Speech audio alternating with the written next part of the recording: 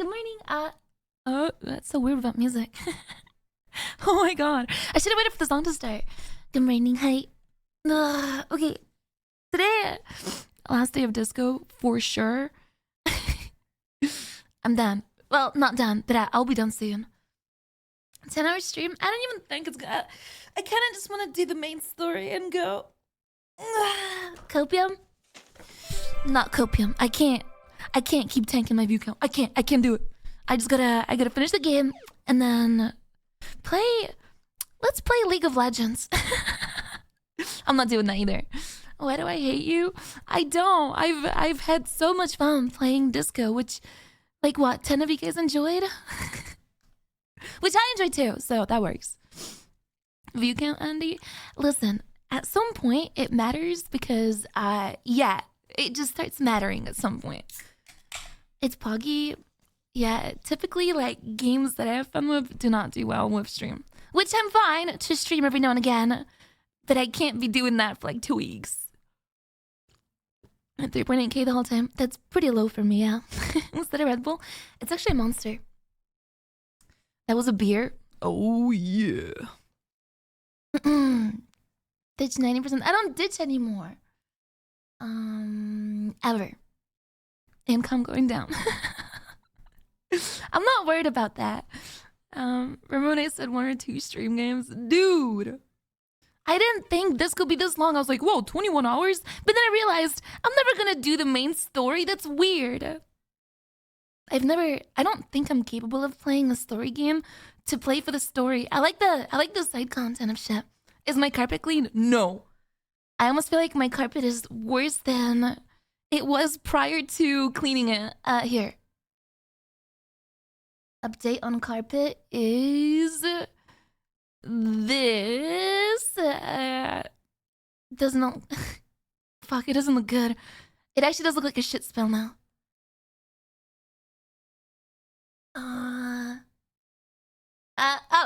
Here. This is it right now.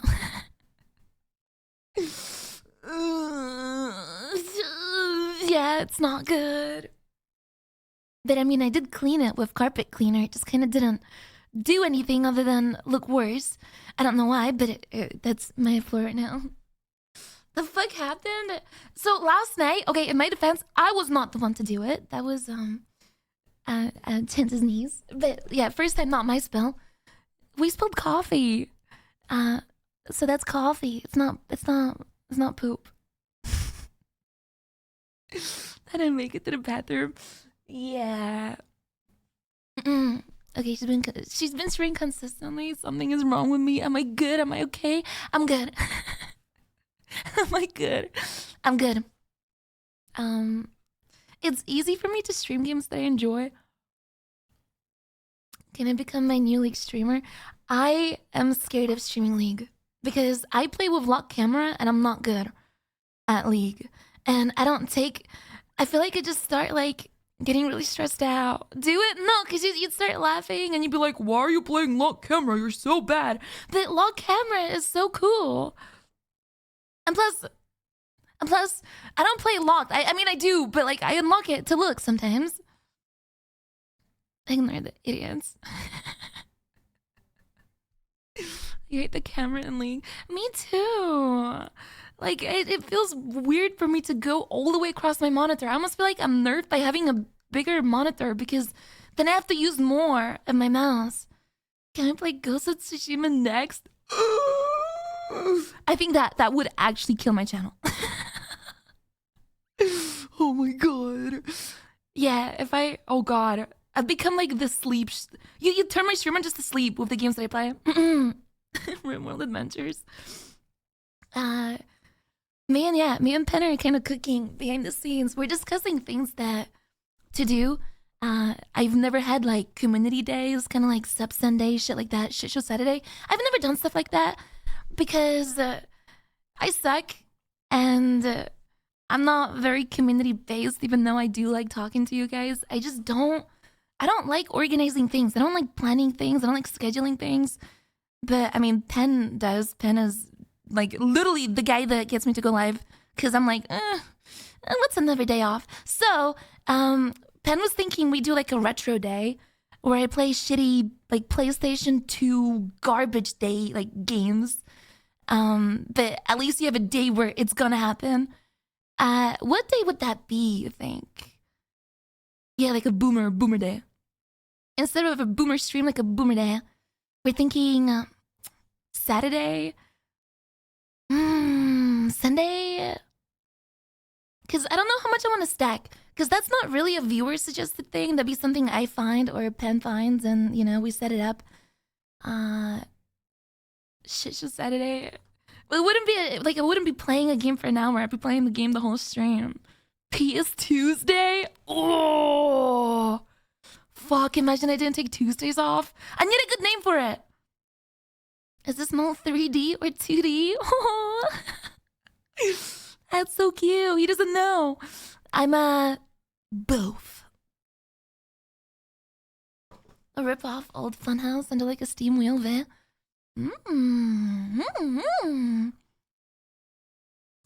Yeah, but basically cooking. No Choose Tuesday. It's gonna be a fun name like Sub Sunday, Shit Show Saturday, Boomer, no, Retro, no. Feed Tuesday is good. I don't have to stream that. Old School Sunday. Ooh, Fucked Friday. Ooh, Fucked Friday. Wow. Garbage day. Yeah, when does your garbage get taken out? Monday is the most boomer day of the week. Oh yeah, because everyone's going to work. We could do a wheel or an RNG selection type of shit for a list of games. True, and just like start taking it off. Or like marbles. Time travel Thursday. That sounds pretty cute. We got a schedule. Okay, not really a schedule, but like I just want to have a day where it's something that is always gonna be there. That no matter if I'm playing a story game, I will take that day off to play something different. Just something to cut the week, you know? Something for just to have a day. Always. Washed up Wednesday. It's not, I mean, I do play variety. From 1 to 1, I'm traveling again. My last stream is gonna be... Basically, I will not be... I'll just take the time off from Tuesday. Not this Tuesday, but next Tuesday. I will not tell you when I'm flying because people are weird and I don't want to get camped at the airport. But yeah, I will be gone from the next Tuesday. And then I'll be coming back. I will come back... Maybe... a week and a half. Don't do the math. I'm already at the airport. Oh no. Oh no. Don't find me. 1 month. No, it's a week and a half. It's really not that long. I know you'll miss me, but it's not that long. I'll sit next to me on the plane and show you memes the whole time. Okay, come on, names. Start using your brain. I'm thinking, I like Time Travel Thursday, but Thursday's a shitty fucking day. It really is a bad day. I think Friday, Saturday, Sunday, Monday are days I'm comfortable. Thursday's good? Well, fuck Thursday. Thursday sucks. Half the time I don't want to stream on Thursday. Frisky Friday. Fecal Friday. Fun Friday. It's so bad. Thursday is mid. Fun day. Friday Fun Day. Flashback Friday. Ooh, wait. Flashback Friday. That's pretty cool. Fuck a fan Friday? Okay. Flashback Friday. FBF. Whoa. I misread that? Wait, what did I misread? What'd I do? You want Erub's Fuck a Fan contest? Oh my god. If you do Friday, we can play the Friday song every time. It's Friday. Dun, dun, da, da, da. Actually, I'm gonna say it. Friday. Didn't Jojo Siwa take over as the worst song? Wait, that's not the Friday I'm thinking of. What the fuck? It's the Friday. It's Monday. I wonder if Monday has a song. Monday. Holy shit. Let's just placebo ourselves into being Friday. Fuck Monday.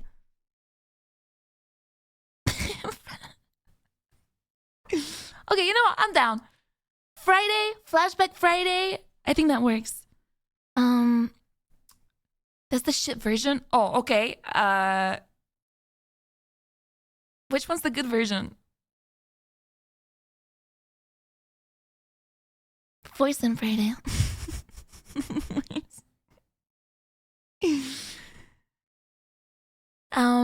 Okay.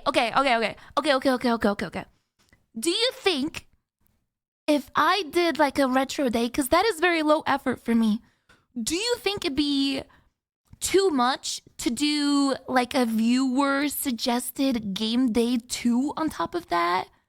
Would that be too much? How about I do a name?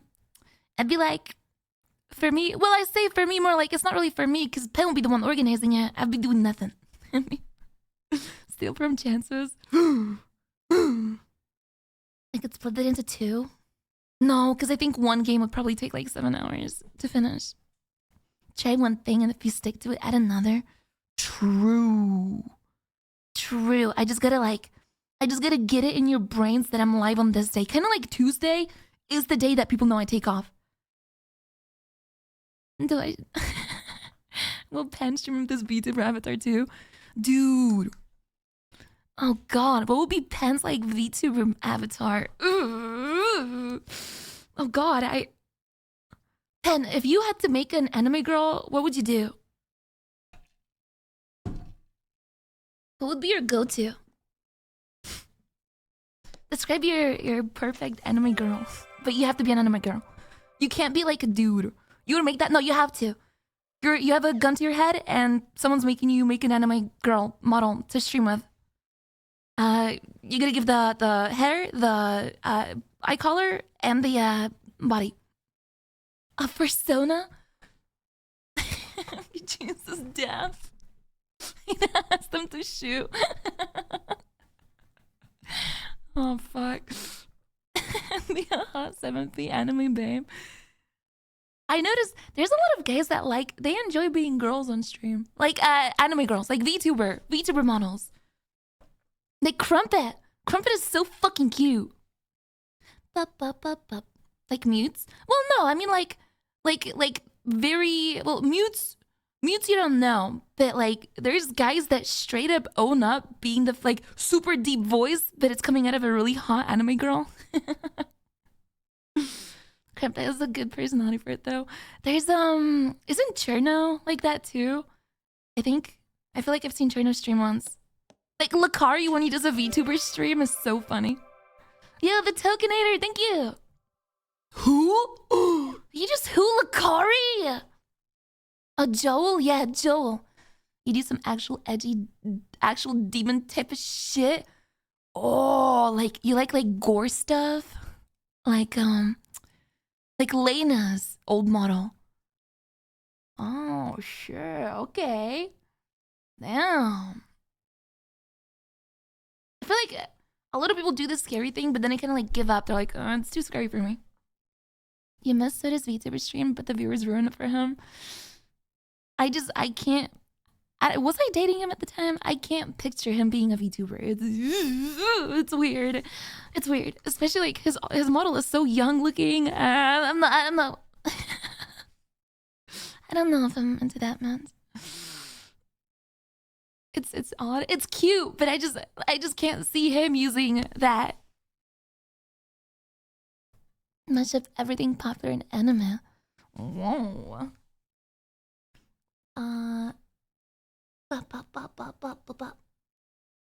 People say it looks young, but it drinks and smokes. Yeah, I don't know. I think stuff can still look young while, you know, people are like, well, she's smoking. I don't know. I don't want to get into it. People are really, really weird, especially VTuber viewers. If you say like something looks too young and you're like, they're like, no, it's not. But it is. Point is, I'm not gonna argue about it. It's definitely not for me. But if it's for you, good for you. But it's not for me, but good for you. Can I play? No. No, Dino, no, I can't. I can't do it. Honey! Yo, thank you for the bits, by the way, I just noticed. Thank you. I'm gonna play more disco. I'm finishing it. I think I will use the rest of this day, not IRL day, but the rest of disco day, aka, I think I left up at 8 p.m. last night. I'm gonna get my gun. I'm gonna finish what side quests I can finish. And then the next day, as soon as I wake up, I'm just gonna go to Ruby. And then probably finish the fucking game. And I'll do the boardwalk. I won't.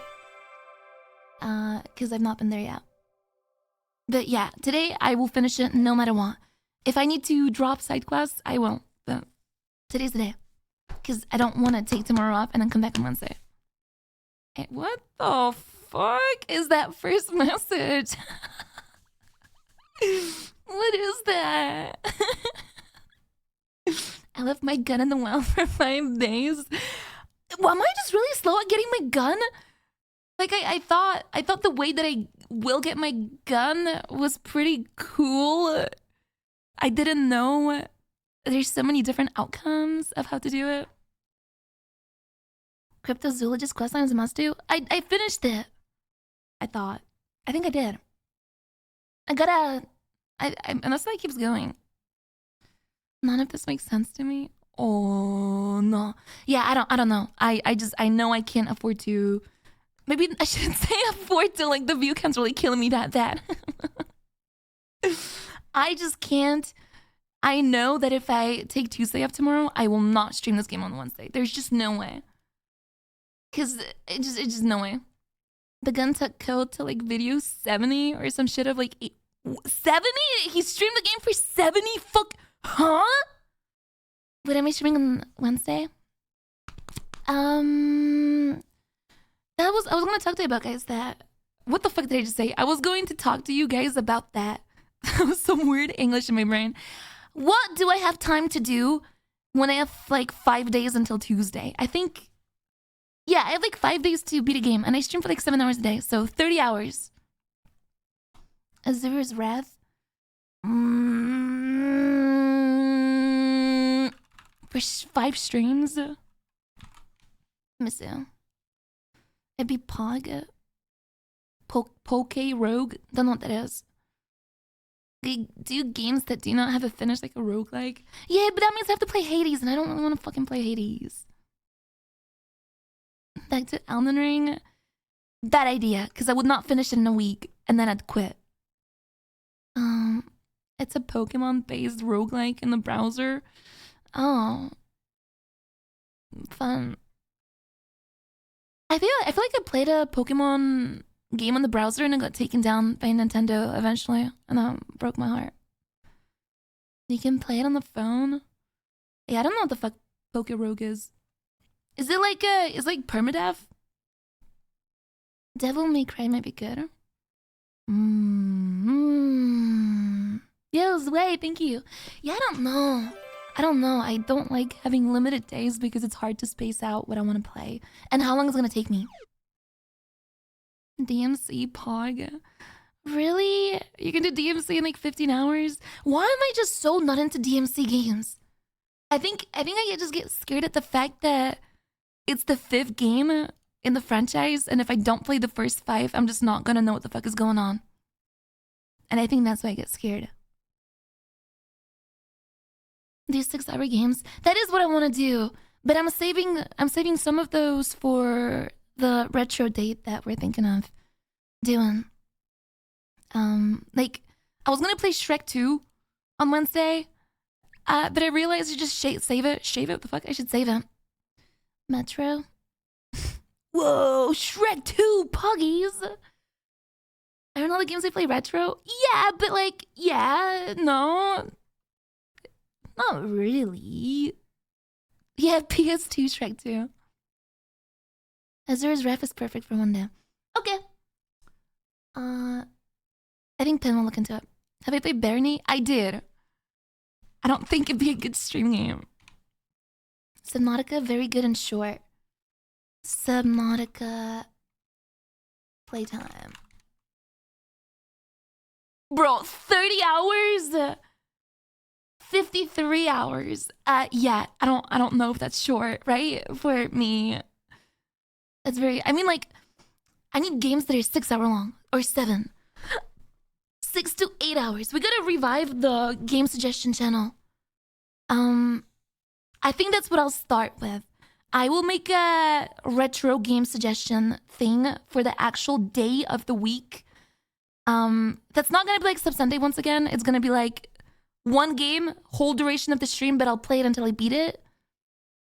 Spam over Canaan. No. How retro are we talking? Like PlayStation 1, 2. I'll take some PS3 games even. But they need to be games that are up to 8 hours long. No more than that.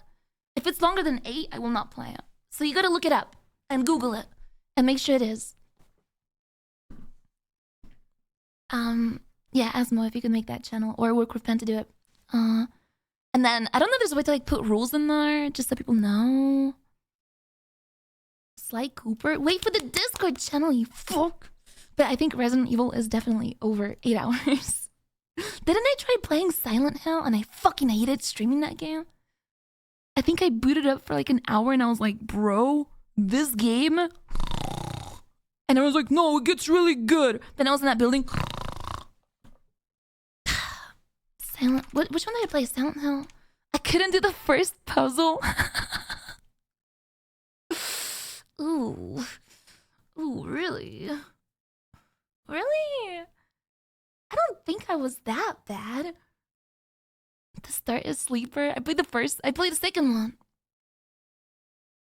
Yeah. Any disco today? Yes, sir. Wow. That is surreal to think about the fact that I have disco viewers now. Like, the way I think about it is, yeah, I'm tanking my view count, but I'm farming like people that read books. Like, I feel like my average Twitch chatter IQ went up. There's people that are like, I love dialogue and I love really deep story games.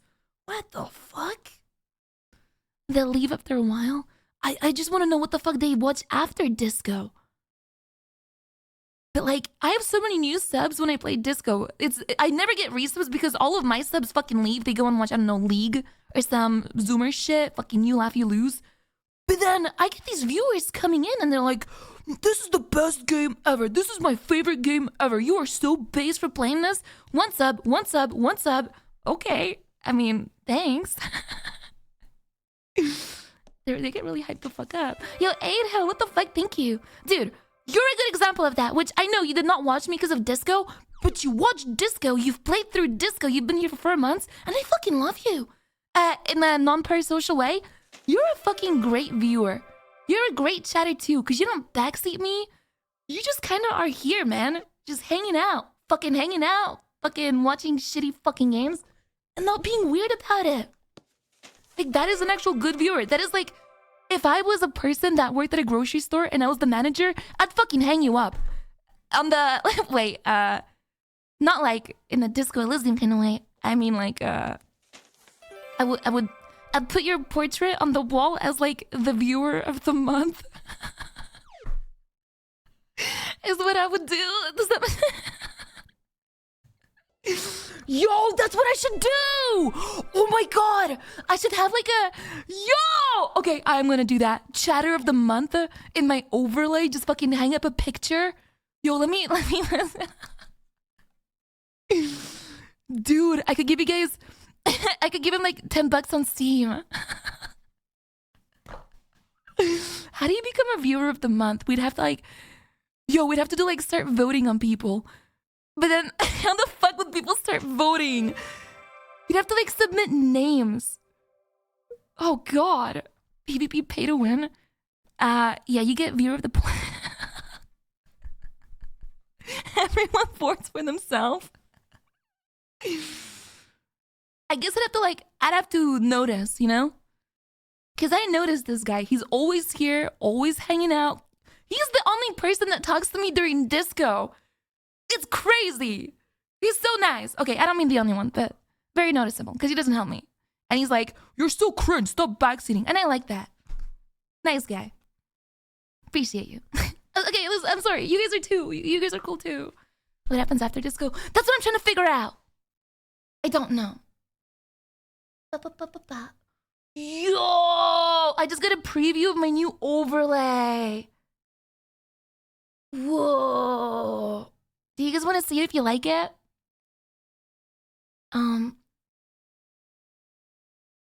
Leak it? Well, it's not really, I'm not doing like a debut for it or anything. I'm just gonna, because you guys said that this one is too bright. So I wanted to do the opposite of that. You already don't like it? What if you don't like it? I don't know. Then I guess I'm gonna be like, I don't think I'm vibing with this. But I like it. It's gonna be animated too. Here. Oh shit, it's kind of spoiling my other outfit. How do I show you about spoiling that?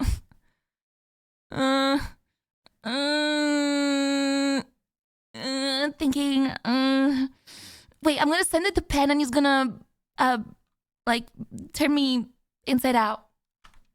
I think that makes sense. Well, no, Pen, because it has to show the left side too. You can do that? Yeah, make me disappear. Just, I don't know, leave me. Make me, turn me like, cut me out of the picture. Make me boo. I'm on dark mode and you were the light in my Twitch. Aww. Aww. That's so cute. That's not cringe. That's that guy's qualifying into being the chat of the month. Oh fuck. Okay. I will wait to start disco so I can show you the overlay. And then I'll give the feedback to my overlay creator who also made this one, so you know it's gonna be good.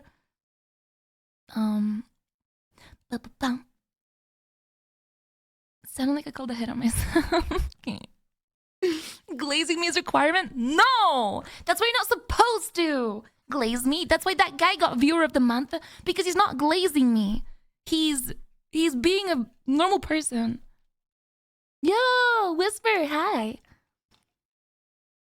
I would show them the outfit, but I don't want to spoil them.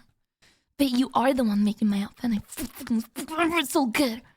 I don't really chat in a live stream. I spend most of my time watching my VOD. Oh, I feel so bad. But yeah, my times are questionable. You're working hard on it. Whoa, let's go. Thank you.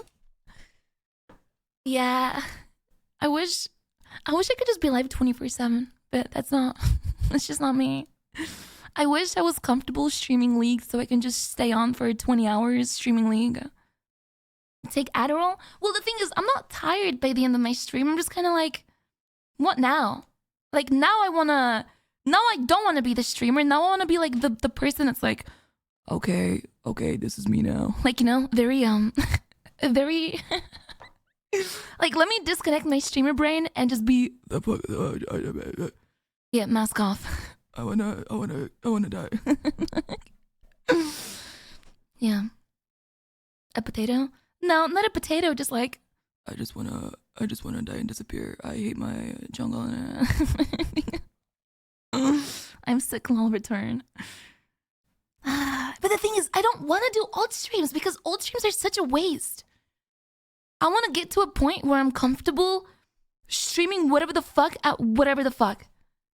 Like, isn't it better if I just get a 15-hour stream in instead of ending my stream and fucking playing off stream on someone else's stream?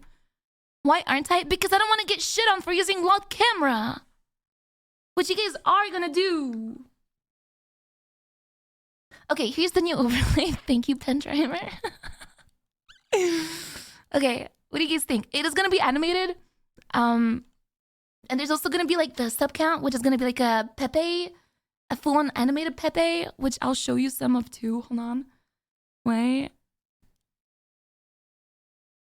Hold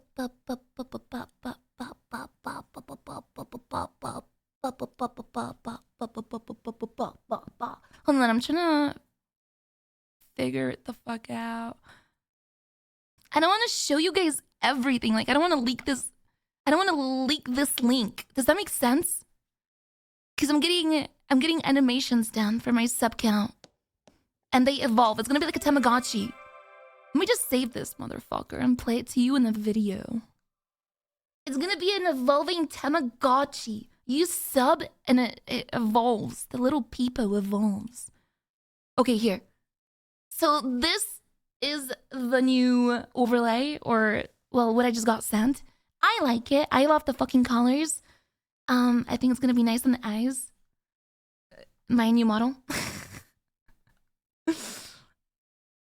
Yeah, is that better? You guys like it? It's gonna be like animated too, so. Yeah? Yeah, let's go!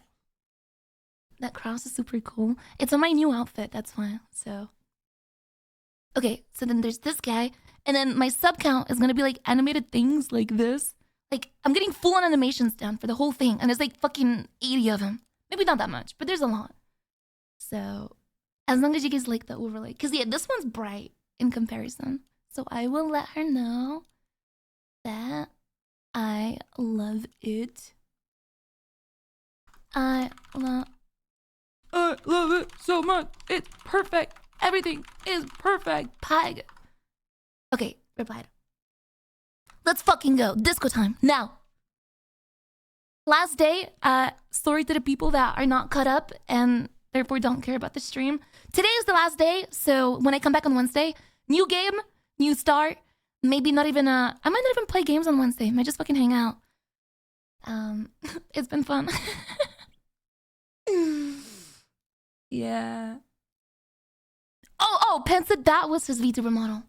Nice. Didn't I said I was taking Wednesday off? This Wednesday? No, that was last Wednesday, which I did take off. Okay, let's go.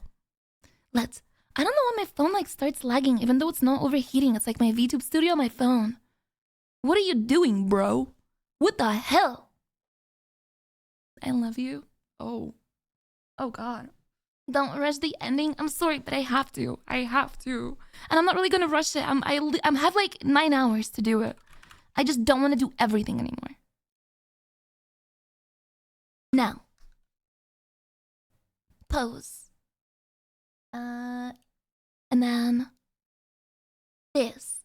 And then this. And then this or that.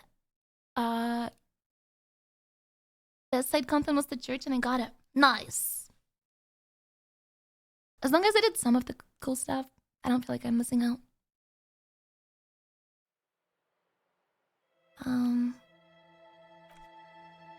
Pose. Why are we dancing? Ah, shit! Oh god, I can't find my game. Okay, I found it. Let's go. Okay, so right now it's 8 p.m. I spilled my coffee. I fucked up. I turned this quest in. I have a couple of hours left. What do I need to do? I feel like I pretty much cleared up my quest log last night. I need to do this at 10 to get my gun back. I need to look for Ruby on the coast. Need to wait for the signal for the spirit. Check back on the monument reconceptualization later. I have not found the husband. And I have not determined where the shot came from. Check the island for bullet traces and the boardwalk. Okay, let's go to the boardwalk. What the fuck's that sound? Well, looks like the remains of the 24-hour window repair shop. Can I do this? The barbell waits patiently. Unless I... But I shouldn't. I failed it like 5 times. I'm just not very strong. Books. Let me get the fuck out of here. I warned all of them about the end of the world. So then, from here, boardwalk. And boardwalk, I think, is the place that I've been hovering around, that everyone's like, please do it, but I've never done it. So here it is. A coin-operated weighing machine hasn't been used for a decade. Whoa, +2 encyclopedia glasses? Omega Bino's prescription lenses. The vagrants have recently painted the tarp red. Water drips from it.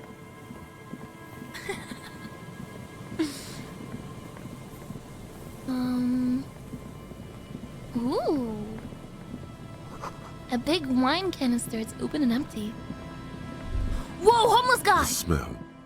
It's awful and familiar. Hold on, that is awful. Cover my nose. It doesn't help. You can still smell it. Keep it in now. Don't overreact. Breathe. What is it? Don't you recognize it? That hideous pungency. That faintly cloying sweetness. Only death smells like that. Something cold wakes in the pit of your stomach. Fear. Whoa. It is death. It must be. Kim, what's that smell? The lieutenant has already brought a handkerchief to his nose. He's dead! I thought he was just a drunk homeless guy past. Is that the husband? Eyes up, detective. Something's not right here. Careful there, these floorboards look rotten and weak. There's some tear, an empty cigarette package, and a crumpled kebab wrapper in the trash bin. Examine the kebab wrapper. You see traces of mayonnaise and ketchup on it, as well as a tomato wedge. The wrapper reads, Shish Kebab Revachol. It's hard to concentrate in the smell. The sea air brings some relief. Examine the cigarette package. Whoever tossed it here was a heavy smoker. The brand name reads Red Astra. Examine the tear. 2 empty bottles of Tallulah vodka and a can of black potent porter is all you find. No, there's more in there. Livis strawberry liquor, plus some Pilsner bottles too. Oh, God. Better not pick them up. They seem unhygienic. A tragedy. He shakes his head with genuine sadness. So he just drank himself to death. Oh, God, I really do think it's the missing husband. A man lies on the boardwalk, his limbs bent and neck turned at an unnatural angle. Right next to him is an empty bottle of spirits.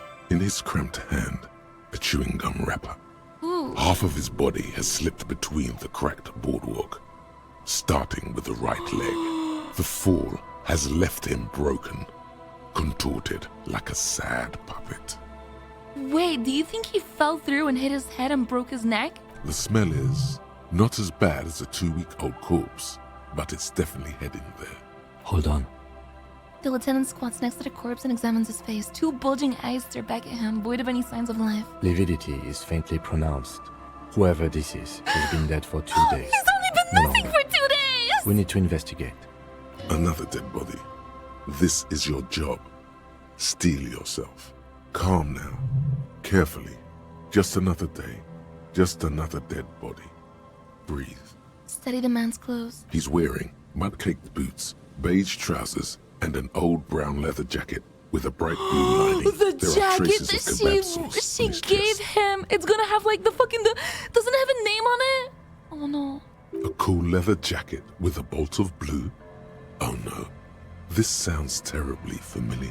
Search his pockets. You find some sunflower seeds and a rain-soaked library card folded into 2. His jacket feels sodden and heavy under your hand. Good. We should take a look at that library card after this is done. Study the man himself. The man has fallen through a crack in the boardwalk and hit his head against the metal bench. Coagulated blood covers his black hair. One of his feet is still dangling through the hole. This is so fucked up. You have to be quite inebriated to fall that bad. Well over a liter of pure ethanol. 3 bottles of wine or 1.5 of spirits. I had a thought last night. If you're like, oh, maybe I shouldn't say it 'cause it's kind of grim. But I was just thinking, right? I know there's like brain delay and like there's ping between getting hurt and feeling it. But would you feel, let's say you're falling from like a high place, would you feel it for a split second before you die? Like, do you think there's time to feel anything? No. You just die from shock. Depends on where you land. Yeah, I remember like seeing a video where a guy is literally cut in half and he's aware that he's dying, like his brain is working and processing it, and he's just crying. And everybody's standing around him, and like they can't help him. Like he's straight up dying, and he's like crying because he knows he's dying. Or That's maybe such a fucked it up was thought. just dark. It's adrenaline, yeah, but like fuck. I can't imagine knowing that I'm dying and like nobody can help me, and I'm like looking around like dying. What the fuck? What am I watching? It wasn't like it was. I think it was like an accident or something. I saw it like a year ago, and it stuck in my head. And I've been thinking about it. Would I feel anything for like a split second, or would my brain just like adrenaline the fuck up? I've never gotten hurt like that. Anyway, examine his face. His expression is dull, like the sea behind him. Drops of water shining on his mustache. His eyes, empty and wide, look frightening in their frozen gaze. Yeah. Height, 170 to 175 centimeters. Curly hair, stout build. Age, approximately 50 to 60 years. He was confused when he died. Confused and alone, most likely. Overcome with the awful surprise of it all. See, like that's fucked up. He was just about to head home. The first step back home proved to be his last. That's what the chewing gum seems to point to as well. Study the surroundings. There's some dried blood on the metal bench, right where the corpse's head rests. The floorboards are rotten and slippery wet around the hole. An empty bottle lies nearby. A chewing gum wrapper is clutched in his fist. Be very, very careful where you step here. Step on the floorboards. What if he falls through? Examine the man's head. A dried chunk of blood covers the hair at the back of his head. An open wound. It's sticky and cold to your touch. Ugh. This is where he came out of himself, drop by drop, when he was unconscious. It took 3, maybe 4 minutes. Oh my god. I don't see any other major wounds, do you? No, just this one at the back of his head. Seems like the head wound was fatal. It's exactly the shape of the Fatal? bench. Examine the bottle. A .75 liter Tallulah vodka with its cap missing. There's hardly anything left inside. It's mid-market spirits with a slight touch of menthol. The man meant to enjoy himself, have a good time. Tear all around us. Examine the chewing gum wrapper. Grabowski spearmint chewing gum. Green leaves on the cover. The man's mouth is half agape from the terror of the fall. Look in. The blackness of death. Stench. You think you see white chewing gum too. Confirmed. Nearly the whole pack is there. Solidified on his lower rear teeth. He ate the whole pack, right? It's to cover the smell of alcohol before going home. The worst thing is, Don't they have like 2 kids that she told me about? I've seen it before. Almost the same scenario. Even the chewing gum. It's always the same. I'm gonna step back. The entire boardwalk creaks in the wind as you take a step Yeah, back. I feel like if I step on the boardwalk, it's gonna collapse and it's gonna fall through the floor, and I won't be able to tell her that her husband's fucking dead because she won't believe me. Who is this man? Looks like one of the locals. He'd have to know this spot to come here. You don't just walk over here. But that's just a lazy assumption. What do you think? A dead working class man with a bottle in his hand? Don't deceive yourself. You know who this is. We know who this is. It's the working class woman's missing husband, dead on the boardwalk. The woman you met at the book stand? Why do you think it's her husband? The leather jacket point at the man's clothes. It matches her description perfectly. The bright blue lining? Well, Aww. he's definitely someone's husband. What do you think happened here? Death by misadventure. He slipped and fell through the boardwalk. A truly unfortunate accident. If it wouldn't have been for that bench, he'd be alive. What about the kebab? What about it? The deceased ate some kebab. It's probably from a nearby place, maybe in the parks. Sometimes a kebab is just a kebab. No. Someone should be held responsible for this broken boardwalk. It's dangerous. They'll seal this place off after the news reaches the coalition officials. I doubt that they have enough resources to actually repair the boardwalk. Oh, damn. Not that sealing it off would keep anyone away. All it does is keep the city council's hands clean. Do you think he was drunk? Point at the bottle. Oh yes. What about alcohol poisoning and liver failure? Some symptoms of acute alcohol poisoning could have definitely played a role here. Severe confusion, respiratory depression, unpredictable behavior. What the fuck is respiratory depression? Like, can my lungs be depressed? But I think that death arrived through head trauma, not liver failure. Could it be related to the lynching, Ruby? No, I don't see anything that points in that direction. For now, let's treat this case as a simple, albeit sad, accident. Oh, unrelated slower to the murder breathing? Yes, but what if there's a killer on the loose? 2 suspicious deaths in such a short time frame. No, Half-Light, no. You're right, connecting with the lynching is a stretch. case. Without any further evidence, yes. Right, conclude. It does seem to be a pretty straightforward misadventure, although there's still a question of identifying the body. No, I know who this man Looks is. like that's A dead working the woman you met at the book stand. What about Why do you the think it's library her card? He was husband? supposed to return a book. I can't see a book. So he took the book to the library, then came back and thought, I'll have one. I'll have one drink before I get home. Just one drink. I have my cool jacket on. I took the book to the library. I've earned it. The view from the lookout is beautiful. Wow, I saw a video on Reddit, which was from TikTok. So technically, I saw a video on TikTok of a guy in like his 50s, and he was making like a PSA to all the TikTok kids, and he was like fucking shaking. He's like, "This is what drinking in the 20s and 30s will do to you," and he's just fucking having the shake, saying that he cannot function. He will not stop shaking until he like chugs 3 fucking vodka somethings. So he cannot go to work. He cannot fall asleep. He needs to drink before bed. That's fucked up, right?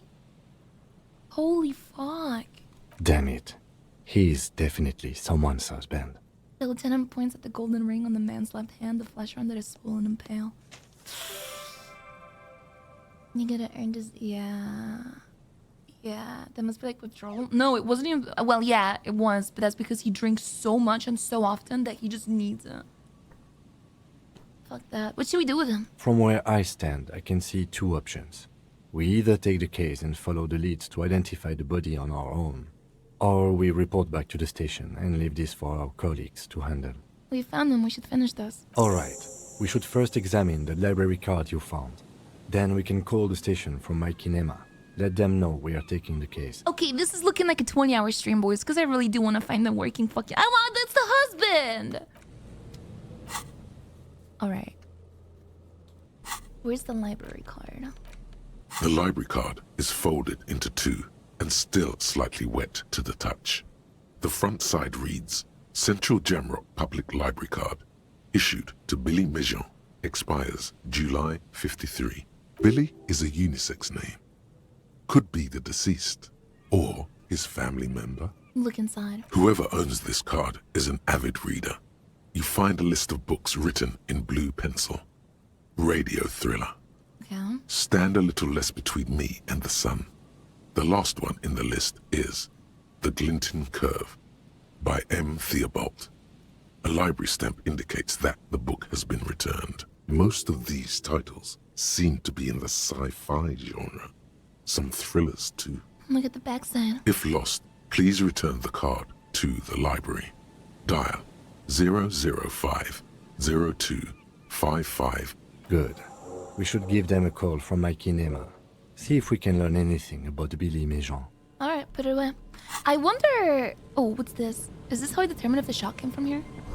The coin-operated viewer has been out of order for years. Stop messing with the coin viewer and hold on to something. The wind is so strong. It's a long way down to your death from here, 20 meters at least. Oh shit, that doesn't look that tall to me.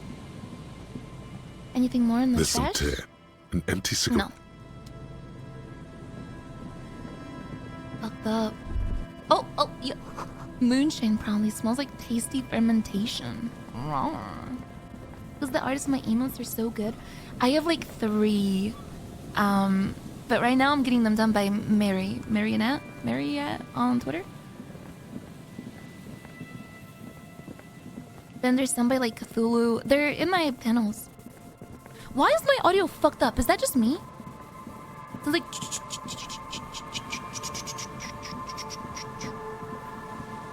Huh? You hear it? Yeah, I think the game like kind of bugs out here. And this is like... No, I hear like... Like stutter, yeah, it's like stuttering a little bit. Alright, let me go back to... Well, I guess the Fisher Village now.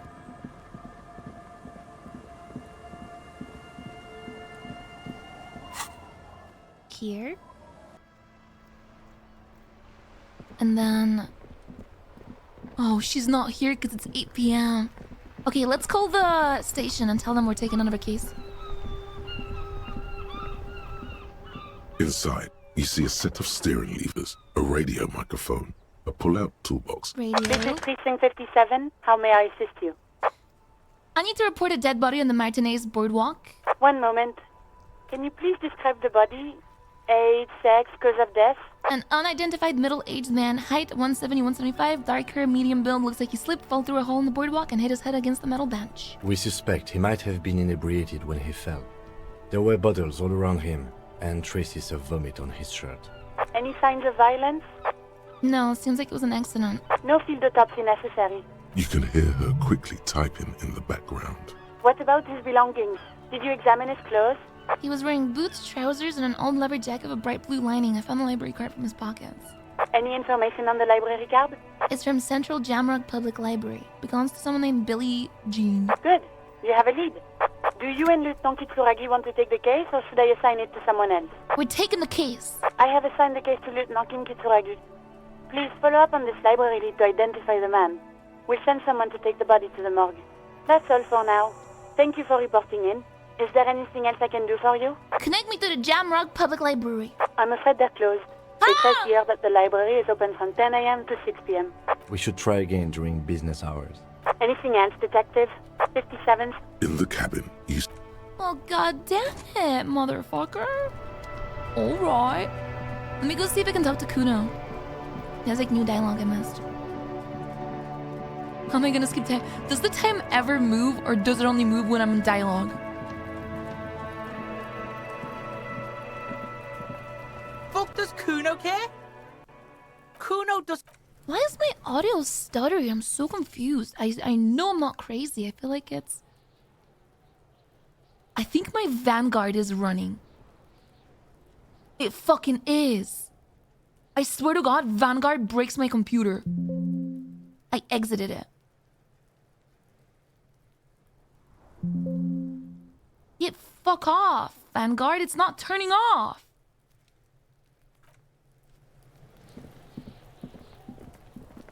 Yeah, my audio fixed. That is crazy. It's actually crazy how shit Vanguard is. Alright, let me look at my quests. It is pretty late, so... At 10, I have to confront someone on the old fish market. Ruby and the Cost, dead body on the boardwalk. Have to call them. Let me check on the monument, but I feel like it's a day thing.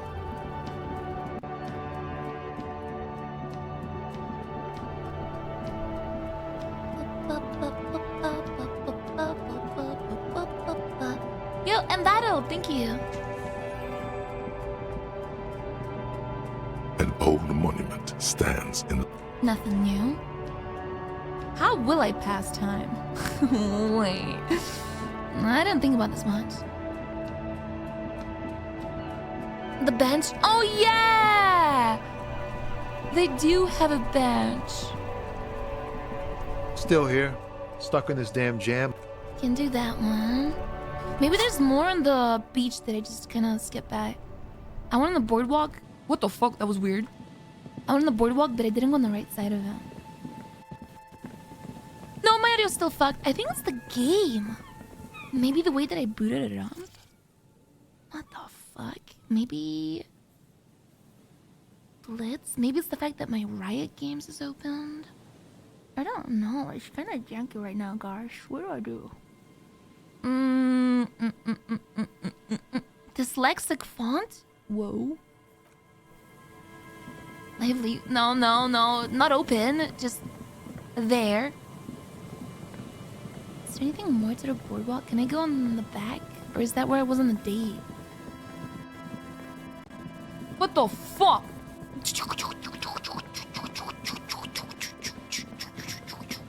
Maybe it's gonna fix if I go into the music.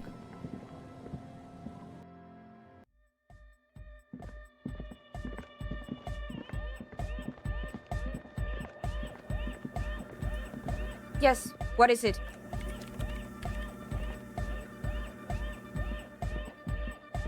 Yo, man. What's on your mind? Nothing. Maybe there's some stuff. I must have perception here. I think it's bench time. I actually think I have to skip time. Oh my god. I've never done that. Boom, boom, boom. Boom, boom, boom. Go here. Well, yeah, my whole game is it feels kind of broken. Bench, bench, bench, bench. Right here. My net worth is bugged. No, my net worth, I'm just that rich. What the fuck? Why can I not go through this way to the bench? Okay. Alright. The worn and beaten wooden We can sit on benches after we've solved the murder. Let's go. You can revisit the bench if you ever need to pass the time when Lieutenant Kitsuragi is gone. Wait, but I don't want him to leave me though. I need him to get my gun back. Play a board game? Where? Oh shit, like, should I buy a board game from the library? I hope it's open. Read a book? I have case files I can read, but I think I found my check.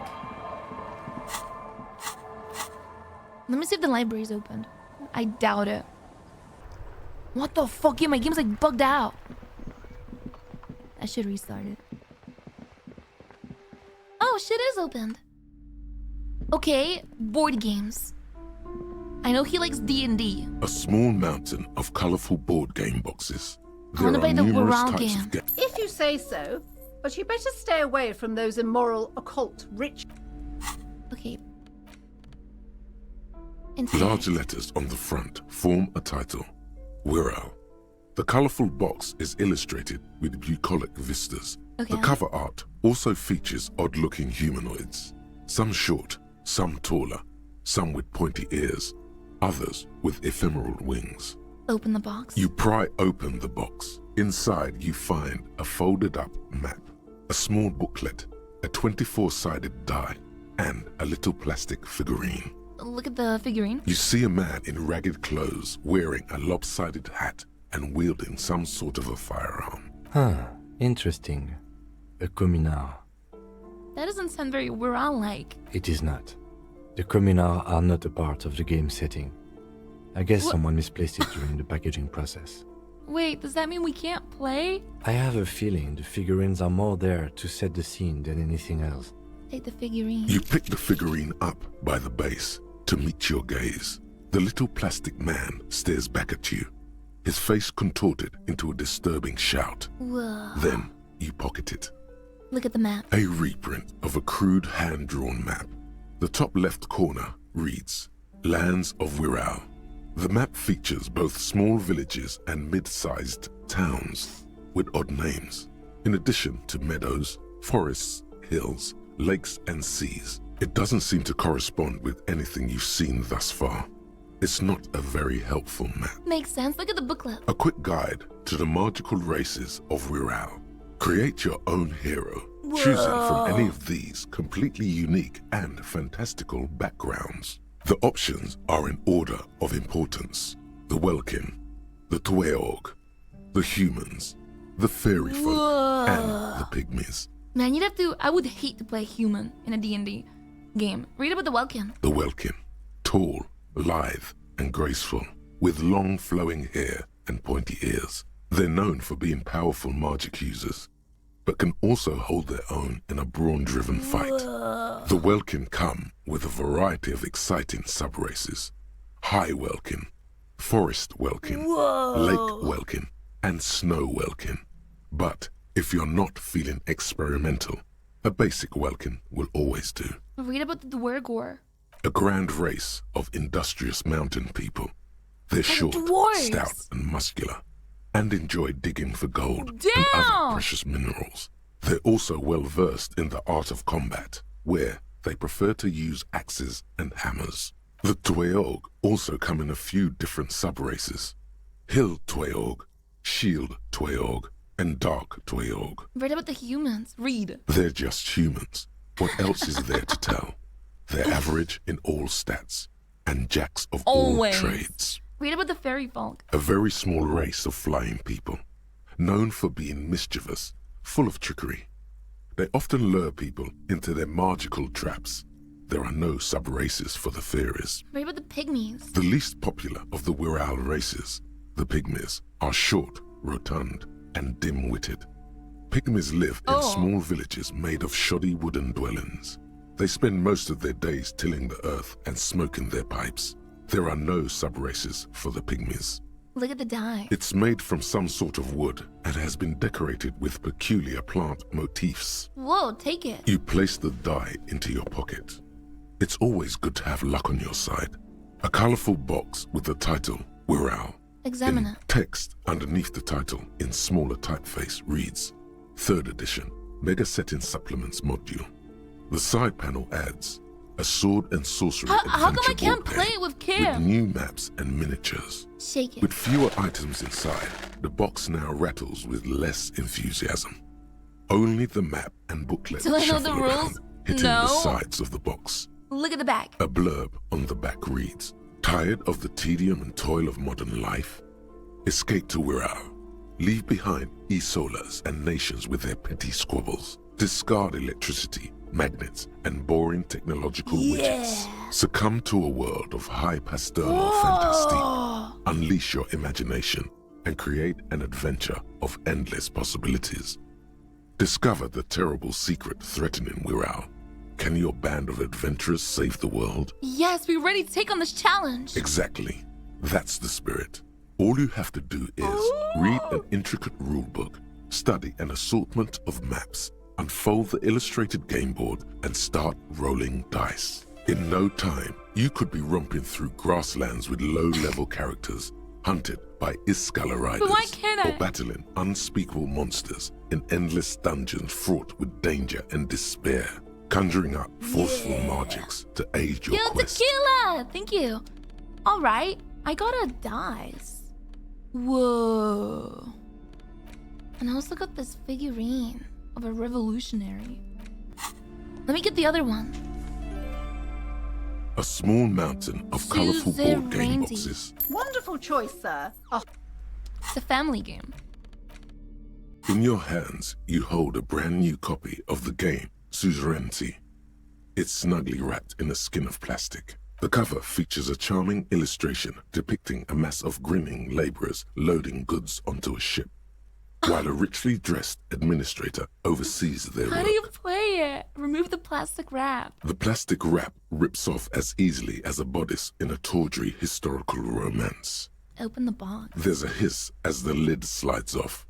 Inside, you find a thick, full-color rulebook and more than a dozen pouches of various wooden components. Okay. Savor that new board game smell. A mix of wood, paper, and ink, all wrapped in the sweet must of cardboard. Read the rule book. Welcome to Suzerainty, a game of economic strategy for the whole family. The rulebook is sumptuously illustrated and thick as a Gradian novel. A proper game to teach children about the importance of trade in the global economy. This history seems problematic, but it is important to teach children basic economic concepts. It's a proper game. The colorful illustrations depict cheerful workers picking apricots, hauling marble sculptures out of crumbling temples, Hell yeah. and harvesting a strange magenta-leafed plant. Everyone is smiling. Keep reading. The instructions are opaque at first, and introduce many concepts you're not familiar with. Fortunately, there are many diagrams and examples throughout. You soon figure out the basic conceit. Each player represents an administrator for the suzerain of Revachol. Okay. Your objective is to increase the suzerain's wealth and renown by accumulating victory points. How do you accumulate victory points? That's where the suzerain's vassals come in. The game features 4 vassal nations, each one home to an economically important resource. So it's like Civ, but a board game? Each turn, the player collects resources from vassals where they've placed workers. They may then rearrange their workers, fulfill contracts for coin and bonuses, or build structures back in Revachol. As you leaf through the pages, your eye catches on a sidebar labeled Advice for Beginners. Read the advice. Remember, there are many paths to victory in suzerainty, but successful players will find one strategy and commit to it wholeheartedly. Oh, like Tyler with his opening in chess. Boring, boring, boring. Tear up this rulebook and commit some old school atrocities. How is the winner determined? The actual scoring system appears infinitely complex, with a series of tables and appendices required to compute each player's final victory point total. You skip that part for now. Examine the components. You open up a number of pouches containing wooden tokens.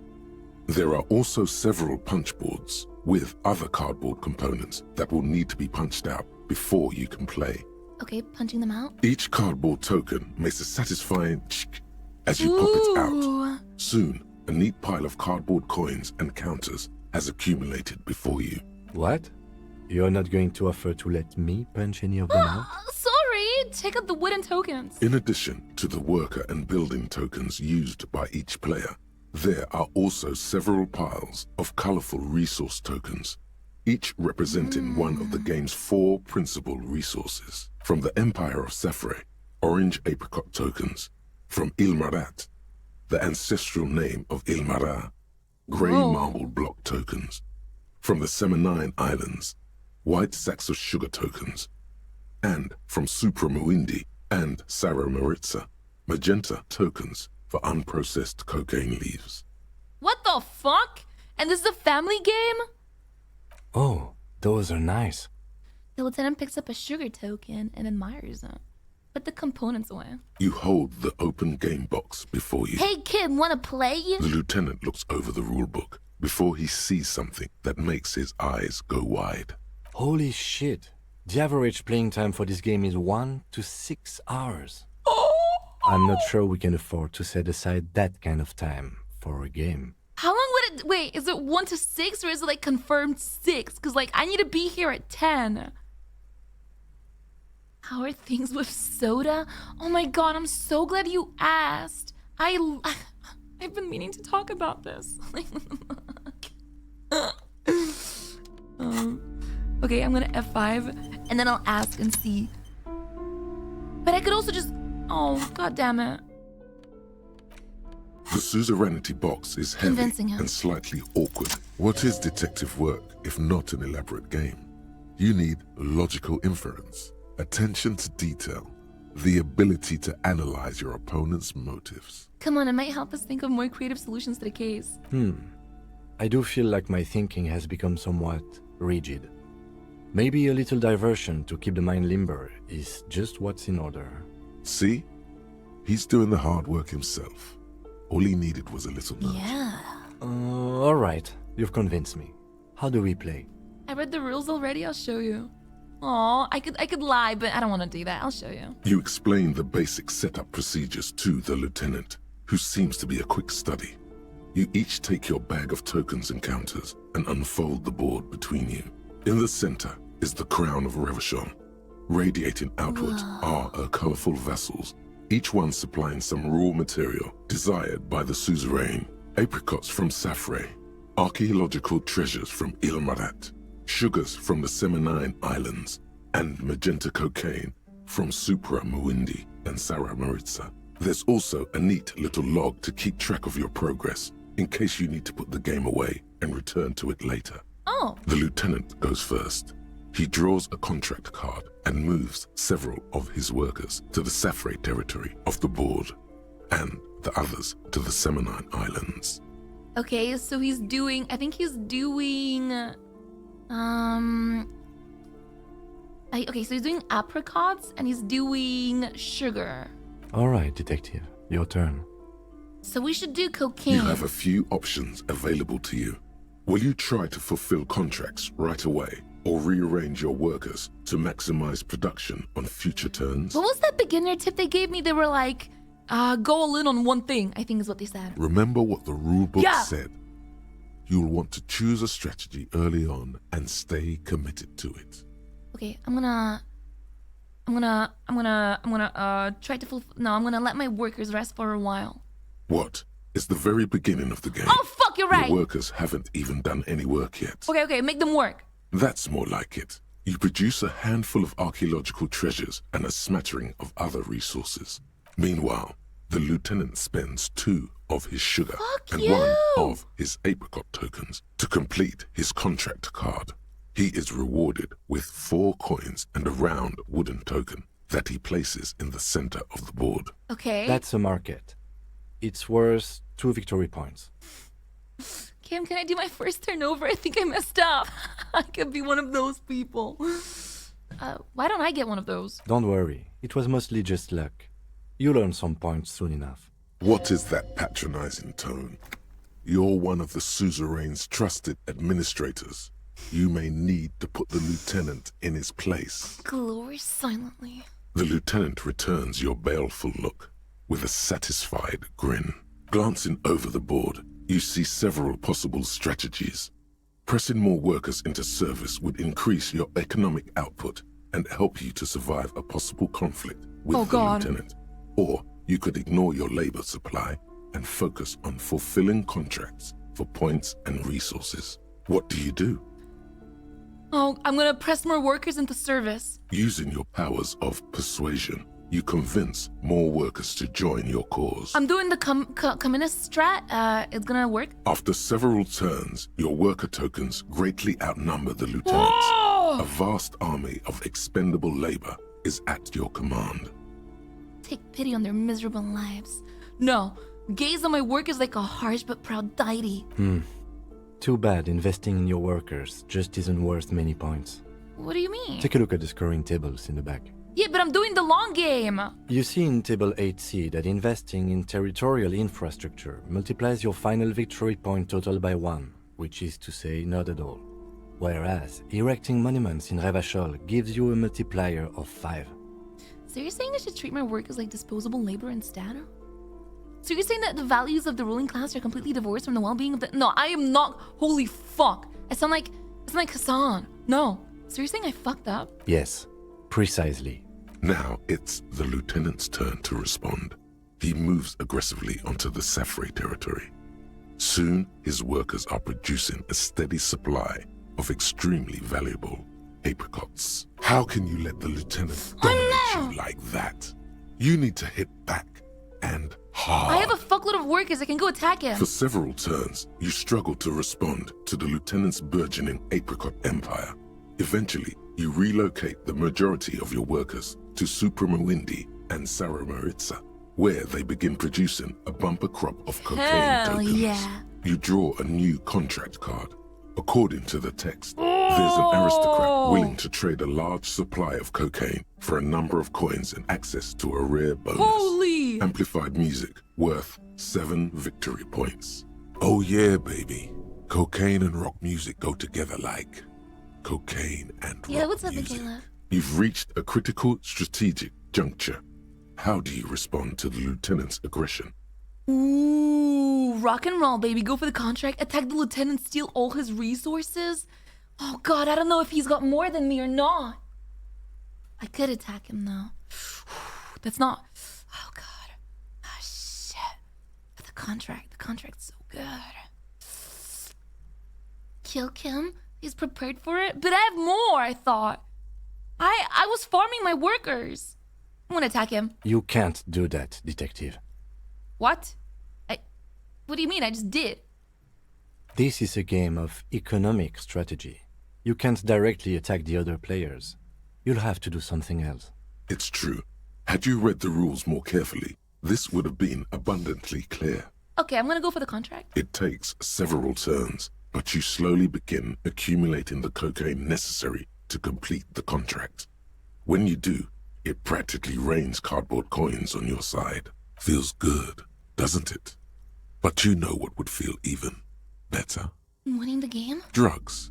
Specifically uppers. No! You should find some the first Wait, I have chance to you leave! get. While you daydream about speed, the lieutenant has built himself a formidable economic engine of his own. The end game is upon you. Here we go. How will you spend the vast resources you've acquired for the glory of the suzerain?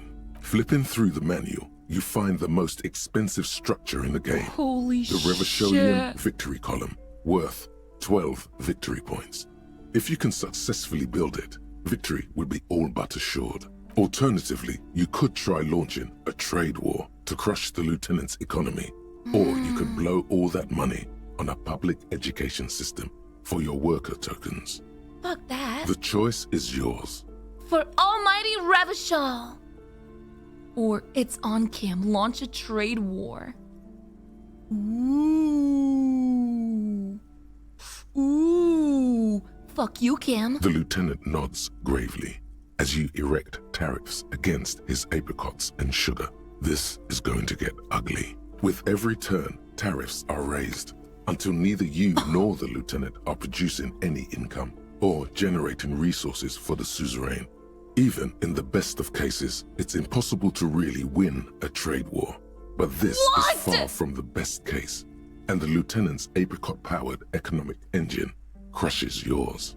Soon, your coffers are empty, and the map lies strewn with your worker tokens. I hope you learned your lesson.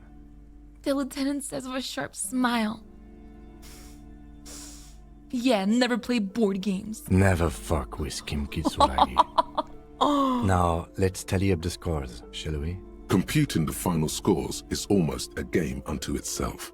You each spend an inordinate amount of time making stacks of coins, this is so consulting dumb. tables, and struggling with basic addition Because and multiplication. my option was farm workers or go for the contract. But how the fuck would I go for the contract without workers? So I thought I had to do workers before I go for the contract, but clearly not. It's a stupid fucking game. After double, then triple checking your maths, you have your final score.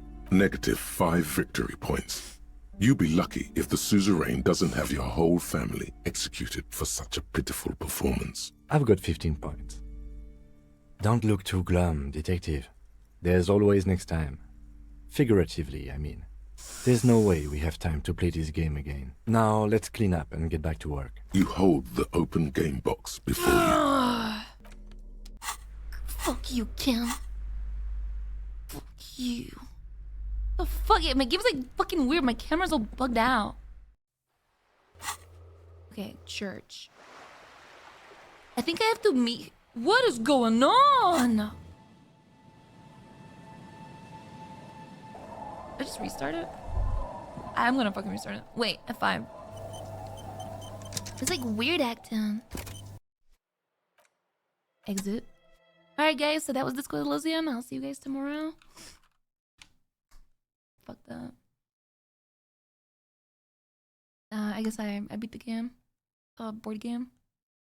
I lost. I got the worst ending.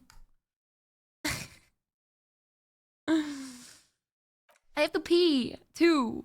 Let me in. Oh! Not do new game. Jesus Christ. Alright.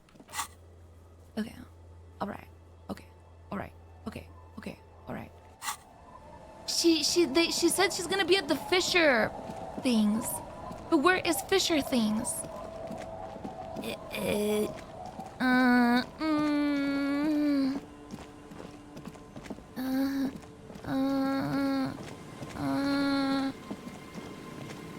Fish, fish, fish, fish, fish, fish, fish. Fish, fish, fish.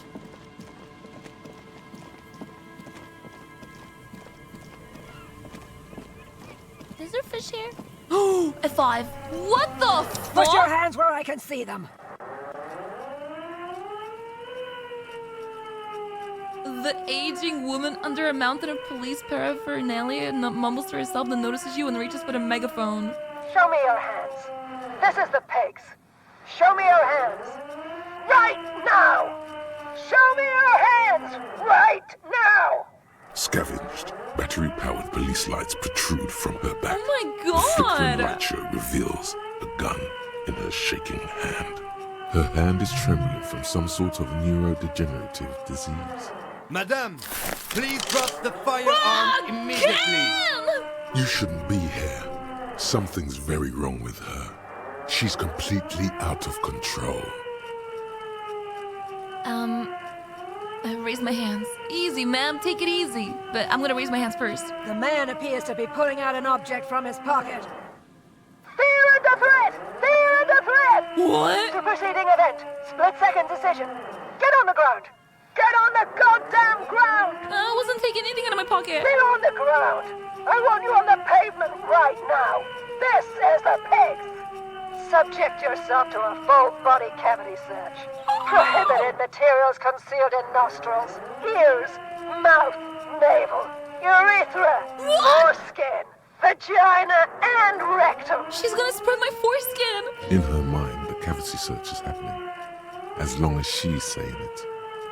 It appears the things she says are very real to her. Be careful, detective.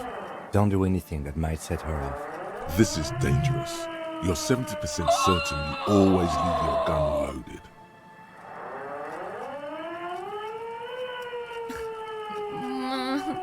This doesn't look good. Let's deal with this later. We can't leave. The delirious civilian is pointing a firearm at us.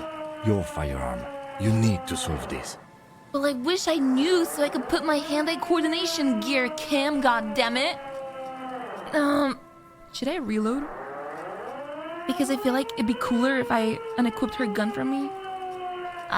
You're not the police, we're the police! Back up!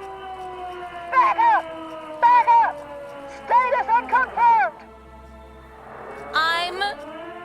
Baby, you know who I am. Everybody knows. Wink. I do? Gareth? No, Aggravated assault! Man down! Suspect on foot! Oh my god, was her husband killed by police? What's the situation, officer? Law enforcement compromised! Impersonating a police officer! We really are cops. Look at my badge. Take out my badge and show it to her. License and registration! License and registration! Come in, dispatch! Sector! Azimuth! She's losing it. One twitch and there would be blood. Oh my god! We can solve this. Please identify yourself, ma'am. It's the goddamn police shitbag! Cut the pavement! You're under arrest! As she waves her hands, you notice familiar-looking ampoules and packets sticking out of the mountain of police gear on her back. Medicine or drugs? She thinks she's a police officer. Try treating her like a police officer. A lower-ranking police officer. Oh, Officer Pigs, W. Friday Harrier Du Bois, requesting your sidearm for inspection. Hold out my badge. What? Paid patrol officer, you're in gross violation of the RCM Code of Conduct. Sir? She hesitates, looking around in confusion, the 3-barreled pepper box wavers in her hand. Patrol officer, I have to sign you up for a disciplinary hearing. Slowly shake my head. Easy. Press her too hard and she'll... With a swift, poorly coordinated move, the woman slams the megaphone against her lips and teeth. A trickle of blood runs down her chin. She doesn't notice it. Officer compromise! Unlawful impersonation! Pigs en route! Engage your will! What? Okay. She's actually more agitated now. My bad. Are you on drugs? Confiscated contraband! Restricted access! 2 kilos missing! Eyewitness report compromised! I don't think she's on drugs. Being off drugs might actually be the problem here. Oh my god! We can solve this peacefully. Please lower the weapon. Officer in need of assistance! Suspect at large! Get on the ground! Ma'am, please. We want to help you, but you need to lower that weapon. Blow her away. That's it. You're under arrest. Would she stop if I said that? Let's just talk. I feel like the under arrest, nobody would say that. I'm trying it. You're making it worse, officer. Disturbance reported. Authorized deadly force. Sector, take the shot! Big red key! Big red key! I'm fucked. It's a 42% chance. It's time to get my gun. Gun? I lost. She's frantic, I'm dead. confused, teetering under all that gear. I'm dead. There's an opening if you just move fast enough. If not, the lieutenant's got her in his sights. Host almighty, don't count on that. You saw the Binoclad can't shoot for shit. Oh god. Gun, I'm coming. Suicide back home. Split-second decision. Eat lead, scumbag! God, I almost blew her head off. What is this? Wait. This isn't police issue. Police weapons have bullets. This isn't real. Wait, there's no bullet in my gun. Police guns always have bullets. What is this? Why did you sell me this? She looks devastated. Grab the gun, right now. This might be your only chance. Pick it up. No one ever cares anymore. Why would they treat me like this? Poor woman. We need to figure out what to do with her now. Nobody's ever around.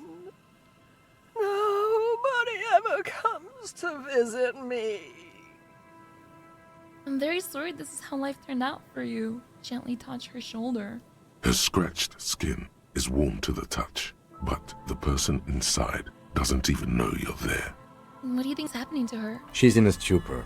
I've seen this before. God knows for how long. Could be days when they get like this. But why was she like this in the first place? Honestly, I don't know. Dementia, probably.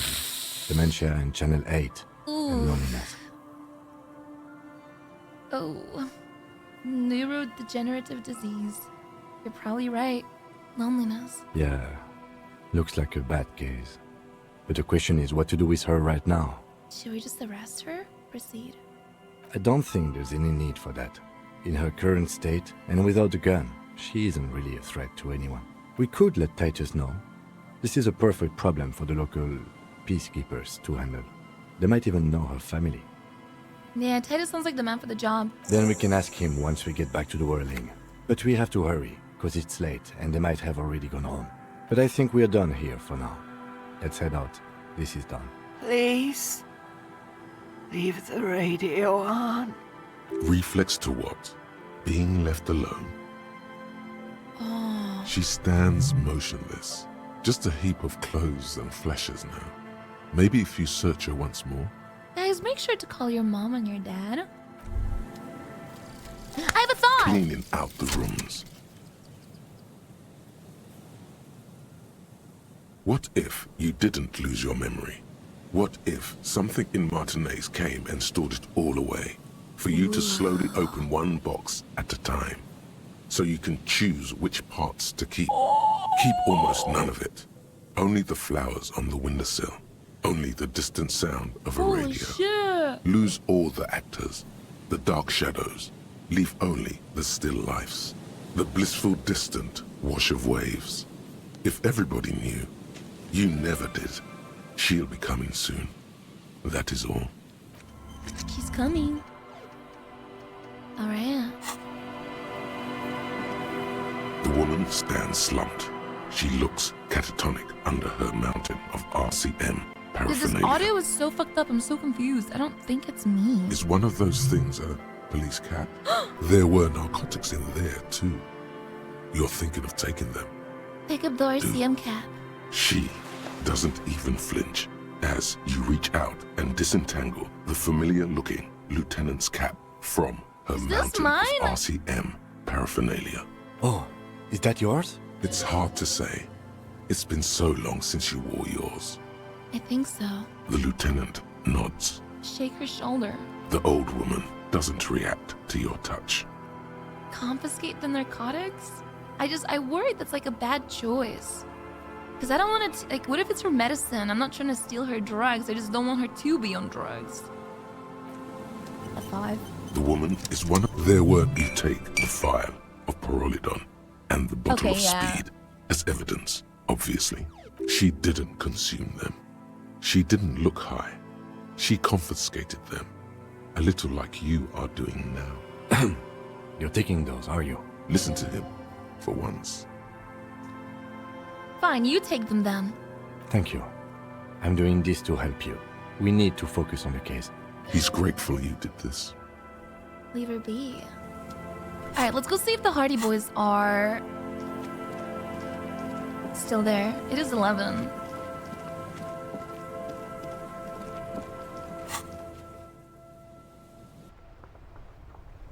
Please be awake. Please. You guys like drinking, right? Oh, they went home! God damn it. That's fine. I guess it's time to go to bed then. Boop, boop, boop, boop, boop, boop, boop. They boys. Alright, travel to the fisherman shacks. Then we bedge it up. See if I can talk to him about anything. Yes? Ooh. I want to talk about you. What about me? Tell me a secret about yourself. No. Okay. The lieutenant nods. I thought we were like super close now, so Good. Let's change the subject. I could convince him for more dialogue. Invite him to bed. Okay. It's getting cold, this late in the night. Time to call it a day. Good night, Kim. Good night, officer. We'll meet in front of the shack in the morning.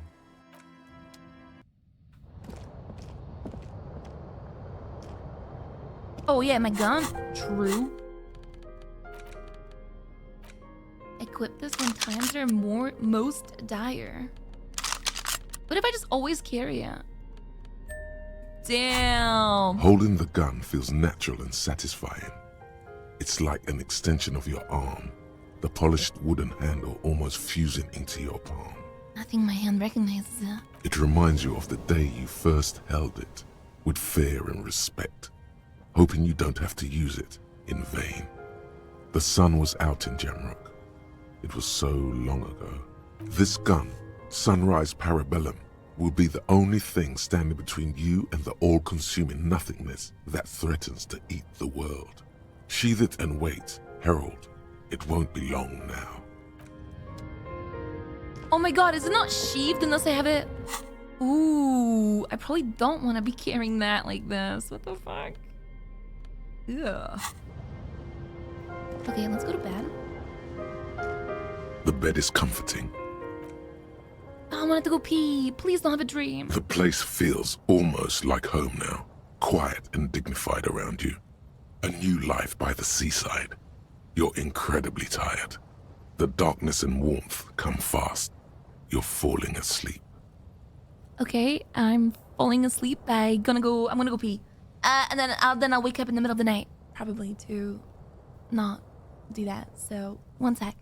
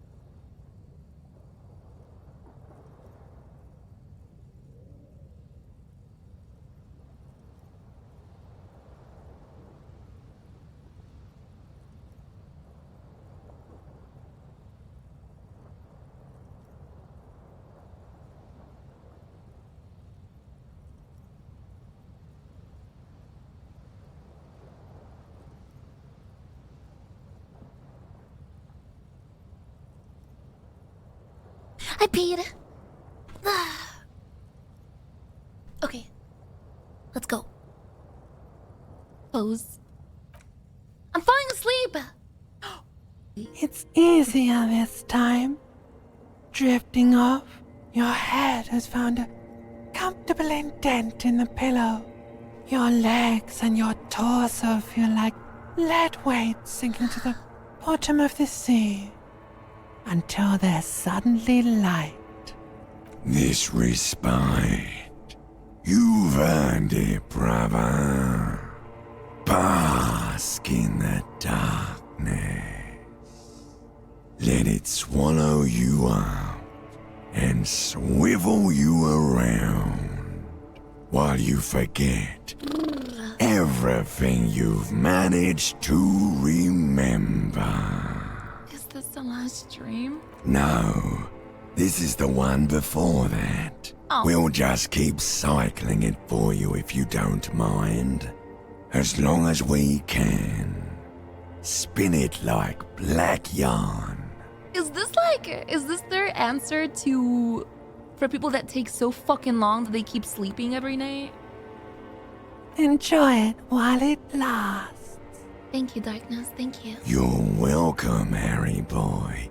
You earned it. Fall into a deep, uninterrupted sleep. After centuries of darkness, the alarm rings. But what's this? You actually feel rested. What? There's no time to cuddle with your pillow, however, or as much as shiver from the cold. The world awaits. Why only English chat? I mean, I don't know, maybe so people can read it, because who are you gonna have a conversation with if not yourself? Or the one person that might be from whatever country you're from? Like, what the fuck? Go. Open my eyes. Just imagine start like typing in your own language, but nobody else speaks this. You're just typing to yourself. Nobody can understand you. But why can I not speak it, man? What the fuck? I'm gonna type to myself. All right. Good morning, officer. It's time. Well, time to go to the Hardy Boys at least. And I think the library opens at 10. Oh, yeah, my hat! Damn, +1 authority. Damn. I should probably put on like my suit. I don't want to die. And I'm starting to feel like I am gonna die. Damn, I need pants. Where the fuck do I get the pants? Oh, maybe in the bunker I couldn't open that one time. F5. The Coppernado is back. What do you want? There's an old catatonic lady in the old fish market on the other side of the bay. She needs help. What's that, Copper? You want us to help little old ladies now? You're local law enforcement, aren't you? Helping troubled civilians should fall under your jurisdiction. Yeah. We'll send someone out. Who is? Wait. It's the pigs, isn't it? Yep, her. God. Poor lady. Don't worry. We'll handle this. I think she got some family in Kurong or something. Bastards left her alone and she got sick. We've been getting complaints. Hey, wasn't Everard's B team looking for her the other day? They said something about her, I don't know, finding something? Yeah, I think you're right, Gene. She have something of yours, Pig? Whatever you do, do not admit to these punks you lost your gun. You will suffer if you do. Nope, she didn't have anything of mine. No? Well, whatever then, Copper. No. They totally said what it was. Oh god. Oh god. What was it? Anyone remember? I don't remember. I was fucking drunk. Let me know if you figure it out back there. Now, anything else we can help you with? Who was she? Was? Like before. Just an old lady. Her kids moved away years ago. Ooh. Never come to visit. Never took her calls. She gets out every now and then. She did right by lots of us when we were kids. Always was a little off, but still. The children kept her together. How did she get like this? Wanted to be a cop, you mean? Well, shit. I don't actually know. Anyone know why she started acting like a pig? No fucking clue. It's gotta be the crazy. Who'd want to be a pig? Someone would set the world right before it ends. Ever think of that? More like, who wouldn't? Cool uniforms, fast machines, packing heat. Sign me up. Law enforcement is a respectable occupation. I can't but feel partially responsible for the unhealthy culture that poor woman latched onto. I'm sorry.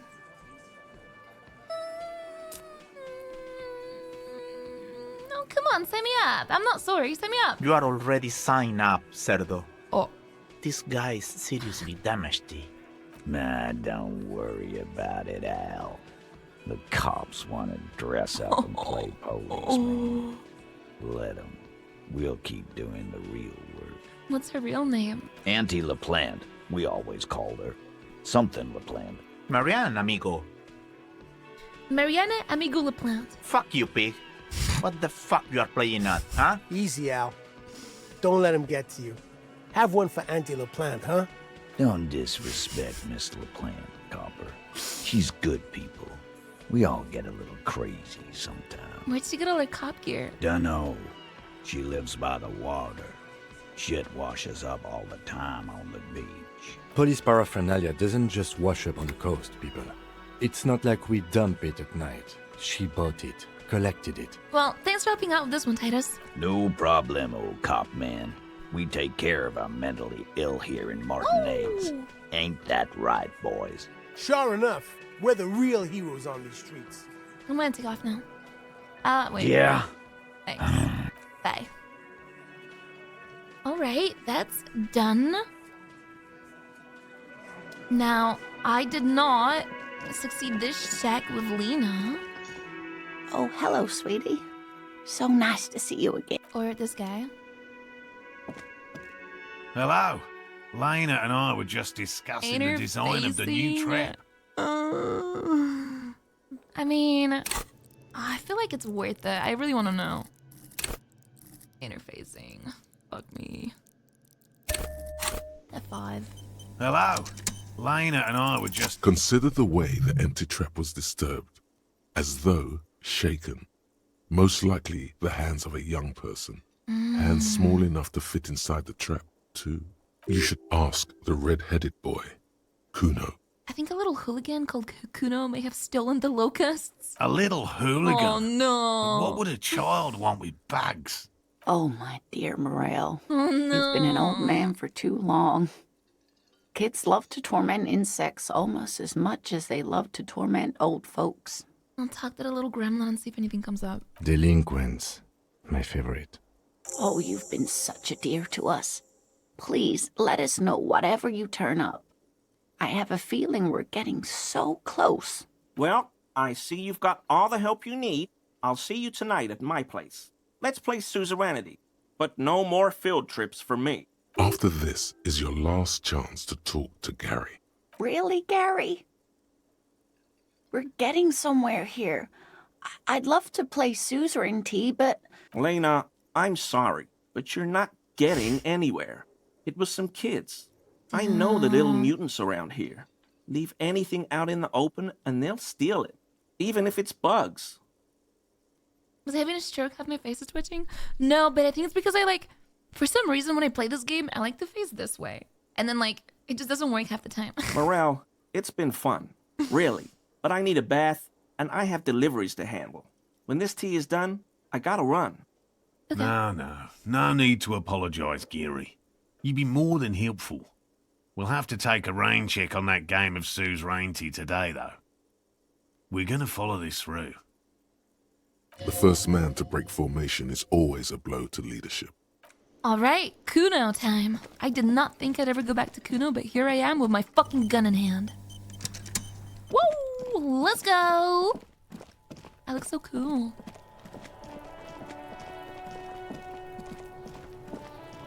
F5. Fuck this Kuno care? You wouldn't happen to know anything about any missing locusts. No, Kuno doesn't give a fuck about bugs. Oh my god, I told you that shit is lame! Shut up, C. Now they're gonna take you to lame prison! She sounds like she's about to cry, out of disappointment at Kuno's newfound lameness. What's this about? Deny everything, Kuno. You need to lawyer up. Kuno's not gonna say anything without his lawyer present. There's definitely something going on here. Remember his pig's head shack? You should check it out. Alright, I'm off. Kuno doesn't fucking care. What the fuck did you do, Kuno?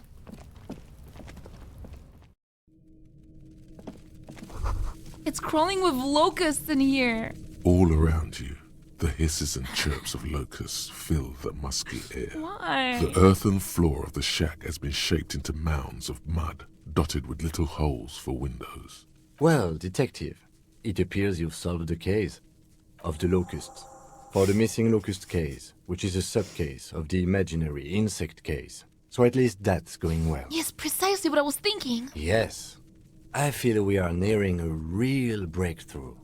You think the Insulindian phasmid is nearby? If anything, the presence of the locust points to the opposite. The phasmid did not take the bait from the traps. It was Kuno. The phasmid doesn't exist. But what do I know? We should talk to Kuno about this, get him to stop. I'll let you handle the Kuno side of things. You are doing just fine. Okay. I love you. Wow. Thanks. A 5. Fuck does Kuno care? I know you took the locusts from the traps the cryptozoologist set up. Yeah. Kuno took the bugs. So what? So it wasn't the phasmid. A wave of disappointment washes over you.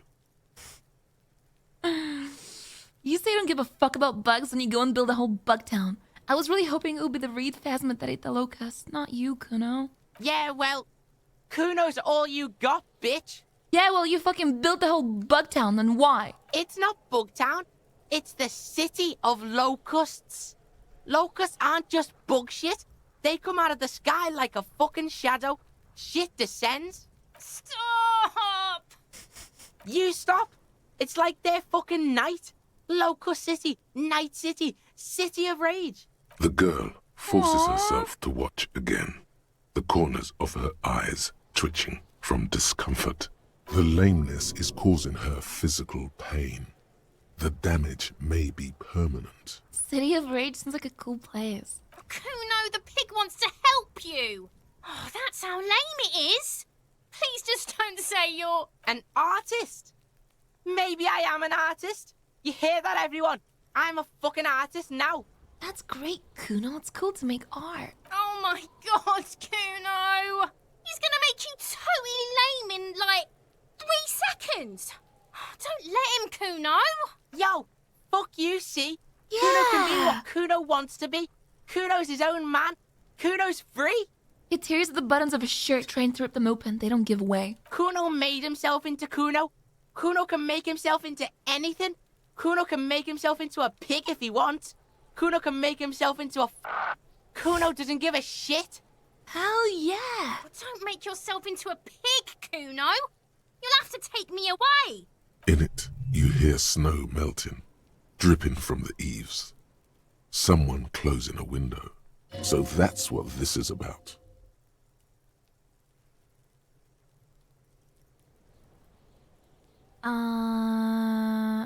Me and Kuno have discussed this. I promise I won't do that. Ooh, I feel like they'll be giving Kuno rap, right? Like, hey, me and Kuno's got your back type of thing. But if I say, that depends on the choices you make, number 2. I don't believe you. For once, the boy is lost for words. He turns completely red now, with splotches of white beginning to appear across his face. Use this momentary confusion to take control of the situation. I need you to stop taking locusts from the traps. The cryptozoologists are trying to find something very important. Those locusts are bait. I have to ask, what does the city of locusts mean? It don't mean anything. It's shit. Kuno just likes to focus. Kuno likes to concentrate on shit. build shit when he's zipping hard. Fuck. Pig, you really shouldn't have fucked with Kuno City. Now it's all fucking lame. What's gonna happen to the locusts? Not toward the shack. Kuno's gonna let the fucking locusts die. Oh. I need you to stop taking them from the traps. It's very important. They're bait. I don't give a shit. I don't need the locusts anyway. Shit is all lame now. She was right. The girl's face appears again, above the fence. Just long enough to make eye contact with Kuno. I better be off. The fuck are they trying to catch anyway? With the traps? The Insulindian phasmid. Later, Kuno. The fuck out of here. Kuno's tired of this shit. There's silence between the two children. They're not saying anything to each other, nor looking in each other's direction. Ooh, it's because I said he's got her back, and now it's like they're kind of dating a little bit. I'll die before I squeal. Wait, I made him lame. That was lame. Wait, should I reload? I don't want him to be lame. I thought it was doing the cool thing. There's like a different outcome where it's not lame. I like Kuno. He'll overcome it. Maybe he'll stop doing speed. How about I make him lame? He's a cool kid. I don't know. I have empathy. Yo. Hello, officer. I think I almost have it. A new trap design, that is. I know you're skeptical, but I have a good feeling about this. I had a chat with this kid, Kuno. He promised to stop stealing the locusts. So it was just a child. Thank you for telling us, sweetie. This is good news, right? It means we can try again. Something is secretly gnawing at her confidence. It's not this Kuno kid or the missing locusts. It's something else. Yeah, you're right.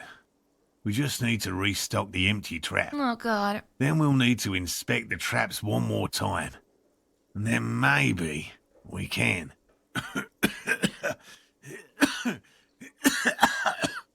Darling, I told you to take it easy. You're getting sick. Maybe it's time to go home. You're right. We can come back next season when it's warmer. There won't be a next season. Not for this. Find a phasmid or admit defeat, people. We've come too far to quit. I'm gonna restock the trap. Let's do this. We are getting really carried away with this, aren't we? Fine. It's better than having these people get pneumonia on the coast. But after this... Really? It's too much, officer. What Morel means is we're grateful for your help. Here's a fresh scratch of locust.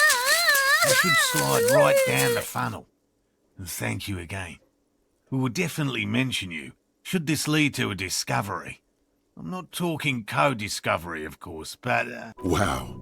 Co-discovery? You'd be famous. You'd show them all. This does tingle the pleasure center. This would show them all. Yeah. We need to get you on that list of discoverers. No question about that. All right, I'll get going. I'm gonna go set the traps down. And then the library opens at 10, so that's when I'll call. Okay, traps. Yo, Connor, thanks for Prime. Thank you. What a nice guy. Trap numero 1. Talk to Gary last chance. I'm pretty sure I'm done with Gary. I think the reason it gives you a chance to talk to Gary is so you can take his armor if you failed to the first time, but I got it.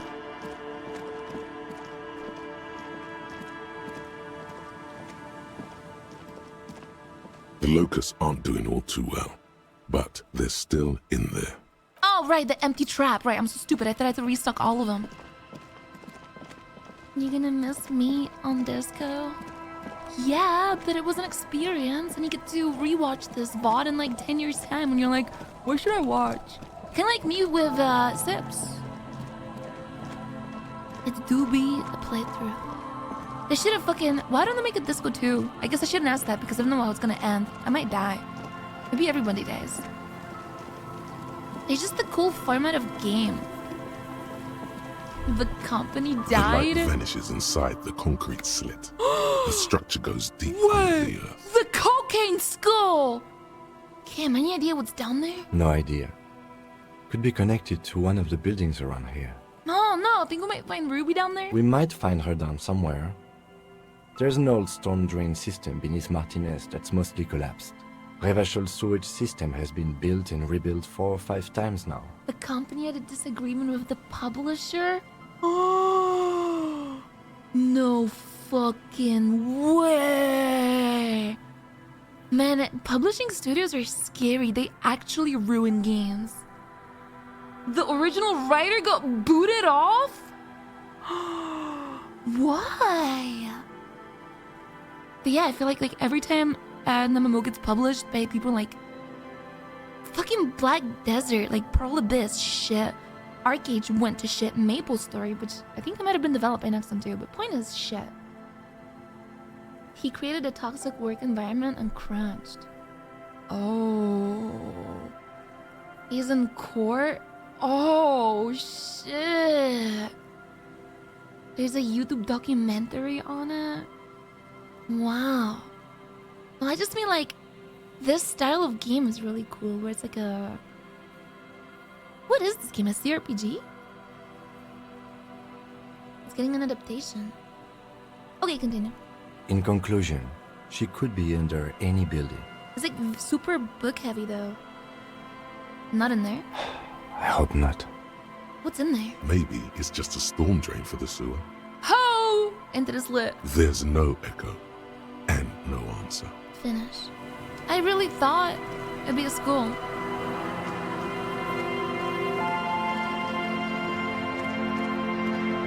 There's a similar game like it. Pentiment? Oh shit, I totally forgot about the trap. Boop, boop, boop, boop, boop, boop. Aww, that is a cute screenshot. I wish Kim was a real person. I wish I was a detective and had Kim with me. The trap stands empty near the reeds. No insect sounds or movement around. Only the reeds' apprehensive hissing. Release the locust into the empty trap. The locusts, dazed from being transported, slowly begin to acclimate to their new surroundings. They're not really going to get the chance to get comfortable here. Good, now that's done. When do you think we will return to our impending apocalypse of a murder investigation? Don't answer that. It was a rhetorical question. He doesn't want to. But if there is one more cryptozoological runaround, he must force the investigation back on track. This better be it. Alright. Don't be stupid to check on the trap now. All the traps are stopped now. Alright, let me go let Morel know. Boop, boop, boop. Mr. Morel, sir? Can't travel from here. But I can travel from here. And then through here. And then through here. Hello, dear. It's good to see a familiar face. Where the face. fuck is he? I restocked the empty trap. Where's Morel? Thank you for doing that, dear. Her smile is weary. Her earlier ebullience has left her. Morel still isn't feeling well. I convinced him to stay at Gary's to get some rest. I'm afraid the cold has really gotten to him. Only the hardcore players left, huh? Yes. Field work is a young person's game, as they say. So, who's gonna check the traps? Morel will eventually, or we'll talk Gary into going back out, perhaps. The lieutenant stares at his shoe, caked in mud. He doesn't say anything. Once more onto the breach, then. That really is too much, sweetie. Thank you for your dedication, but I can see you're coming down with a cough yourself. Very strange.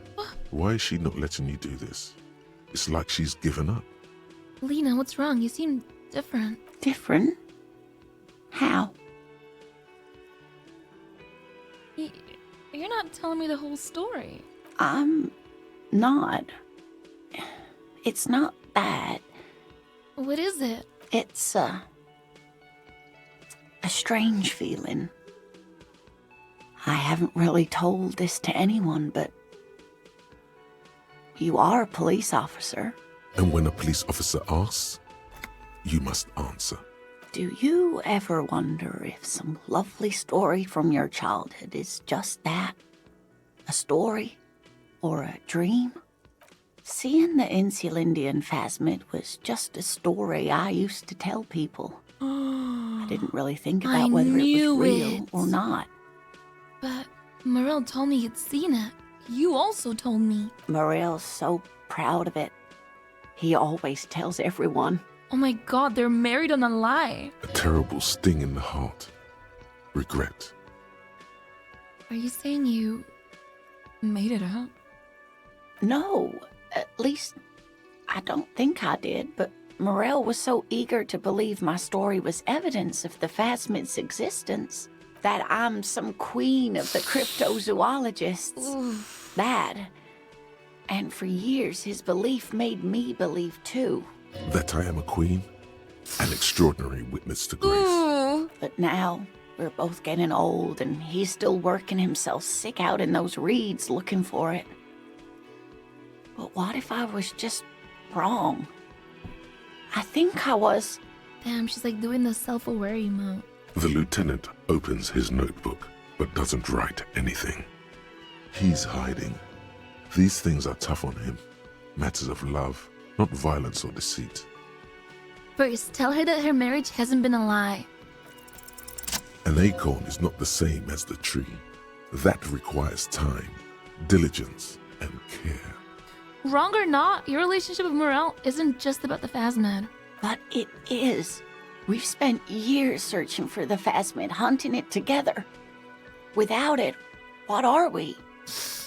Just another pathetic old couple. If I hadn't led him down this path, he could have a steady job lecturing at a university. Normally when I think about stuff like women and marriage, I feel bad. When I think about you and Morel, I feel okay. That counts for something, no?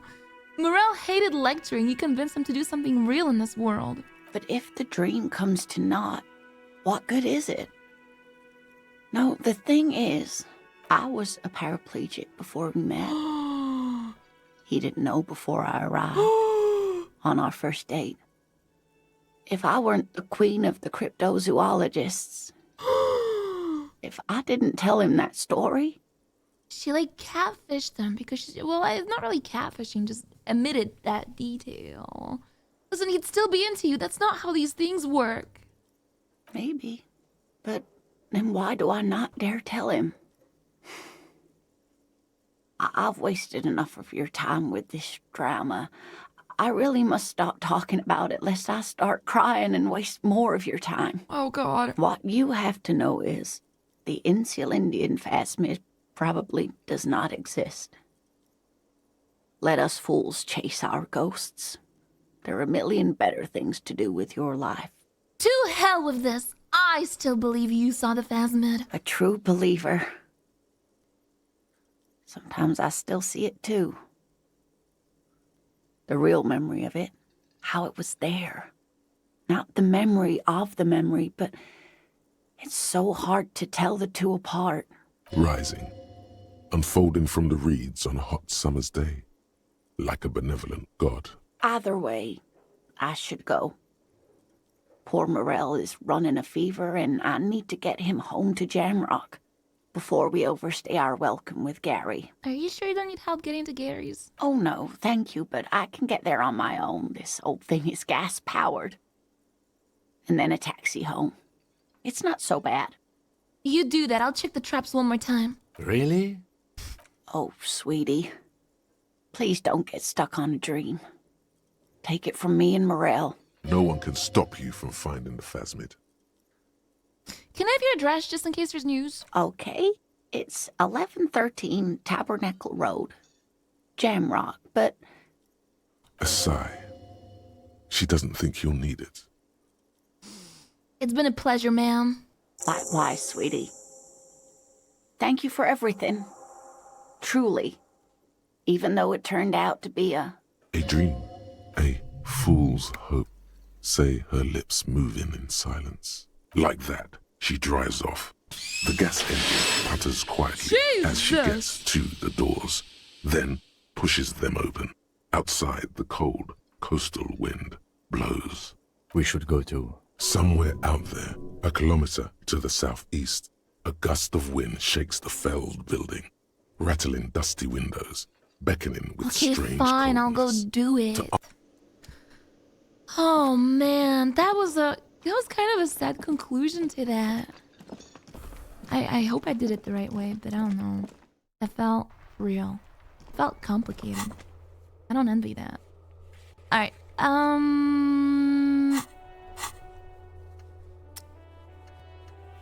Come men of plenty can't, unless it like changed overnight. It might have. I don't think it did. An old monument, a matrix. There are the old. Still nothing. All right, let's go to. I will check the fucking traps because what if it's like an Easter egg at this point? Like, come on, give up, man. This quest had me do like, I did so much of it. And I do have her address, and I know there's a mailbox that works. The trap is full of locusts, but they seem weak and unhealthy.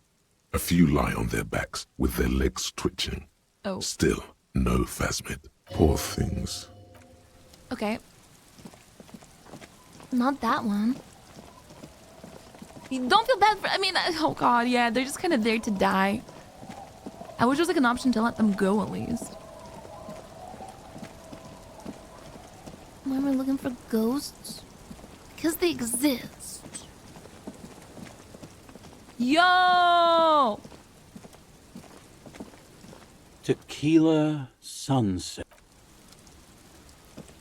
Right. Tequila sunset.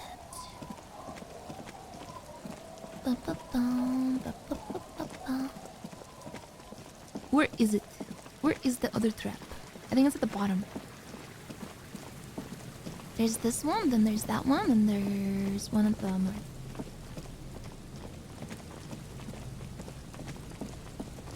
A few locusts trudge along the wall of the trap.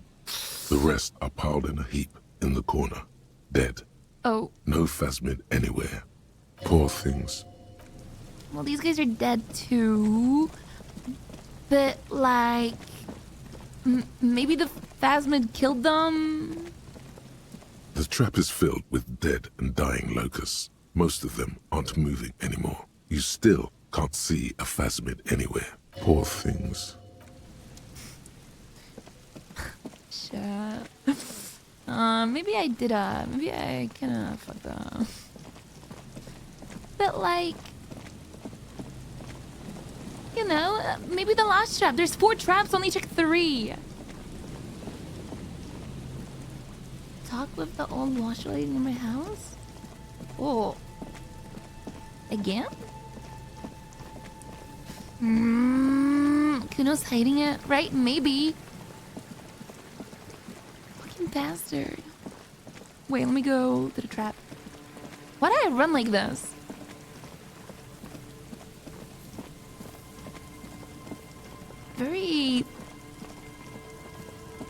Very cute. I run like my character in Dragon's Dogma. Where the fuck is the last trap? I think it's on the beach.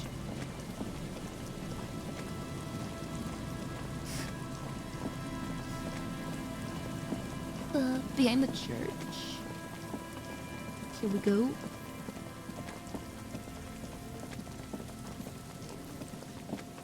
This game is so good if you're not a smooth brain. Yeah, it's why it filters so many people out. Maybe not like smooth brainness, but definitely a very patient. Not a game, more like a story. A long story. Also, really want to open this bunker. An old door, worn by elements, Okay, we're guards fucked. the depot. The wind has blown a sand dune in front of it. Holy The door has... shit. 20? I'd have to be here for like I failed a 97% before, so I know it's possible, and it's not that hard of a check to F9.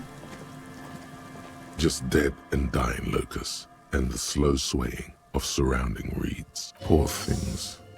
It doesn't exist. It doesn't fucking exist, boys.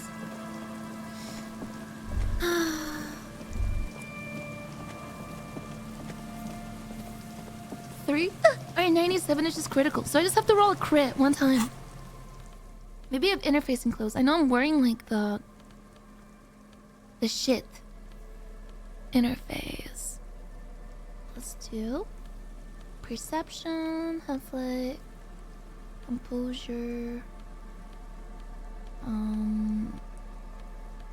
drama,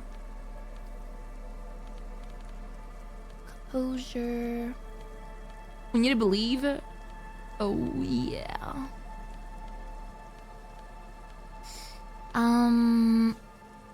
Yeah. I think there is clothes I didn't buy from the Martinez merchant. So I'm gonna go check those out. I know there's like shoes I didn't get. It said interface in there. Yeah, but already I have gloves that give +2. And those ones were +1, so it's still gloves. Alright, let me buy all the clothes here.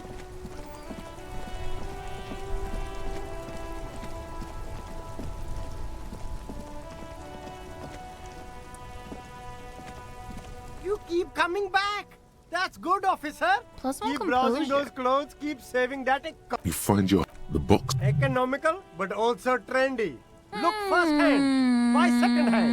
Keep the economy moving. I don't want that. I can't wear it. The speakers below are banged up and worthless. The sneakers triumph over them.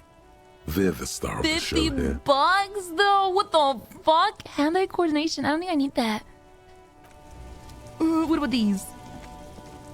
The shine on these sunglasses lasts a lifetime, officer. 100% What else am I gonna spend money on? Well, the light. The shine on these sunglasses lasts a lifetime, officer. 100% guaranteed. The light.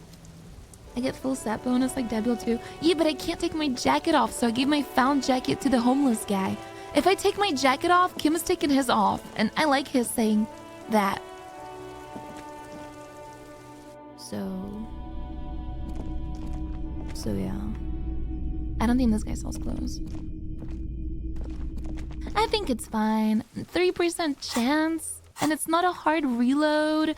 And +1, would it really make a diff? Would that raise it to like 7%? I don't know. Copium. It'll be fine. It'll be fine. Yeah, do the math. How many tries is that? Oh yeah, wait. Let me we'll go on the bench. I already talked to him. Someone said to talk to the old lady. But I feel like I already talked to her multiple times. Our tenant, please. What more do you? Yeah, there's nothing. Did I get the sandwich from Renee? No, he never worked. I did it once before. It's the easiest check ever. Alright, here we go. It's either a YouTube what the fuck is inside or I get through. F5. An old door, worn by. You rattle the handle. Yes. Not a hard check. However, my F9 key doesn't work. What the fuck? 136. An old door, worn by. You rattle. Oh, that's easy. Wait, that's easy. An old door. Because I can tell when I fail instantly.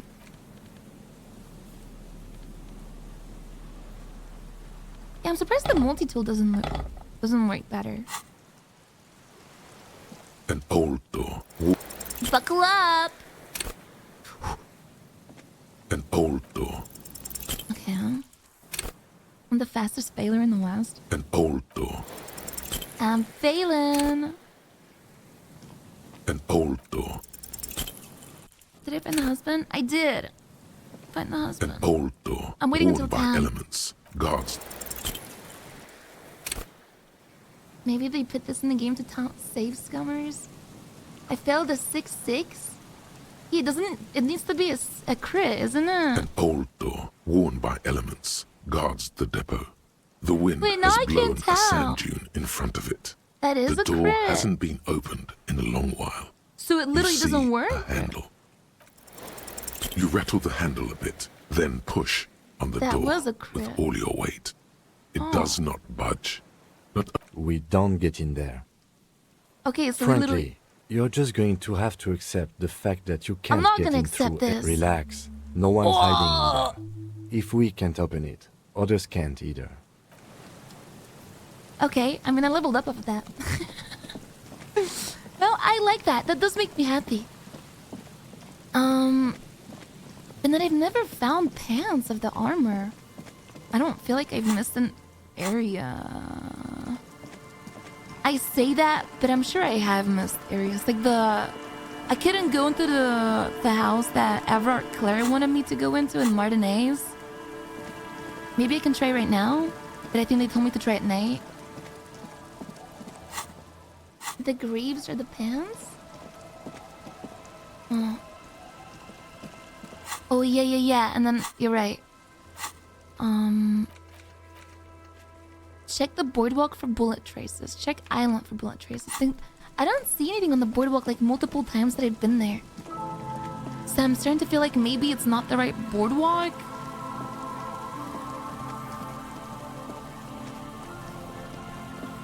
Perception check? I'm like 8. I feel like I'm percepted that in my dick.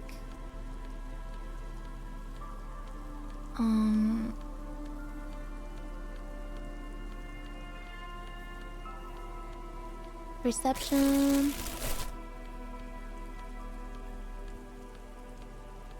Perception boots. Alright, I have like 10 perception right now. I'm crazy.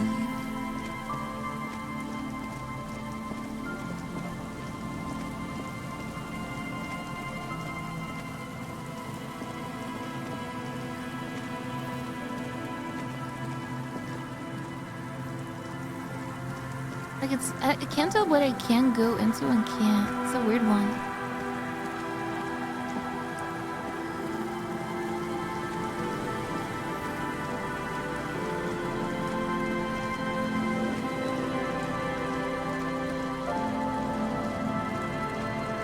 Yeah, what the fuck?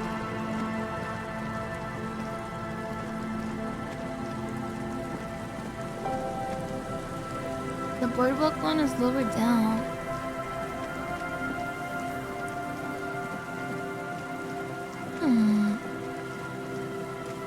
Maybe here? No. Maybe this way? No.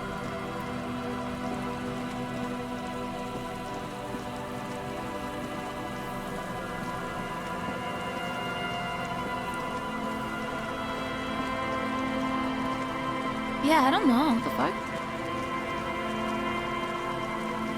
I'm like not getting the prompt. Let me try that side too, because that's also a boardwalk. There's something there.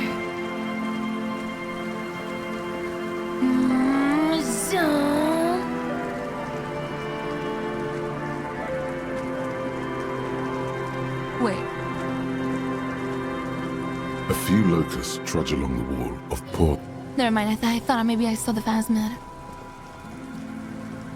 I didn't.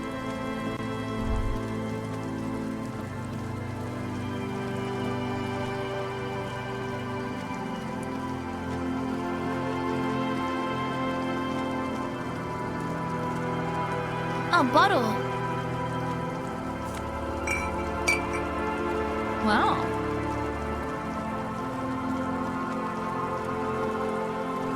A door? A building? But that doesn't... What the fuck? Where's the bullets? Huh? This is not the entire boardwalk?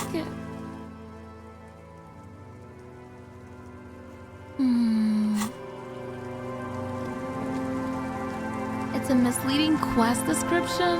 Oh, Fuck. Where would it be then?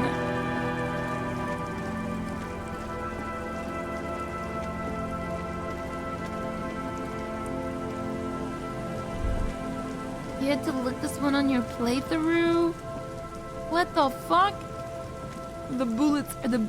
Help! I went past it. But then, wouldn't I get a thought come up? Surely they could see it. No help? I mean, if it's like a misleading quest description, then yes, help.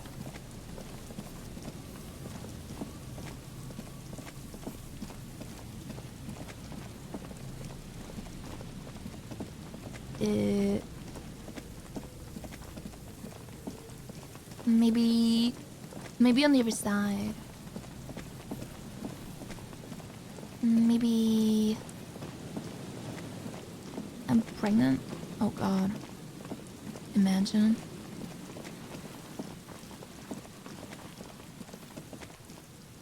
Maybe here. No. Maybe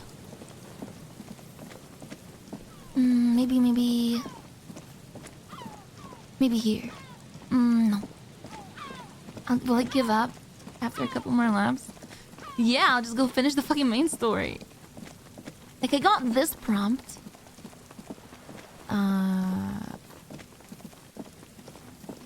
But I feel like I've been in every single place I could have been. Oh, maybe I can take... No, I can't take the boat because Leon told me I have to wait for the weather to clear up. And I feel like it's always raining here. It was behind the bunker?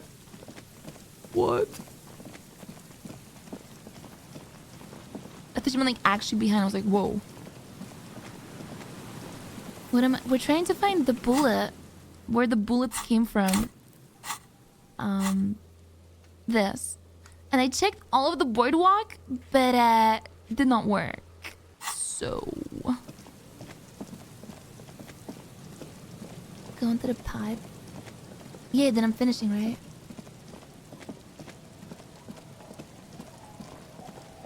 Or maybe not. Alright, I mean, either way, I have to go call the library about the missing husband.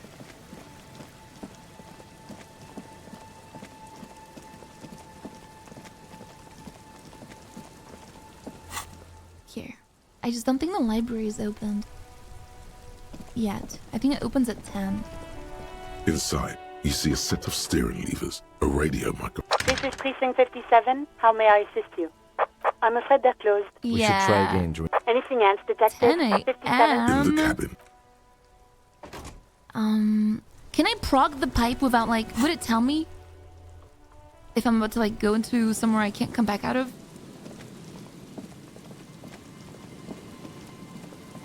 It will say point of no return. Alright, I'll just go in. And then I'll come back out. If I need to.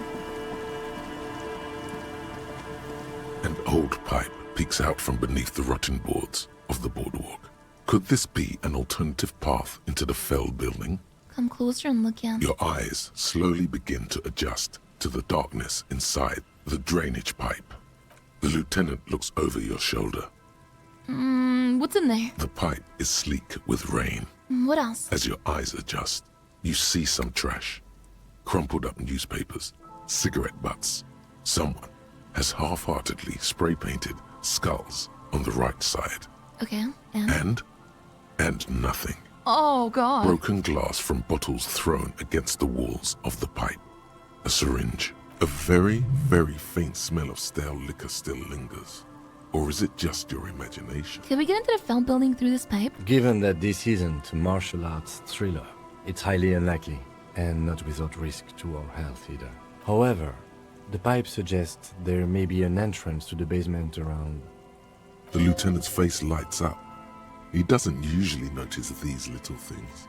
And it's right here, a maintenance door. Whoa, he points to a rusted metal double door to the right of the pipe, obscured by the reeds. It's jammed shut. The subtle approach isn't going to work on this one. Oh yeah, big boy time. This needs you to put your back into it. Okay. It's just I didn't put my physical instrument close, but I got this. Tried to pull the door apart. You and the lieutenant lean all your weight into pushing the doors apart, but you're not quite synchronizing your efforts. They slam shut again before you can enter. Let's take a breather and try this again later. Alright, I'll take a breather. I'll attempt the stairs.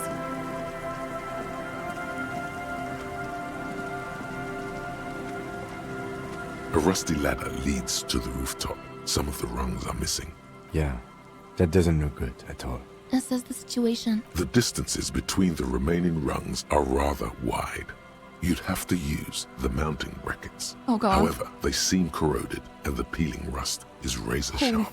Fuck. In addition, the first rung is going to be tough to reach.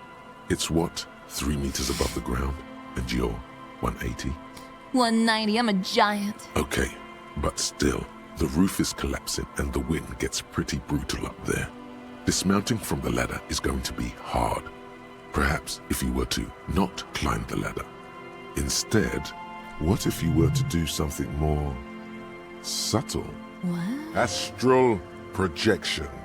Whoa. Be open-minded about this. What if I don't climb? What if I just teleport? Teleportation is not a thing. Come on, Kim, where's your adventurous spirit? This really has nothing to do with adventure. We are dealing with basic physics here. It won't hurt to try. Oh yes, it could hurt. A lot. He is restraining himself from using a parental tone with you right now. Teleport to the roof. Hold on. I think I have glasses that give me +1 to... Yep, here we go. Alright, boys, we're going up. F5. The rusty ladder leads to the rooftop. Teleport to the roof. All you need to do is close your eyes and concentrate. Darkness enfolds you. You can feel the distance between the bench and the first rung of the ladder. All you need to is... Do it. Zoot, zap, pow, crinkle. It's like magic. You feel yourself disappear. Your atoms fading out of existence. Oh my god, I can't believe it. Bam! You find yourself on the roof, having mastered the art of physical displacement. I did it, Kim! I teleported! I just saw you climb the ladder. You just climbed it like a regular person. The wind at the top of the building starts howling loudly, blowing away the lieutenant's voice. Faintly you hear... Never mind. Find a way to let me in when you get inside. Don't go adventuring without backup, especially if we think the suspect may be hiding here. He's actually just jealous. You're right. He's just jealous. The central support beam has been destroyed by artillery fire. Ooh. Stones fall. It's a long way down. Oh shit. Here we go. Spooky area. The glass is covered with grime and dust. You can barely see out. A postcard.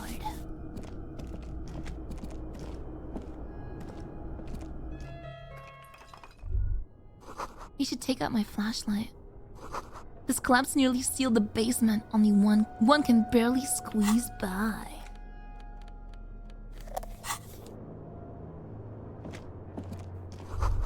Antiquated office furniture, last century maybe? Brought down and forgotten so long ago. This overturned table is covered in orange mildew, crawling with something. Old file folders in the cart documents silver with mold. A series of thick, dusty panes of glass. Oh, suggestion suit jacket. Wow. It's very suggestive. Kim! 2 rusty metal plates that slide apart form a crude door. It's been here under the boardwalk for a while. Who's there? What do you mean, who's there? It's me, Kim. Stop playing around and help me get the door open. Push the doors open. Okay. It's much easier from this side. The panels on the rails slide once you dust the sand off. With the help of your partner, from the other side, the doors open with a creak. Huh. I hope no one dangerous heard that. You ready? Yes. Time to investigate these passages. Let's move quietly and not make more sound. Okay. Not running is a great way to do that. Okay. I'm not running.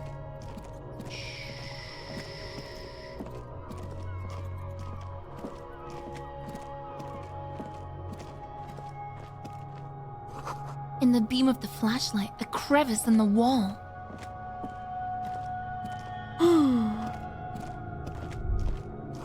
Stale fabric smell and dust. No one slept here in months, maybe years. Revolutionary propaganda on the bunk bed, ancient flyers and brochures. These pots and plates are full of dust and spiderwebs. The same slit window you saw from the outside. Could this have been the killer's hideout? Whoa. And this narrow window, the point of origin of the shot that killed the mercenary? I see. This does look like an embrasure, a slit made for shooting out of. Peek out. Outside the window, another day. The beach sand soaks up the drizzling rain, growing darker and darker. Turn to Kim. Could the killer have used this as a hideout? It's a great place to hide, certainly. But there hasn't been anyone here in ages. Kim, I can't see the whirling in rags. The shot didn't come from here. Indeed. No one could get a clear view. Well, at least we've been thorough. I like thorough. The lieutenant's voice betrays a slight disappointment, which he glosses over by reasserting control. Okay, then I just have one more question. Check island for bullet traces, but does that mean I have to use Lillian's boat to find stuff? Whoa! A mustachioed and mutton-chopped man, Krasmazov! amateurishly depicted, gazes at you with sad eyes. The plaque reads, K. Mazov. There is a spider web in the lower left corner of the portrait. It's that Mazov guy. This must have been the hiding place of some naive leftists. Some radical or radicals were hiding out here. They left a long time ago. Maybe I should move in here. Seems cozy. I won't stand in your way, but only after we're through with this case. What's with all these secret weapon caches and secret bunkers? We have found a lot of those lately. I guess what most people think of as history tends to linger in rundown neighborhoods. Martinez being what it is, no one has gone through the trouble of cleaning out the old bunkers. Good hiding place for someone who's up to no good. A long time ago? How long? Half a century?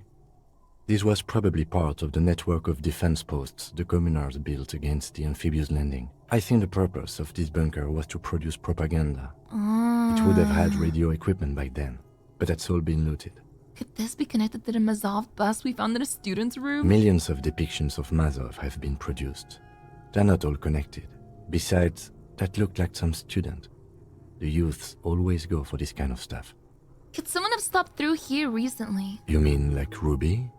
No, I think we've stumbled on a piece of history. Brush the dust off the portrait. Years' worth of dust is shaken off. The full head of hair, matched by an ample moustache and sideburns, look a bit silly. Someone crouches, heels digging into wet sand. Hands sweep across the sand, grains sticking to the frayed skin of the fingertips. An old man sits on a slab of concrete and taps his fingers against the glass of a scope.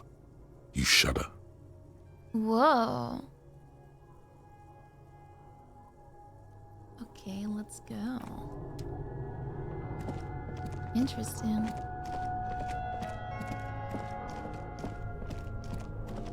Footsteps! Prints! Boot prints in the sand. One of the soles appears more worn than the other. There's something in the air, an unnatural buzzing. The tunnel collapsed. You have to find another way around. Shh, I'm running.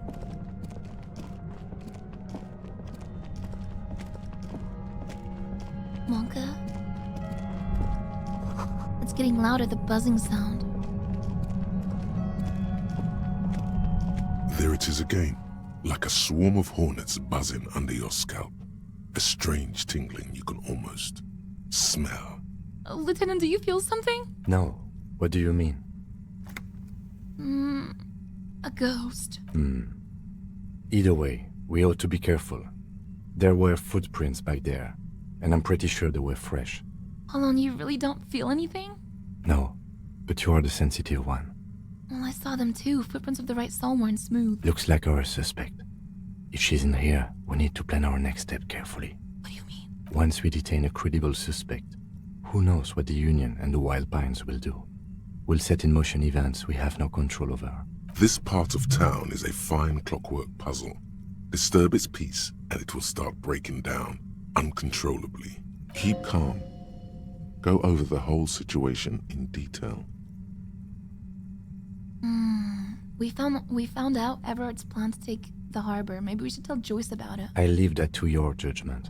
You already know what I think about cross-pollinating information like this. It's dangerous, but... We know what Joyce knows about the murder, but I may have other things to discuss with her. Yes. There won't be time for that once things go down. Matter of fact, I don't think there's time for it now, but... If you must. How bad do you think things could get? Well, we are not responsible for what we can't predict, are we? I don't think the entire city will be razed to the ground. If you can't predict it, there's nothing you could have done. What do you think is waiting for us there? I think I see a cavern. Maybe more cellars? I think we've been careful enough. We still have the element of surprise. I wouldn't be so sure. You haven't exactly been sneaking. Or maybe not. Either way, once we go deeper, there will be no turning back. Is it because I ran for like a split second? Oh shit! When's my last load? Well, that's right before I went in, which is not terrible, but how big of a deal is it? Because, like, I'm fucked, right? No? Okay, alright. I will go back to Joyce just to make sure. I have to pass an hour too.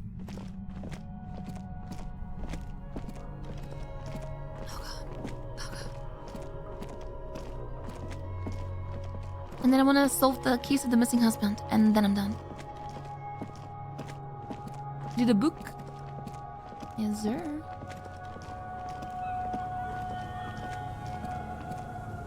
Alright.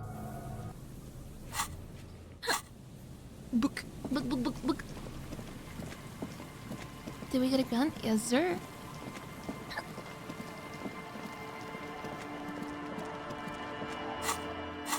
Where the fuck is the church? There it is. No, it isn't. There it is, apparently. Okay, is good enough. Okay. Let me see if she's by the bookstore. That lady isn't. Interesting. Alright. In that case, I'm gonna go pick a book of... here. Shelves filled to the brim with crime novels featuring the supposedly stalwart Vespertine detective, Dick Mullen. I wanna buy this Dick Mullen novel. Of course. Such violence and immorality. I mean, enjoy. Whatever books are there in the store? Shelves full of biographies of famous people. Ugh. This bookstore is not strictly about crime, Whoa. romance, and biographies of famous people. There's also a wide range of paranatural literature. Medicinal purposes of the pale. Indeed. Something about that book does seem to have spoken to you. Well, I hope it contains what you're looking for. Whoa. I have my case files, It's but I the can't Aleppo, read them. And an incredibly cool unless I piece can of now. kitchen tissue is stuck to the back. Wait, let me put on my logic clothes. Okay, logic glasses. I'm super logical. Big L. L. Logic hat. +1. Whoa, 2 logic. Holy shit. That is my logic set. I'm logical. Alright. Case files. It's the ledger. Oh, and an incredibly cool piece of yes, at last. You find a way to piece them together using the alphanumeric code on the margin. HDB 41, date of initialization and time of arrival on the scene, followed by the title. For example, HDB 41120111700, the next world mural. Weren't those officer precincts? Why, yes, your precinct number is 41. And HDB is my name! Every last alphanumeric in the files begins with it.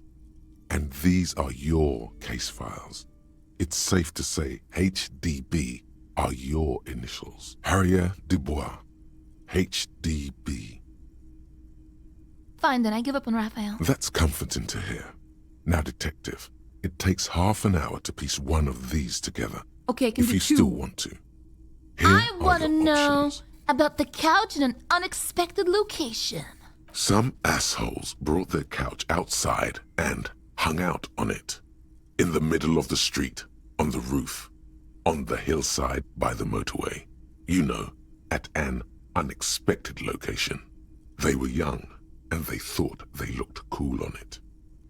They look really cool, like models. Yes, as you said here, total assholes. Young people are the worst. So anyway, you got a complaint about the damn sofa, or couch, or whatever it was. They were leaving it out in all these unexpected and whimsical locations.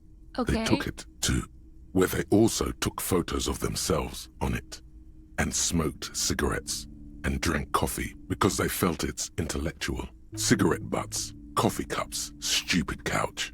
You had to clean it all up, and you did. So congratulations to you. Case solved. Did I ever catch those guys? No, you didn't have time for that. These notes show that you have what is called a real goddamn job. You don't have time to be chasing down the couch assholes. You have a real job to do. What next? Let's do the unsolvable case. AKA Leslie and Burke. AKA the public indecency drunk and the property damage drunk is a cursed case. It has been passed from unsuspecting officer to unsuspecting officer for 10 years. Oh my On God. January 29, the unsolvable case made its way to you. Why you accepted it, it is unclear.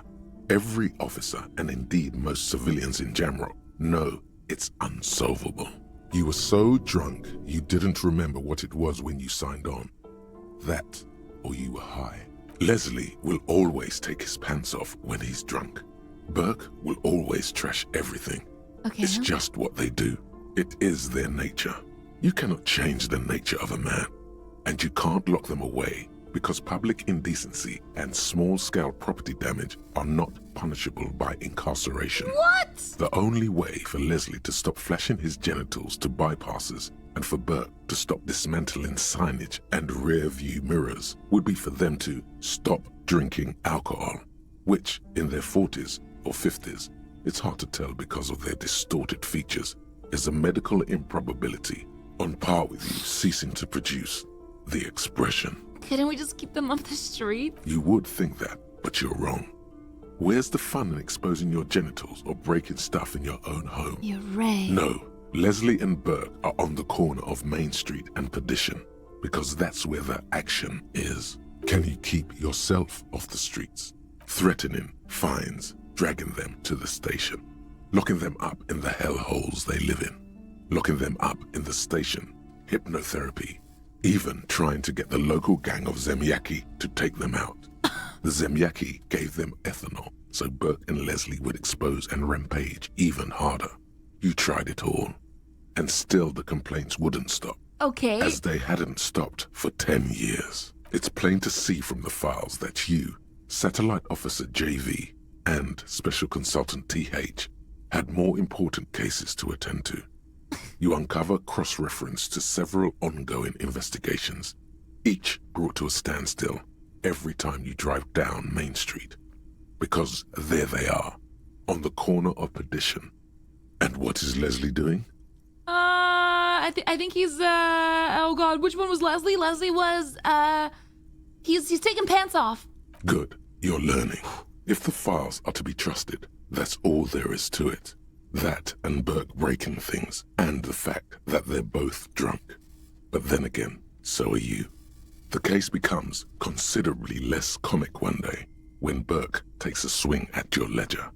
He must have it confused with the property he likes to damage. But the joke's on him. The officer is also drunk. Way more drunk than Burke there. Shit. And let's be fair, you also have party eyes. You slam the hardened plastic board in his face, then proceed to beat him unconscious with it. In the process, the ledger sustains damage. The compartment within, reserved for permeable documents, is jammed shut. You stop your assault on the now unconscious Burke to open it, but are unable to do so.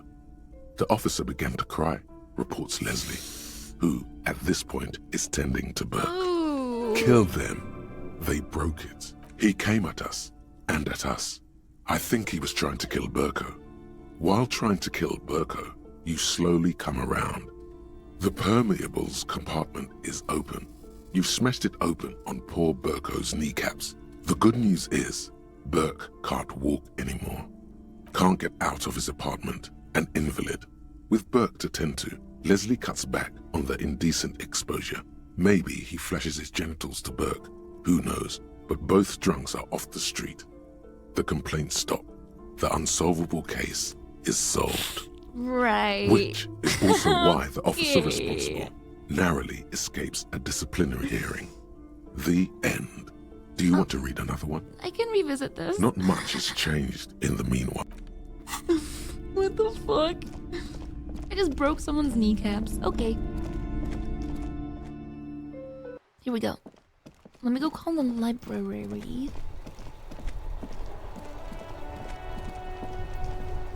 Inside, you see a set of steering levers, a radio microphone. This is Precinct 57. How may I assist you? Library. Hold on, officer. I've got Central Jamrock Public Library on the line, and I've already introduced you to their librarian. Connecting the call in 2, 1. Yes, this is Central Jamrock Public Library here. How can I help you, officer? He sounds worried, yet ready to assist. This is how people get when the police call. I'm looking for any information that you can provide on Billy Magine, a reader. Billy Majon, you said? Majon. Give me a moment, I'll have to check our database. On Moreau Drive in central Jamrock, in a darkened hall lit by orange desk lamps far away from the noise outside, a middle-aged man taps commands into an old radio computer. A printout falls on the desk. Behind him, a lonely reader scours some dusty bookshelves, looking for a paperback. Yes, hello, are you still there? Yes. I found Billy Majon's home address, is that alright? No phone number, unfortunately. Yes. They're too poor to have a phone line. Yes, home address is fine. Here we go, sir. Rue de Saint-Ghislain, 33B, apartment number 20. It's in Martinez, I believe. Cape Side Apartments, it says. That's all. That's where the smoker on the balcony lives, isn't it? Oh, do you have any other information on Billy Majon? It says here that they returned their last book just a few days ago, but I wasn't at work that day. Do you know someone who was? Marie? Marie? Do you remember a reader named Billy Majon? They returned a Tybalt book the other day. Maurice, what? A woman yells. Then, yes, okay, if it was the police. She starts explaining something. Yes, it was my colleague Marie. She said that it was Billy's husband who returned the book. He also asked for this new sci-fi release, Lowe's Radio City 87, but we don't have it yet. Good. You have a name now. Wait, so Billy Magine is a woman, not a man? How did your colleague know that it was her husband? Marie knows Billy. She's been working here longer than me. Sometimes her husband returns some books for her. And then goes for a little drink later. On the lookout. Do you know the husband's name? Sorry, no. Marie only knows him by sight. Can she describe to me what the husband looked like? Marie! She said it was an older man, and that she's pretty sure he'd had a drink or two the last time she saw him. What was he wearing? 1 second. Sorry, Marie wasn't really paying any attention to that. Thank you, that's all from me. I have no other questions. Happy we could help. Goodbye. Anything else you need from me? I'm done. In the cabin. Alright, So upstairs by the balconies. I guess that opens the dialogue to knock on the door now. Which I guess makes sense because the woman is gone from the... well, this area, the books. We need to find the Berserk fan club. Oh no. Oh no. You might have to like start looking in the retro game section category. Find like some 60-year-old streamer at this point. I don't think the Zoomers are gonna be reading Berserk, my man. That's a nice dick. Lakari? I don't think Lakari's ever read a book in his life. This one. A weathered brown door. The number reads 20. Something smells good. Soup alongio. The lieutenant motions to you to go ahead and knock. This is the door. You already know it's the right door. Oh god! This is going to be so I'm gonna have hard. to break it to the woman that her husband is dead. Ooh. Get yourself together. It's just police work. Don't knock! Just leave! You don't need this! You don't need to sad it up! Hold on, Kim. We should discuss this before we move on. What should we expect? You're right. Let's talk this through. You hear some light footsteps and what appears to be a daily weather forecast playing on the radio. We have our first preliminary identification. In all likelihood, the deceased is the husband of Billy Méjean. We need to confirm these, as well as deliver the death notification to Billy herself. Oh god. Now, delivering a death notification is never an easy task. There's a reason why it's often called the most stressful part of our job. This is why it's usually done in pairs. You got this. I'll be monitoring reactions, ready to act if necessary. Do you have any advice on how to tell her he's... Dead? Just don't say that you know how they feel. You don't. Okay. Good advice. What if I don't want to do this? Yes, it's hard. But there is no easy way to handle this information. It just has to happen, as soon as possible. Alright, I think I'm ready. Kim, I don't want to do this. Let's turn around. We can't. Someone has to deliver the news. Let's go. This only makes it harder. Here comes the pain. Knock. Hello? Who is it? And someone turns down the radio. Look at the lieutenant first. He gives you a short, encouraging nod. Is this Billy Méjean's home? This is the police. Please open the door. The police? A moment, please give us a moment. Tidying up. Nervously. There's fear in her voice. Come in, the door is open. Oh, shit, here we go. Maybe I should put my empathy clothes on. Just so I can be empathetic. Put my fucking shades on. I suppose I'll do, maybe,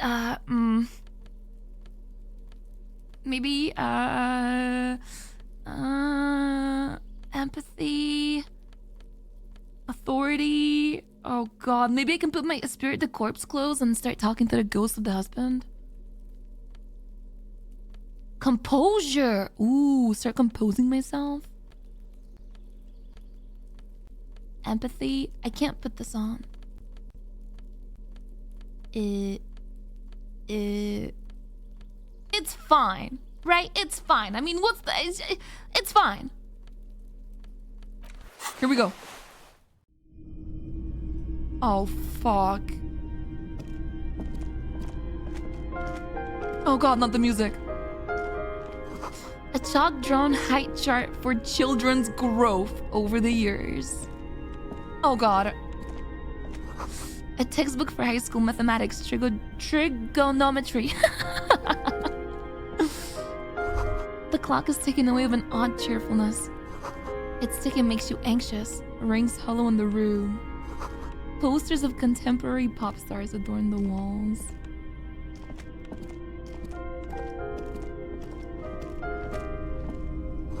An empty pack of red Astra cigarettes hidden under the bed.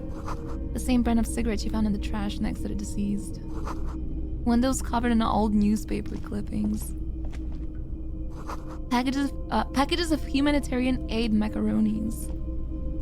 Some leftovers kept warm on a stovetop. Oh, okay, here we go. Fuck. It's you from the bookstand. Did you come to bring my cockatoo back?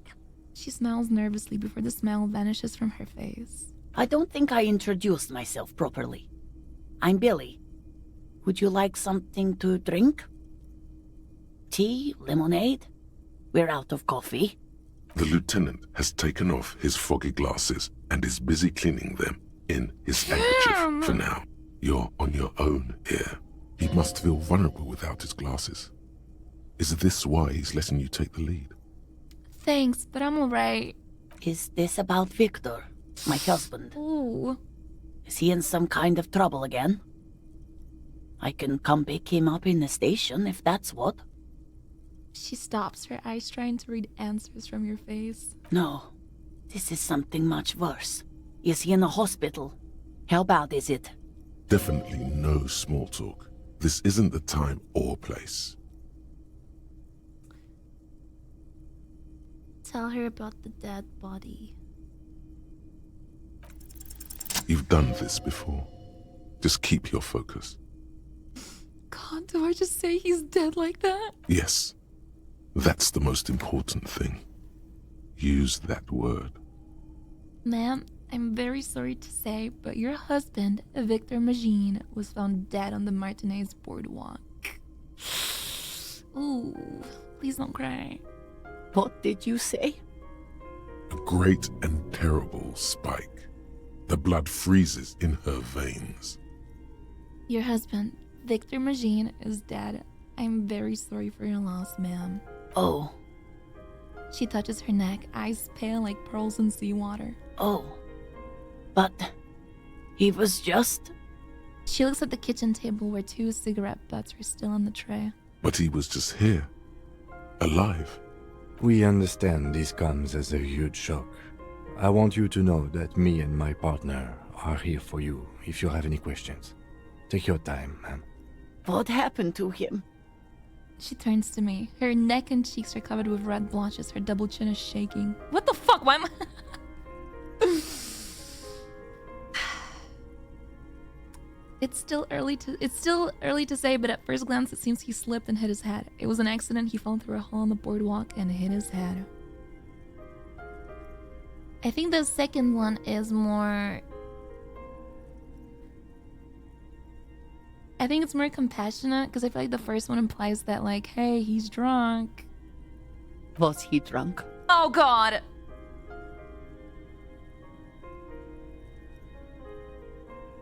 Yes. I see. And you just found him there, lying in the cold. How long had he been there? If you say 2 days maybe, it will be etched in her mind forever. Oh God. It couldn't have been long. It's hard to say at this point. Oh God. Oh God. It couldn't have been long. Lie? Which one's the lie? I mean, it's not really a lie, either one. But then, like, if I say it couldn't have been long, wouldn't that imply that, like, we got there really fast and he wasn't fucking dead out there for, like, days rotting?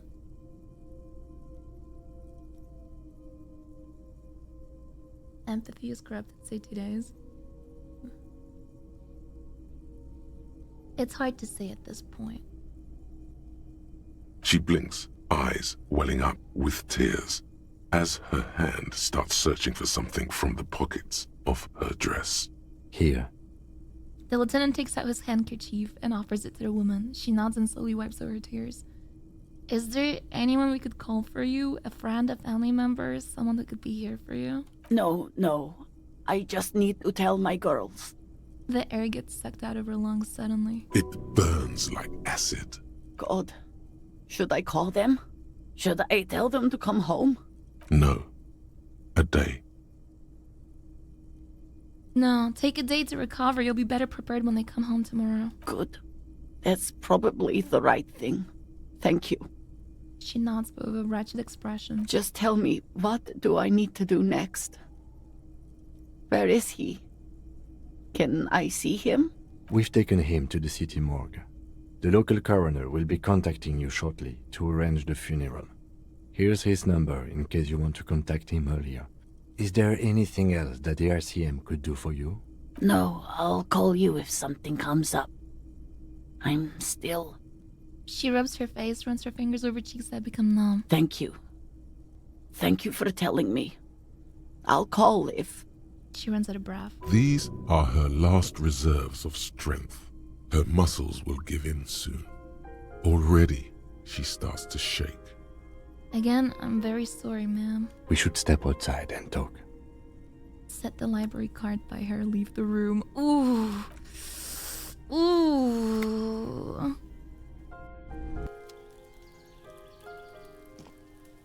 You did well. The lieutenant says as soon as you've left the apartment, the balcony feels cool and quiet with a stunning view of the district. I could have done more. You did enough. He pauses, rubbing his hands together to generate some heat. Can't save the whole world, you know. What now? I'll call the station when we're finished with the day, and let them know the name of the deceased. What about Billy and her kids? They'll manage. They have to. It's not your place to live their lives. That's it? That's it. We should get back to our case now that our duty here is done. Right, this is closed then. Let's go. What the fuck? I was just prying funny info out of her. And now... Well, no, he's actually fucking dead. This door is made of metal and appears to be no one answer. Let's go. God damn it.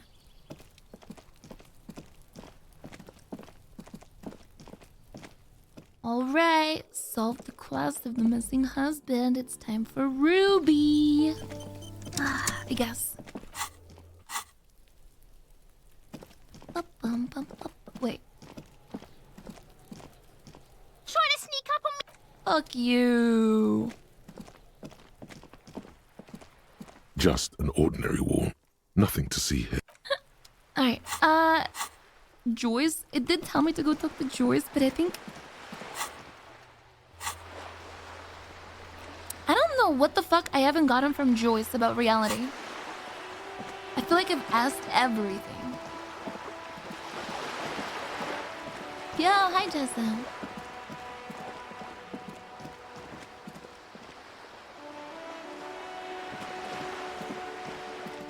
I run like that because of my homosexual underground act. Wait, does that actually change the way your character moves? Oh my god. I like that.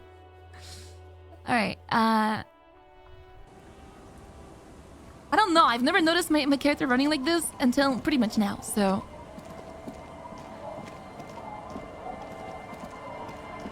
Maybe it's the gun.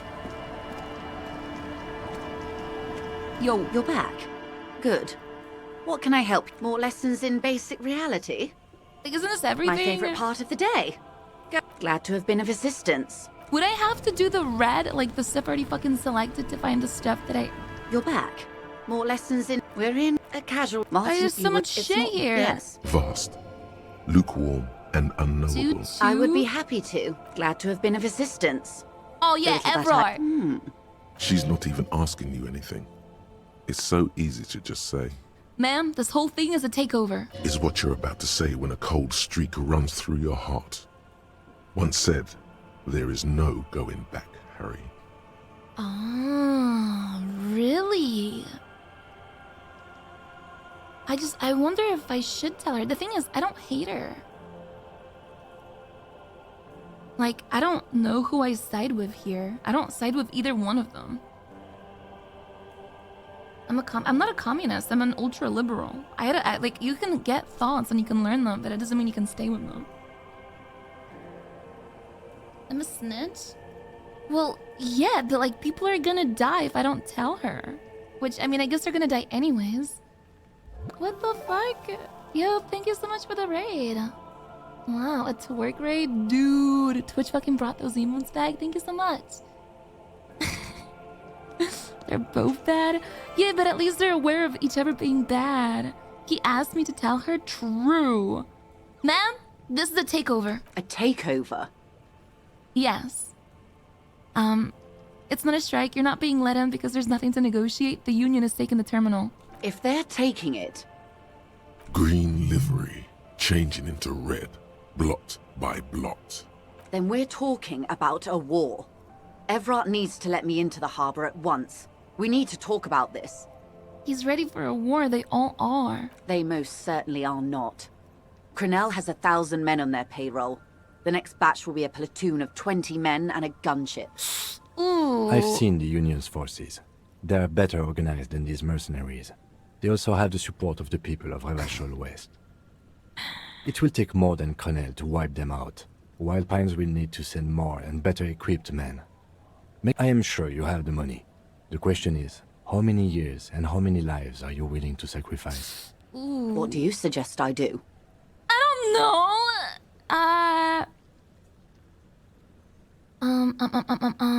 It's not the RCM's job to make these decisions. First, will this affect your decision-making process? Everything affects the decision-making process, Detective. Officer?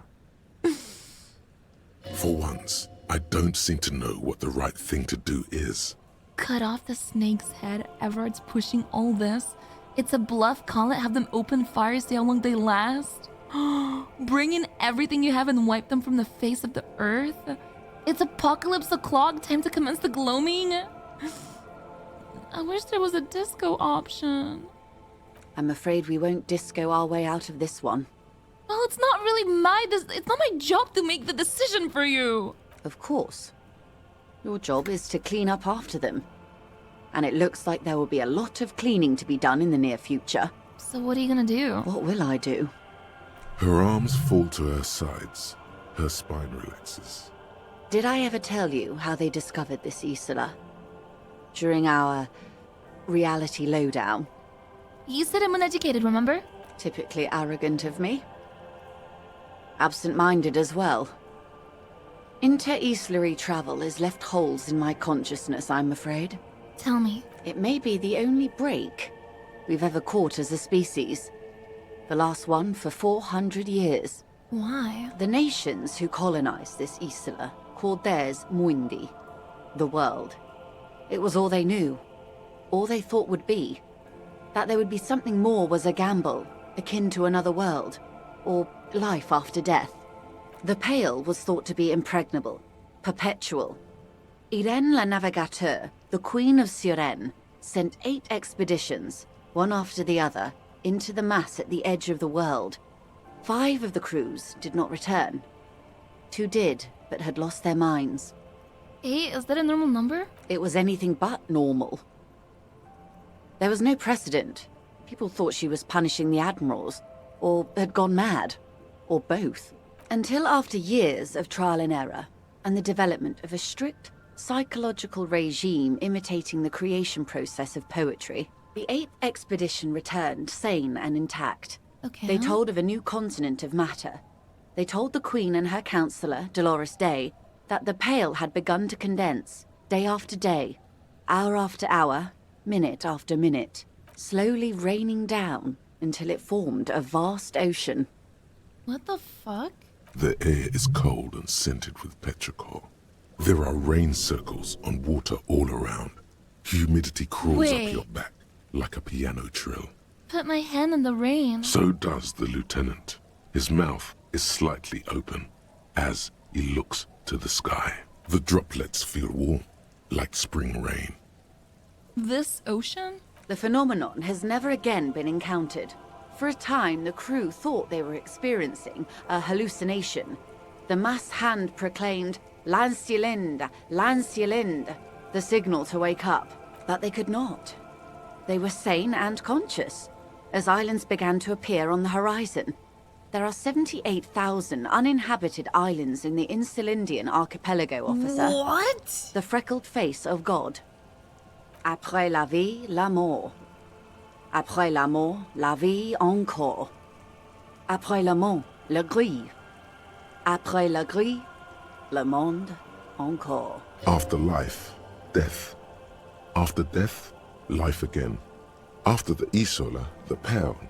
After the pound, Isola again. There's a fucking cycle of this world. On the second day, a great skua was shot down above the flagship Lysergique. The bird was preserved and brought back, along with pollen.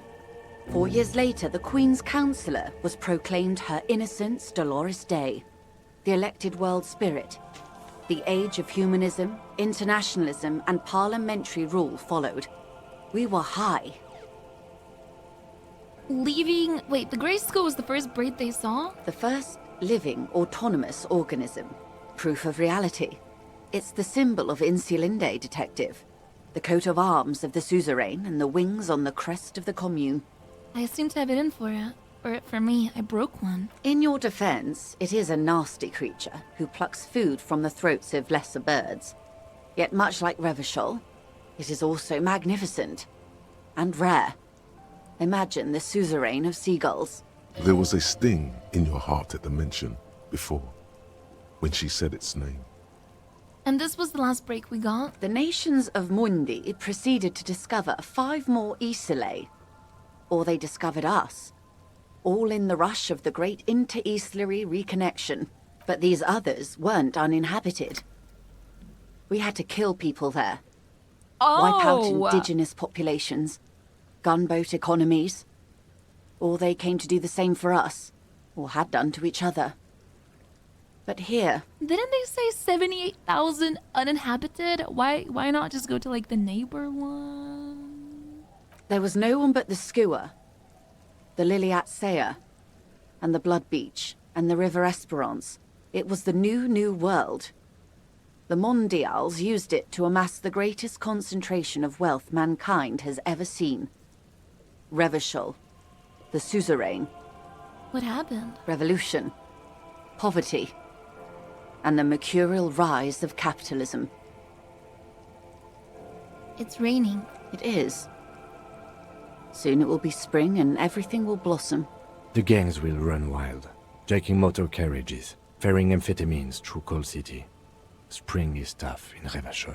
Leaving us here. On Caillou, the Pebble, the largest of the fertile, uninhabited islands of the northeast Insulindian archipelago.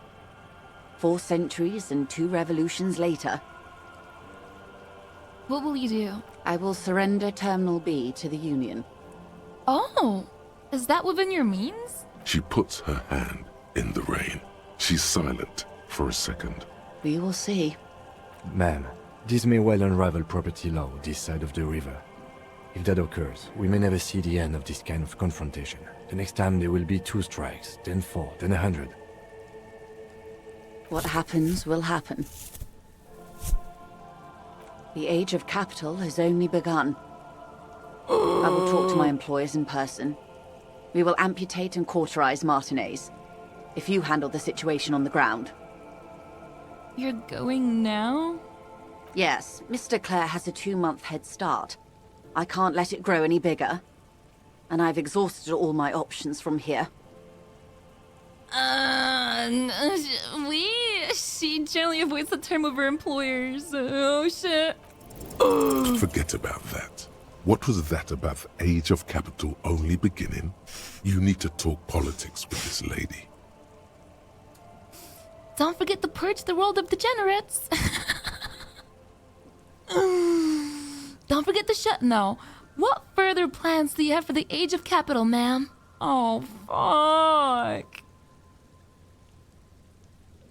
In short, Harry, we will revoke the pigment standard. Your money will no longer need to be black like chitin, and there will be so much more of it. Wow. I know. Keep the peace, and I will keep my end of the bargain. How far along is Cronell's investigation? The confrontation is imminent. They have followed in your footsteps. As your investigation reaches a climax, so does theirs. They are your shadow. Arm yourselves. Armor yourselves. Protect their targets. Violence may be unavoidable, but we can limit the casualties. When will they make their move? Where? Soon. I do not know precisely. They have cut off all communication, you see.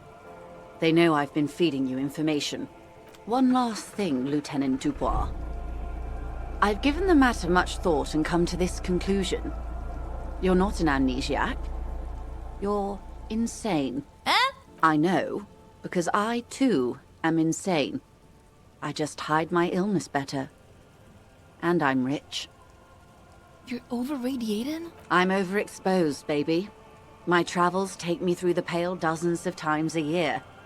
I've got the longing. And I've got it bad. She would die to return to it.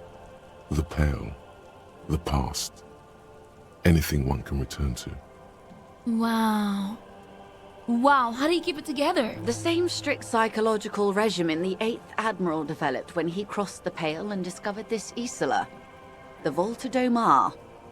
It's used by inter-Islary travelers and other troubled souls, even to this day. You could use a little of it yourself. Isn't it really a little insane? No, Detective. No one's as insane as you. Don't worry, madame. I am very sane.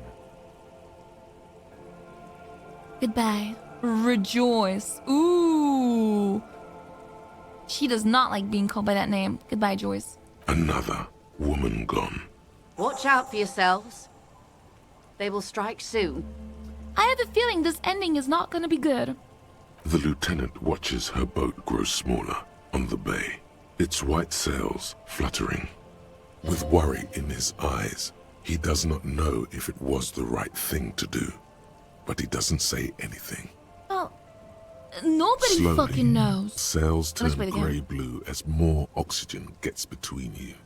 I let her make the decision because, I mean, why the fuck would I make the decision when the police isn't even like... I don't care about the police, and I don't want to side with either one of them. So if she's gonna surrender Terminal B, isn't that what the Union wants?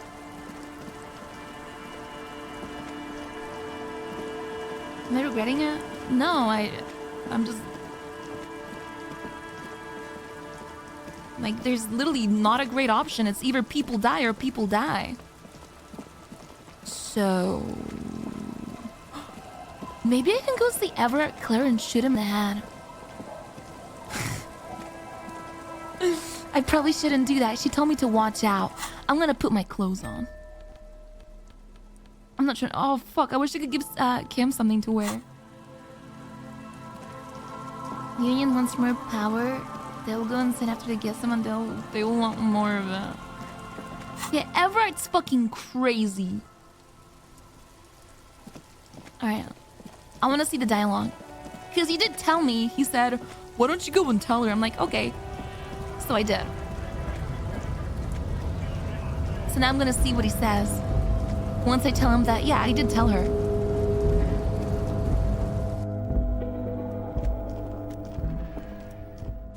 So we're the owner of Wildpines? Well, no, because at least they're not out here fucking killing people. Like, Wildpines would have never sent the 3 mercenaries, which, by the way, they didn't even do anything. Yeah, but they sent the mercs, but the mercs didn't do anything. We know this. Or at least, like, the guy that got killed, he didn't rape anyone.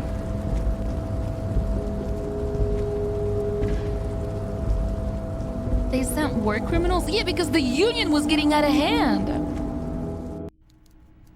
If Everett didn't fucking fire the first guy and wasn't doing all this scumbag shit and asking for things that are never gonna happen, just fucking, why not just be a normal person? Hello. So, the ship has sailed. Did you see it? I know you did. Tell me, what did it look like as it grew smaller and smaller when that mainsail dropped behind the horizon? There's a mean little light in his eyes. Did it look like a germ? Did it look like a piece of bacteria? His jaw is clenched and his quadruple chin is quivering with hatred. This is decades of hatred speaking right now. You get a sinking feeling. Wait. I don't understand. What do you mean? Don't worry, Harry. He does. At least I think he does. You wanted us to relay all this information to her. That this is a takeover? That I want a war? God, I hope you also told her about the drug trade.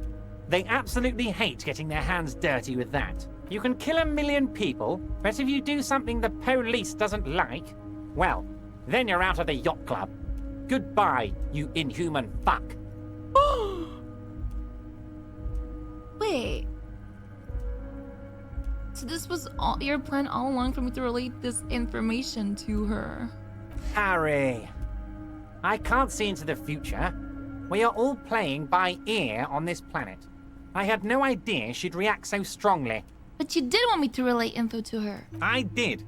I knew the negotiations would go better with police officers telling her horror stories from inside the harbour. It's scarier this way. Turns out it was a magnificent strategy. I never thought it'd so fundamentally fuck her up. No, I know you've been so forthcoming. No, Harry. What we have is real. We're working men. This here is real. You used me. Harry, you made a conscious decision to relay that information to her. You could have kept it for yourself. Well, yeah, because she told me a beautiful story about the discovery of the Insulinde. Of course she did. Rich people have the best stories. About all the interesting things they've done and seen. All the beautiful places they've been to. It's just sentimentalism. She can afford to be sentimental, and she can afford to lose as well. What's gonna happen now? What was always going to happen? We take the harbour, and she fucks off to Ozon, uncorks a bottle of wine, calls her partners, and says they need to distance themselves from this nasty business before the big shit spinner splashes everyone. Only difference is the Union doesn't have to lose 2,000 men to machine gun fire.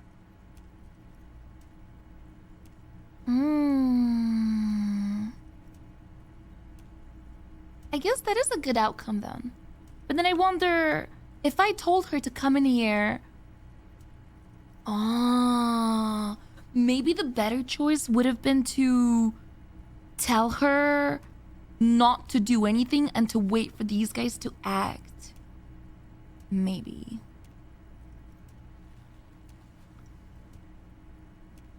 I have a bad taste in my mouth. You better make sure this ends up saving lives. That it will, Harry. That it will. As to the bad taste, please, you're not a sommelier. You're a cop. You knew something. Something big. And you wanted to see what happens when you tell someone. So you told her. Anyone who's ever been close to power will tell you. Inside information is the sweetest thing in the world. It's better than money. It's better than pussy. Whoa. Money only makes you special for some salesmen. Pussy only makes you special for yourself. Information makes you special for all mankind. It's the ticket to history. No. Don't beat yourself up, Harry. What you did was participate in history. When history calls, you have to pick up. You had no choice. None of us ever do. A hard disco cop like you, I knew you weren't one to resist temptation. You know what, Detective? I am going to leave this out of my reports, and I suggest you leave it out of yours too. Oh. Just look at the three of us. The three careless boyaderos. Good times, good times. So what the fuck now? Spread my arms. Now we let bygones be bygones because there's work to do. For me and for you. I suppose there was a reason you came here, so let's have it. What can I help my best friend and comrade with today? I mean, I didn't want to side with him. I just told her to make her own choice.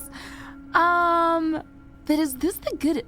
I mean, it means that there's not going to be a war, but maybe I want to F9 and make a war. Look, my gun. My. She's quite the looker, Harry. You can't imagine how pleased I am the two of you are reunited. Tell me, was it difficult to convince the pigs to give it up?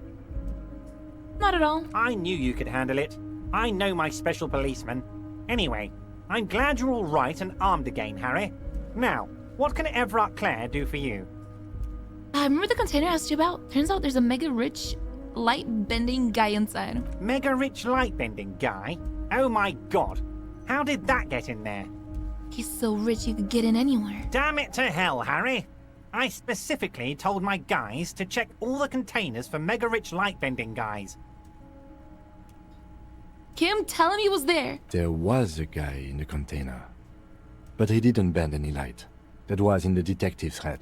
Honestly, guys, we might be moving a spot of drugs through this harbor, but I won't be caught transporting the light-bending mega-rich. I have a reputation to protect. You should be honored by the presence of this magus. He was of... How do you pronounce the word? He was of half Rivasholian blood and amassed his wealth using the mysterious bond of nationhood. Magus? Yes, the transportation of the mega-rich should be more tightly regulated. It didn't seem like it was safe. The mega-rich are people too. He was a nice man, gave me stock tips. No, they're not. They're vermin, and one just found a way inside my container. Soon, he'll bring the others. All 3 of them. Thank you for telling me. I'll see to this immediately. I shudder to think what you're going to tell me next, Harry. Have you heard about the Horseback Monument being renovated? Ah, yes, I was informed. It seems to be a big undertaking. What are you hoping to achieve with it exactly? I want the people of this town to understand my net worth. Show him the stock certificate. Interesting. This is a small fortune waiting to be claimed. Always exciting to see promising businessmen rise up through the chaff. I'm glad to see you making headway with your endeavors, Mr. Dubois. I look forward to seeing the end result. Is there anything else on your mind? Nope, I'm gonna leave now, but we might talk again later. Wow.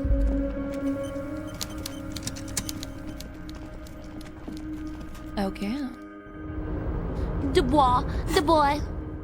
Oh my god, I hate running. There should be a fucking fast travel to this guy's shipping container.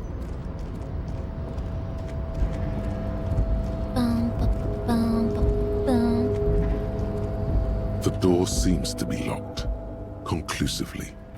Oh shit. Alright, give me 20 minutes while I run down.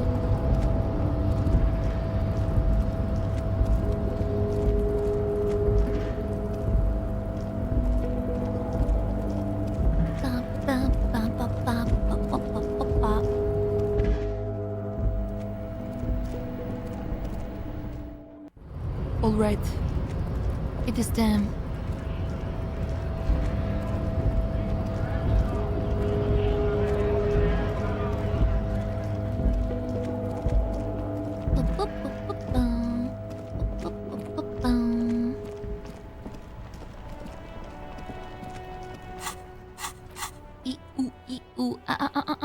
Church.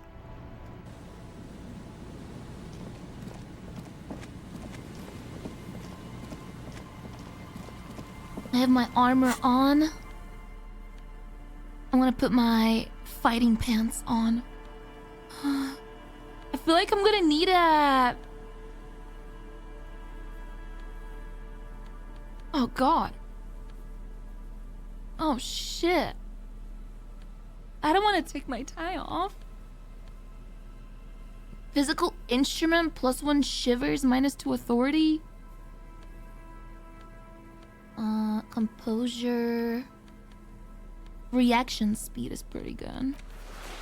Oh god. Oh god. Authority hat.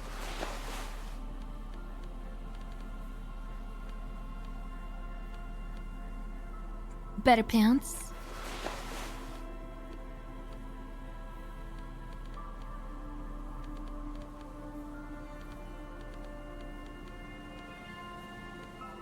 I suppose it's just my glasses now.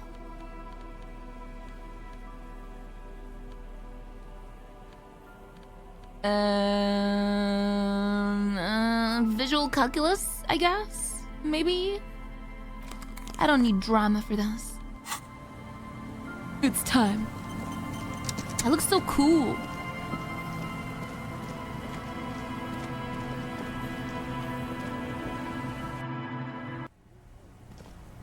Like, my outfit matches. It's like black and white. He looks like me. Whoa. I'm him.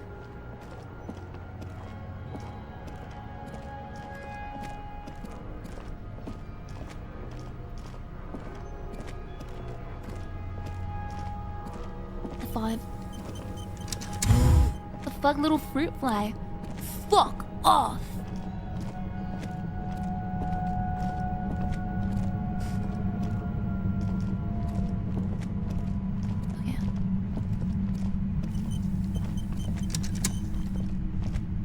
With this,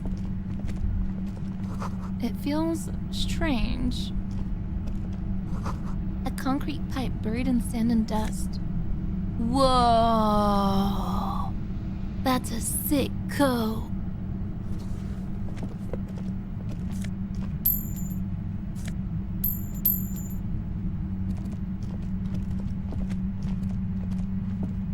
I can't wear it. Whoa, what the fuck? Look at the shadow of glasses that was. What? What did I make happen again? What? Just glasses for a second.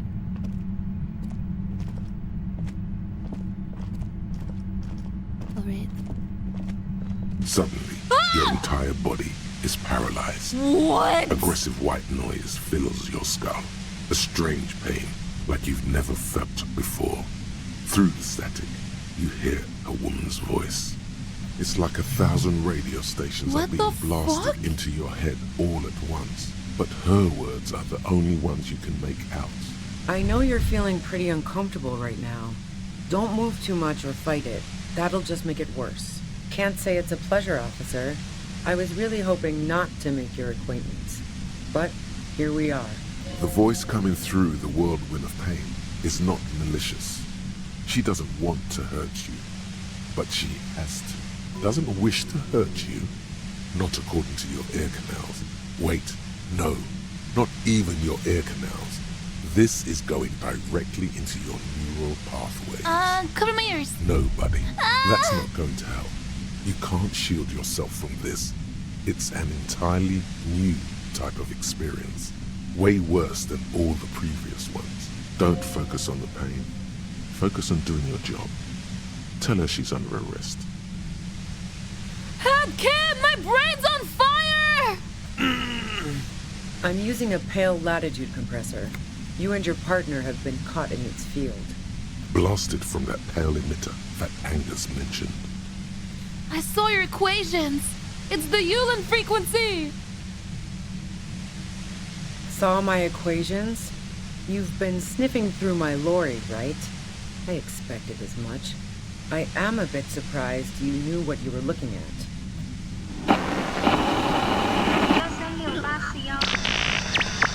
Look back at Kim! Right behind you, officer. He's still alive and breathing. A pale latitude compressor is used to sort of make the pale more manageable. With a lot of these, you can force a radio signal grid on the pale, literally crunch the distance across it. Signals are relayed across a series of repeater stations fixed to buoys.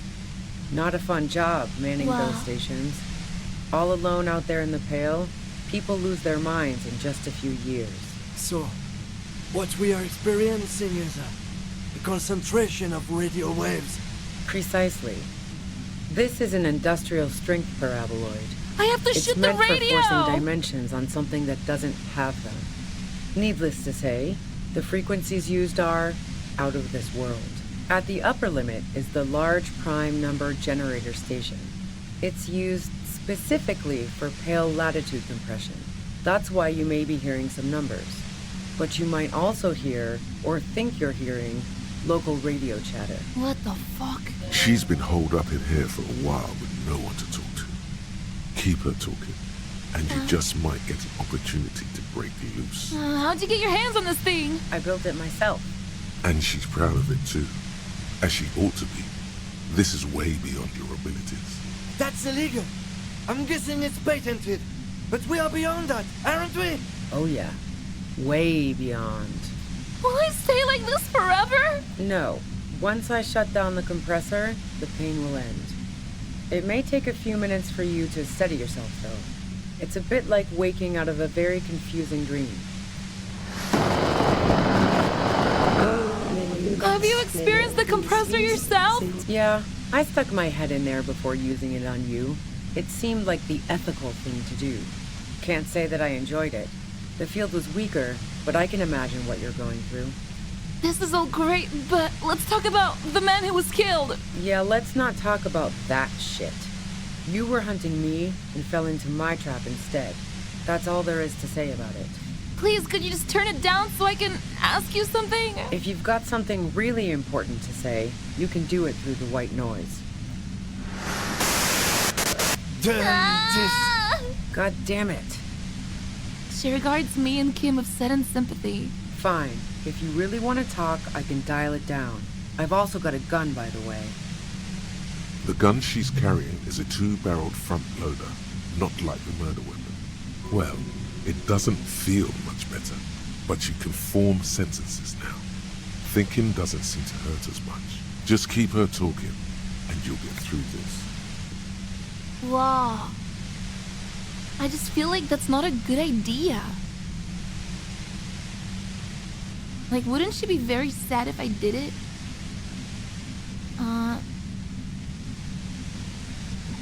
Did you shoot Lally? No, I didn't do it. I only helped stage the lynching, though I doubt that makes much of a difference to you. So she says she didn't do it, and she doesn't trust you.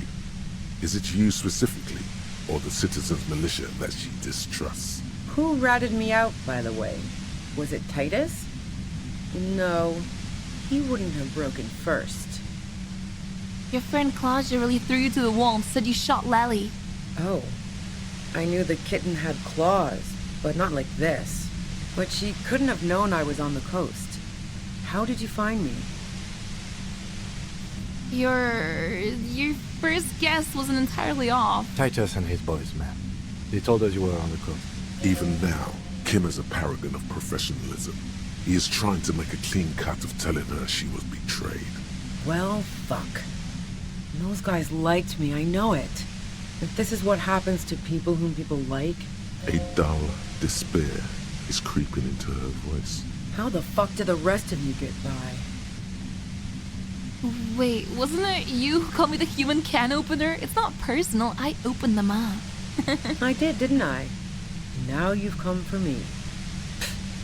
Fuck them all the same. That did make her forgive them. A little.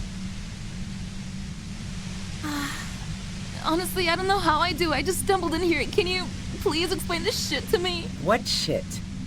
I told you I didn't do it. Sounds pretty simple to me. Would you say that Lally was a likable person? I didn't like him. Hardened mercenaries aren't particularly likable types. There's nothing more personal that you had against them? Perhaps his way with women? You think I was envious of his conquests? Look, pussy's not a problem for me. And definitely not a reason to off someone. See her confident gaze, her toned arms. Yeah, she wouldn't have had much trouble in the intimacy department. If you don't feel sympathy for mercs, it's hard work. Plenty of broken people who don't come with that kind of body count. Besides, they're paid well for what they do.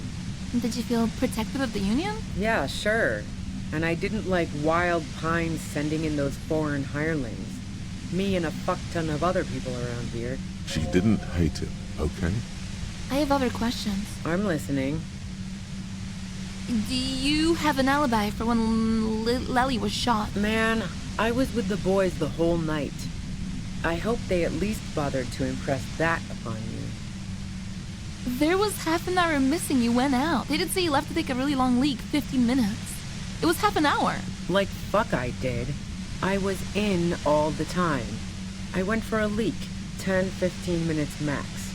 Our investigation, Wins from the Pain, has shown that 15 minutes was just enough time to commit the murder. Hold on, no one takes a 15-minute leak. Look, fuck you, man. I might also have stopped by the bar. Okay, well, it's just, you have enough time. Wow. Now I'm curious. Please, explain. Play pinball much? No. Not since I was 14 and hanging out in the only diner in Dardun. Haven't been into low-risk, no-reward games since moving to the city. Why? Never mind the pinball then. There's a secret way from the whirling bar to the roof. Don't know it, but also... She frowned, studying my face. The shot couldn't have come from the roof. or we would have all heard it downstairs. She has a point there. No one mentioned. That didn't go super well. Oh. You've got to lay something better on her. You liked Klaja a lot. I considered her a good friend, yeah. Are you a girl like her? What the hell, man? Yeah, why not? I've gotten worse. Is peeping one of your hobbies? Wow. Pissing, pinball, and now peeping. I'm just not following your insinuations, Detective. Klaja said you may have used the peephole in her wall to spy on her. Damn. That girl's pretty, but not that pretty. In fact, no one's pretty enough to waste time skulking about the whirling, drilling holes in walls. So you haven't been watching her through a hole in the wall? Nope. Look, she has an effect on people. That je ne sais quoi that makes it impossible not to look at her when she walks into the room, and very difficult to look away. But travel enough and you realize, for the same reason that she's everyone's type as an object of desire, she's not irreplaceable. But you want it to be more than just friends? Oh, so that's where you were going with this. She said you wanted to run away with her. That's a very sentimental way of putting it. We both had pasts we didn't want to catch up with us, and we enjoyed listening to music together. Why not go on a road trip? The lieutenant watches her expectantly, occasionally shaking from the pain. Okay, fine. I was into her. Klausy was into me too for a time, I know it. We even fooled around once. And yeah, after that I thought maybe we could make a go of it. Then what happened? Wait, she only likes truly buff men. She does know how to pick 'em. What happened? She rejected me with some wishy-washy bullshit about how she was confused because she felt so close to me and valued my friendship so much, and how guilty she felt for leading me on. So she did tell me the truth. I knew that wasn't the whole story, but thought, fine, I'll take it and move on. No ill will there. It wasn't a problem for her. Well, Klaja said you got very angry when she started seeing Lely. You threatened her. Yeah. One time when we'd both been drinking, I said some heated things about how dangerous her patterns with men were. I was a little worried she'd blow it out of proportion in her head. All the drugs she was doing can make you feel like you're living in a DeLorean tragedy. And despite everything, you helped her by staging the lynching? Yeah, the girl seemed terrified. The merc was beyond caring what happened to his mortal coil. It was a no-brainer. There are other things I ask about. Go ahead. It's your body. And mine too, he thinks. But keep on. This must be done. You're running drugs for the Union. I've been through your lorries. So, Heart of Gold Tommy fucked me over too. Never trust a musician. The guy that told me poetry. That really comes as a blow to her.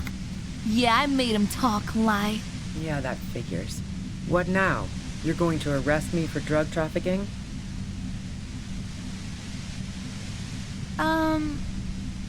You're a criminal. I can't trust anything you say. That's your prerogative. You had the financial incentive to kill the merc. Man, it's to get away from all that murderous shit that I left Jamrock, my previous employer, for the Union. I got lucky being a dispatcher. Never had to do any of the really dirty work myself.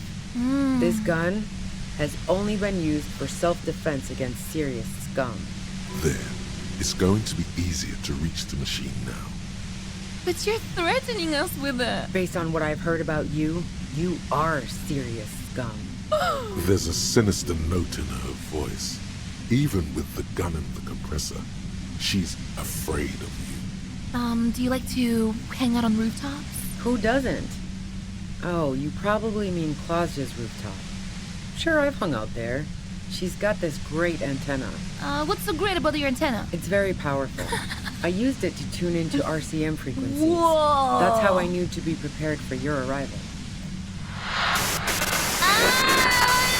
Is that the only reason you hung out on the roof? The view's pretty bomb, too. But you might say the antenna was the main attraction there, yeah. Along with Klausja. So you're sure you didn't shoot the merc from the roof? Yes, I'm sure. And anyway, as I said before, the shot had to have come from afar. Alright. I'm not even gonna point out that she has a gun because I know it's not. Oh, you have a gun. And? Do you collect guns? Maybe old rifles? No, they're not practical. Break too often. A doubt creeps over you. She sounds so sure of everything. So, not guilty. I see it's a front loader. Do you have another gun somewhere? Sure don't. A breech loader? No. This is such a wipeout. There's other evidence I want to ask you about. Yeah, evidence. Let's take a step back. Yeah? Where? More questions before doing anything. Who killed the merc if it wasn't you? How should I know? As I keep saying, he already had a bullet in his head when I got to him, and there hasn't been any useful gossip over the radio. Those rings around her eyes, her tired voice. She's been staying up late, listening in on the conversations crisscrossing Martinez. Police radio? You've been following the case? Who hasn't? You know, I can still see him there, in Clausia's room, lying on his side. He was still warm, but the bluish light coming through the broken window made him look as though he'd been dead for a good long while. Clausia didn't want to turn the lamp on. She was afraid of another shot. If you didn't kill him, why hide? I saw you roll into town. I wasn't about to stick around for questioning by a goddamn La Puta Madre agent. That strange, distant fear is getting close now. It's a fear of yourself. What do you mean, La Puta Madre agent? Yes, you. Everyone says you're his peon. His what? Human can opener. Through the sudden sharp pain in your head, you hear the lieutenant mumble something to himself. Fucking hell. And why me? You hear through the white noise. It's especially bad suddenly. Felt like a vein exploded. Who's everyone? How do you know this? No bullshit, you're trying to throw me off. No one says that. Oh, yes, they do.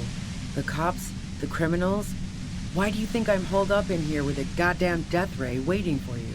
La Puta Madre, I've heard of La Puta Madre. He's dangerous, right? Is that a joke or a threat? I'm guessing both. I'm sorry, I know I'm supposed to know all about this, but I lost my memory recently. Yeah, sure. I'm sure La Puta Madre himself will explain it all to you soon enough. What did you do to this Madre anyway? You've been to my lorry. You think the biggest player in Jamrock appreciates competition? Now I have Harry Can Opener in my lair. Fucking Titus. I thought we had an agreement, she thinks. This was not supposed to happen. So I'm corrupt as fuck? She's not going to change her mind that easily. She still perceives you as a threat. Do you know about the bunker next door? What bunker? The communist hideout back there. Don't know anything about it. No one's been around since I set up camp. But I'm sure I'm not the first vagabond to... It feels like a unionism is approaching. Keep calm. Breathe in. After the pain recedes, it's a little clearer. Well, what happened on Sunday night? Tell me your vision. I mean, I could also just go for the destroy the machine. I just don't know if I can keep asking her after it's done.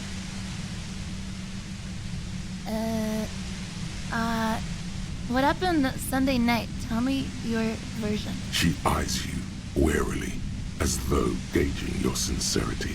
She's refusing to adopt the demeanor of a cornered animal, a leader with no one to lead. She still wants to retain some control of the situation. It's okay. We just want to...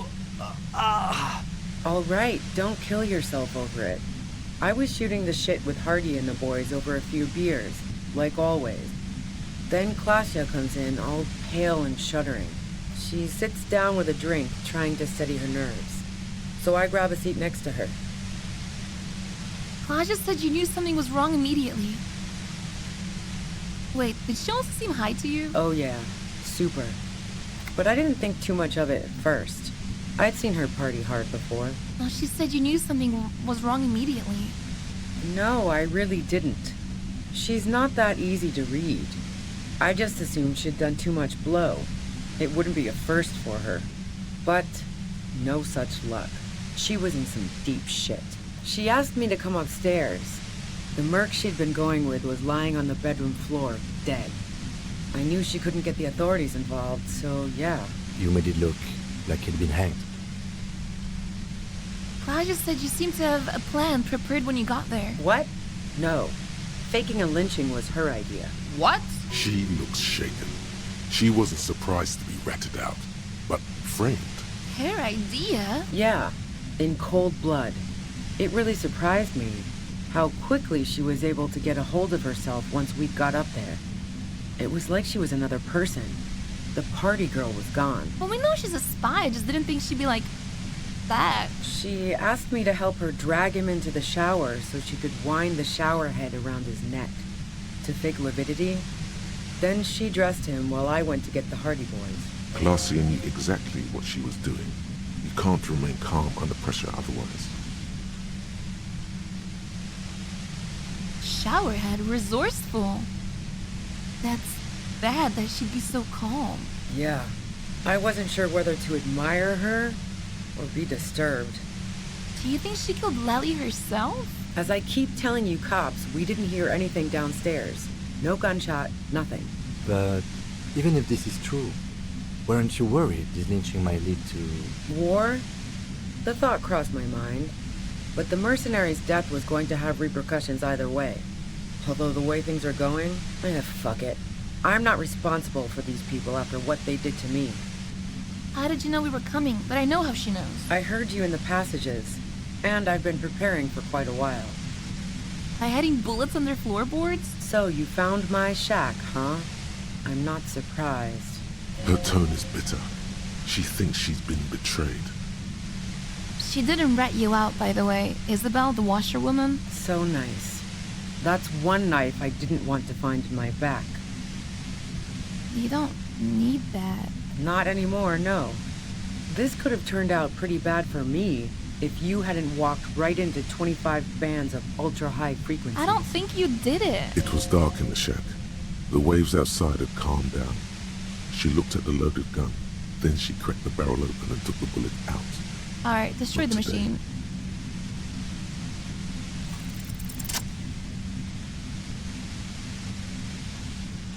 Please don't shoot me. But then again, I'm wearing armor, so maybe it's okay.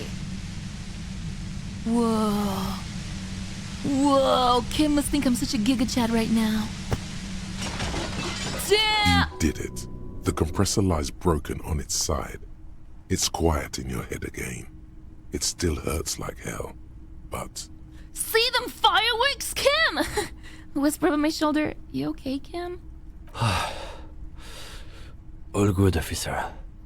Be careful. She looks at the machine, assessing the damage. Her hand trembles. Oh, fuck it.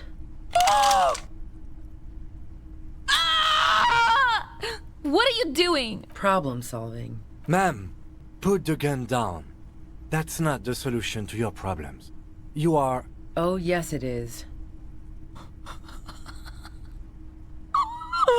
So, why is my rhetoric at a 1? I'm gonna convince her to put the gun down. Oh, shit. I have 2 intelligence? Yeah, I know.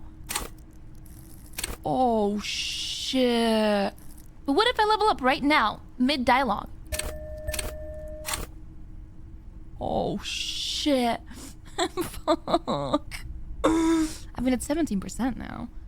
But, I wish I could save right now, because I don't want to redo this whole... Please. If God is real. If God is real, please! You should know the words to say. You've been here yourself. So why is it not coming to you? So, why am I standing here like an idiot? Because you've been going around pointing a gun at yourself, trying to answer the same question in vain. Her finger squeezes the trigger now. But she doesn't deserve to die like this. No, wait. Finally, it comes to you. A way to connect with her. I know your pain. I've been let down by women too. She flashes you an incredulous grin. Then she exhales sharply, shakes her head, and pulls the trigger.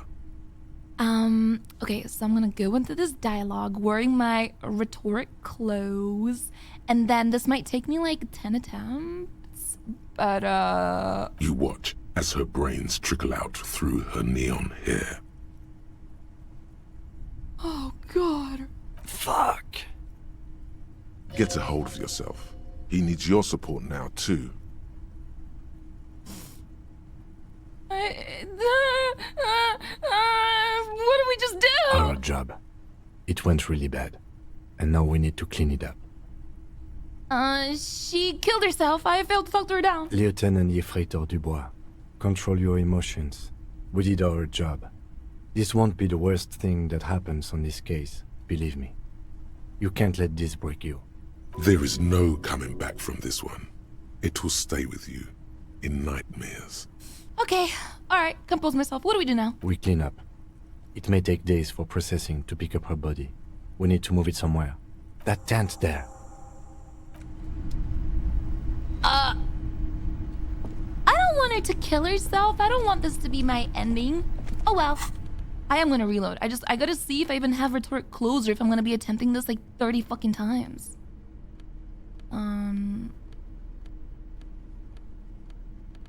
I probably shouldn't tell her that people betrayed her. Because that did -1. But I don't have any rhetoric, like, clothes or anything. It's like the hardest stat to come across, I feel like. 0. -1 for my jacket! Oh! Yeah, it's my fucking jacket. I can't take that off. The shirt. Oh. Okay, that works. But that does minus my pain threshold, which might make destroying the thing kinda hard.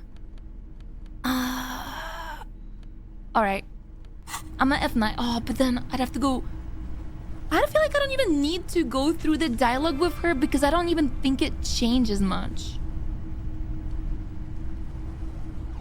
Why destroy the thing if she's innocent? Well, because it's hurting me, right? But maybe if I walk away... Okay, I'll try walking away. Your entire body is paralyzed. It's like a... I know can't say... The void doesn't wish to hurt. That's a don't focus on the pain. My brain's on Focus on fire. I'm using it. Blasted from that pale emitter that Angus mentioned. Wow. Right behind you. A pale signal so precise at the up. She's been holed up in here for a while with no one to talk to. Keep her to... I built it myself. And she's proud. That's illegal. Oh, yeah. Will I stay like this? Yeah, I stuck my head in there before using it on you.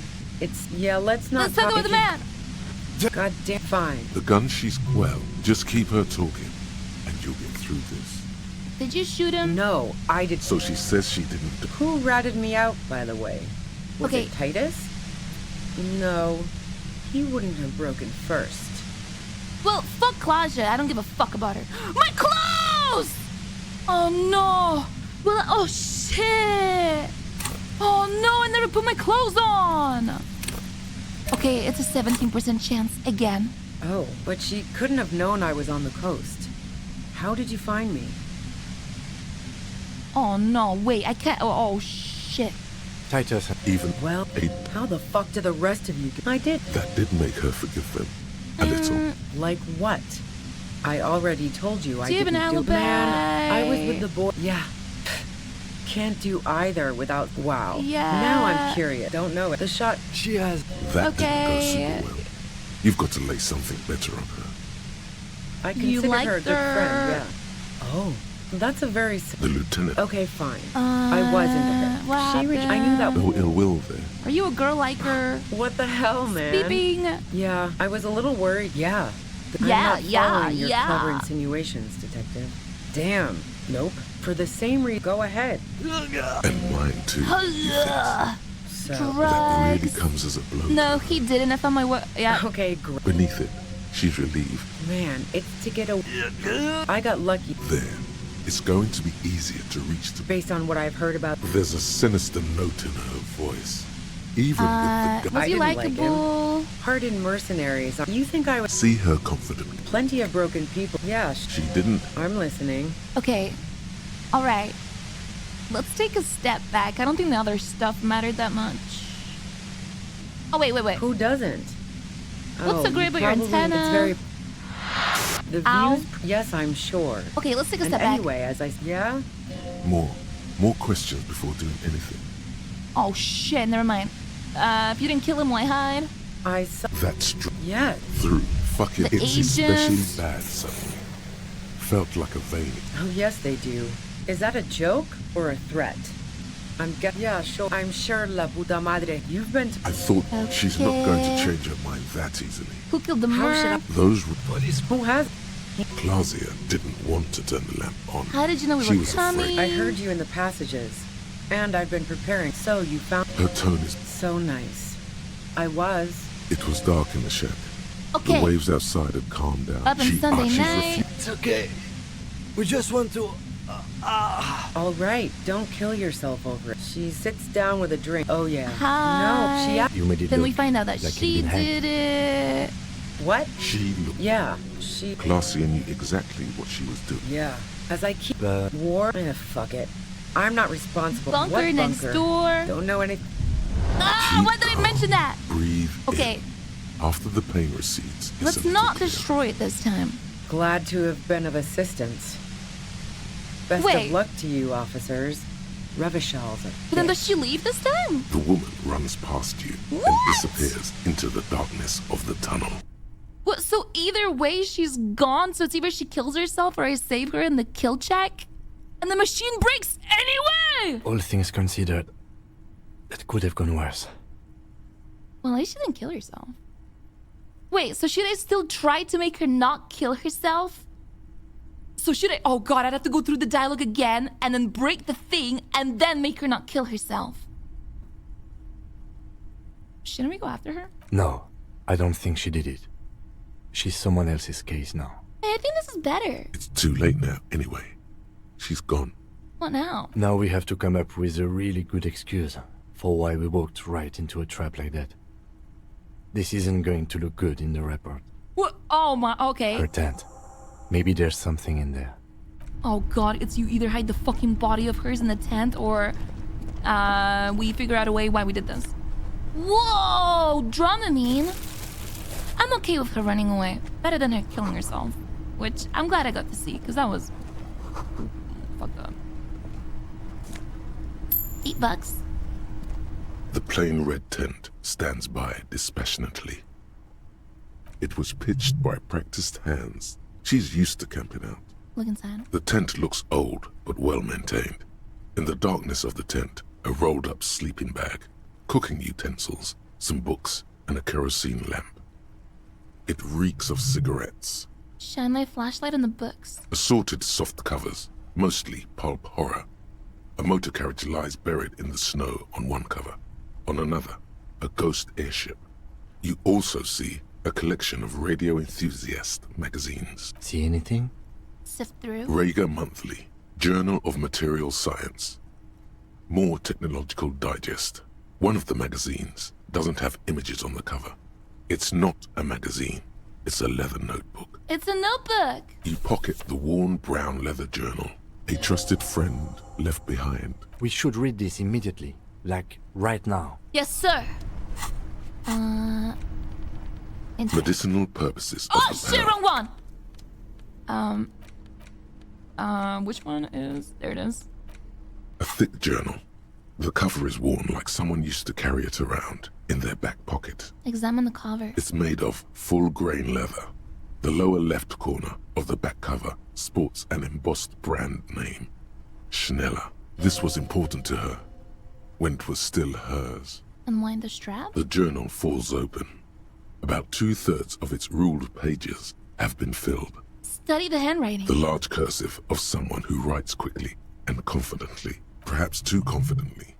Many phrases and even paragraphs have been crossed out, with tiny corrections scrawled above and in the margins. Flip through the pages. It's a mix of logistical notes, diagrams, and personal reflections, all dated. It's good she left in a hurry. We could learn a lot from this. Is there anything personal? Short, wry observations of people and places. Probably a way to pass the time on the road. Also, what appears to be attempts to sort through some difficult decisions. There are a few passages with many questions in them. Staff issues, always tough on the leadership. You smell traces of betrayal. Oh. How far back do the entries go? The first entry is from August 2nd of last year. It reads simply, I know my position is precarious. All I can do is make myself as useful as I can while looking for a way out. Remember, no one is indispensable.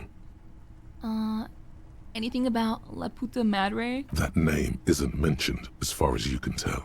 No mention of La Puta Madre. What about this M? Could this be La Puta Madre? Here, March 9th and March 15th. Read the entry from March 9th. Great.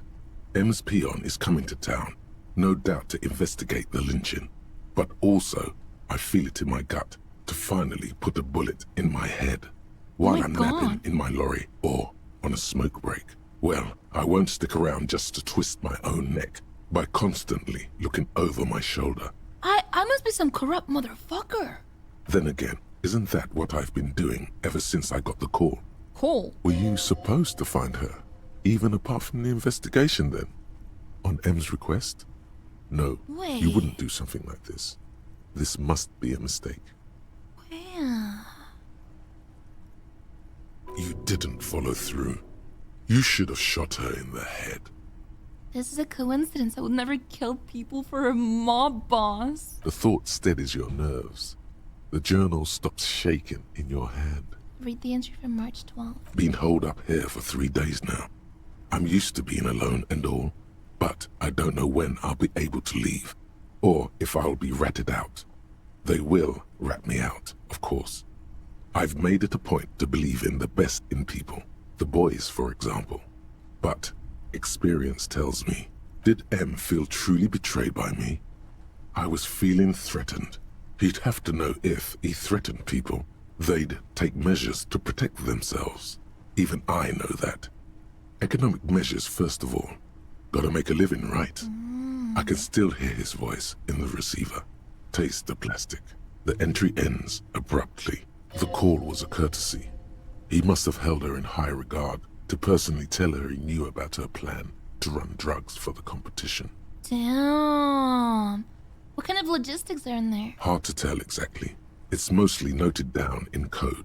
Looks like contact information, quantities, directions. There could be useful information about local operations in those notes. We have a junior sergeant at my station who's good with codes. I can give this to her after we finish this. What are the diagrams of? Esoteric radio technology. The most recent ones probably pertain to the latitude compressor, sketches, calculations of distance and density. You make out a familiar spiral shape. What did she write the day Lally died? Nothing on March 4th. March 5th, though, well, that's bound to come back and bite me in the ass. I'm bad at this. Loyal to a fault. But that's another matter entirely. You have no idea what she means. These are personal notes. Don't expect to understand all of it. Look at the cover. The thick journal, bound in brown leather, is full of... What's the most recent entry? Conclusive journal. The most recent entry is from today. It reads, even when I leave here, if I leave here alive, what's my next move? Staging a lynching is a crime, even if I'm not accused of murder on top of that. Forever on the run. Not really my idea of the open road. Man, I was really looking forward to winning. It looks like she might have been framed. Really? That would be a first, or a fourth. But who's counting, he thinks. Very rarely does anyone actually get framed. Kim, am I really a La Puta Madre agent? No, I don't think you are. Ask someone in your precinct if you want to be sure. His trust is well placed. You aren't. You can feel it. Well, if she didn't do it, maybe it's good that we didn't catch her. I wouldn't go so far as to say that. We have other reasons to arrest her. Besides, I'm not sure her life as a fugitive is going to be much better than we does. Especially if she has problems with the Madre. Then who do you think killed the merc? Classio was the one who pointed the finger at Ruby. Perhaps she was trying to steer us away from herself, or But no one heard the shot. Maybe she had an accomplice. Either way, we need to keep an eye on her. One thing is for certain. We have business back in the whirling in rags. Questions to ask. We should get to it. What the fuck? The plain red tent stands by dispassionately. It was pitched by practiced hands. She's used to camping out. What the fuck? Maybe like the murderer is someone. Maybe it's fucking Goronza Kubek in the kitchen. But then like, wow, the shot. Feels strange. Get this.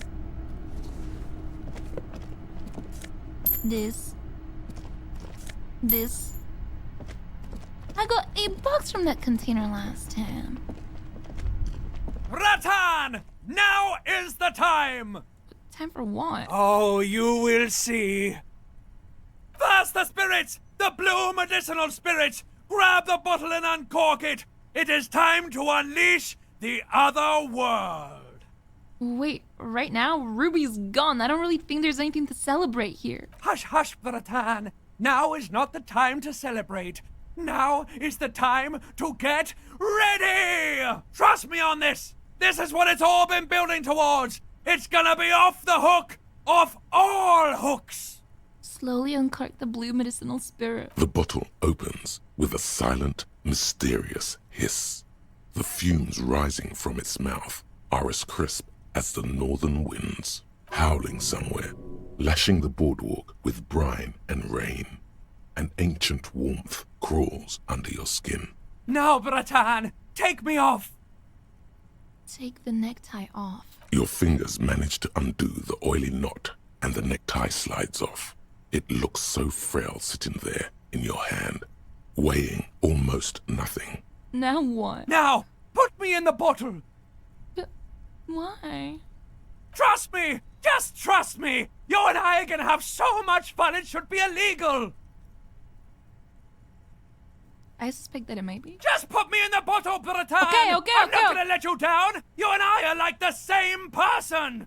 Put him in the bottle. As the necktie slides into the purifying liquid, large stains of grease rise off from it and float to the surface. There, they quickly dissolve and disappear completely, cleansed by the blue spirit fire of 98.7% pure alcohol. The fabric looks almost new again.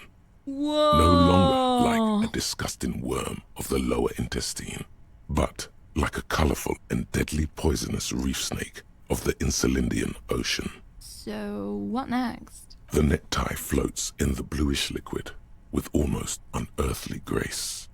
Necktie? There is silence. Cork the bottle and put it away. The lieutenant has been observing you quietly all this time.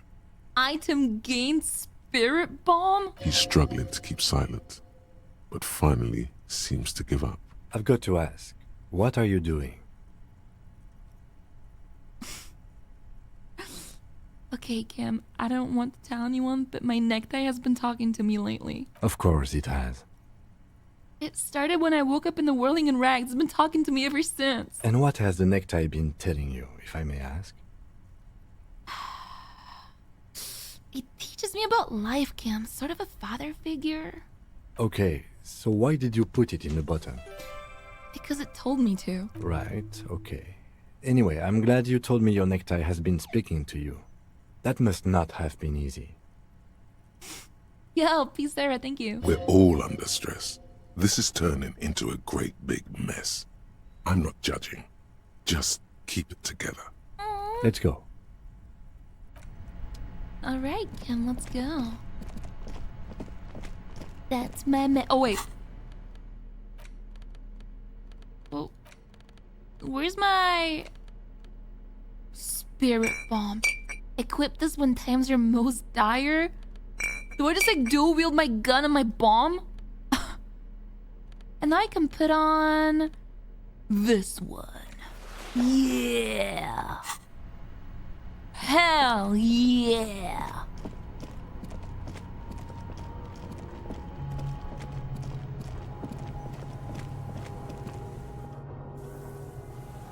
F5.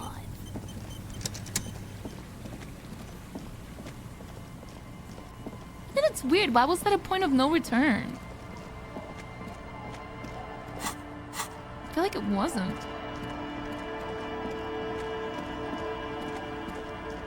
I'm clueless? Okay, yeah, a little bit, yeah. Why can I not fast travel? What? Oh, wait, now I'm clueless. Oh no.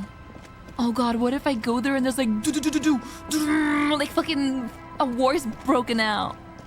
Oopsie. Oh no.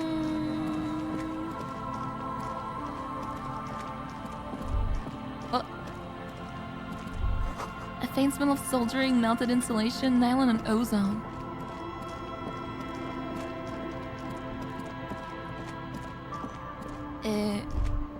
Stop.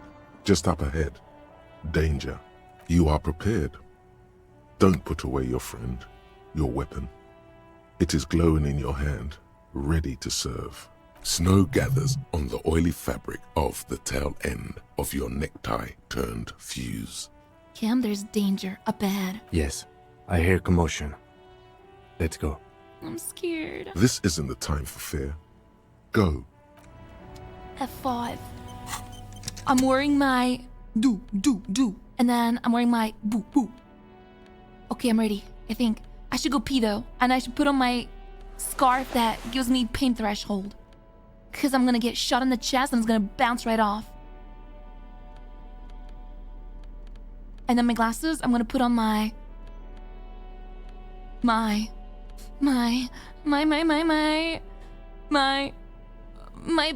oh god, I'm gonna keep my glasses. Oh shit, authority? Encyclopedia? Logic? Oh god, perception? Oh shit, my clothes are not that good. But my pants? Reaction speed?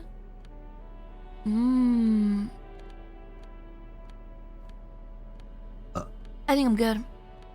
Oh, I can't put this on unless I want to take my jacket off. Oh god. I'm like terrible when it comes to shooting a gun. Oh shit. It'll be fine.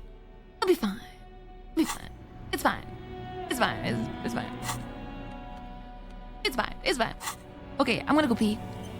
I don't even know what's ahead. Alright, I'm gonna go pee. So, don't listen to that. Listen to,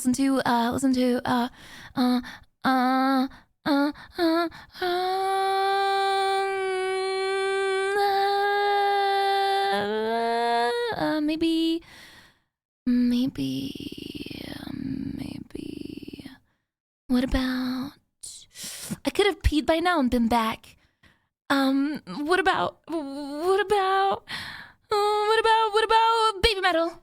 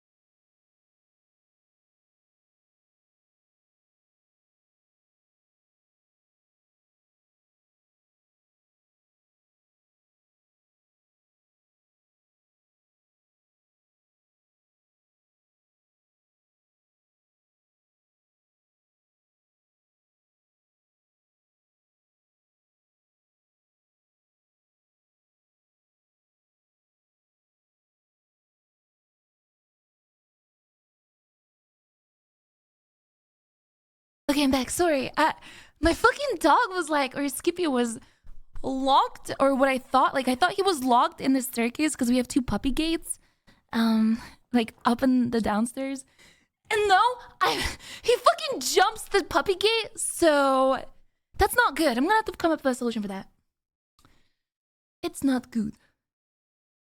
Skippy is skipping. Yeah. All right, let's go. F5. I'm all out of shits to give, loincloth. Welcome to the fucking Whoa! Put your damn gun down. People are gonna get hurt. We need to talk this through. All right? Shut up! You're not gonna talk yourself out of this, loincloth shit fuck. Wait, the other mercenary is a girl. This is the mercenary at the gates. His chest rises and falls under the ceramic breastplate. His fingers reach for the butt of his sidearm. There's something very wrong with him. He's dangerous. Shh.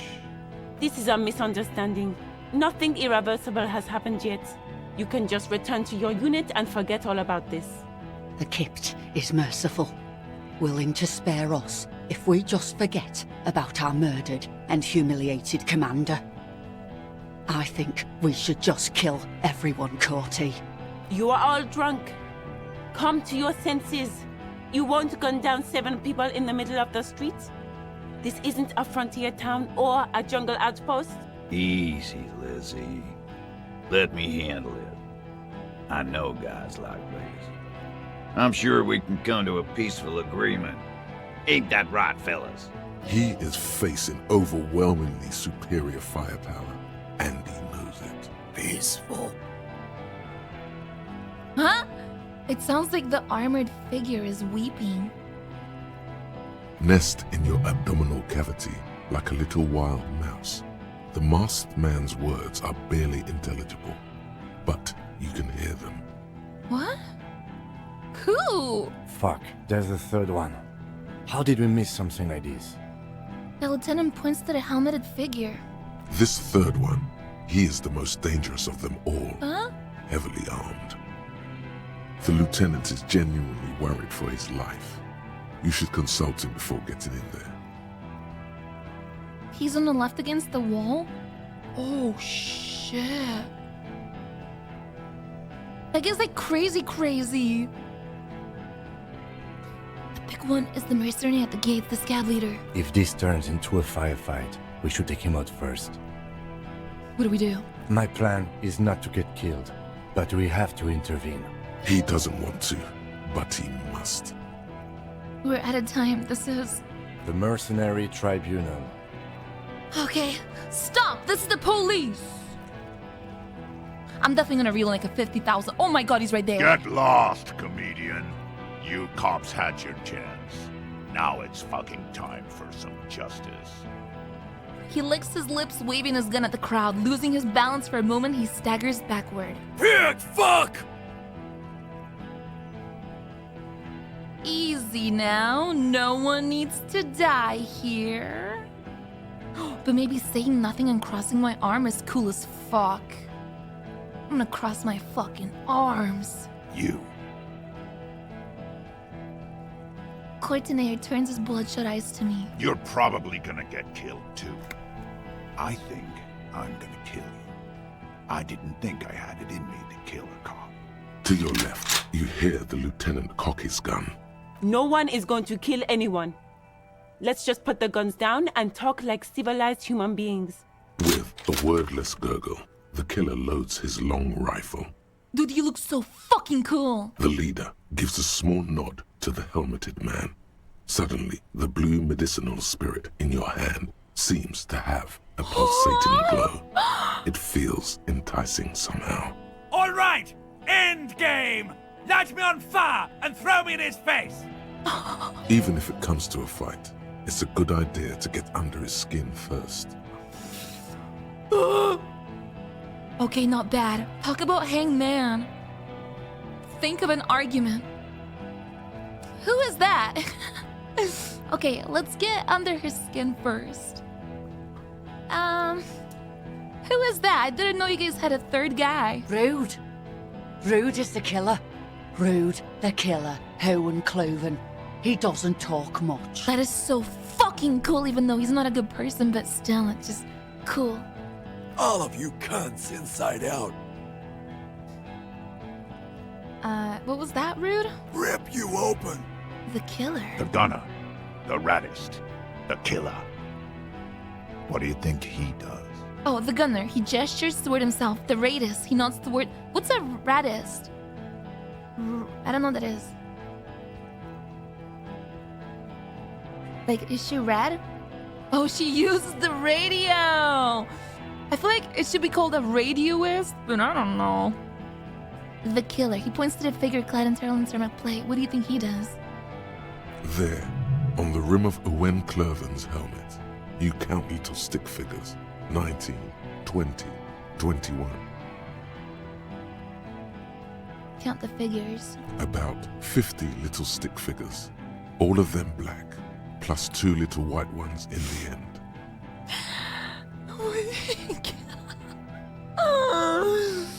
I mean, I'm not asking. Oh God, is the oh God. Maybe if I say that, he's gonna be like, no, I'm not a racist. Wait, yeah. What do I think he does? 50 black lines, 2 white. What do you think that means? He tends to the stables. So does he kill black people? That's right. What? Plenty of kips here. Wait, actually? T, let's fucking do it. Not Eugene getting really fucking mad. Now is the time. Stop waiting. Easy now. Listen, they didn't do it. Yeah? Who did that? It was me. It was Ruby. It was Claudia. It was Titus. Wait, I just need a little time to figure this out. It was someone else. Someone who's not here now. What if I say it was me? And I'm like, I did it. And then I get killed instantly.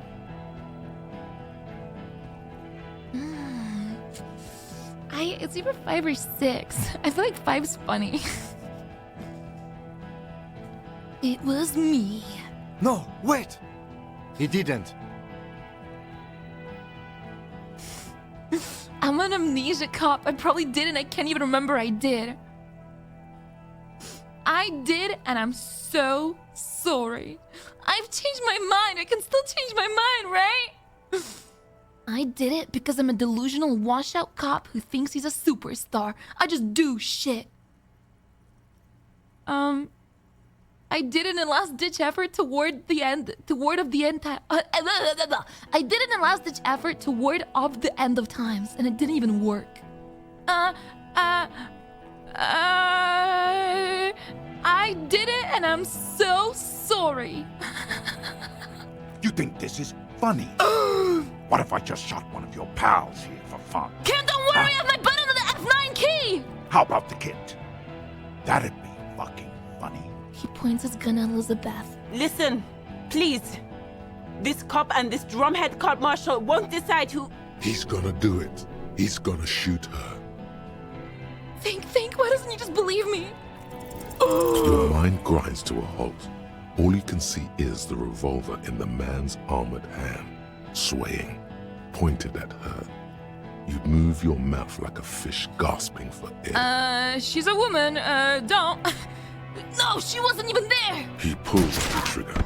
A plume of smoke erupts from the muzzle.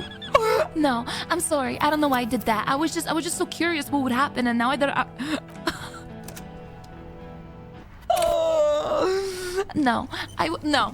I'm all out of shits to give, loincloth. Would you No. There's something. Shh. This is the kid. You are... He is Nest. Fuck. This, Here we go. the lieutenant is genuine. If this turns into my plan is... He doesn't want the I will not mercenary draw. tribunal. Ah, shit! Get lost, comedian. Pig fuck! Okay, I'm gonna cross my arms. I'm gonna be super cool. You're probably To your left. No. With the lead. All right. Even if it comes to a Okay. fight, it's a good idea to get under his skin first. Who is that? I didn't know you had a third guy. I shouldn't say that again, should I? No, I should. Rude. All of you cunts rip you. The killer. What do you think? There. He. About 50. Yeah. That's T. Now, easy. Okay, Easy now. easy. The Wild Pines rep does not approve of this. Although, let's just talk about the hangman, right? Let's just fucking talk about the hangman. Where's Claudia? She can explain us that too. Who the fuck is that? Glacia, the woman upstairs, where is she? Oh no fucking God! She left! What? What do you mean she left? What the hell are you doing here? What am I doing? My fucking establishment is under fire!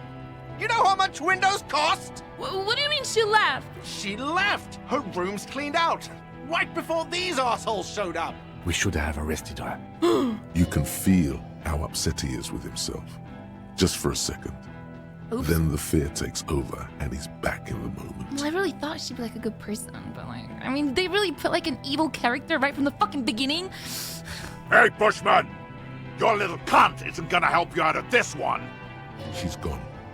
Forget about it now. Concentrate on this. For God's sake, tell him the Hardys didn't do it. Present a case. Right, but how do I do that?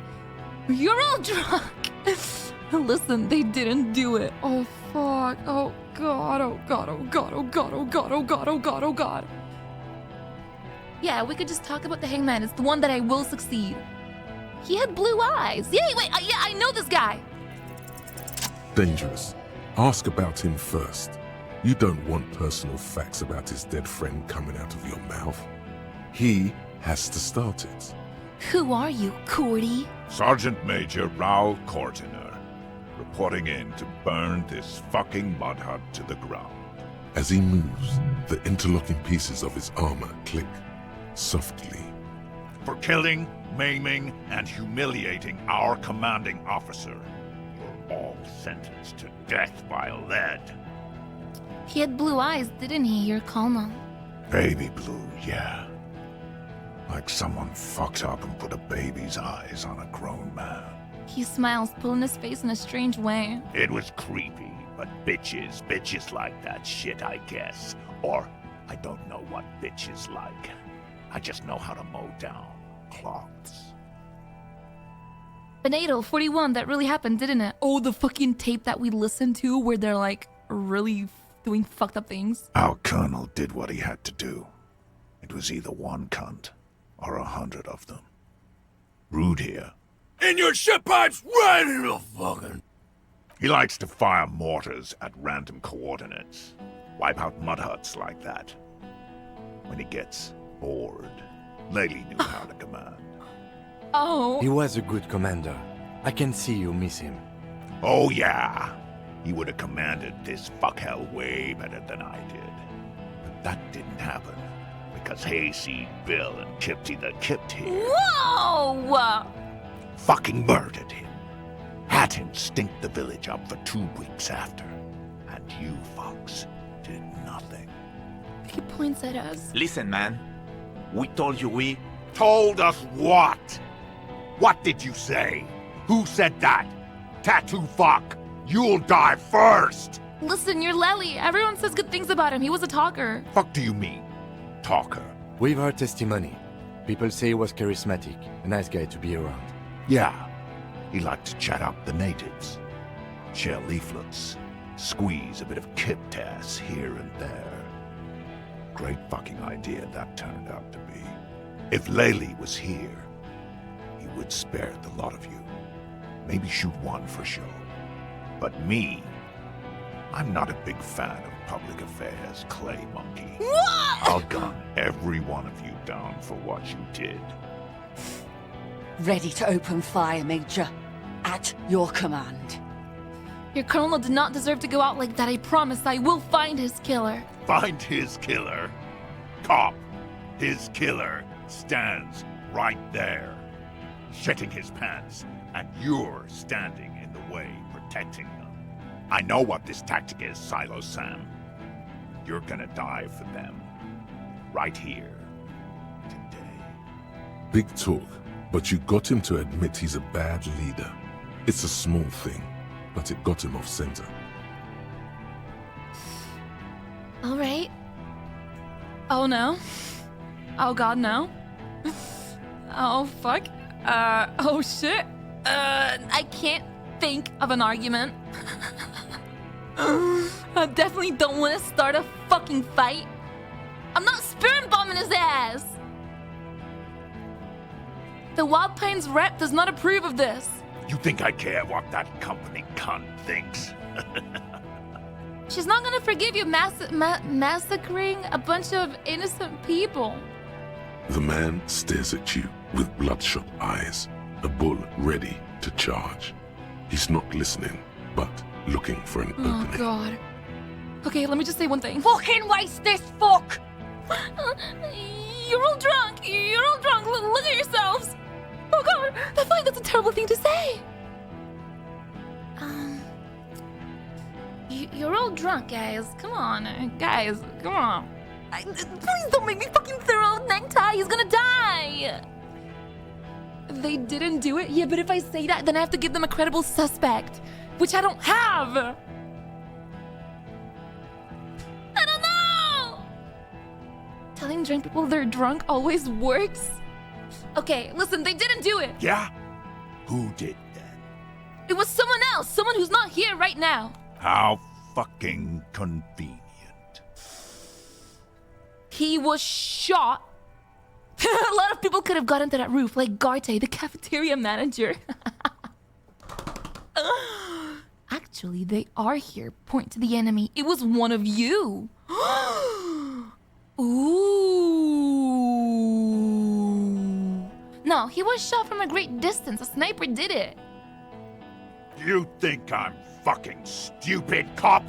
Wait, I have a bullet. I have a bullet to prove this. Here, right now, huh? How about the kid? No! Tell me. No! Fucking sniper, one more time. Listen, please. This cop and this drumhead court marshal won't decide who. He's gonna do it. He's gonna shoot. I should put my logic clothes on before I attempt this dialogue. Unless I roll this, which, I mean, listen, wait. Boom. 42%, come on.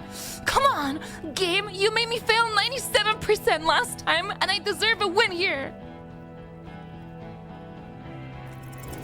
Your mind grinds to a halt. All you can see is the revolver in the man's armored hand, swaying, pointed at her. Go ahead. Oh my fucking god! Wait! I'm okay. I'm okay. She's not okay! She's not okay! Fuck this! That's There's a not close okay! shuffle against something. Is it a gun? Gene! Cancel Lizzie! Now! Well, I mean, Gardener is dying. Okay, my shit kind of went down here, so... And I got her shot. No, I don't want to start a fight. I don't. If I fucking start killing the mercenaries, now I'm literally I am a communist now. I mean, at this point, I kind of want to see what happens because I'm not gonna do it on the actual attempt.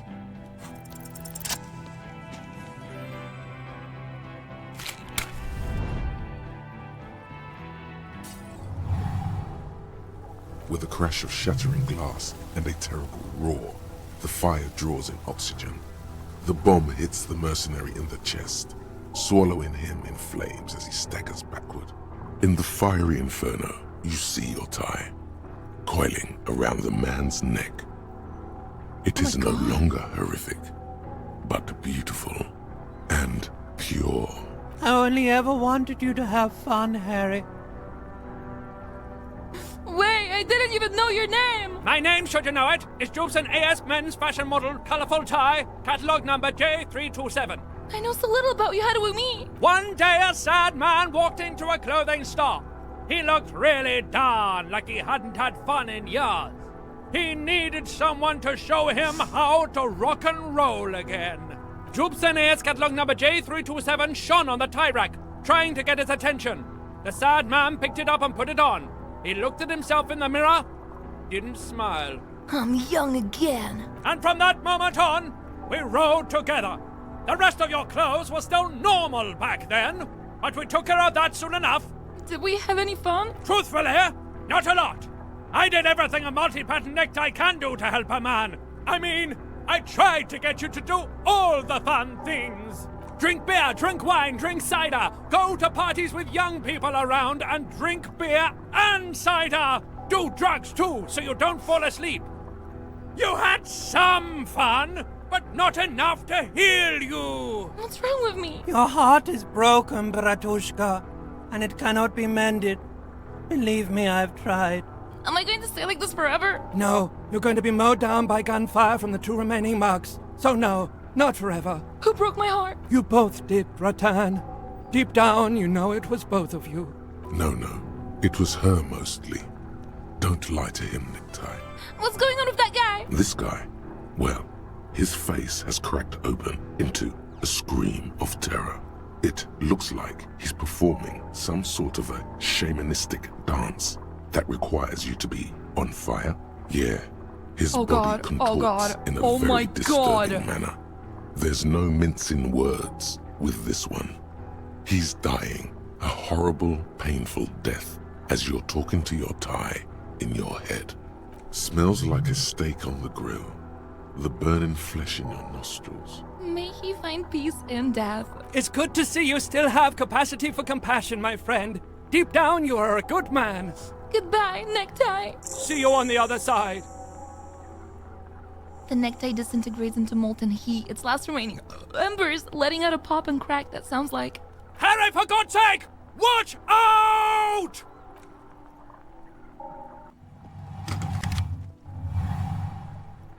To your right, the killer raises his rifle and takes aim at you. His moves are steady, but the long barrel of the rifle sways slowly. Kim, where's Kim? From the corner of your eye, you see the lieutenant raise his pistol and aim it at Rude. Think! You stare down the barrel of the gun. You see Rude's mask behind it, his eyes in the slit of the helmet, like a camera lens, focusing on you. 0.4 seconds remain. There are 6 little black dots in the tip of the barrel, like a honeycomb. This is a knock cannon. It shoots 6 rounds in one pull of the trigger. God, you're so frail. Too frail to think further. Time is running out. That's the shot! A low shot rings. You feel a tapping, like rain on your chest plate. Heavy drops of rain. Then the sound of dice rolling as the cuirass distributes the shot evenly from plate to plate. You got hit. The armor took most of it, but still your ribcage burns. Feels like blood is slowly seeping into your lungs. God, please. The lieutenant says quietly without trembling. He aims, face pale. 2 shots ring at once. One from the lieutenant's pistol, and the other from DePaul's. It's aimed at the lieutenant, but it misses. You hear a scream behind you. Who screamed? Glenn, dying in a puddle of blood behind you. His mangled torso has 2 gunshot wounds. Blood gushes out of them like red geysers. Why would you stay there, you idiot? Go behind the fence! Oh God, watch out. You see 2 crazed eyes stare at you through the burning meat and the flames. With his face boiling off, the man raises his pistol at you. Then he squeezes the trigger. Look the burning man in the eye. The look of vengeance framed by melting skin. This is the last thing he will do on Earth. But he will do it. He will end you. Here it comes. Death. I'm gonna evade the shot.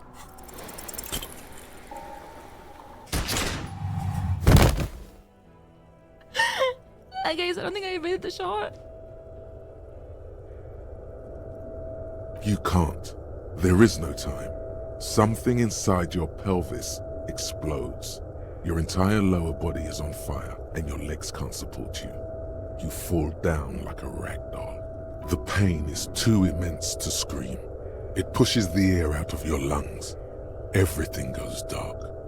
A distant blur as you recede into it. Touch my lower body. Feels slick and warm with blood. The pain is too strong to know what has happened there. Even clutching to your consciousness takes everything you got. What parts of me are missing? Most of what's down there. Oh, God! It's all gone. Open your eyes now. You have to see what's happening. No. It's just a fear. Even if... Who cares? No one wants you anyway. Open my eyes, what do I see? Nothing. A persisting darkness. Dancing lights of pain. Distant shadows cast by them. Like a hellish play. You're bleeding out. Oh my God. Oh, Kim. Kim, I lied about not remembering who I am. I made it up. I remember everything. Whoa. That is weird to say. Maybe it's like a second playthrough, or you think it's like trolling him. There's a white shadow that smells like apricots. It's always there. That's my wife! Stay with me. You feel burning hot tears streaming from my eyes.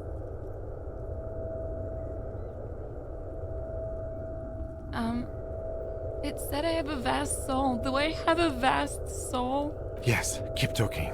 You hear me? Stay awake. But you can't. It's so hard. Your eyelids grow heavy, and the sounds ever more distant. And a cold comes over you. The lieutenant, too, is somewhere far away, almost gone, when suddenly you sense something behind him. I don't think I want to keep going with this one, because what if I'm like in a wheelchair now? What if I'm gonna get like a Lena ending? Please, I want to get my 40%. A slender white shadow towering. Someone stands there, raising her pistol at him. Oh my God! The lieutenant does not see it. He's right there! He's pushing down on your wound with both hands. No! Kim! No, you say, and hand out your firearm to him. Your hand trembles, and your eyes are full of fear. That's all it takes. There is no room for hesitation. The lieutenant moves like a spring unloaded. He grabs the gun from your bloody hand and fires behind him. You hear a faint scream, a woman's. Then the sound disappears, like someone pressed stop on the tape. The woman is gone. So is Kim. Then the whole world. Fall into total darkness. This is death. One more door, baby. One more door. No, let me back into the fight. The fight? There is no fight. The fight is over. It was lost 1,000 years ago. You have laid here forever. Keep falling deeper. Take the door. He's not taking it. His body is not taking it. Oh God, no. He's not disintegrating. He's swelling up instead.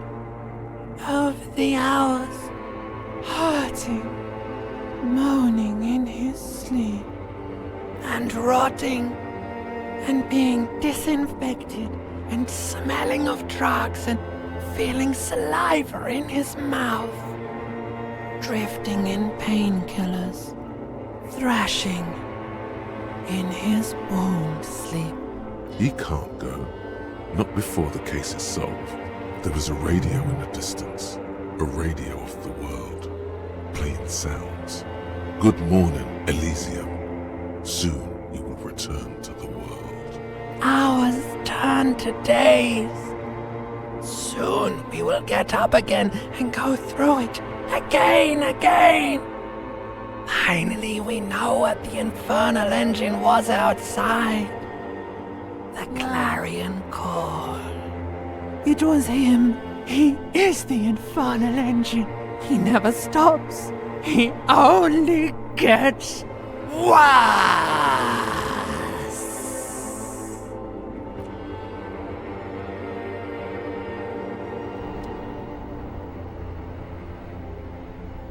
I think that went as bad as You it see could have the gone. lieutenant's familiar shape in the orange jacket. It turns double, then triple, from the pain. Wait, he took his jacket off. It's nothing. You're alive. That's what matters. Kim. Sunrise, Parabellum. The piss jacket, Kim. You took it off? I fucking love this game. Holy fuck! Yes. The joke wasn't funny anymore. I took it off.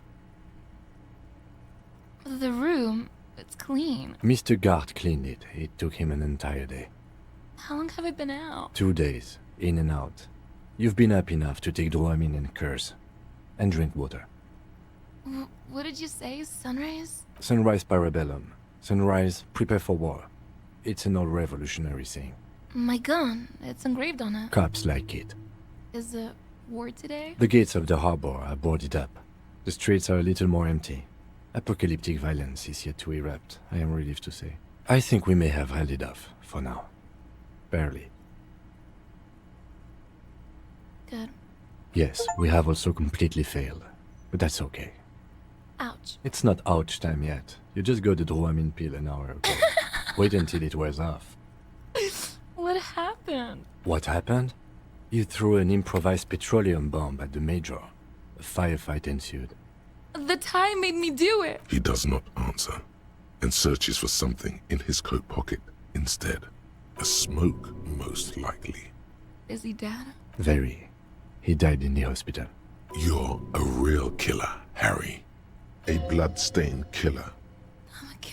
You're an officer of the RCM. As retaliation, the rifleman tried shooting you. He hit the cuirass. I heard it go off. I was looking for a clear line of sight to him. He sounds a tiny bit sorry he did not find it before you got hit. I shot and wounded him, while Glenn took a bullet in the spine. It was meant for me. He did not survive. This is not the first person to die in his place. He goes on. Titus, Fat Angus, and Theo charged. Angus and Theo did not make it. They both died before they made it to intensive care. Titus survives. So do Alain and the musician. I forget his name. At least Titus lived. Eugene? Yes, he's still alive too. Not. You were bleeding out by then. I think you said something about your wife, and you warned me. I was able to disarm one of them, the Pole, before she got a jump on me. Thank you. I killed her. And that's what happened. Damn, and he's smoking on it. I thought you only smoked one a day. This is the one. So you also killed. He nods. And they're all dead, all three of the contractors. The Pole was the last to die. Everard had their bodies returned to Crenel for a funeral. The company is yet to retaliate. Why? Because we deterred them? Or Joyce did? Maybe the harbor in full lockdown is too costly a target. Or maybe they are simply taking their time and will attack soon. I don't know. How many casualties on the Union side total? 5. Glenn, Theo, Shanky, and Angus. The fat one. He took a lot of bullets. You know what? I'm okay with Elizabeth dying because I fucking hated her from the very beginning. I mean, not from the beginning I liked her, but then she was like, you can't, fuck you, bitch, glad you died. Anyway, next. And Elizabeth too. Elizabeth Beaufort was her name. The gardener. Where's the number 2 dialogue? Good. No, she bled out before Everard's surgeon could help her. Everard sent his personal doctor, but a costly loss for the Union. She was being trained for leadership. Good, good, nice. We're like even now. I did all I could there. If I would have presented the theory better to their leader. She never had a chance. She should not have been there in the first place. There was no way to convince them. Stop this line of thought now. Right. You're too broken for ghosts. And that's... all. Well, it's a total shit show, Kim. Yes, officer. 6 people are dead. It's not a success. 6? I think you said 7 right here. Oops. But what's done is done. The violence is cordoned off. The Hornets did not get into the beehive. The worst scenario has not materialized. Yet. And we are still alive. Both of us. Right, why the fuck? Why should I care about what happens here? I'm not from here. I'm gonna leave after the case is over. His smoking, his hunched back. You have it worse, but he took a real beating. That cigarette has medicinal purposes. How bad am I hurt? Reasonably bad. You were shot in the left quadriceps. That's your thigh. It appears no major arteries were nicked.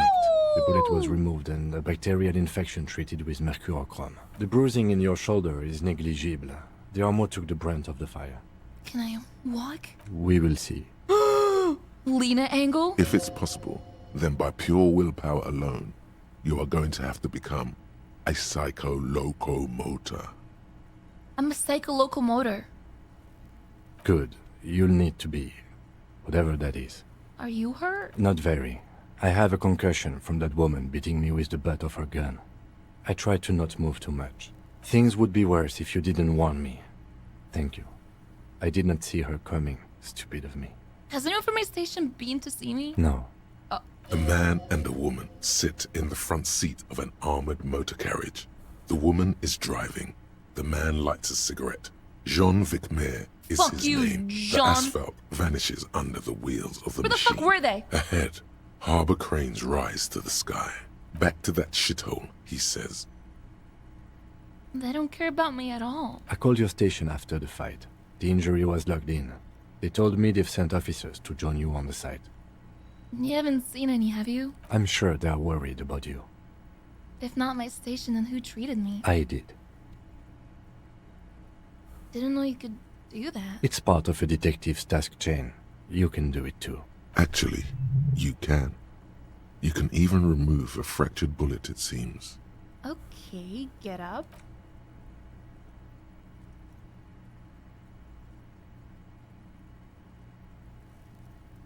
Please! Yes! I can Easy walk! now. The lieutenant turns double again before your eyes, an orange hue of pain. You can take it. Just don't lean on that leg of yours too heavily. How are you? I feel fantastic. Let's rock. He nods. What happens now, Kim? I honestly don't know. But I don't know either. We can't talk to Everard. The harbor is in lockdown. Everyone in there is outside our grasp now. Joyce has left too, thanks to our meddling. You don't think it was a good idea? I don't know what to think. It might not have been a bad idea. There is a pin somewhere in the machine. Something is keeping Connell from sending in a death squad. Maybe it's her. Maybe she kept her hand. Either way, Ruby's gone, and Classio too. We really should have arrested her, you know? Wait, you've checked? She's really... Guard confirmed she left 20 minutes prior to the tribunal showing up. Who did it then, Kim? Who killed the hangman? I don't know. I think the theory you presented, it's someone else, outside our circle of suspects, was right. It better be. Everyone within the circle is either dead or gone. Honestly, I think our investigation has not produced a single credible suspect.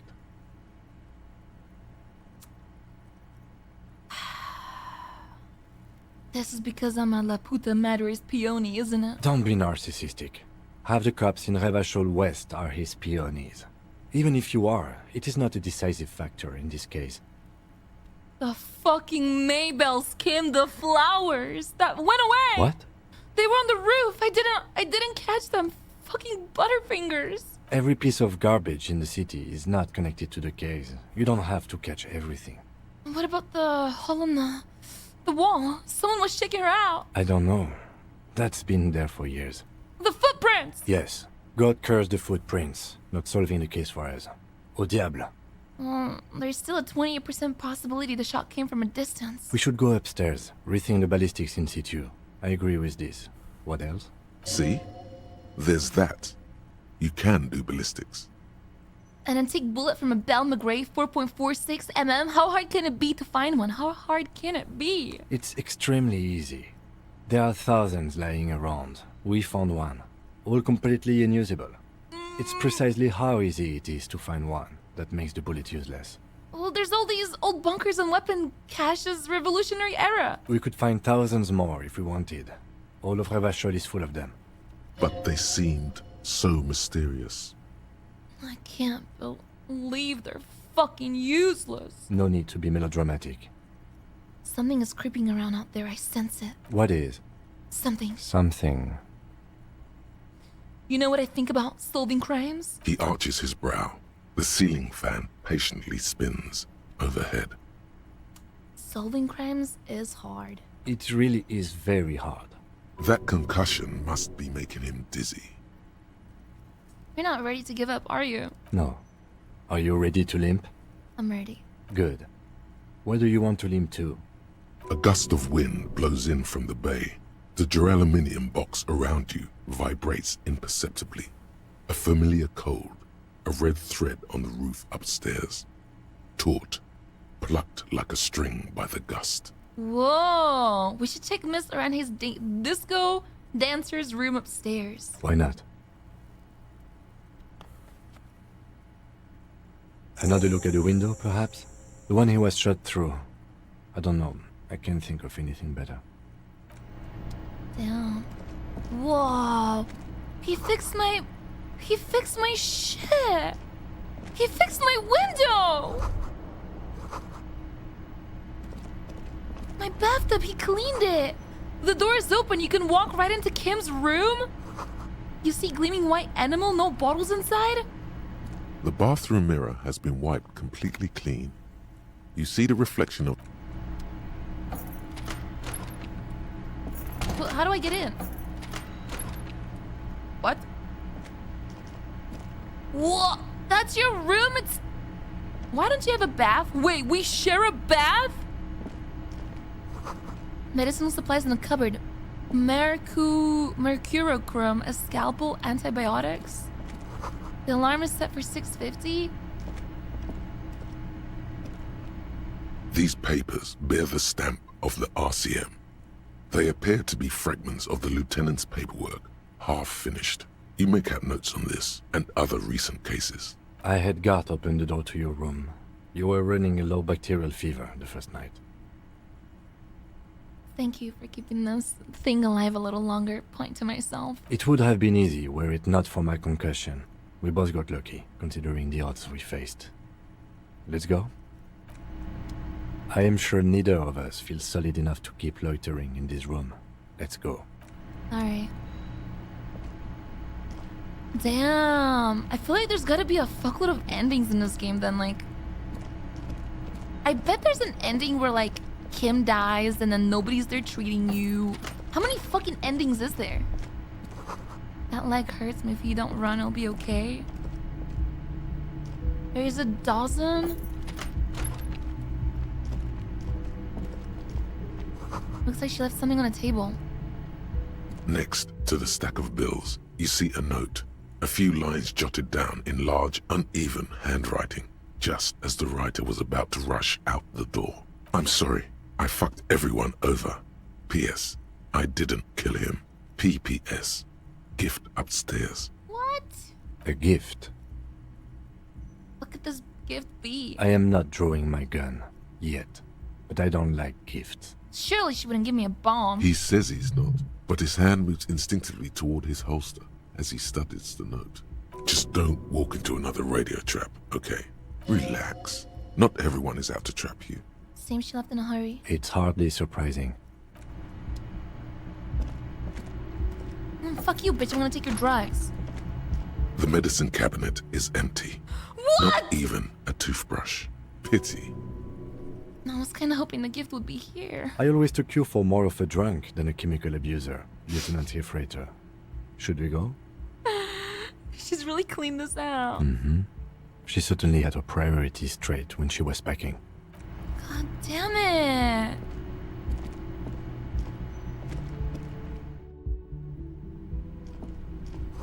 A red thread made of nylon that leads out the room and onto the roof. You see the same two neon-lit shapes, a man and a woman, only now a red thread bisects the room, pointing from the antenna outside. to the cupboard on the wall. She gave me it all. This is ballistics. She's left a trajectory for us. A ray of backward motion explodes from his mouth to the roof outside. Where does the A thread prime. lead? It suggests the bullet came from the extreme upper quadrant of possible angles, from a point beyond the roof. B triple prime, the island in the bay. Is she trying to tell us the shot came from the islet? Unless she thinks the perpetrator was standing on the ring antenna. That is where the thread seems to point. There are ruins in that islet. A sunken sea fort. I saw it through the coin-operated viewer. I remember. How did she know to do this? She was there that night. She would have known precisely where the bullet hole was in the glass. It also looks like there may be more to her skill set than we know. The question is, should we trust her? I think this is her way of saying she's sorry. I find that hard to believe. But at this point, what difference does it make? This is also the only point of origin we haven't ruled out yet. So it is. For a second he seems tired. You seem unenthusiastic. I just haven't gotten a lot of sleep these past few days. He doesn't really believe this will yield anything. Maybe we need to go to the island? He is trying to justify it to himself. He sees danger. Another trap, perhaps. He must be cautious for a reason. This man has decades of experience. There, across the grey water, amidst crumbling concrete, a birch tree, and the half-sunken ruins of a flak tower. I remember an anti-aircraft gun, or the ruins of one, on the island from the coin-operated viewer. Could be the makings of a sniper's nest.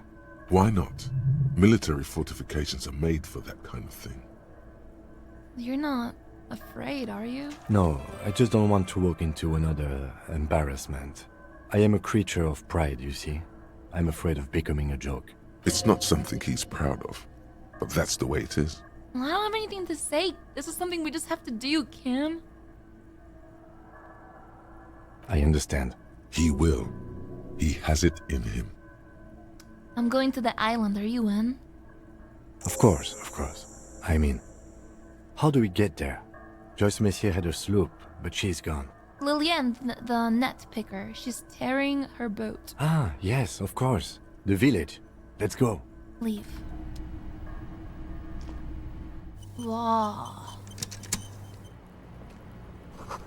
The thread is tied to the antenna. Wow. If she had just fucking told me that from the beginning, maybe I could have went there. Instead of wasting my time on the Fisher village. God damn it.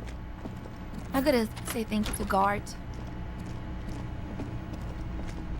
Oh god. Oh god, look what happened to the Hardy boys. He's gonna fucking hate me. Oh, you're up. It's good to see you back on your feet. Did you like your room? I cleaned it for you. I did. Thank you. It's a big improvement. You're welcome. I thought it would be nice for you to wake up in a clean place after you, let's be fair, defended this establishment and its clientele from gunfire. I give credit where credit is due, and that was a crazy move. Crazy effective. Petroleum bomb. Never seen anything like that. I was there until it struck him. Crawled inside then. Bullets started flying. Anyway. He really wants you to realize that he was also on the balcony looking by. In the danger zone, I've seen him. so to say. I wish you a quick recovery. Also, you and your partner are staying here free. This establishment supports cops. The stay is free, the drinks are not. It just felt I needed to specify that. Where'd everyone go? Oh, you know, people don't tend to stick around after shootouts. Turns out they're not good for business. What happened to the man with the sunglasses? I don't remember everyone who comes here. And many people wear sunglasses inside lately. Okay. Must be a fad. Okay, so I have to mention, when it happened, you were right out there on the balcony. Yeah, I was. Yeah. That's because I'm a badass. It really took courage. Don't pick at him. I guess you are a badass. Yeah, I don't know. Clients were panicking. And also, I guess I sort of found out that I don't give a shit if I die. He means it. It's not just boasting. It's something he discovered about himself, stepping onto that balcony. Alright, thanks. No problem. They'll come back. They always do. Wow. Hey, the gay guy stayed. Hi again, Gendarme. Bye-bye, Gendarme. Oh, I don't want to talk to Titus. He's gonna hate me. Seeing you approach, the bruised man raises his bear in welcome. Never mind. Crazy motherfucker. Didn't think you had that fury in you. But I guess I've misjudged a lot of people lately. There I was, thinking, where are we gonna find a tin opener large enough for those cans? Then Capo Loco shows up and just sets a man on fire. Impressive shit, Copper. None of us would be breathing right now if it wasn't for... I guess what I'm trying to say here is, thank you. If they not reading the second floor bookstore shit will haunt me forever. I did read it on my first playthrough, aka day one, and then I quit right after because it was... And then so that's why I didn't do it this playthrough, because holy fuck, you want to read a book, go read a book. His hand is covered in bruises and half plastered. Still, this hulking lump of man is glad to be alive. Let's go! This is big. It's as big of a thank you as Titus Hardy can muster under any circumstances. Shake it. It was an honor to fight by your side. Likewise, Copper. Likewise. I'm sorry about the people you lost. Theo was old. I think he'd be pretty happy with the way he went. Never could imagine him withering away on a sickbed. But Lizzie and Angus, they were just stupid kids.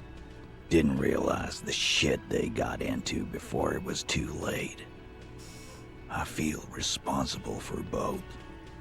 For all of them, really. Here it comes. The last one is the worst one.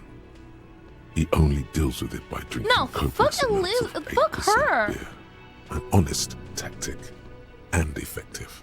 And Glenn. Oh, Glenn. Glenn was Okay, my wait, no, friend. Glenn was good. Best I've ever had. I'd love that crazy homo like my own brother. Whoa. We're all fucked without him. Wait, I What didn't do you know. This job is shit. They were good people. Wait, where's that Shanky fella? Dennis, that poor little rat is dead too. I always thought he'd run. But no, he stayed. Stupid, brave fella. He didn't like him. That only makes it worse. They were good people. I'm sorry it went like that. They died fighting for something they believed in. There's honor in that. Huh? Got that shit out. That's the kind of rhetoric bangers sell to kids in Jamrock to get them to join a gang. I'm sick and tired of this honor Well, I bullshit. bet if I fucking said sorry, be like, well, why are you sorry? You should have done more. Yeah. Had to tell Angus's mum about the honor that was bestowed upon his son. You didn't share your optimism, Copper. But fine. Fuck it. To each his own. What's going to happen to the Hardy Boys now? I guess I'll take a closer look at our union members. There's bound to be some ambitious fellows there who'd love nothing more than advancing social democracy by busting some heads. Might even ask Tibbs if he's tired of replacing windows, and maybe wants to have some fun with his brother. Anyway, don't you worry. As long as Titus Hardy's standing, there will be Hardy Boys. Do you know what happened to Claudia? Don't know? Don't care. I'll be glad if I never see that fucking woman again. Even after all that hell, he's still bitter about her? Titus, after all we've been through, level with me. You really liked her, didn't you? Nope. Same here, man. He shrugs and tries to look uninterested. Any idea what I should do now? Judging by the sight of you, I'd suggest crawling into bed with a bottle of whiskey in one hand and a big tit in the other. Yeah, go pay Monica a visit in Jamrock. Oh. She's got a knack for making men forget about their worries. biggest pair of milkers in all Rebacho. Milkers? Hell, you both look like you could use some feminine company right now. Hey, you leave my boy Kim alone, and me, because I'm a homosexual too. Thank you for your advice, Eugene, and you too, Alain. I do always appreciate a good use of the expression milkers. You're welcome, Bina Claude. You're all right in my book. So long, fellas. Be good so I don't have to come back here again. Take care, coppers. You two look after yourselves now. Death passed on you today, but men don't get that lucky twice. Copo loco. And normal cop, I guess. Good luck in Shamrock. Scars made the best tattoos, they say. Thanks for getting involved, guys. Not a lot of cops would step into that line of fire, but you did. And if you ever feel like the uniform is holding you back, I've got a few vacancies. You'd make one hardy boy, copper. And Titus Hardy himself would make a good officer. That man was born to lead. The RSM could really use a man like you, Titus. Think about it. I will, capo. That's a promise. Now scoot, because the Hardy boys got some mourning and drinking to do. Take it easy on the drink. The danger has not passed. This town needs you on your feet. Good point, Bino Claude. We'll keep the vol under 12% tonight. Wow. Is this fucking guy gonna talk about economy still? Invest in stocks. Oh my god. What the fuck?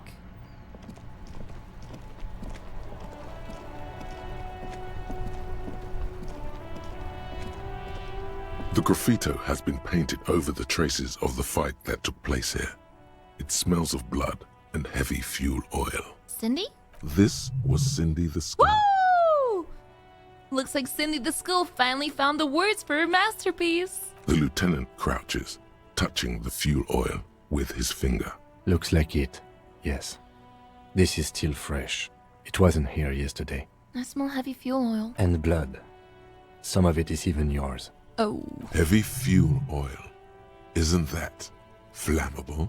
What are you trying to imply, Fingers? You could buy some smokes, light up a ciggy and throw it in there. You know, just to see what happens. See if it's flammable. It's better that way. Safer. F5? How would I do that? Is it because I don't have a single cigarette in my hand? Okay, hold on. Bum, bum, bum, bum, bum.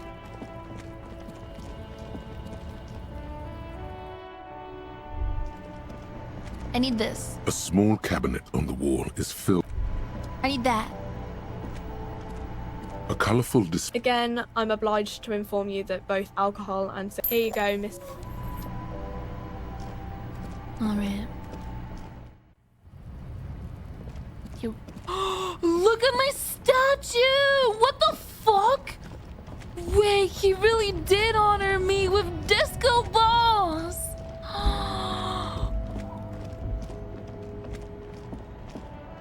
That totally looks like me. It even has my sunglasses. The scaffolding around the old monument. An apricot scepter shines party bright across the monument. Glitter balls dangle like severed heads below the eternal king of disco. Wow. It is unmistakably a vision of you in your prime. A killer on the performance floor. Icon for all. Doesn't feel right to party now, does it? Are you at least happy with it? We all need to pick me up, and I'm glad to provide as entertainer, style leader, superstar, law officer of the world. It's a job well done. Any happiness should be reserved for now. Yeah, I almost feel like it's more... No. Shrugging is not Giga Chad. Good job well done. He nods in respectful agreement, then closes his eyes for half a beat. When he opens them, it's clear he has something to say to you. Detective, I have What? a few questions, if you don't mind. No, I don't mind. He nods, eyes still on the megastar above. his face tinged by the citrus beams warming the cold air. Why did you do it?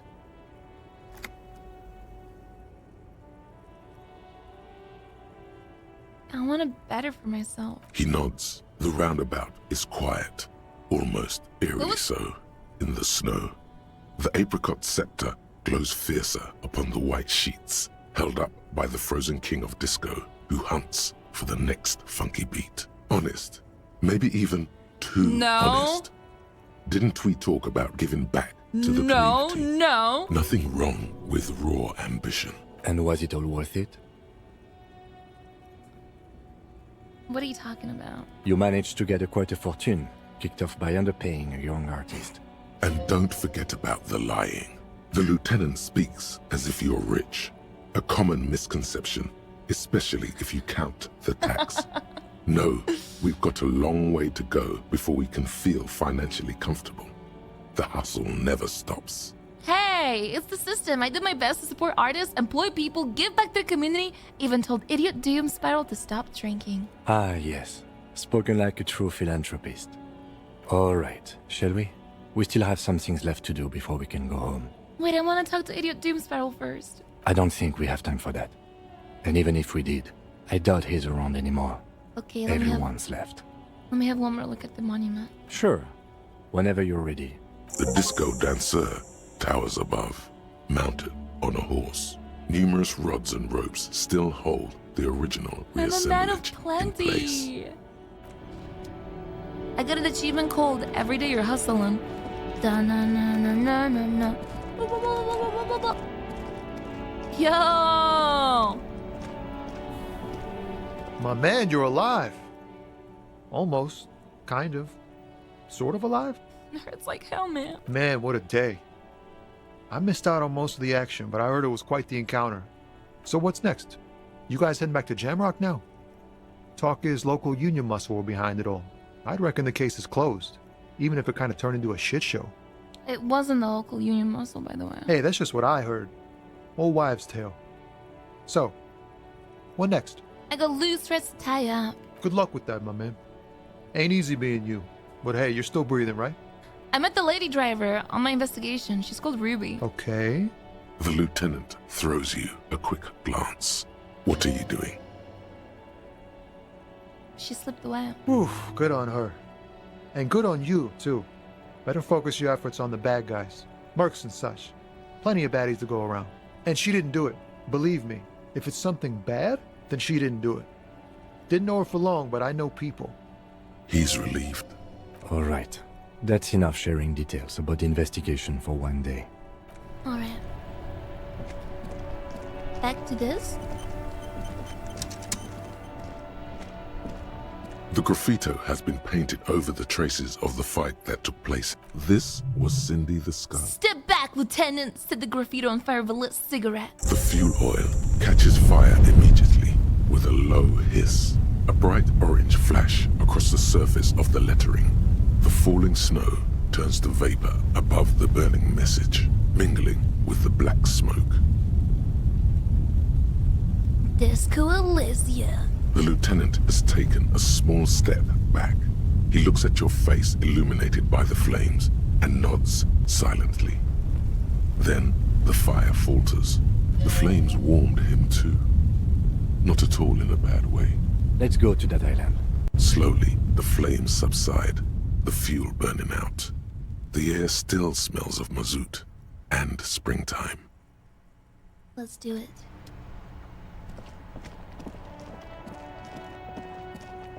Wait, did Kuno get to see everything? Kuno! He may be impressed. Everyone says you started crying in the middle of a firefight and then bled like a pig. I guess that was cool. I guess that's true. Cool. That's very cool to Kuno. Just don't think because you got half your dick shot off and you're an invalid now, Kuno's gonna treat you different. Kuno doesn't reward weakness. It's business as usual with Kuno. Kuno's cold like that. Feels good for some reason. Watch out, pig. It's a dangerous world out there. But Kuno's got his eyes on you. What's that supposed to mean? Who knows? Aww. I really feel like he likes me now. I'll die before I squib. Okay, jeez. God damn. Let's go to the island. Oh wait, this guy was, what the fuck? He's still on the bench? What if he's like, you deserve my sandwich, man? Mon Dieu! You set it on fire. What kind of a policeman are you? Firewalker. I walk in the flames. That's nice. Better somehow. Can I help in any way? Bye for now. Tell Cindy I burned her shit. I didn't burn it. I lit it on fire and it stayed. But fine. I'll see if anybody's here.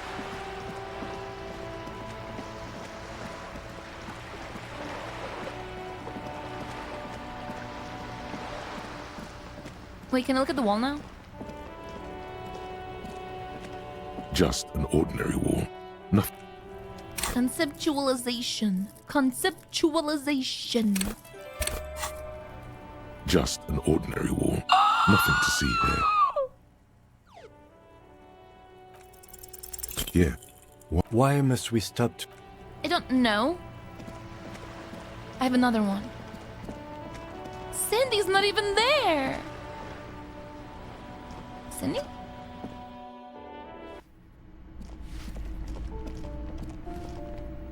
Isn't her room like on the balcony?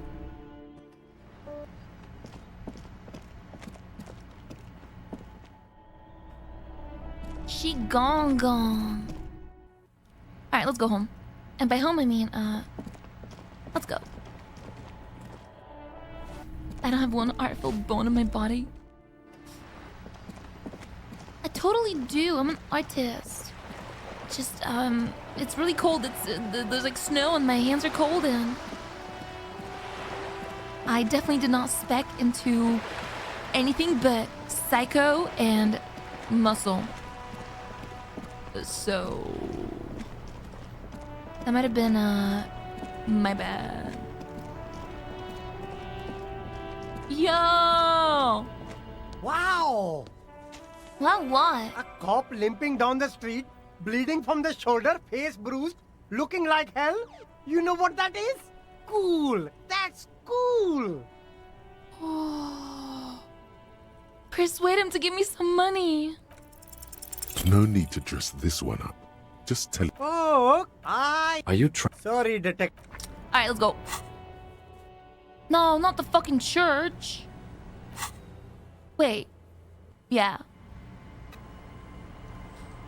Alright, Lillian, take me to the fucking island. Officer, what happened? You're limping. Why are you limping? You look terrible. She sounds almost disappointed with you. Reprimanding you for falling and hurting your knee. You seem angry, why? Look at you, you can barely walk. I got shot in the foot. It was pretty badass. You would have liked it. It's nothing. Doesn't look like nothing. Looks like you've got banged up real good. What happened to you anyway? We heard gunshots from the town. They were closer than usual. There was an exchange of fire on Rue de Saint-Guylaine. It's nothing to be worried about. You should see the other guys. They're all dead. So you're a killer? That's good, I guess. Better than being dead. I was a killer long before this happened. I'm not a killer, I'm a cop. Most cops are killers. I was a killer long before this. I'm not fucking masculining her. Hell no, because I'm a homosexual. And I love Kim. So, most cops are killers. Aye. I bet they are. The good ones, at least. I have a question for you. Of course. Can I help you with something? We need to get to the island. Point to it. That won't be a problem. It's wind still and the tar just dried. We've got 2 days of relative sunshine ahead. Can we borrow your boat? If you promise to bring it back. And no scraping the hull. I just got it nice and yellow. And no drinking on the boat. And no joyriding either. Of course, ma'am. It's only for a day or two. Official police business. Aye. What if I'm on a rock? See, that makes me not want to lend you my skiff. No. On a boat, rocking leads to capsizing. That there is an absolutely 100% rock-free skiff. You got that? 2 days of sunshine, I just got a bacterial infection. I'm sad to hear that. Take care of that with Ether, will you? Don't get too many RCM men round here. We sad to lose the first one. That's cool. You boasting your bacterial infection like that. What's on that island? I saw some kind of ruins through the binoculars. Used to be some kind of fortification there before the war. For the communards. An anti-aircraft gun, I think. Bombed to bits in the landing. I haven't been there myself. Always steered clear of it. Hasn't been there herself. Who has then? Who has then if not you? My husband used to drink there. Him and his drinking buddies. Always seemed like a bad place to drink to me. People died there during the landing, you know. My mother told me. The kids sometimes go there too. I know they do. What? On rafts. I tell them not to, but they bring back old bullet casings and such. Which kids? The twins. God forbid they bring the girl along on some rickety barge. Thank God, I thought maybe Kuno shot the guy. I was like, what the fuck? Can we maybe ask your twins about that place before we go? Would that be alright? Be my guest. They have a strange way of talking. See if you can get anything useful out of them. I seldom do. Is there anything I should know about getting there? Well, most of it's sunken. Underwater. That means concrete underwater. Cut your boat if you're not careful. Be sure to enter from the south side. Water's deep there. Aye, aye, Captain. Thank you. Please be conservative with the fuel, will you? Just filled her up, but it's a small tank. I'll be seeing you. Lillian is so cool.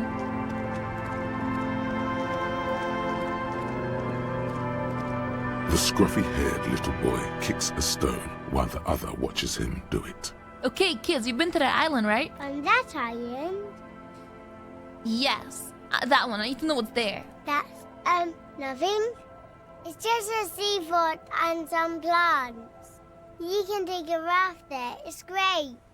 And we make a fire. We make a fire. Mm-hmm. Gather the sticks for the fire. And bullets. Or not real bullets, empty bullets. Mm-hmm. They're nice. The fire guy comes and asks us to put the fire out. Someone lives on that island? No. Yes. Let's go with yes. Why is he the fire guy? Because he asks to put the fire out. Why does he ask you to put the fire out? I don't know. He doesn't like it. He doesn't like people to be there. You shouldn't go. Yes. Yeah? A suspicious request made out of fear. You mentioned something about lights? I don't know. Did you mean there are electrical lights? Yes. Is there anything else you can tell me about this guy? Age? Does he live there? No, he doesn't live there. I don't think. No, he lives there. Been there twice, 2 times.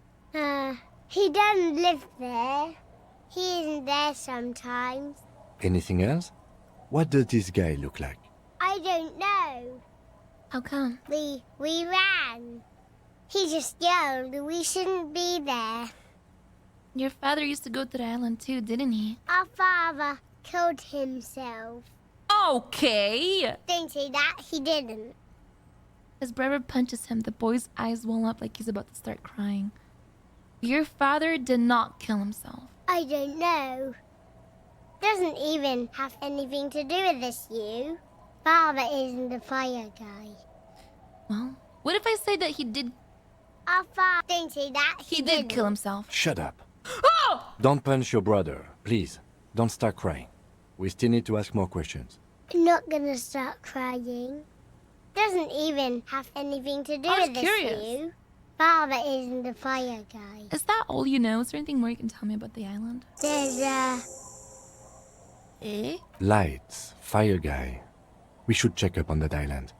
Alright. Let me go talk to Idiot Doom Spiral.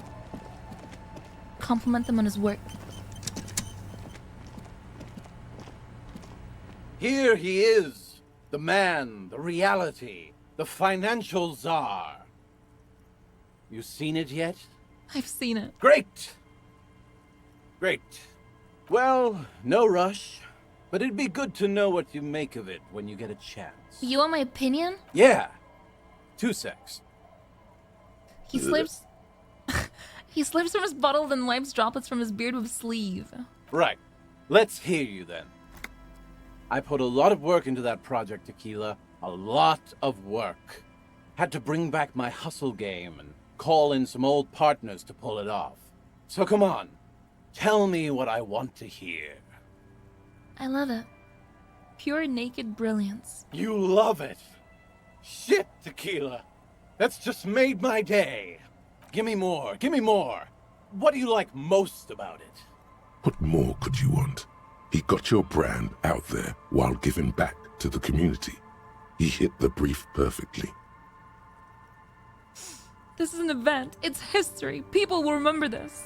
Fuck yeah, they will. Tequila Sunset is on the timeline. They'll be talking about you for years. The one and only.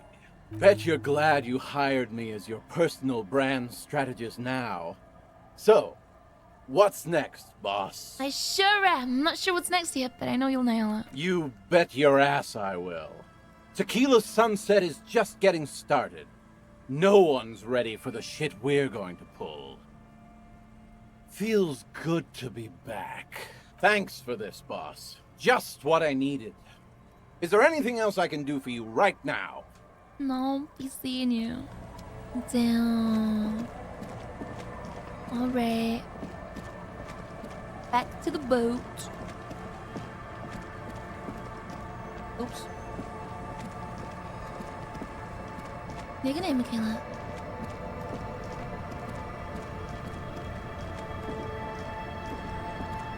A skiff with a small steering engine in the back floats on the calm mirror of the sea. Its 2 seats are empty. The boat's belly is a shiny yellow color, industrial paint over fresh tar. You see it reflect off the water, along with the factory number, A72. Once you get in, that's it. One pull of the starter handle, and you're off into the bay. A strange trepidation comes over you. Are you sure you want to go now? Yes. Have you made all the necessary preparations? Closed all your accounts? Yes. Remember what the net picker said. It's a small tank. You won't be going back and forth on this. You take the engine, Kim. I'll hold the boo box. What? What? How else do we blast Sad FM on our way to the island? Fine. Let's blast Sad FM then. Let's go. Fucking Sad FM. Okay.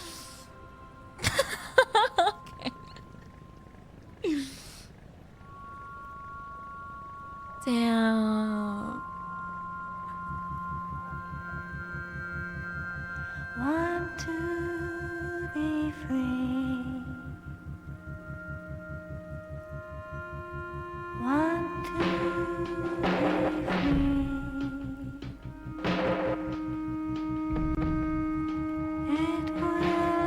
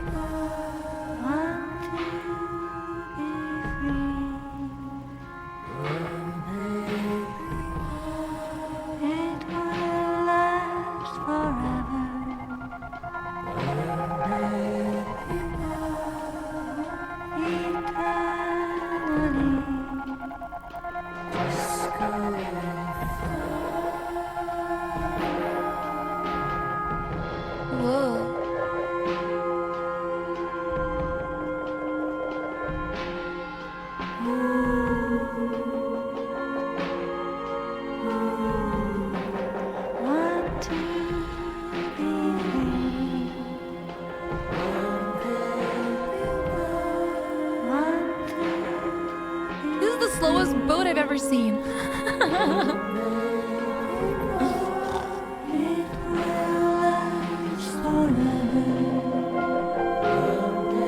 The piano.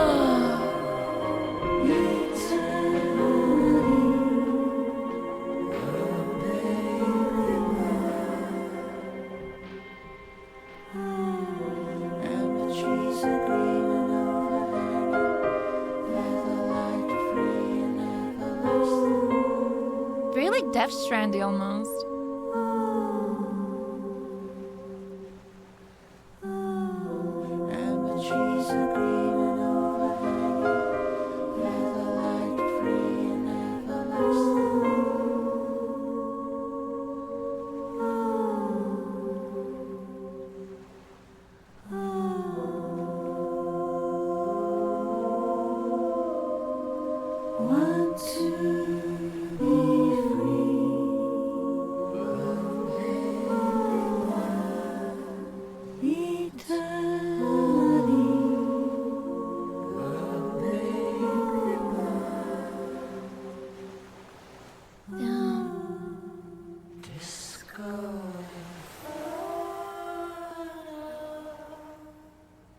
That's cool.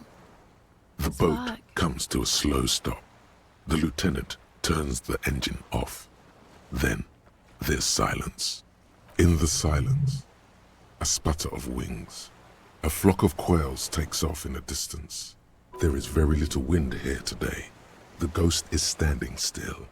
You look at your arms, then the cliffs above you. Let's go. Alright.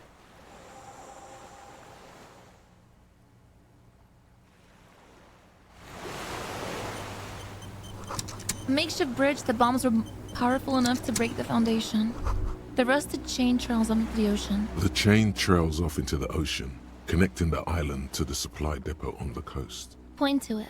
Ah, yes, so it seems. What do you think it was used for? For bringing munitions to the island, maybe? And supplies? You could also lock the bay when you raise the chain. Lock it from who? From enemies. Enemies of the commune of Revachol. This sea fort was a revolutionary fortification, I believe.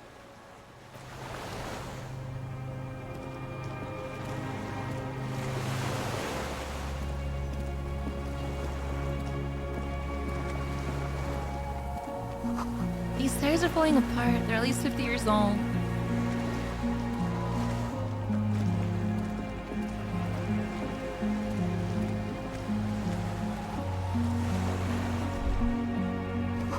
These stairs feel ancient. Soldiers' feet ran up them long ago.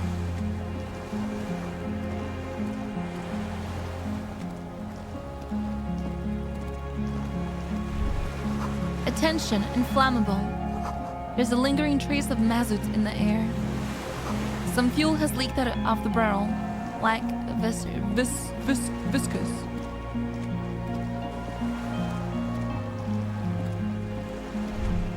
The dry grass crackles under your feet as you stop. Viscous. Far away, birds' wings touch the still surface. That's of a the word. sea. What is that flutter? The flock of quail departs. That's totally They're a word. more than 100 meters away. 102, 105. Underneath the flutter. On the islet, there is almost no wind under the rain quietly falling on the reeds. Bulrushes swaying on the waterline. Long dried leaves chafing against each other. The soft raindrops. The great ghost of the air is holding its breath. Kim. Yes? This is where a lesser man would stop to think about the pain shooting up his right leg and into his groin. Not you. You're concentrated on how. Have you noticed how quiet it is? I have. Is that why we're stopping? Mm-hmm. Wait, I have to listen to one more thing. The lieutenant nods in silence. To the west. A silent hiss. Sea air moving through the needles of a pine tree. To the east. The faraway roar of the city, distant like today's dream. Before it, the sound of sand. The low tide filtered through its grains. A bird tending to its feathers. Raindrops fall on water, strangely quiet, forming circles in the distance. A low hum. The air slowly moves through a concrete box, through its ancient slits and cracks, resonating, hollow. A big building. Beyond that, further north. Air flows out of a pillbox window. There is very little there. The air cossets flowers on a meadow. Absolute silence. Reeds motionless. Bulrushes motionless. A drop of rain falls on a black log of an extinguished campfire. What's below the silence? Called a Mama Dakwa. Open my eyes, stop listening! What the fuck? I heard it! This bro says ICM, you see a star with little specks in it. Oh, yeah. Huh? Warm air from the inside of the building. It's warmer here than out here. The little birch from the coin-operated viewer is still holding on. No way to get up there. The stairs are gone.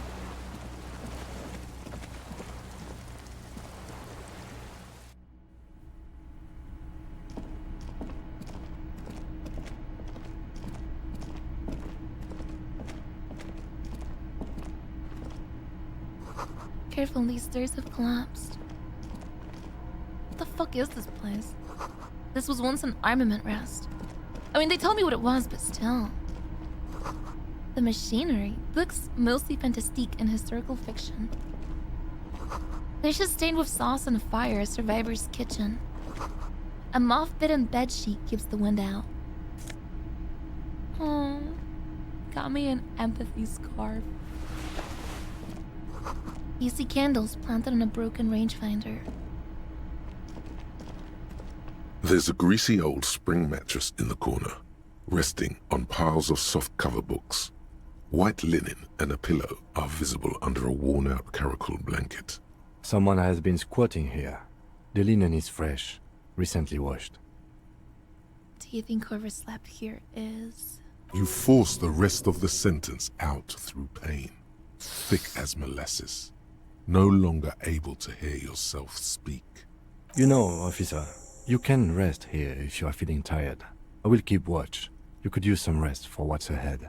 Maybe a little shut-eye, just an hour. You face the concrete wall. There's less light there, in the dark corner. Like a dog, you lie there. You didn't realize how tired you were. Your body is still nowhere near healed. Curl up with my knees close to my chest. The blanket feels cold. The entire room does. Concrete and cold. Minutes pass. Half an hour maybe. The sounds of the sea beyond grow distant. Your eyelids close until you feel yourself standing up in the darkness, right next to the mattress. Slowly, the world begins to hatch from the blackness. It's evening. Huh? Sleep. What? What just happened?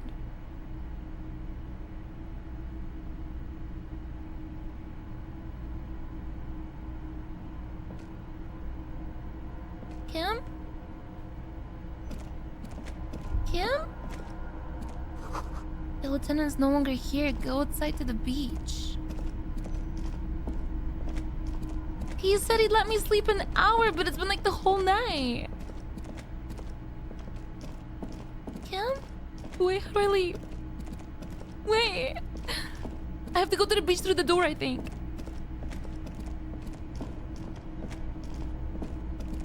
Kim? The door is still here closed. Feels strange somehow. Oh, I found the door. Kim! Kim! Don't leave me!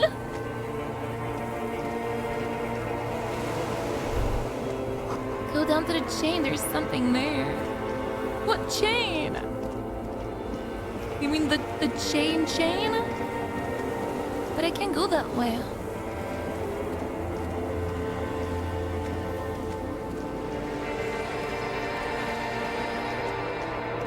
Kim?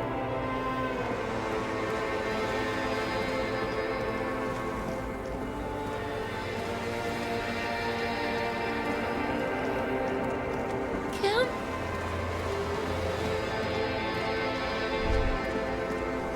Walk into the water now. What the fuck? You see her footprints on the water. Holy fuck, I'm Jesus! Further.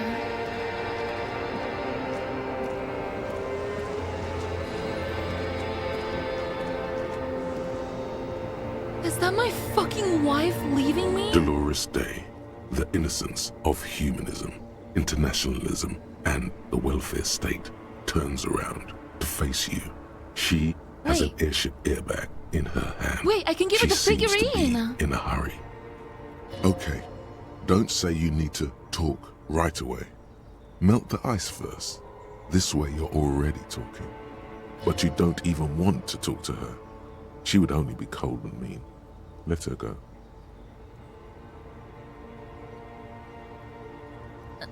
Hey. Hey. How are you doing? I'm doing really good, actually. Both professionally and romantically. I've come to a fulfilling and peaceful period in my life. Well, how are you doing, Harry? I'm in my head. I miss you. Well, I'm in my head too. We're all in our heads. Do you miss me there? Sometimes. Not as often as I used to. So much time has passed. More than it seems here. She stares at her feet, the zebra stripes in the intersection, the lights of the video rental glow in her hair. This is everything I always warned you about. Where are you going? I'm going to Morova. To live there, in Grad. It's 1 million kilometers away, Harry. Might as well be another lifetime. What's in the bag? Just my scepter, my globe cruciger, a spare silk gown, a toothbrush, travel documents, the crown of immortality. Aren't you already wearing one? Oh, this. This is just a wreath. The crown of immortality is made of rarefied light, mana and raw palladium. It was passed on to me by the rulers of late antiquity. She looks at the suitcase, not knowing what more to say. Then, over her shoulder, silence. Her nuptial gown flows in the wind, wraps around her holy body. Anyway. Your skin is holy and soft. No, Harry. It's just regular skin. I'm not as beautiful as you always thought I was. Let's not get into. You are. None of the others are as beautiful as you. She does not answer. There's that expression again. Silence. A distant wind blows. You can't think of anything pretty to say. Something's off. I'm sorry. I was heading to the aerodrome. I just don't have time to... She means she doesn't have time to tend to your emotions. You don't have time to tend to my emotions? She sighs and looks over her shoulder. What are you doing? Stop saying things like that. Can you stay for a moment? We need to talk. We need to have one more massive epic showdown. No, Harry. No. I don't want a massive epic showdown. I want to go to the aerodrome. I have tickets for the 10:20 flight to Morova. Really, we don't have anything to talk about anymore. Every combination of words has been played out. The atoms don't form us anymore. Us, our love, our unborn daughters. It's all gone. I have to go to the aerodrome. I have to leave Revachol and you. And you have to be alone. In hell, forever. That's just the way it is. Oh God, whatever you do, don't try to kiss her yet. Not after that. You're still reeling. You'll fall over if you try now. Will I? But why do I feel like Savvy's kind of cucking me, and if I don't get to do it, I will not get to do it? I bought you this figurine of a headless Faln Rider. I don't want it. It looks expensive. I don't want it. I thought you liked figurines. I thought the figurines were for getting you back. That's not what figurines do, Harry. But then the figurines don't do anything. She looks at the headless found rider between your fingers and doesn't know what to say. Maybe this revolutionary figurine then? Maybe I can take this revolutionary figurine. It's got a little musket. No, please. Please don't give me anything. What about dice? I had some custom dice made in this place. A Doom commercial area. Harry, I don't want things. I want to go to the aerodrome. Okay. I didn't ask for things. It's too late to give me anything. I would have liked these things a long time ago. The headless fallen rider especially. But now, only boring hell remains. At least I finished my quest.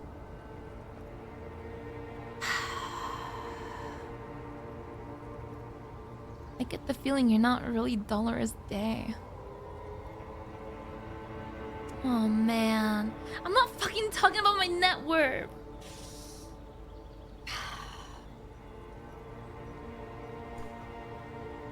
I'm gonna kiss her.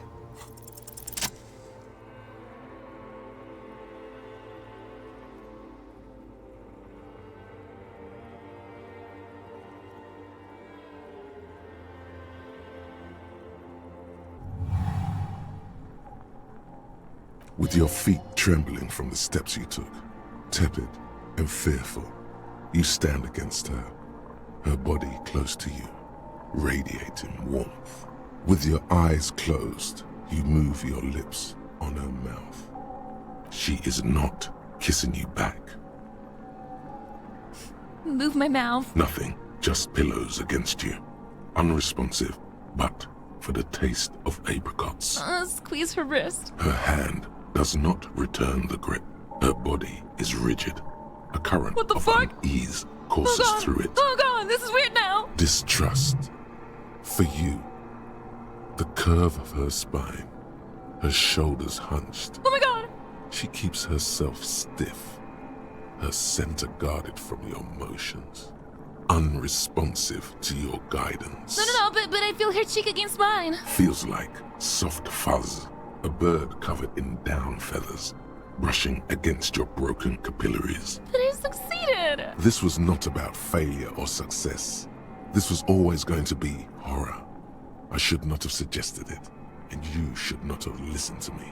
I feel her breath. Her chest rising like a pillow, warm exhalations against the side of your mouth, her tender soul moving through her lungs. Hidden, distant, kept safe from you.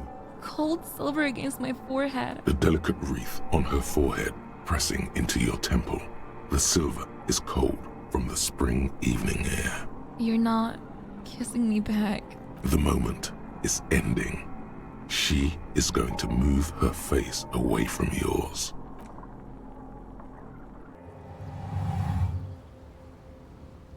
That was a goodbye kiss. You can go now.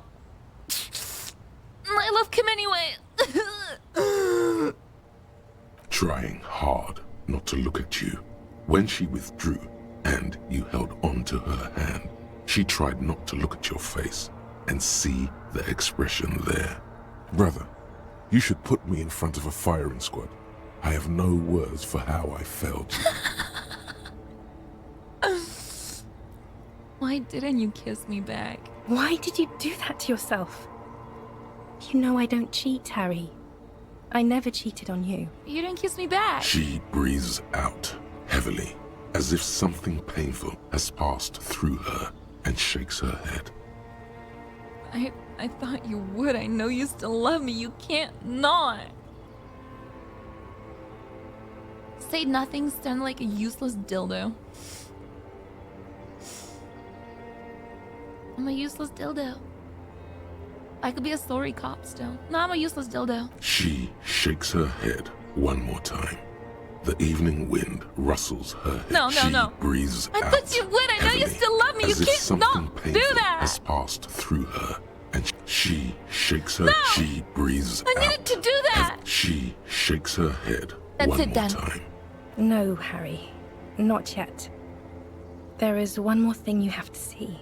She slides her hands down her chest and onto her lower stomach and smiles. I'm pregnant. Is it mine? Of course not. I terminated yours. Don't you remember? You poor fuck. Poverty-stricken fuck. Now, go ahead. Ask me more questions. Let's talk about something else. No, this has to end. Do the last one. More questions. Ask more.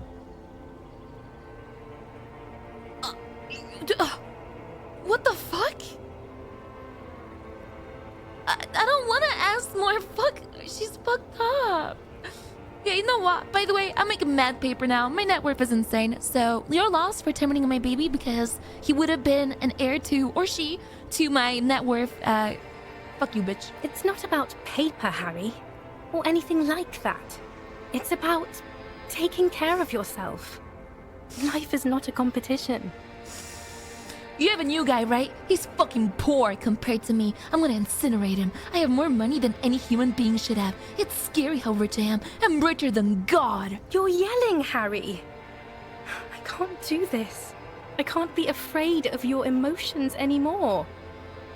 I can't talk about mad paper or any of it. Please just let me go. You failed. This failed. The hostile takeover. The Dawn Raid. Paper made out of broken, twisted trees. You're just insane. Insane and gone. Even 6 billion won't fix you if she's not there. But that's not a very good way for things to be. It's not. But what? Tell me there's something good.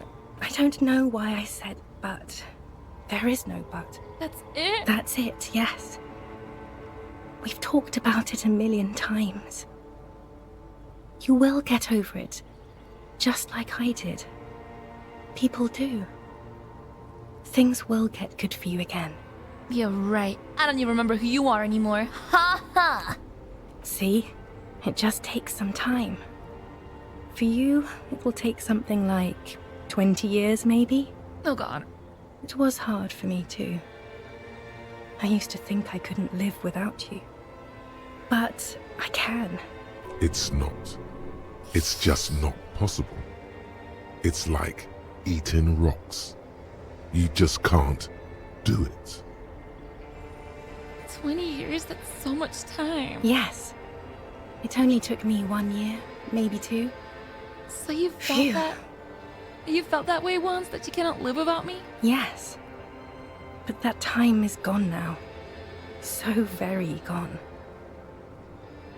With all my strength I can, it's like eating rocks. There is a silence. She looks at you, then over her shoulder, then corrects the wreath on the dome of her forehead. As you talk, it feels like chewing on gravel, granite, steel bars.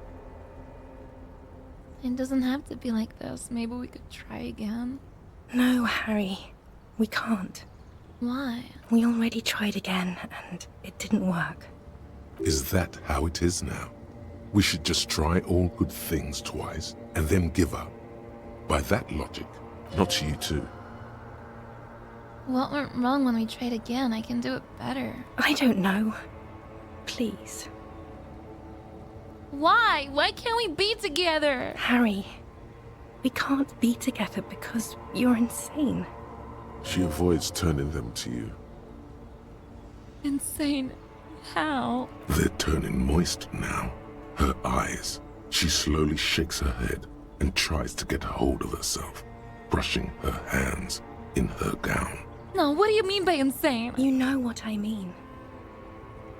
Well, in case you haven't noticed, I'm a cop. It's not easy work, like some kind of academy or something. A cop?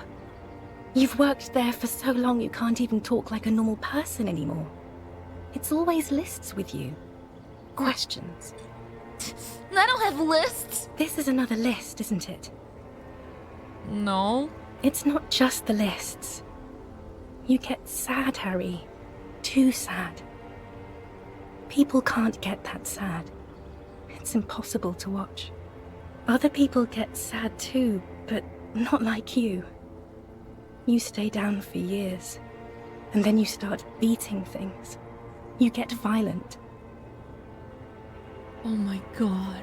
In conclusion, you're ill. You're an old, insane man. And you have to be in hell until the end of your life. And I have to go to Morova. Well, I get the feeling you're not really Dolores Day. I don't know what you mean. Dolores Day? You're the ex something. Wasn't I Dolores Day just a second ago? Now I'm the ex thing? You're confusing me. Look, I have to be at the Lausanne Aerodrome at 10:20 p.m. I still have a light rail to catch. I haven't even bought the tickets yet. What? We all told you. Everyone warned you. Shut up, I'm talking. No, who, everyone? Everyone. Literally all of you. I'm glad we're having this conversation. I'm getting so much closure. I'm glad too, but I have to go. My friends are waiting for me on the platform. I can't let them wait. It's impolite. What? You know what is impolite? Consigning a lieutenant detective of the Revachol Citizens Militia to eternal damnation. Cool. Your friends. Say hi to your friends for me then. I will. 1,000 times you beat an animal. 1,000 times you've raised that fabric. What is underneath has always calmed you, centered you, made you sane. Whoa! You're... the morning. The morning? I don't understand. No, I meant morning. I'm grieving, but you're not even dead. Oh my god, Harry, stop. I don't want to hear anything about the morning. I hate my ex-wife. Mourning someone who's still alive. Any of that. I can't do that anymore. I'm not 80 years old, I'm 32. People my age are not supposed to mourn. This is a bit much for me. It feels like your ribs are cracking around your heart. That's so hurtful. Then why are we doing it? I've heard you before. You're the voice on the phone. Oh, Harry, you shouldn't have done that. Do what? Call me like that. You ruined it. There was still a chance. Shut You up, should have waited suggestion! longer. She would have called you instead. I know, you would have called me yourself if I just let you. I was too impatient. It wasn't me, it was my hand. My fingers called you. You would have called me. Oh, Harry, do you really think so? We haven't talked in years. I don't want to call you. I don't want to hear from you. I think of you less and less every year. Weeks go by without me remembering you. Months already. Soon it will be years. Every season that passes, the light gets less clear. I sit there in Morova, in the holy gratitude of my bliss. I put my hand on my belly and smile. I'm sorry, you fucking whore. So you're telling me it's only been a couple of months since we had a divorce and you're pregnant? Huh? I don't see how you're so fucking sad when you're out there fucking another guy getting pregnant. It's been years? I don't think so. Months. She said years, but then she said months. So, explain this. Because, you know, sometimes I'm like, I haven't came in years. But obviously, I mean, like, I don't know, a day. You know what I mean? It's just an exaggeration. I'm not a femcel! And plus she deserves it. Fucking pregnant bitch. The air gets cold around you. She looks down on her stomach, then up at you. Her eyes are full of tremendous distance and mystery. One bad thing about this game is that there is no dialogue where I can just be like, not think about her, think about Kim. Where's the gay ending? Where's the ending where I'm like, listen, Kim, I don't need my wife. Fuck my wife. Not literally, because I know you're not like that. But like, why can I not think of Kim? Black-eyed dogs wander the alleys. Apple trees hang their bony limbs low over the patchwork of roofs. Red and black. Revachol West, the evening sun. She's left and bloomed, far away from us, our vast soul. Your name is? It's Dora. That's what the voice said on the phone. Dora is short for... been exploring some dicks without me. Dora is short for Dolores. Dubois, yes. Dora Dubois. Are you Dora Dubois? Oh no. No. We're not doing that again. Alright, you are Dolores Day, Queen of the territories of Mundi and Insolent. Yes, and nothing Harry. else. I am. Things have gotten much better for me, now that I am the ruler of the known world. Oh god, it's already so late. I have to go, Harry. Leave! Tiny golden watch with red straps around her bony little wrists. You said I have a vast soul and you'll always come back to it! We both said a lot of things. We were very young. It was her. I can feel it. I can see it in her tender, long fingers, in her wrists. Her hand wrote it, said those things. Actually, you didn't say it. You wrote it in a letter, a handwritten letter. I kept it in my paperwork. As Queen Regnant, I write a lot of letters. I have it right here. Let me refresh your memory. Let's take a trip down memory lane. Please, Harry. I just don't have time for this. Take out the letter and read. Every morning when I step out and you're asleep behind me, I find a little piece of sadness in me. I carry it in my chest down Voyager Road. Every step I take, it grows, until by the time I reach the fuel station it has filled me completely. I step on the light rail and look back, something bow collector. I know it will be like this until I walk back to you. You. Every step I take will get lighter. It almost makes me run. Sometimes I do. I can't believe I met you. I can't believe the happiness I feel with you. You have a vast soul, and I will always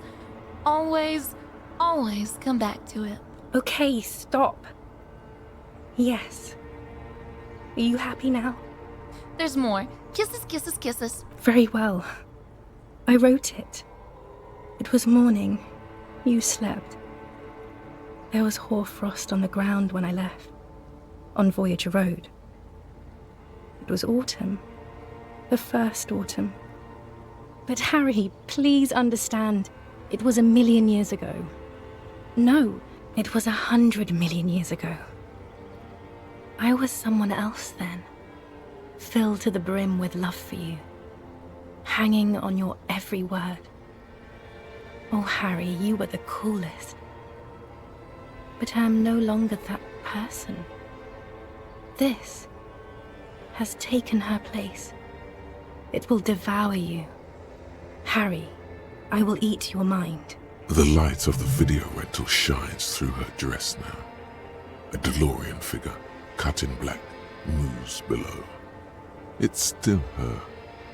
Her legs, her breasts, her hips.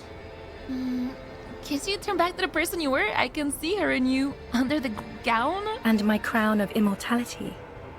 No. You scared her out of me. With your crying, the awful time we wound up having. And the cheap rental flats you could afford. So what I've concluded is that she left me because I was going through a depressive episode and I hit objects. I know I don't hit people, I hit objects. That's what I do. I hit things, but they're not real things. I've never hit a real life thing. And what, because I'm broke?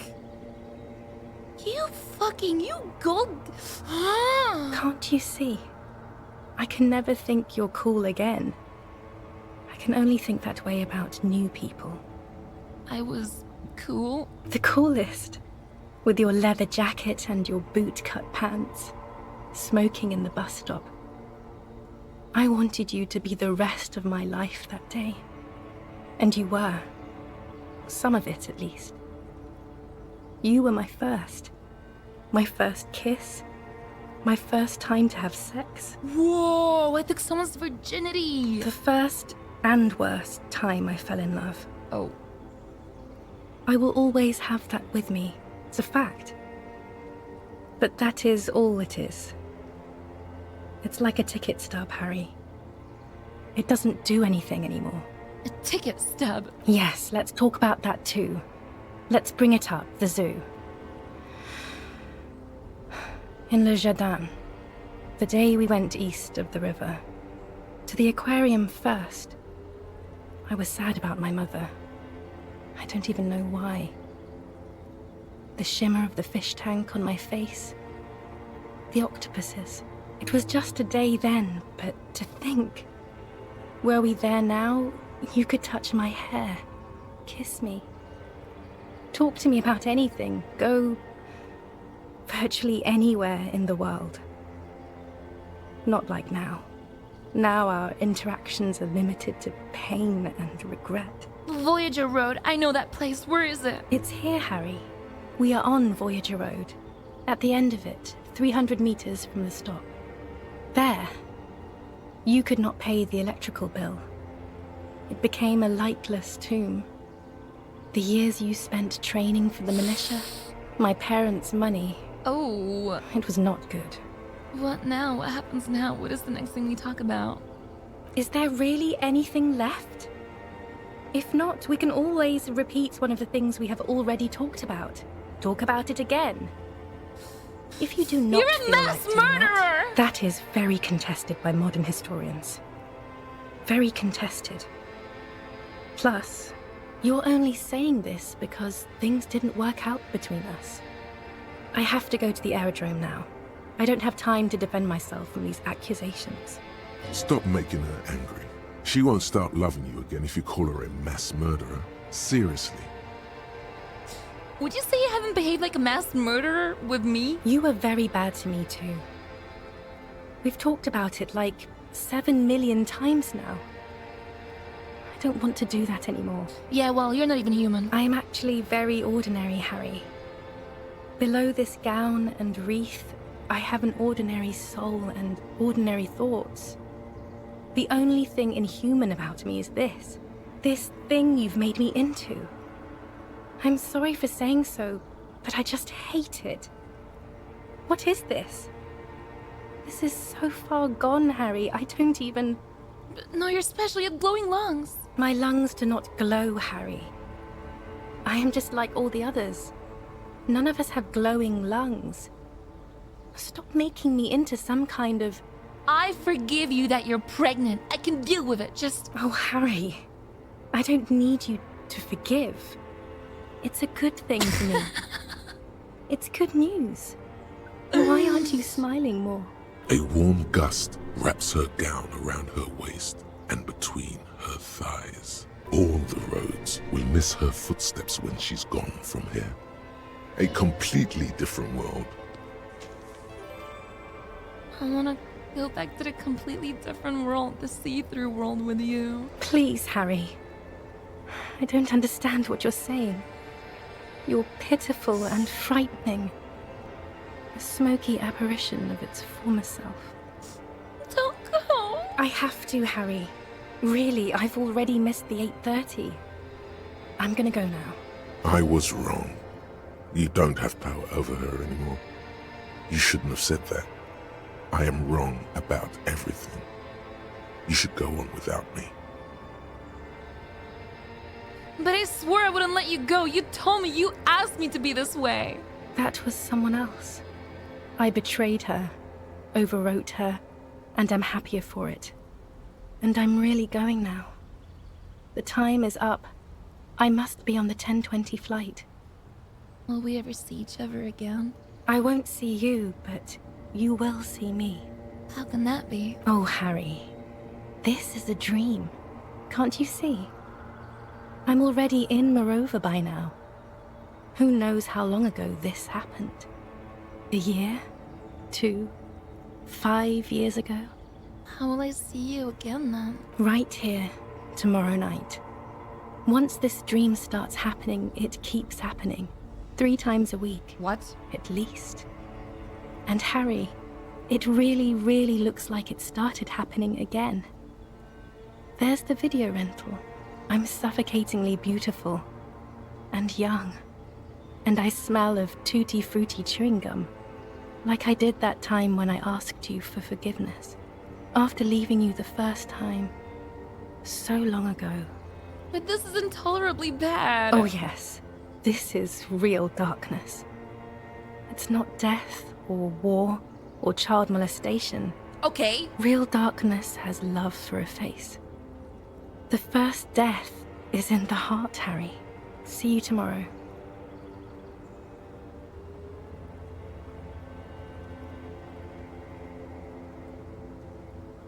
I don't want to sleep ever again in my life.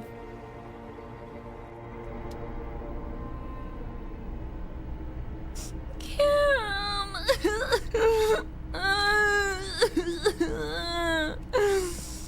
Oh God. You're up quick. How was your sleep? Actually, it was total annihilation, Kim. Ooh, spit out the blood and get back to work. You're badass like that. Let's solve the fucking case. Are you sure you're okay? You thrashed around and you bolted up, half covered in blood from your wound. Actually, it was total annihilation, Kim. I did not want to wake you. Perhaps I should have? Was it a job dream? No, an ex-wife dream. The lieutenant nods solemnly. I understand. We've all been through similar things. It can be overcome. Well, spit out the blood and get back to work. I'm badass like that. Okay. He's still worried. You must have really thrashed and squealed in your sleep. I love you, Kim.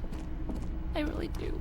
Books and magazines lie scattered on the floor and on a makeshift cupboard. They are not particularly well organized. Sip through them. Most are soft covers, serialized fantastique and detective stories from the 20s and 30s. This disparate digest includes the classic Animal Adventures, among what is mostly commercial fiction and serialized stories. You find a magazine cathodique for electrical engineering. Then it's back to pulp. Light erotica, an international thriller about circuit benders. Someone's made themselves a home.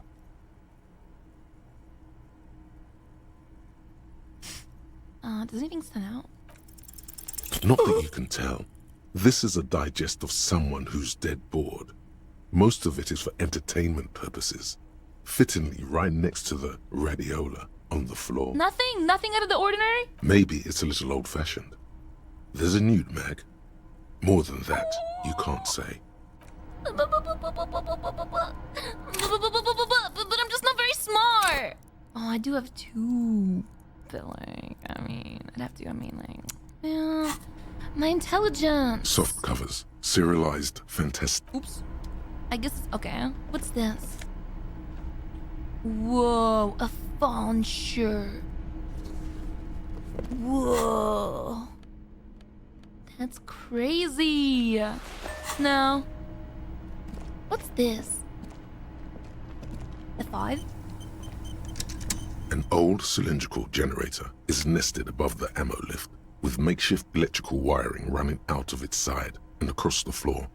The cables disappear into the wall to your right. The lieutenant puts his hand on the metal barrel, checking for warmth. It's cold now, but someone has been maintaining it. The wiring has been repaired. Pour fuel into the tank. The lieutenant assists you, holding the canister up to the fuel tank as you tilt. Dark brown, viscous fluid pours out, and the room fills with a chemical smell. There's a red starter switch on the side of the cylinder and a start rope on the other side. The lieutenant flicks the switch. Pull the rope? The recoil start wakes the old generator up. The machine sputters like an old warhorse before settling down to a rattle. That should do it. Where did the wires lead? Downstairs, somewhere? Up on the side. The tank is far from full, but there should be enough inside to keep it going for a day. Okay.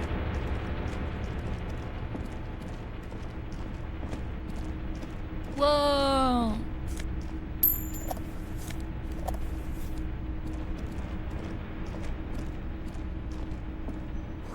This great blast door must weigh over 10 tons.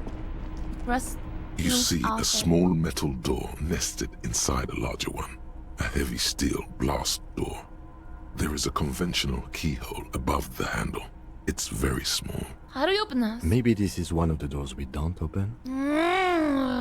He's right. It would be better to open its big brother. A powerful engine hangs under the ceiling. It must control the blast door. You're right. We opened the big one. Do you see the controls anywhere? I think there's a console just southeast. Let's look around. Getting the blast door open seems like the best plan. Okay. The blast door.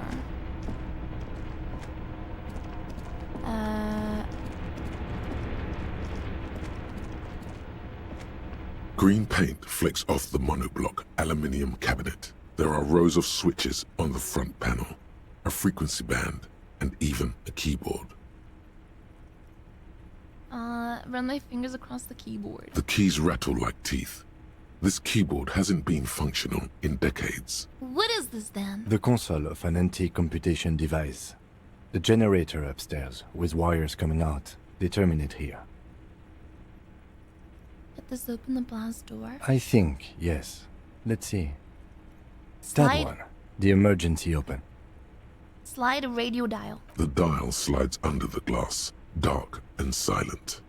Restoring electric power has not breathed life into it. Push light interior. The lighting in the room turns on with a sizzle, a dim ambient orange. Turn emergency open. The blast door opens with a series of clicks. A shaft of light appears, then widens as the light shines in. Oh god, this feels like I'm in like Jigsaw.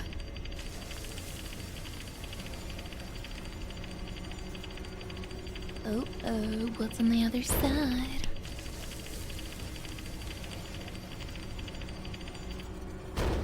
A sudden wave of anxiety makes your skin crawl. After you. What is there? Point to the door. I don't know. A thin wisp of smoke rises from a charred black fire pit. The wind picks up, then dies down again. I'm scared. Don't be. I have a gun. I also have a gun. I know. It was not easy to acquire. Let's go. This hatch is jammed shut. Oh, wait.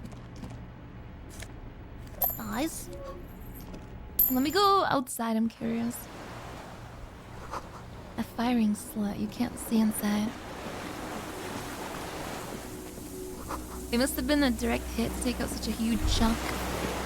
The distant sound of cargo shafts, signal horns echo on the water.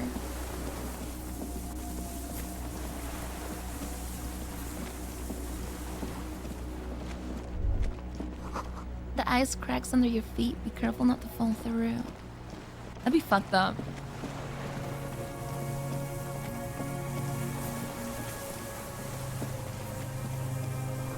The winch is broken. Rust has eaten what remains of the chain. A strange feeling, looking at the water. Maybe you should just wander off into the sea. Leave it all and walk in with a bottle in your hand. Why? Perhaps there's someone there, under the water, waiting for you, in front of the video rental, on the corner, at the crossing, smelling of tutti frutti and betrayal. Maybe you know it's going to hurt. But it's cold. Yes, cold and still. But love is warm, like the inside of her mouth. No, no, no, no. Yes, yes, yes, yes. No, no, no, no. No, no. We're not starting with that. Not now. Not this time. This thought is over. Breeze may say. In the still mirror of the bay, you see Martinez, reflected. Tall edifices of ruins reach into the water, like shimmering towers. And the shacks too. Pine trees and motor lorries, upside down. Islets and posts, like stepping stones, lead into the water in front of you. Go. Step in. It's been too long. A bottle in my hand. Always. Shake my head. I'm not going in. Where am I? No, no.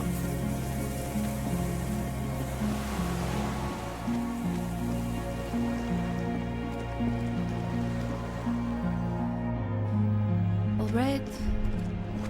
Water rushes below, far down below.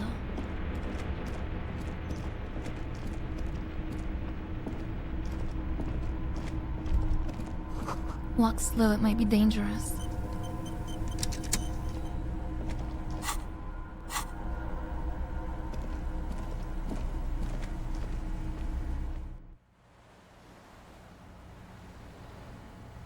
I missed the legendary sex scene. What?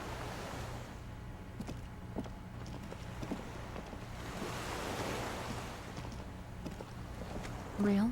Oh no. It's okay, I'm gonna take my homo end. What the fuck is that, a donut?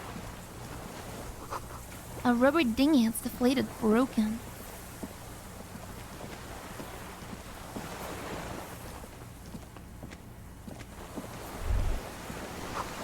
Small white flowers blossom all around me.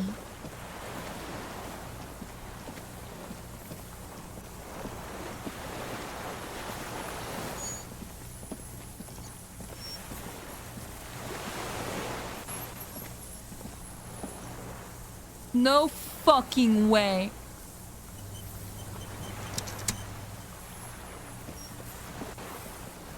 An old man wearing tracksuit trousers leans on the frame stock of his rifle.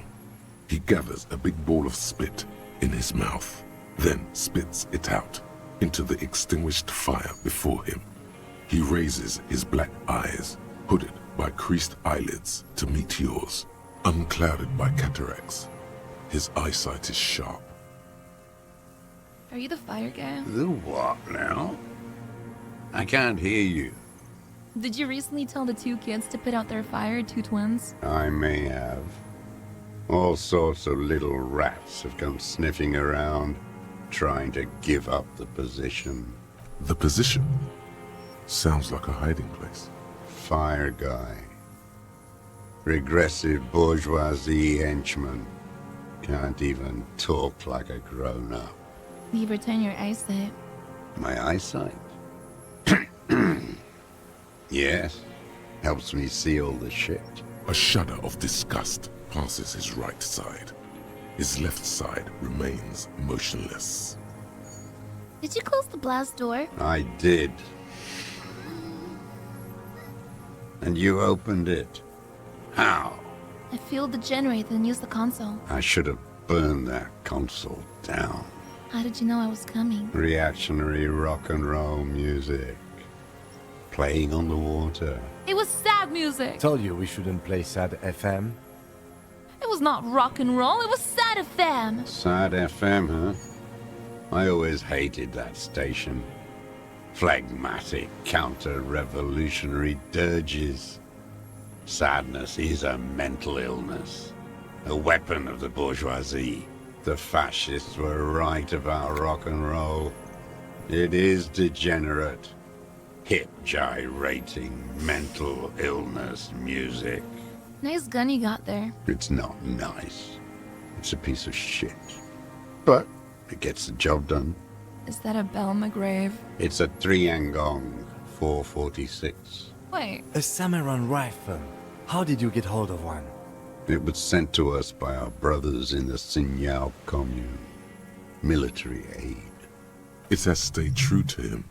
He can still make it sing. The Hassan Yao commune? You heard me. It's good now. Like chalk wiped from the board. Your weapon has stayed true to you. Mine has stayed true to me too. Show him the gun in my hand. Yes. I bet you've killed a lot of people with it. You fascist fuck. Have you come to make me one of them? We have come to ask you questions. Nothing more. If you do not comply, we will take you in. Do you understand? The danger levels here are hard to read. One moment he's a fire, the next, a fire gone out. Sir, I need you to put down that gun so we can talk further. We're with the police. The lieutenant pulls his pistol from the holster. You are a glorified night watchman. This is a service rifle. I can only lay it down before an enemy commander of corresponding rank. I am an enemy commander of rank. Put it down. The words, "I am an enemy commander," sound cold as iron from your lungs.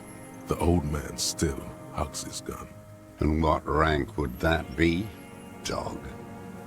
Lieutenant Double. If you, whatever the fuck. A big wheel of the 4th Regiment of the Pederast Army.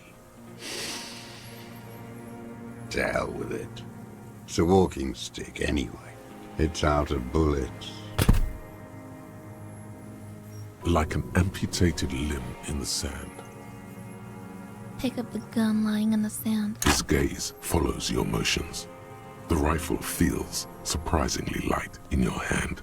Frame stocked and patched in places with tape and wire. Still warm from his parched hands. Not the metal. The metal is ice cold. This weapon has been modified several times. Inspect it closer. The rifle's in a shabby state, like a crutch that's seen too much travel. Hieroglyphs are embossed into the forearm, made of walnut. On the butt, you see Vespertine writing, burnt into the wood. Triangong, 4.46mm, made in Sinyao. This uses jacketed ammunition, 4.46. The right type and the right calibre. He's liking this. It's as he said, it's a Triangong made in Sanyao. No one said it has to be a Belmagrave. We were just guessing. From ballistics, it could easily have been a Triangong, too. It doesn't matter if it was made in Shanti. All it has to do is use jacketed ammunition. And it does. The rifle has been patched and modified several times. I wonder how old it is. The old man does not answer. He just stares in front of him. Stow the gun. The old man keeps following your motion with his gaze. Oh god. His right arm twitches suddenly. Oh my god. This looked very much like the murder weapon. It could be used against him to get a confession. In time. Who are you? My name is Josef Lilianovich Dross, Political Commissar of the 114th Anti-Aircraft Division of the 4th Army of the Commune of Revachol. Oh my god. What the fuck? I almost feel like he knew the guy that he killed from like one of those fucking war places. I am a deserter, a partisan, and a prisoner of war. This is my termless surrender. The Commune of Revachol? Do you mean the ICM? You're a holdover from the... From the Insular Indian Citizens Militia, the Army of the Revolution. I was recruited in Jamrock in 07, trained in the École de Contrôle Orient, and consigned to emergency defense duties in 08. I left my unit on the eve of the landing. When I returned here on May 14th, the Commune had fallen. Still armed and ideologically trained, I wrote a criticism of myself and resumed partisan duties. How long have you been on this island? 43 years. What the fuck? No. I've been on other islands too. I was an Resurrection until they turned it into a spa in 18. Then I was an E-48, a nameless sound, until the sea washed over it. Then I came back here. That was 22 years ago.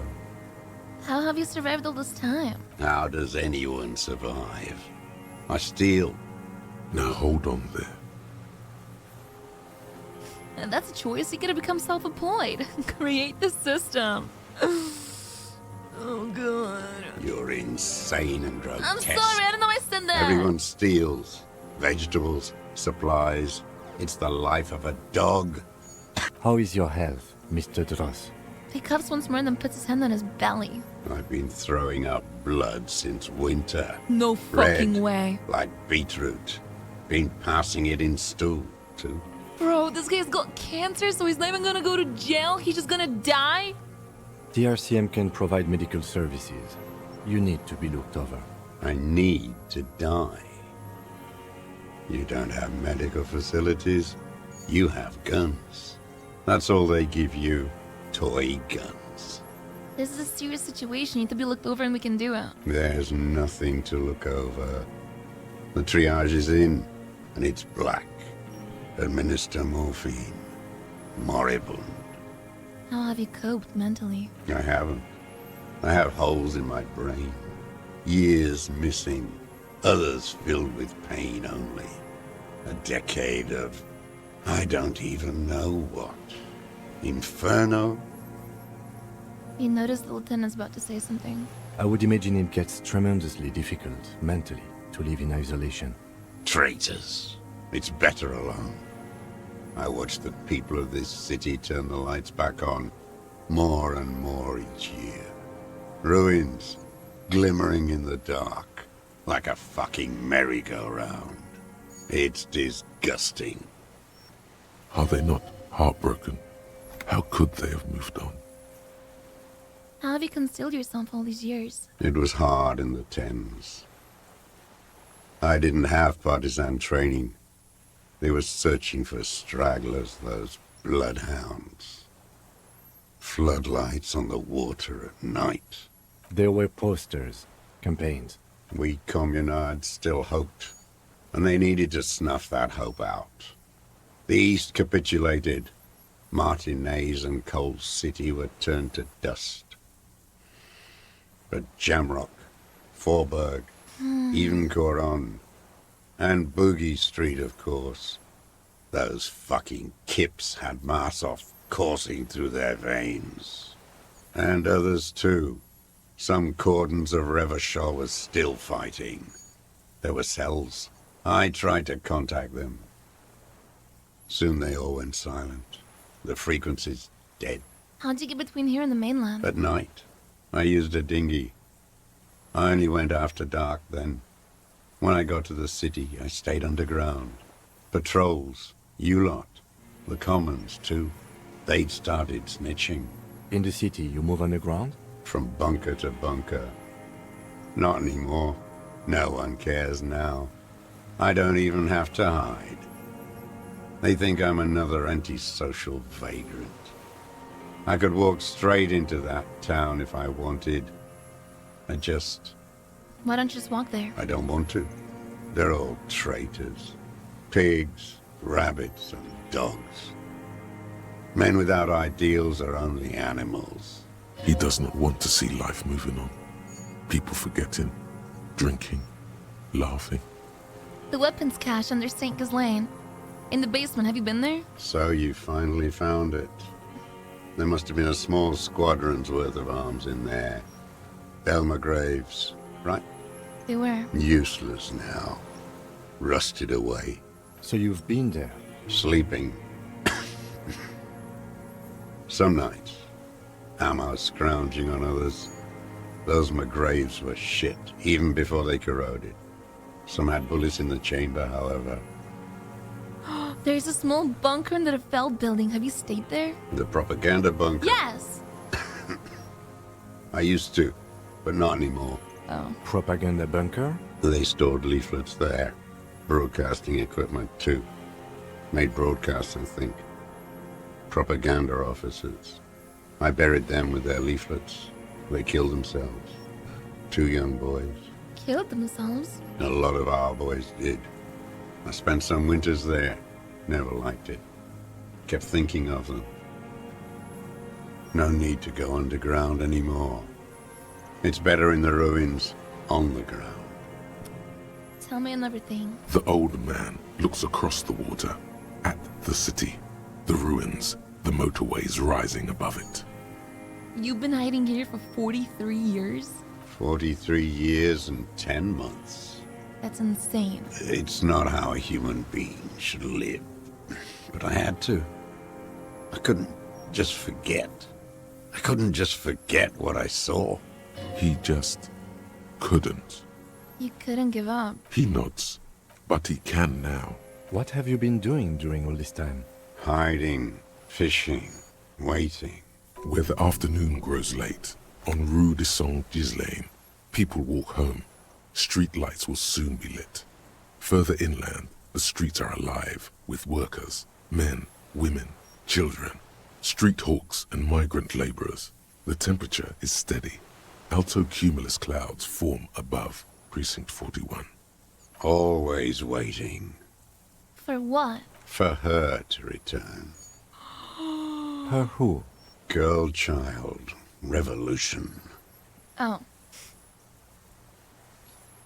Woman will always betray you. Women are more susceptible to bourgeois morals. The material base for an uprising has eroded. The working class has betrayed mankind and themselves. The historic opportunity for a revolution has passed. It will not come back anymore, however hard I try, whatever I do. What has he done? Perhaps a confession will lighten the load. What have you done? Yes, what? To get things going again? Fan the flame? There is no flame to fan. There is nothing left of the world, of our dreams. You said you deserted your unit? I was just 16 years old. 15 when I volunteered. Oof. I had a lapse of faith. And of courage, too. Lapse of faith. You could say I misunderstood the historic role of the proletariat and thought Mazovian socioeconomics were fallible. For a second, I doubted the irreducible laws of historic materialism. A second is all it took For what? for reaction to take hold. What's reaction? Petty bourgeois terror. It's in all men. It wasn't reaction, you were just afraid. It's the same thing. You haven't seen it. Not really. Not naked. It's impossible not to be afraid. And this was when? May the 13th, 08. 44 years ago. The horizon was black with coalition airships. Their petroleum rose to the sky and it looked like it formed the clouds. Storm clouds. When they started shelling, it was dark magic. Whoa, dark magic? The combined might of international capital. All at once, all the greed and terror in the world tore into Revachol. It lifted streets from the ground and turned houses into ghosts. We were in the flak tower, huddled on the floor. The artillery was 80 kilometers away in Ozon, but I knew the commune would fall. We would all be turned into ash. So I said I was going to the map room. A terrible shame, still within him. The lobes of his ears are red with it. The shame and smallness of what he became. You didn't go to the map room. No. I climbed the chain link across the water and hid inland, in the bunkers there, like the weakest of the weak. A mouse, frightened at the ordnance all night, and the sound of the rotors in the morning, whirring. What was that? Airships. I climbed out into hell. The landing was complete. The chain was submerged. I had to swim back. The fortress was half submerged too. Shattered. They'd all drowned in the lower levels, or got torn to shreds above. The anti-aircraft gun had malfunctioned. So had I. I left them without ideological direction. It was real. I'd seen it. I'd seen it in reality. Some kind of great terror. Worse than you've ever seen. Seen what? The mask of humanity fall from capital. It has to take it off to kill everyone, everything you love. All the hope and tenderness in the world. It has to take it off just for 1 second to do the deed. And then you see it, as it strangles and beats your friends to death. The sweetest, most courageous people in the world. You see the fear and power in its eyes. Then you know What? that the bourgeois are not human. I'm gonna let him finish. Although, what if I agree with him? I've always suspected the same. I worry, like, I need him on my side, I feel like. No, I'm gonna let him finish. I had to. I had to fight it. I had to never stop. Okay. You said, what is this place, this island? It's not an island, Dwat. It's a defensive fortification of the commune of Revachol. And I am its last surviving defender. What was it used for? The congenitally deformed King Philip II built it to restrict access to the Bay of Revachol. We captured it in '02, retrofitted the fort with an AA gun to defend against an airborne landing. Against the whole world. You mean the landing we're taking of Revachol? Coalition military called it Operation Deathblow. I later found out on the radio they called it Deathblow. You're one of them. Tell me, who speaks like that? We had 50 million people on Caillou alone. First, I'm not one of them. Oh god. Oh god, oh god, oh god. I don't know what to approach this guy. He's probably gonna have some stupid like checks where it's like, you agree with this guy +1, you disagree with this guy -1.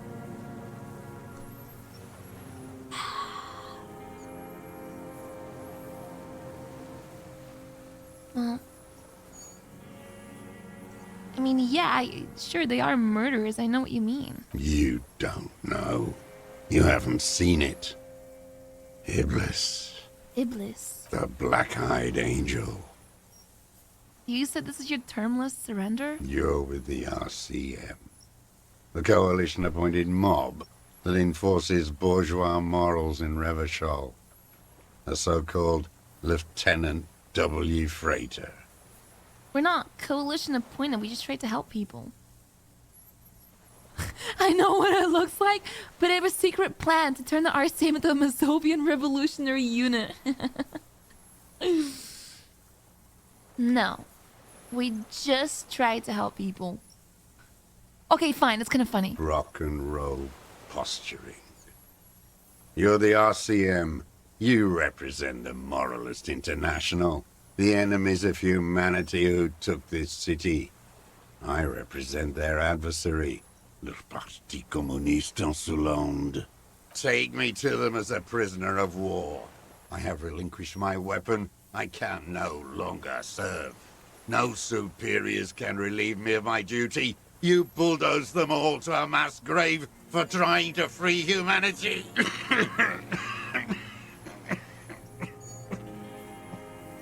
A spray of blood from his mouth on the black charcoal in the fire pit. So you're a communist soldier from the communist army? No, I am not a soldier. I am an ideological officer. I belong to the party, not the army. But you said you were trained and assigned to the Defense Corps. Trained in historical materialism, then assigned as a political commissar by the party. These things used to mean something. What does a political commissar do? The old man does not answer. He tilts his silver head and looks at the reeds.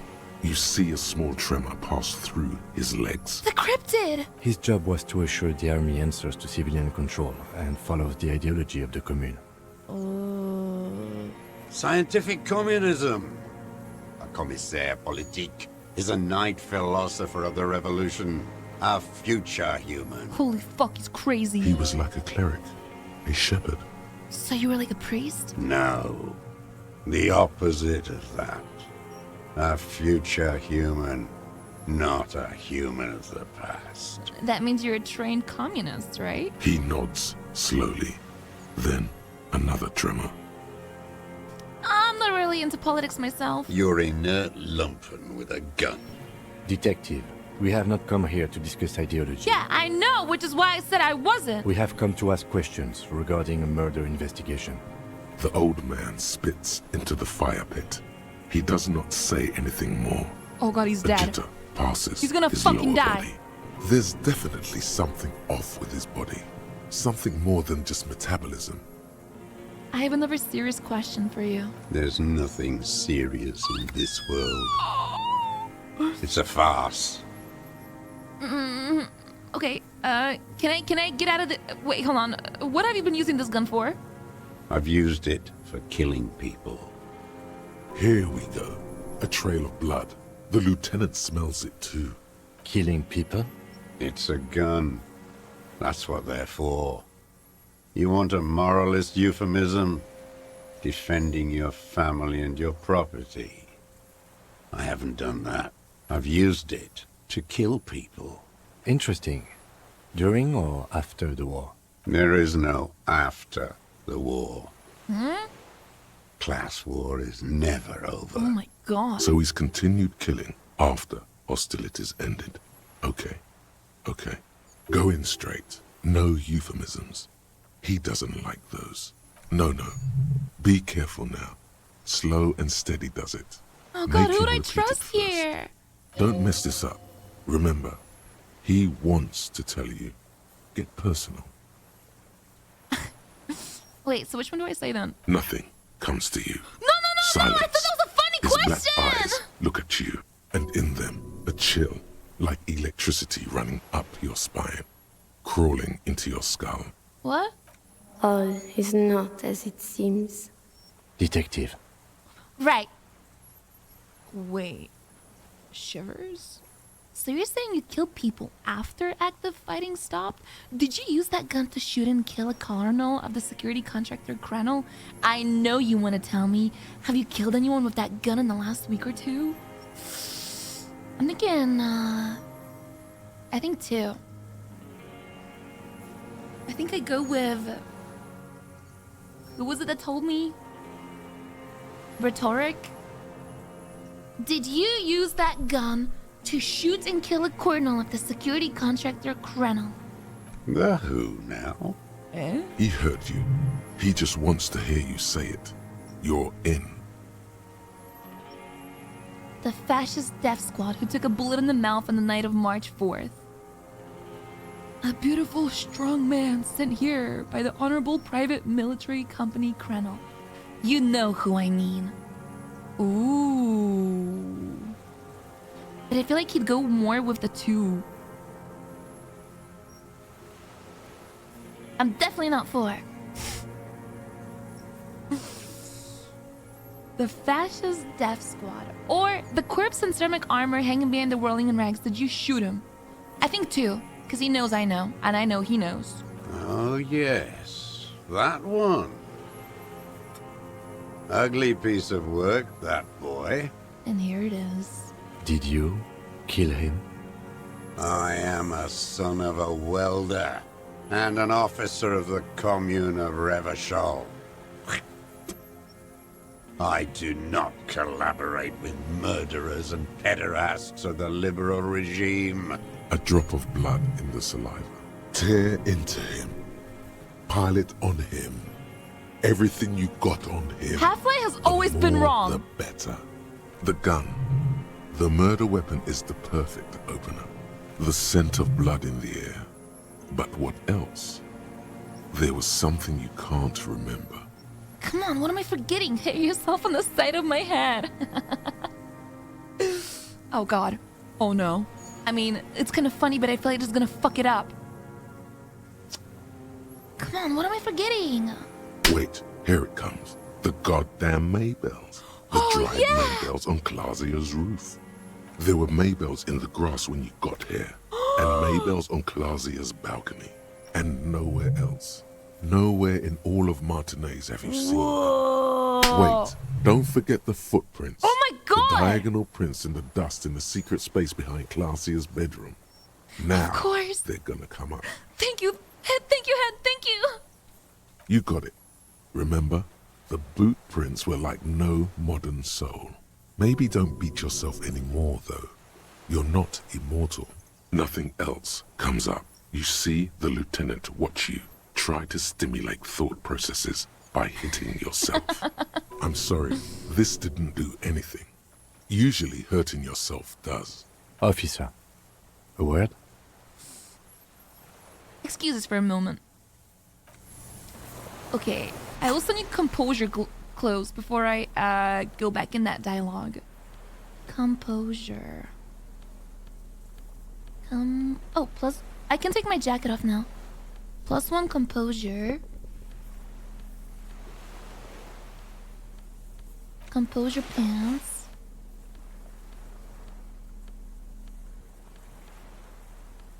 Empathy, electrochemistry, interfacing. Alright. I'm gonna save a 5. I think we may have this. Do you think he did it? From nothing to this in a day. This is good, Lieutenant Gefreiter. We just need a confession first and then maybe a solid motive later. I'm slapping myself to get ideas. I can see that, yes. I'm not judging. How do you think the questioning is going? Good. We are doing very good. He wants to confess, I can see that. We just need to pile it on a little more. The more we have on him, the closer he is. What am I missing? What haven't I done? Ballistics. Let him cook here for a minute or two. Okay. We can have another look around the island for a sniper's nest. Okay. I think we should check out the post. Okay. It doesn't have to hold in court. Just establish a line of sight and he'll do the rest himself. Alright, I'm trying to get him to confess. Yes, good going. That should be our first priority. Okay, let's do this. Let's make him cook. Remember, he wants to tell us, but he doesn't want to help us. It needs to look like we already have everything. Okay. There is palpable excitement in his tone. He likes him for this. A lot. But there's something more, too.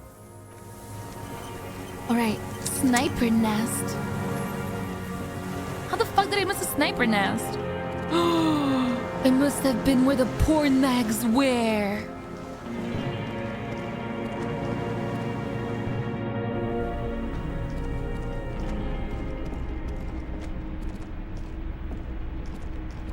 Or not.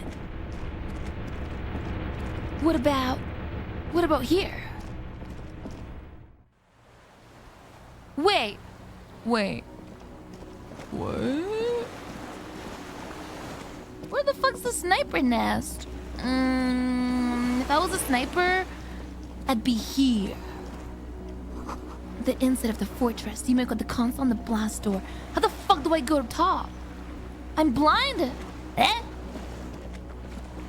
How am I blind? Help me!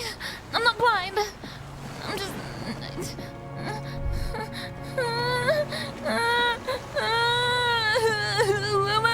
Am I looking at it right now? Am I looking at it? How do I go there?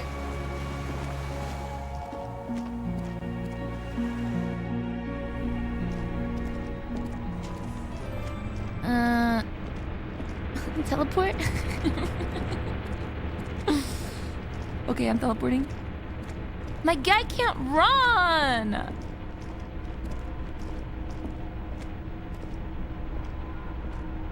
I guess I did just get shot.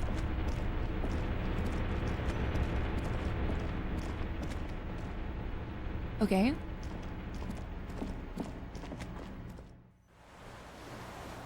Someone said I messed up on the beach like a sex scene. I don't know if he means it though. Oh, I didn't know I could get up here. The pain in my pelvis makes me wince. That looked like a shadow. Whoa. Loom fuel canister. A weathered artillery map showing coordinates in the Bay of Rebishon. An old medicine cabinet newly stocked with Dramamine. Yoink, yoink. There's a rain-soaked mattress on a concrete slab, only half covered by the crumbling roof. At the head of it, double embrasures, firing slits like two eyes in the wall. B triple prime. This looks like a good place to shoot from. Inspect the mattress. A single-person mattress, modern, civilian use. Brand name, Marjorie. There's a fuel stain on the cover, along with cigarette burns, and an empty can of beans on the ground next to it. filled to the brim with cigarette butts. Take one out of the can. The silhouette of a tobacco picker adorns the paper filter. The brand, Tio Moteri. Our shooter's a heavy smoker. Noted. Inspect the wall. There's a firing slit in the wall in front of you, like a little window. Touch the concrete first. Quite old and grimy from years without cleaning by anything other than the rain. Look through the hole in the concrete.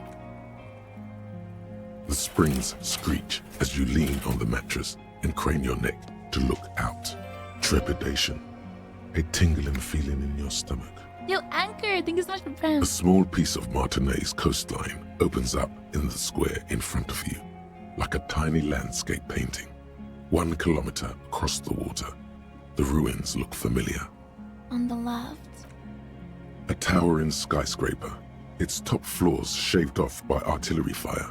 Capeside apartments. Rue de Saint-Ghislain, 33A and 33B. On the right.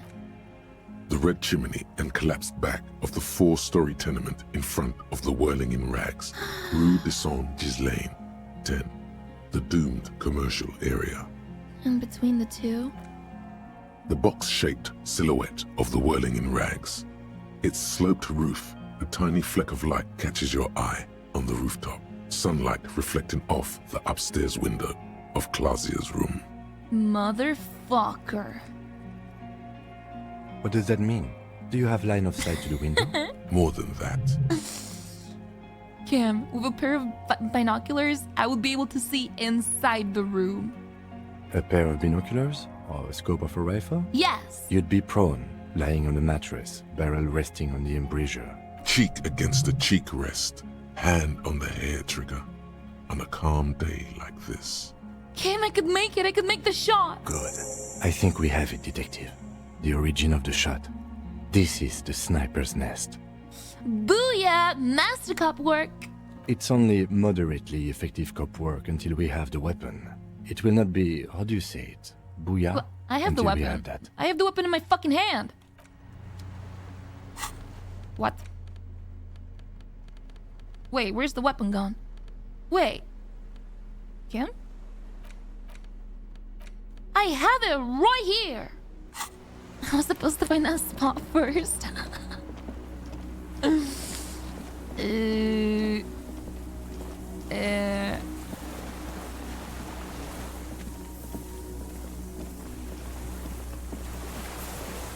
Alright. Can I actually go out into the ocean? I don't think so. I can't. Okay. Yeah, I totally missed that. Let's go.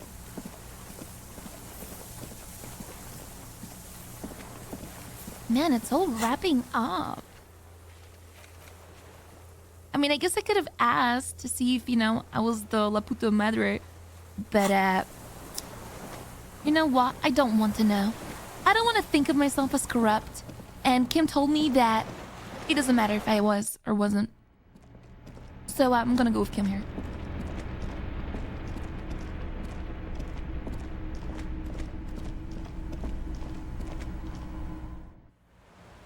Alright. Here we go. Hiccup, what the fuck?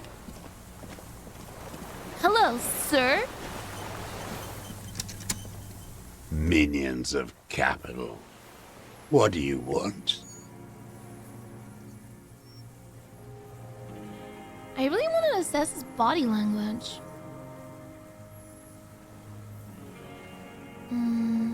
But I just worried that one more time, Mr. Dross, the Colonel, I want to talk about you killing him. Petty bourgeois law. This is all you care about, right? The only thing in the world for you types. A drop of blood in the saliva. Tear into him again. Pile it on him.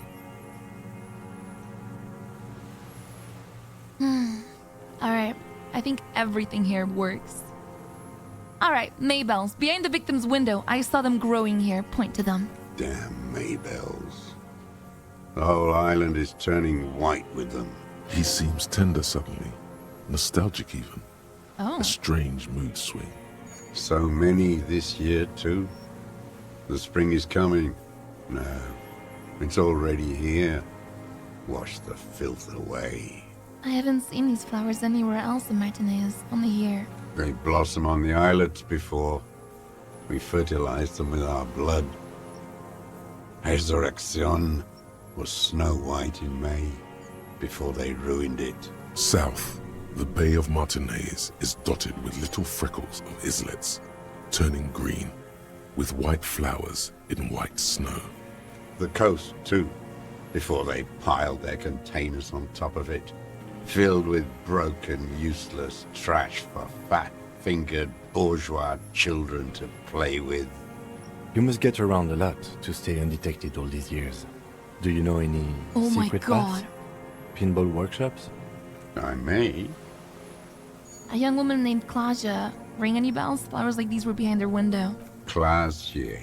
He repeats the name with care, as if it were at risk of breaking. You like that name, don't you? She had intimate relations with the victim, the mercenary. With the victim? He turns his sight from the whitening field of flowers and falls silent, then the muscles in his jaw twitch, a spasm. There is a small tremble. It looks like a smile. A crooked smile. Yet isn't quite voluntary. He's about to burst. Did you fuck him too? Imagine? Almost. But you need one more. Just one. Or maybe two. I wonder what brand of boots you're wearing? Everything is brands with you individualists. Who cares what brand my shoes are? Sansa? Some shit. Right, but do they have horizontal lines on them? Show me the soles, please, Mr. Dras. Fucking imbecile. The old man stretches out his leg. A black and white spiral pattern covers the sole of the worn-out old running shoes on his feet. The maker is Sensorique. The model is Veibae, and the size is 43. These are not the unusual horizontal pattern soles you saw in the dust on the floor of the hidden room. They do, however, seem to be about the same size. The heck? The size fits, but not the sole.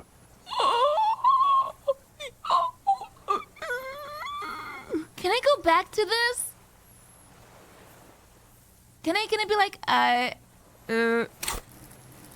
drama? Oh, shit. 58%? Fuck. Shit. Oh god. Oh god, it's a red check. Oh fuck. Oh god. Oh god. 58%. It's like a coin flip. I could put more points into it, but what if there's more checks? Oh, okay, one more. 72%.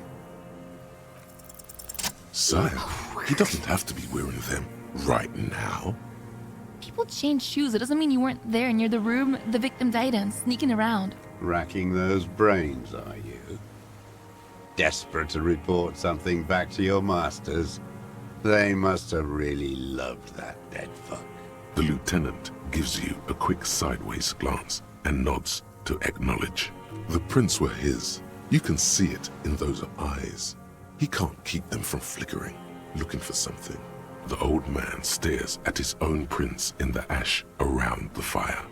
Silent suddenly, some strange process within him. A gush of wind.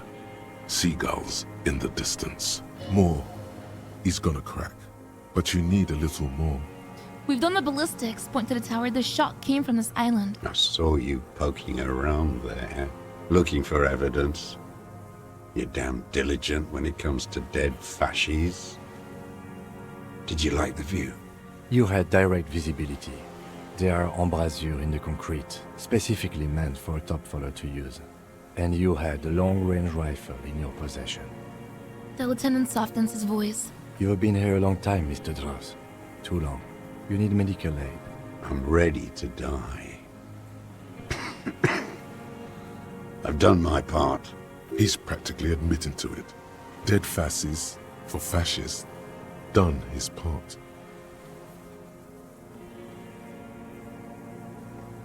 Ooh. It's the best uninterrupted line of sight into that window in all of Martinez. The view was perfect with a pair of binoculars that could have seen him in the room.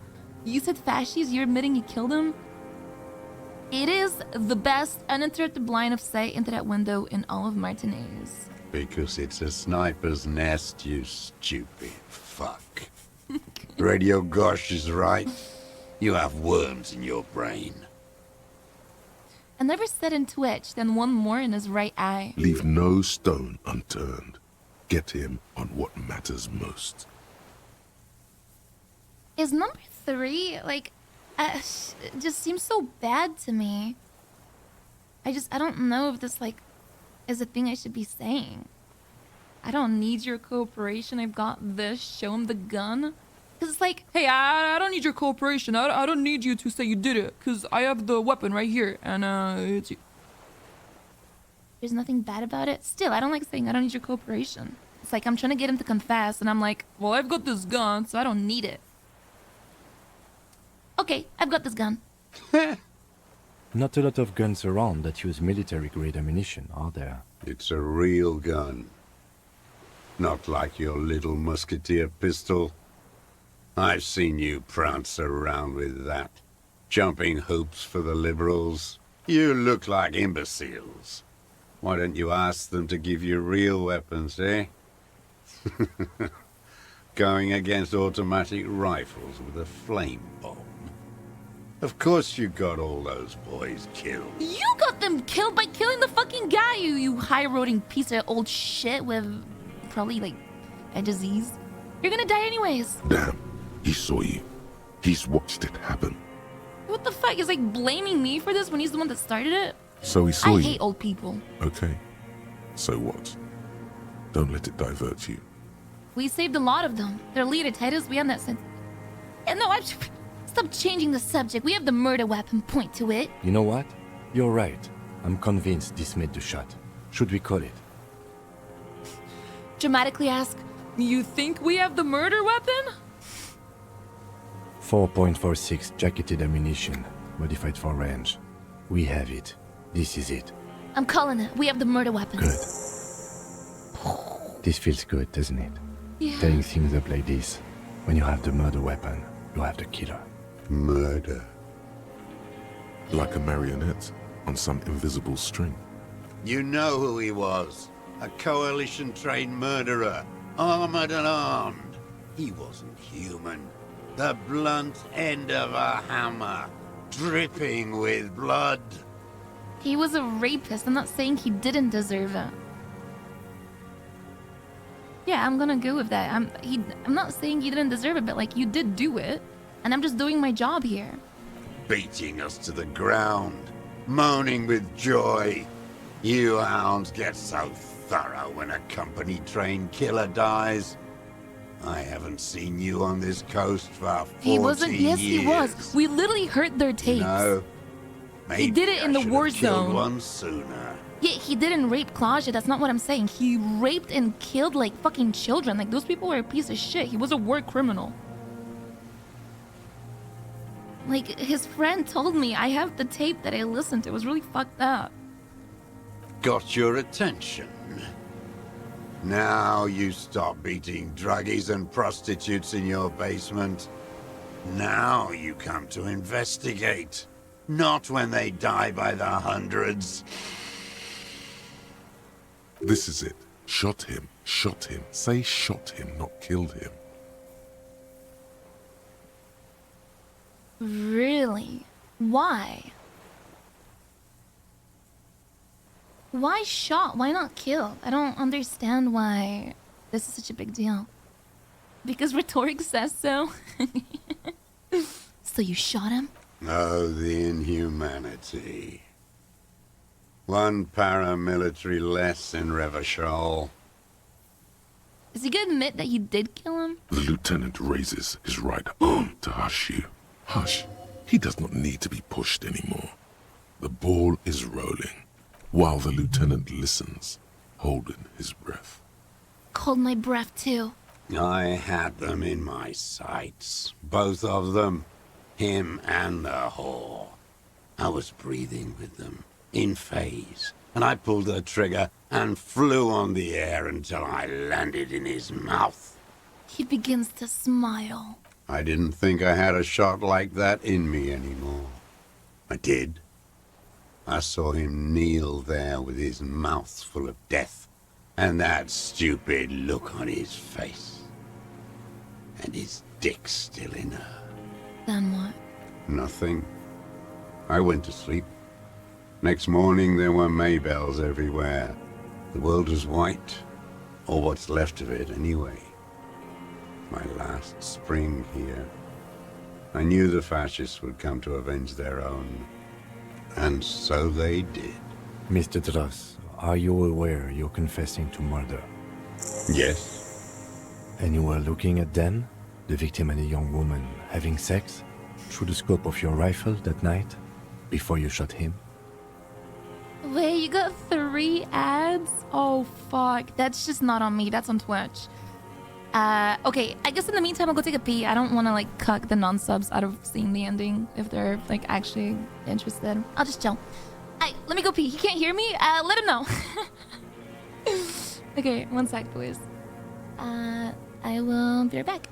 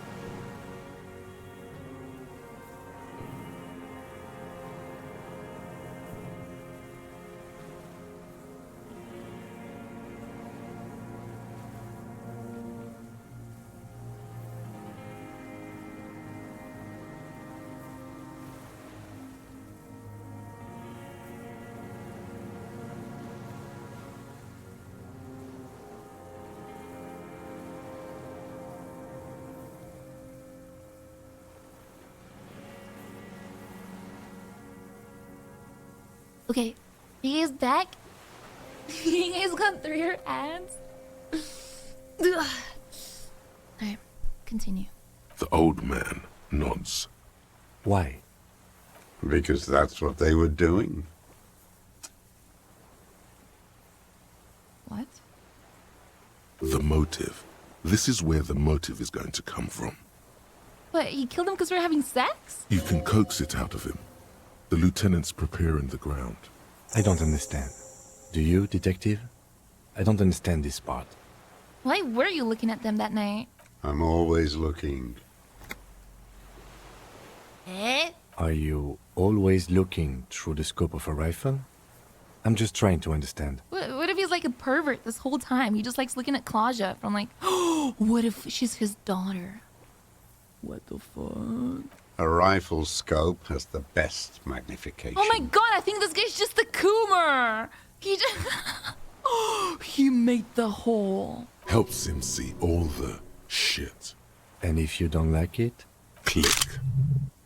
If it's part of the shit you see? Then you pull the trigger? Yes. Think of it as a form of critique. What the fuck? Start with when he first saw him. It will give him a chance to ramble. When'd you first see the deceased? 3 weeks ago, when the rich hag came in on her galley. Joyce. He means Joyce. By that I mean Joyce Messer, the Wild Pines rep? Wrinkled up whore. Whore. Good strong word. I use it often myself. Yes. Old-fashioned. I just got the traditionalist achievement. Fuck. Moving on, the victim arrived sometime after her. They moved into a deserted apartment above the roundabout. Radio equipment out for all to see. Reactionary radio playing, sloppy and drunk. I've seen their kind during the landing. Those Occidental and Mesk phalanx weren't conscripts. Boys like us. They were whites. All they know is to destroy and hurt. What that? Barely alive. They like to kill while they're on their drugs. Oh. After the landing, in the burning years, I would take shots at them. End them. The worst ones, if I had a bullet to spare. I could see they've returned now to show their real face. The face they don't dare show their bourgeois voters back on Mundi with their families and polyester clothes. What specifically did you not like about what you saw the night of the murder? Them. Fucking. I didn't like that. So you were jealous? Jealousy is a reactionary concept. I didn't like the Reaver enjoying himself. Drugged out, soothed in the arms of a young woman. I wanted him to die so he could not enjoy life anymore. And I wanted to see his head explode. That too. She should know better than to hold a child murderer between her thighs. I knew he'd be there for one more second. Writhing. That's all it takes for the bullet to reach his head. Now that I think of it, I wasn't aiming for his mouth. I wanted his brains to spill out on her. But Ugh. you can't have everything. Jeez. This man has seen past her, like you did. And now he longs to see her covered in blood. To punish her. You wanted to punish her, so you killed. How long had you been? I worry it's like I can only say one of these things, but it's like all of those I want to say. You had feelings for that woman. You wanted to punish her, so you killed him. How long had you been watching her? I think 2. She practically breastfed that man. You wouldn't believe the things she let him do to her. Tell me, explain in great detail, please. You stare at them too. In your mind, her innocence day still turns to leaf. Airport bag in hand. Silks flowing in her wake. The dream. See you tomorrow, Harry. Her voice rings in the evening air. Bernie. I hate women too, you know. True. There is something bourgeois about women. The weak are more vulnerable to exploitation by capital, unless they rise up in arms, which the likes of her, twisted by psychopharmaceuticals, alcohol, and the class interests of the bourgeoisie, they all are women nowadays. How long had you been watching her? Since she came to Martinez. Oh. I saw her sneaking in the reeds early in the morning, behind the Feld building. It was dark, still winter. She didn't have her skimpy outfit on then. Oh, just okay. a spot in the night, moving. Past the Feld building on the coast? What was she doing there? Hiding something in the water. She had a fag after she'd done it. I was up in the ruins there. She couldn't see me, but I could see her. He took her the passport. She was nervous, but not scared. And beautiful. And beautiful. That, too. How could you see what she looked like? You said it was dark. The sun came up. Her hair was like cobwebs. She smoked more fags and snorted a line of whatever shit she was on right there. She needed it just to move. Wait, are you guys freaking out about that word? That means cigarette. Like, you'd be stupid not to assume that's what it means in this context. What the fuck? What do you think she hid there? Her passport and ticket to Villiers. And from there to Cachet Brut. Oh my god. So she didn't lie to me about that either. This is the hidden boy she told you about? Or told me about? You looked into it? After she was gone. You fucking freak, you pervert. Fuck. Did you keep what was in it? When we found the submersible, it was empty. No. Why would I do that? Wait, what about the I passport? didn't need tickets to Villiers. I put them back. If I wanted to extort someone, I'd do better. Oh god damn it, maybe she did fucking lie. This implies that he's thought about extorting her. Are you sure? We checked the submersible, there was nothing there. Why would I need that trash? I'm not going to Villiers. A strange confusion comes over him from time to time. Some kind of aberration of the nervous system. What the hell? Moving on, did you continue watching her after this? I did. She had a face like an archipelago, with those birthmarks. And a body, hard and lean and bruised all over. Black and yellow. I could see she's taken a beating. I could see who she was, too. A spook. On the run. Revachol's the cloaca of capital now. All the bagmen and arms dealers end up here to do drugs and have sex like animals.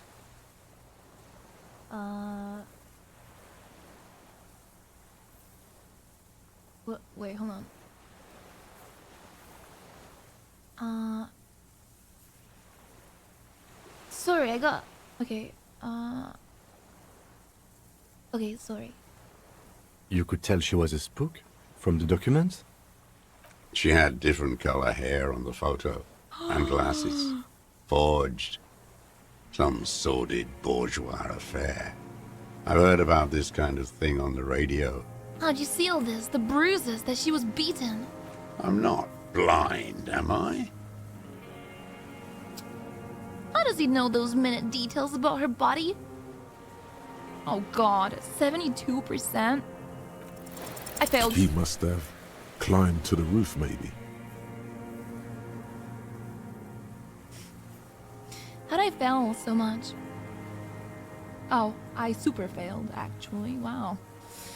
Wow. How did you get close enough to see her bruises, Mr. Dross? I have my ways. You've been through the secret route behind the whirling in rags. Those were your footprints. You just changed your shoes. I've been through all of Martinez. Ew. Every nook and cranny. Thank God, the lieutenant is picking it up. God, thank God. That nook too? The lieutenant does not let me finish. Yes, that too. The things they did in that little room. What she'd do to feel good. Ew! Funny the way light works. Ew, imagine this old creep just looking at you having sex. You turn it on inside, and it gets so dark out, you can't see a man looking in. I learned that in the 20s, when they were still hunting me. I've seen people do some shit, but... Those two took the cake. You hear the familiar scribble of the lieutenant's pen. A quick glance at you. One more loose end down. We're doing this, detective. Yes, we fucking are. How did you get in there? The hidden pinball workshop. I can just walk in there now after a good wash. I told you, they think I'm an antisocial. Closing hour is a good time. The kitchen's empty. Didn't you... Oh, he knew about the key. You had to open the steel door in the kitchen? How? I got that open a long time ago. Some bourgeois game merchant lived there. I don't know, 15 years ago. He left spare keys all over, and I took one. Then I saw her turn the light on one night in my scope. Andy found use for it. A spare key, like the one hanging behind the Union Box window. You had feelings for that woman. There's nothing to hold on to. Only this. It's not enough. The coals of his eyes glisten suddenly, like stones dripping with water. Is he crying? Man needs to feel something else. In this fight, it helps if you have your eye on something there. It's weakness, I know.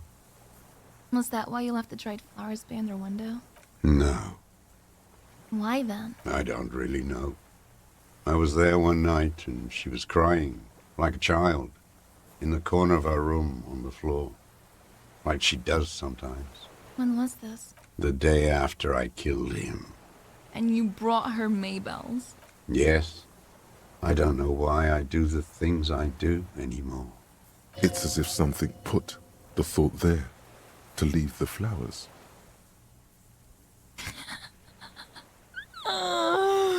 Oh God. Something put the thought in you. A compulsion. What do you mean, put? Well, what if he's crazy like me? A brief flash of terror.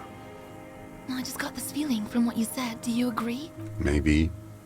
I told you. I have holes in my brain now. I wouldn't just sit here waiting for you. A sudden pang of rage. If you came 10 years ago, I would have killed you. In the silence, the lieutenant draws a line in his notes, then nods at you once more. One more down. So in conclusion, it wasn't about him. It was about her. Her.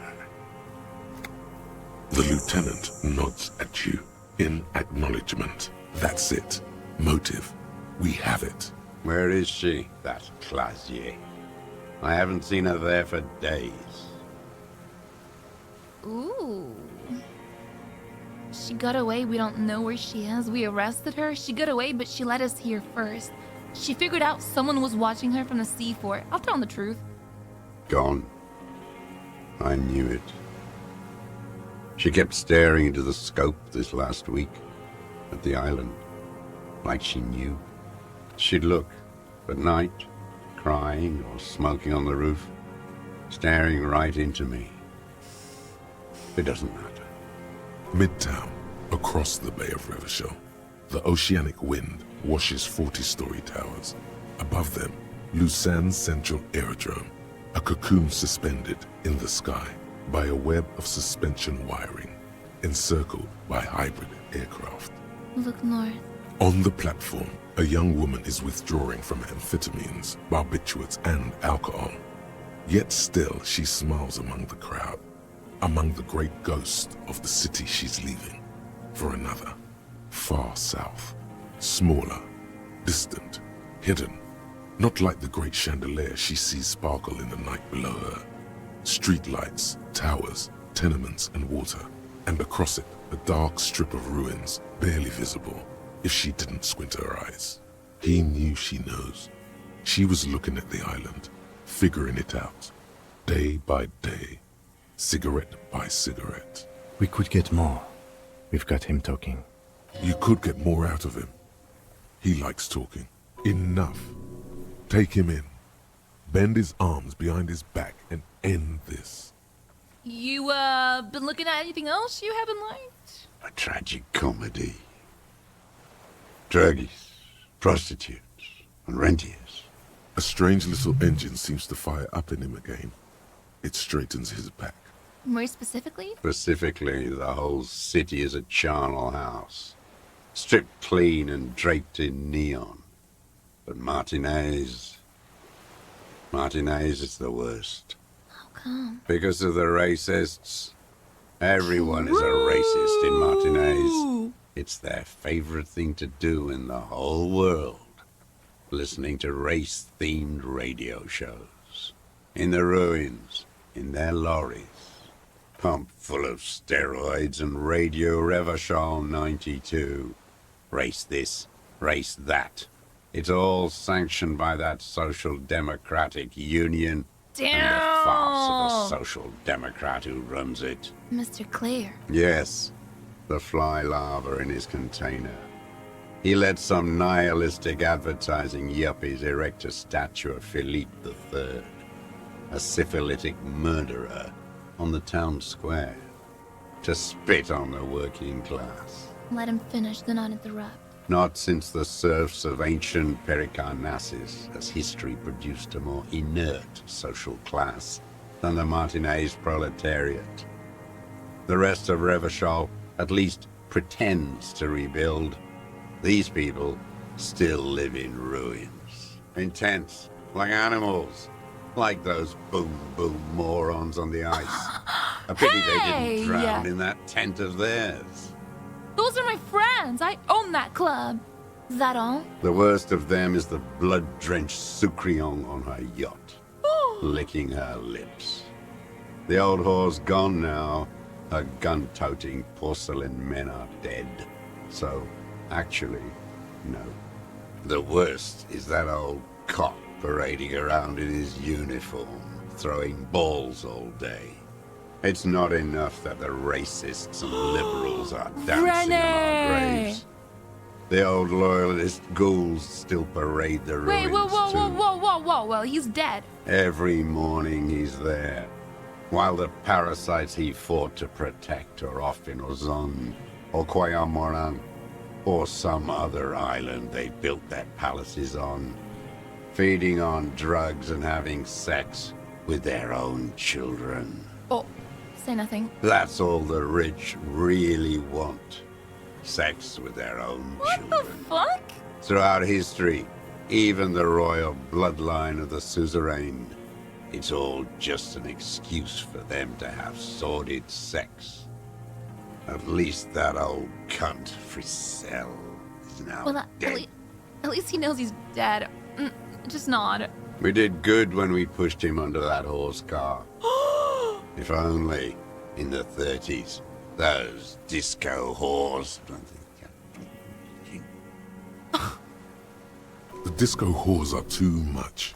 Hatred shuts down his brain's language center, leaving only a nonsensical sputter.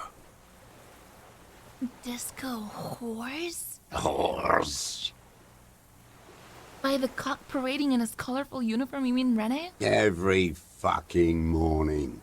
For 34 years. Throwing that ball. One ball against the other. I've always loathed that game. That is not a working class game. I don't care what they say on Radio June. Okay, sir. Royalist ghouls played like it was life itself. Click, clack across the water each day. And that uniform, like a parrot plumage. I won't even mention that he's a traitor to his race. A petank maniac race traitor. Not. I remember him. I remember him from La Noce. Not him, personally. His make and model. There were tens of thousands of them. I thought we took them all out before the liberals came to their rescue. We missed one. That one. Damn. There doesn't seem to be a single person under the pine today. Not even Gaston. Alone. There's no one there. Fat and plump. Like a pheasant. Just begging to be popped off. Please, Mr. Dross. Shoot me. He whispers with such predatory hunger. It borders on longing. You'd like to kill him? Not yet. I like to look at him strut around, place the crosshair on his medals, right on his face, and just fiddle the trigger. Think about it. Ugh. Let the bomb melt in my mouth. Save the treat for later? Bum. He is a juicy bonbon, that one. A real treat for the black day. The blackest. When I put that gun in my own mouth, I think. No, don't waste it. Put this lead in that cock, Rene. For the boys he killed. And then I look at him throw those balls, and I suddenly feel better. I even hid one bullet, so I'd always have one for him. Haven't seen him around lately, strutting around. Must be down with arthritis. I hope it hurts like hell. I hope he sweats blood. He's dead. Hearing it may destabilize him. You sure you've gotten everything from him? Ooh. That's kind of spooky. I feel like if I tell him this, he might have a heart attack.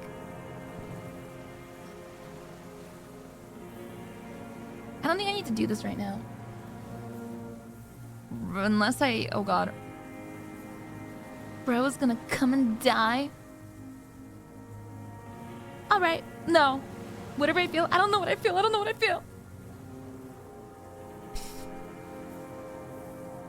I feel like I have enough points in whatever the fuck I need to succeed that. Oh god. But then, he's dead. No. Just kidding? Yes. I waited too long. I'm sorry, Mr. Dross. I understand you knew him for a long time. I waited too long and now he's dead. They're all dead now. Fuck it. Are you okay to go on? You think I haven't seen people die? It's all I've seen them do. Fuck and die. All the other plans we had. To love. To colonize the Pale. Eh? It's all fucked. He's not okay. This is just another black day in a row of black days.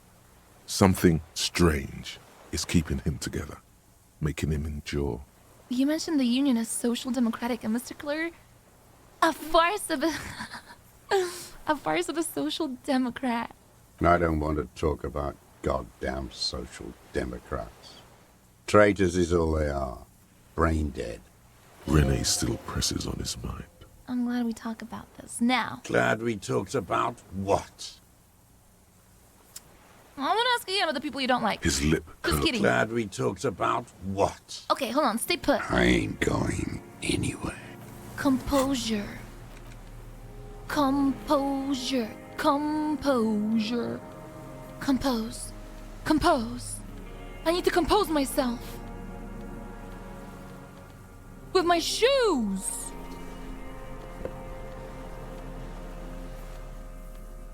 And my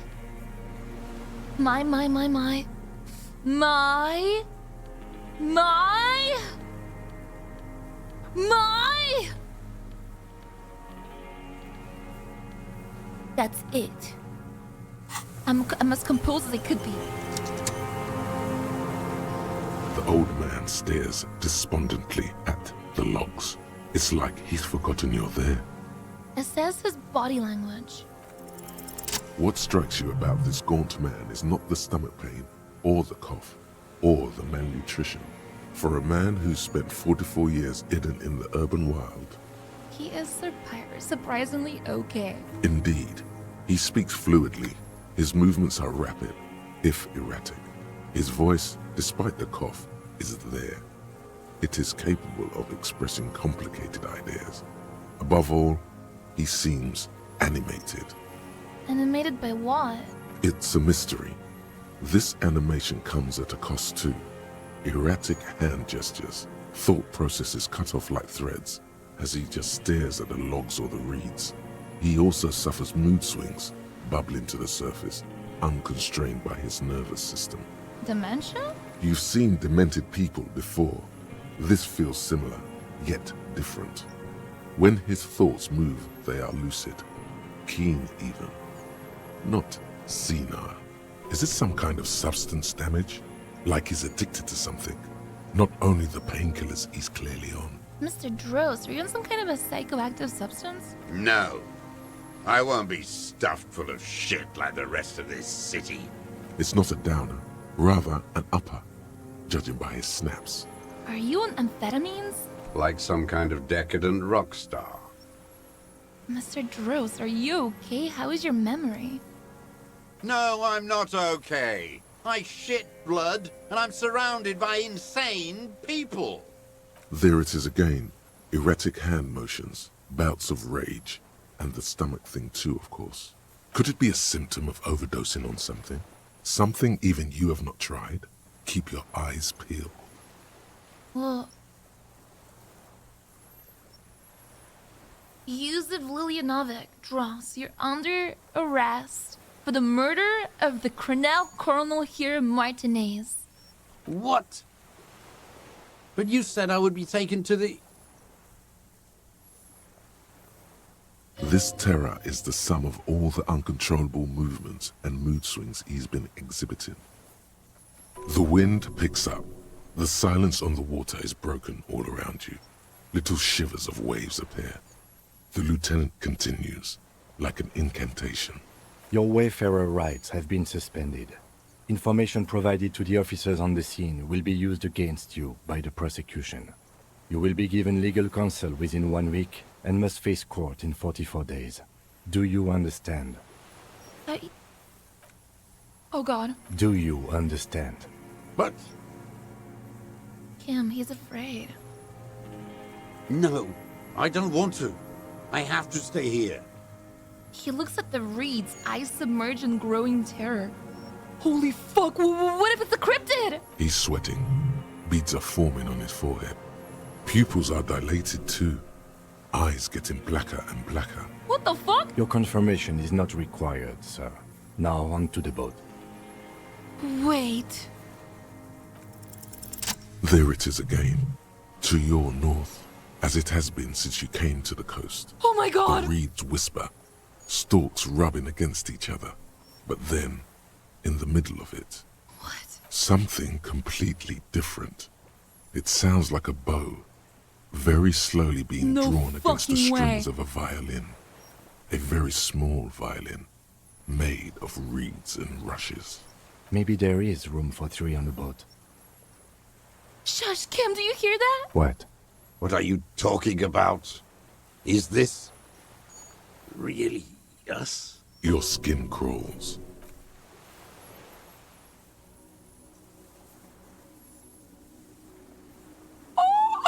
What the fuck? Oh my god, they're massive! Ew, it's like a stick bug! What the fuck?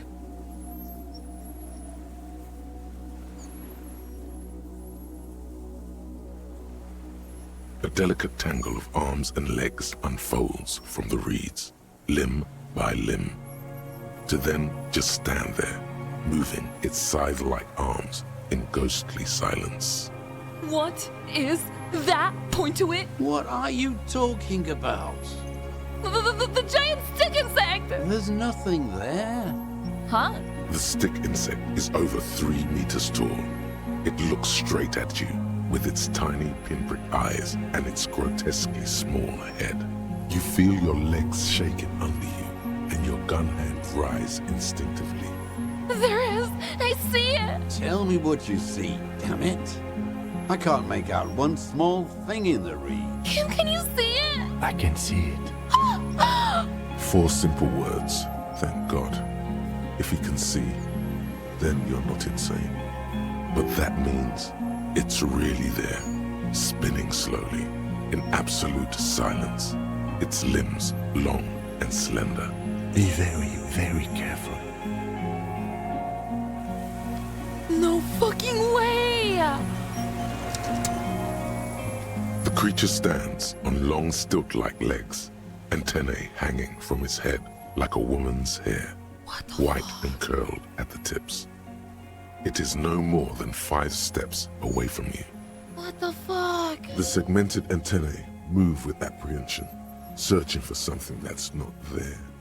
Reed-like tufts stick out of its joints. As the insect moves its forearms, it produces a faint hiss, like a reel-to-reel machine spinning after the tape breaks. The hiss is different from the strings you heard before. It says something else in a lower pitch.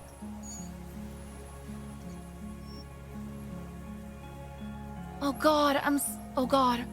I mean, I want to hit 4. I'm just worried that, like, I only get 1 choice. Like, should I do this last or should I do this first?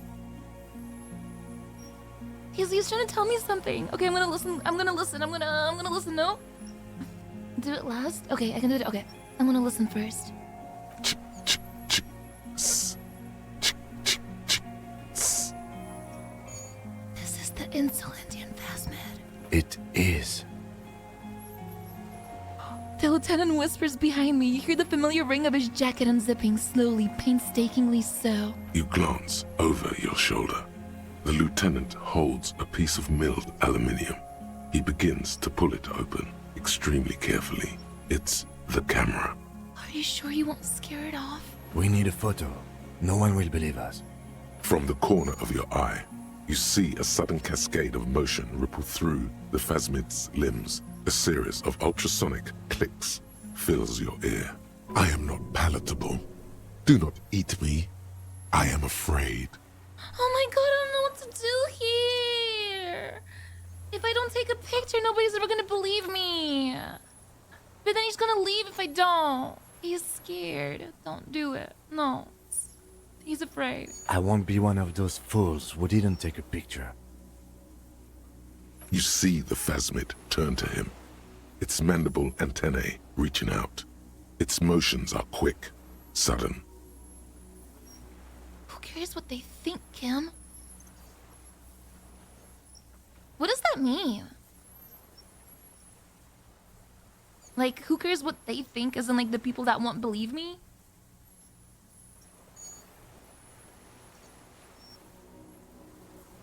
Oh, it means don't take the photo? Yeah, I don't care. I mean, it's enough for me and Kim to be here. I don't want to scare this guy off. Who cares what they think, Kim? Understood. Of course. The spindly mechanism turns itself back to you, its antennae taking their measure of the air, slowly. Say something to it quietly, something like, don't be afraid. Nothing changes in the cyclical braying motion of the creature's limbs. They are porcelain white on the inside Take it! and reed-colored on the out, beige, light brown, and Wouldn't striped. he be really You sad? are unsure if it is scared or not. Okay, It is. What? You glance You guys are like over freaking your me shoulder. out. We need a foot This is why I hate streaming games. I won't be. You see the fact. Understood. The spindly mechanism fuck. turns itself back to you. It's why Its I antennae quit this taking game their every measure of time. the Because air. reading my chat is Slowly. like, everything I do is wrong. Everything. And then everything is like backseat. Don't do this one, don't do this one. So I'm just gonna approach carefully. Slowly, with your breath held, you take 2 small steps toward the phasmid. The creature lets out a series of ultrasonic clicks that swarm around your head like swallows. Like laughter, a sort of happiness. He's so cute. Sweat drips from your brow, soaking your chest. You reek of it, your chemicals. Hissing and clicking, it extends its mandible-like antennae to greet you. You're right below it now, looking up at the colossal chitin of its white limbs. The head of the creature is crowned by reeds, and its eyes are like small droplets of water. Whoa, I can take a picture now again. Hello, I'm Harry. I don't really know who I am. I raise my hand slowly. The insect stops its stridulation, seeming to observe you. Below its crown of reeds, little pinprick eyes detect motion, glittering. The world stands still around you. He looks like the Baldur's Gate enemy. Suddenly, there is silence. No, stop. Be afraid. Should I be afraid? I raise my other hand too. As you do, the invertebrate comes to life, its limbs moving independent of each other, as if each has a mind of its own.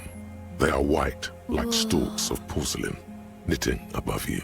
Shifting around in the reeds around it, in the muddy water, you notice some of its hind legs apparently standing on the water from time to time. It's that light. That is fucking crazy. That is actually a thing. I wonder if you'd see it, like if you finish the game without doing the cryptid quest line. Hello, I'm Harry. I don't really know who I am. No reply. A total ancient silence comes from its mouth, along with what appears to be some kind of foam. The stridulations of its limbs continue all around you. Stand on my tippy toes and look more closely. You were right. Little bubbles form on the mouth parts of the creature, on its segmented lower lip. It looks to be foaming, slowly. The foam is white, then yellowish. What the fuck? The faintest smell, like you've never felt before. Like burnt roses. Kim, it's foamy. Careful. It may be poisonous. The foam slowly turns a darker shade, like burnt caramel, as the insect moves its mouth parts, masticating. The little bubbles begin to burst, one by one. What the fuck? Letting out that same smell, like summer burning. Whoa. Tell me, what are you doing? I exist. What the fuck? I exist too. Tell me what he's like for you.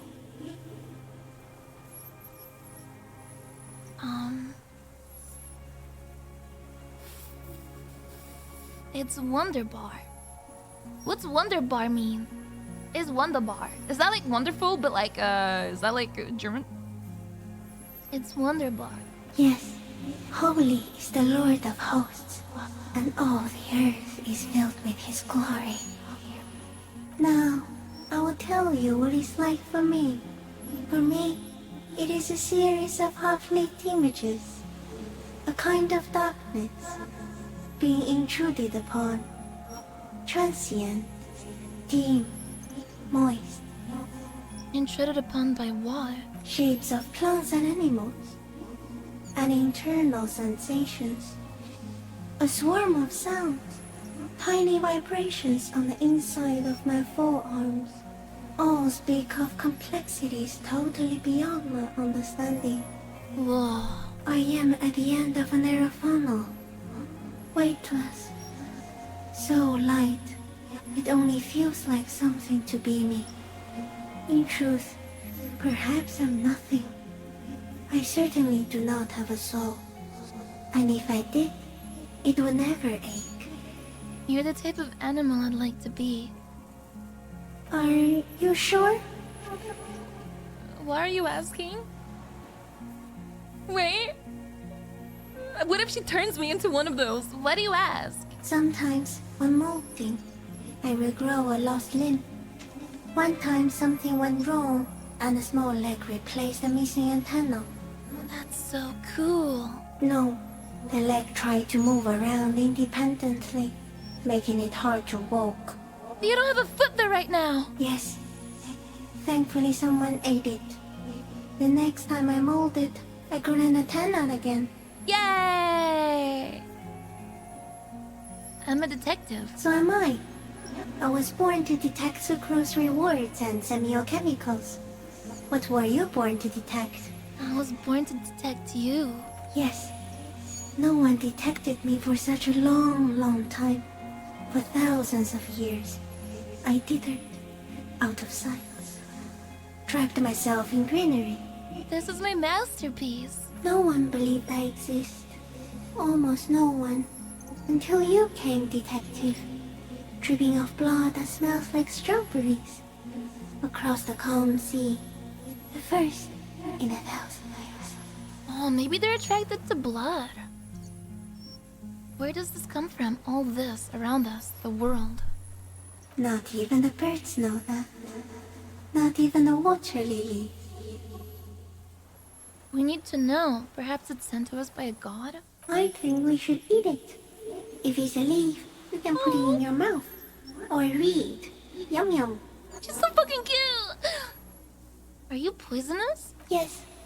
I do not have a starter display. So I use a neurodegenerative element to aid in camouflage. Do not worry. It is only destructive over long periods of time. What exactly are you? I am an unknown species of the order Phantasmodia, endemic to the Insulindian Insula. For the last 350 years, I have hidden in plain sight, masquerading as the reeds, molting, cloning myself, unfolding at night to play with trash bins and boys. It may have unknown, dangerous biochemical characteristics that help it maintain its camouflage. Whoa. Wait, that guy couldn't see it, but maybe he just got ship vision. No one unnoticed by the first settlers and the land surveyors of the suzerain. Also, by the soldiers of the revolution and officials of the occupation. Even the Seminese islanders who came here first, but did not stay, have not seen me. I have stayed hidden through 4 forms of government and 2 scientific revolutions, until I was accidentally discovered by a detective of the citizen militia in Revelshop, district of Martinez, March 51. How does she know that? Oh, I guess she doesn't really know what my district is. I thought, nah, I misunderstood. Is this a dream? What is happening? No, you're awake. I am real. Light is foaming me. This is real. That's insane. No, you are. The moral of our encounter is, I am a relatively medium life form, Well, it is you who are a total extreme madness. A volatile simian nerve system, ominously new to the planet. The Pale too came with you. What? No one remembers it before you. The Nidarians do not. The radially symmetrics do not. There is an almost unanimous agreement between the birds and the plants that you are going to destroy us all.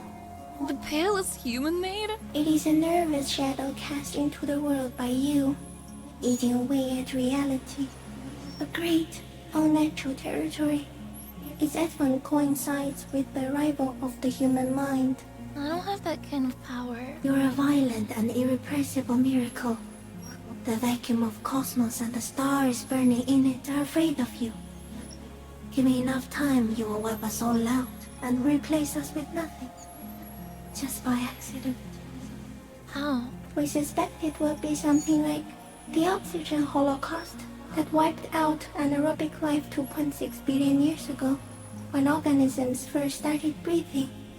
Only much worse. Where's how?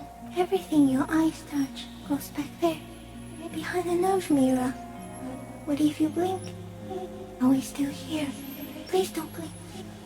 What if you misplace us all one day, or just forget? I'll be extra careful not to blink, Stick Insect, don't worry. I'm scared if I blink, it's gonna go away. I want to blink and undo 12 billion years of matter expansion. This is the gloaming I've been waiting for, ever since I woke up in the hotel room. What's gloaming mean? Gloaming. Gonna be nice to the bag. I'll definitely say 5. Oh, the apocalypse? Ah. I will be extra careful not to blink, don't worry. Please be. Or one day, one of you will close your eyes and sign, and open them to see that none of this ever existed. Cam, am I having a violent epileptic seizure? It doesn't look like that, no. What does it look like? You're just staring at it. Then I think I'm having a vision about the final fate of mankind. Okay. Is it somehow related to the case? The case? The case is meaningless compared to this. I have totally transcended the case. I think we should take the picture, and then you should back away from the unstudied species. I have to say goodbye now. I have no more thoughts. That was all. No, there is one more. Of all the creatures I've met, you are the kindest. Of all the creatures I've met, you are the scariest. Of all the creatures I've met, you are the most beautiful. Interesting. I think 2. Or 4. Which one's better to say to a creature? Maybe she doesn't want to be beautiful. I think her being kind is better. Thank you. I also have one more thing to say to you before you go. That woman. Turn from the ruin. Turn and go forward. For freedom. I will. She was hell on earth. It doesn't take a 3-meter stick insect to tell you that. Okay, Cam, take the picture. Okay. There is no change in the insect's motion while it's being aimed by the camera. It remains fixated on you. In 3. If it moves, you jump back. I'll shoot. Here we go. Cam! 3, 2, 1. The shrill flash of the camera cuts the air like the blade of a sword. The phasmid freezes in its bright light. Head turned toward the lieutenant, hypnotized by the flash. It stands frozen before you. That is so fucking cool. The sweat on your arms feels cold as ice, as if you're frozen as well, in the shadow of this great statue of chitinous marble. I got it. You hear the lieutenant whisper as the creature's shape develops onto photo paper in his hand, a polychrome ghost of white streaks against the rays in the sky, and you as a shadow before it. For all time. Slowly reach out and touch the creature's whisker. Carefully pet its scythe-like forearm. Didn't she say she's like poisonous? So I probably shouldn't touch her whiskers, maybe? I'm gonna, oh god. Okay, I'm gonna reach out and touch his whisker. Her whisker. The antennae hang from a great height. With your hand shaking, you barely touch the tip of the left whisker. On contact, the chitin curls into a spiral, like the tip of a poison ivy. Its touch on your fingertip feels cold, ticklish. The sensation is electrifying, resounding through your body. It is surprisingly delicate, the curly end of the whisker, like a young vine. It's even a bit wet. Be careful, detective. It's moving. Look at my finger. You were right. It glistens with some kind of moisture. The creature in front of you stays frozen. Lick my finger? Okay. It tastes like sugar, very faint. The anthropod towers above you, tufts of reeds pointing from limb and head alike. Odorless, mostly comprised of water. Carefully pet its scythe-like forearm. The limb before you is incredibly light, like eggshell. It's much lighter than a reed. You feel a soft push could tip the creature over. Its hollow exoskeleton collapsing. Run my hand up the slender limb higher. A small shudder passes the creature's arm. High above you, its black pearl eyes still glisten, mesmerized by the light passing its nervous system. We got it. Back off. Another shudder pulses through the creature's limbs. It jolts back to life, like a record continuing where it left off, in a swaying, praying motion. Even the small black pearls of its eyes do not stray from you. Disengage. As you're turning away, the phasmid mirrors your movements, stepping on the water, the long limbs carrying its feather weight without breaking its surface. Holy fuck.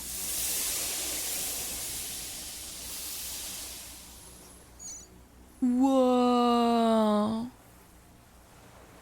Does everybody get this? Or do you only get this if you finish like the cryptid stuff? Just like that, it's gone, skating away across the sea's calm mirror like a skipping stone, leaving nothing but circles on the water. You can miss it?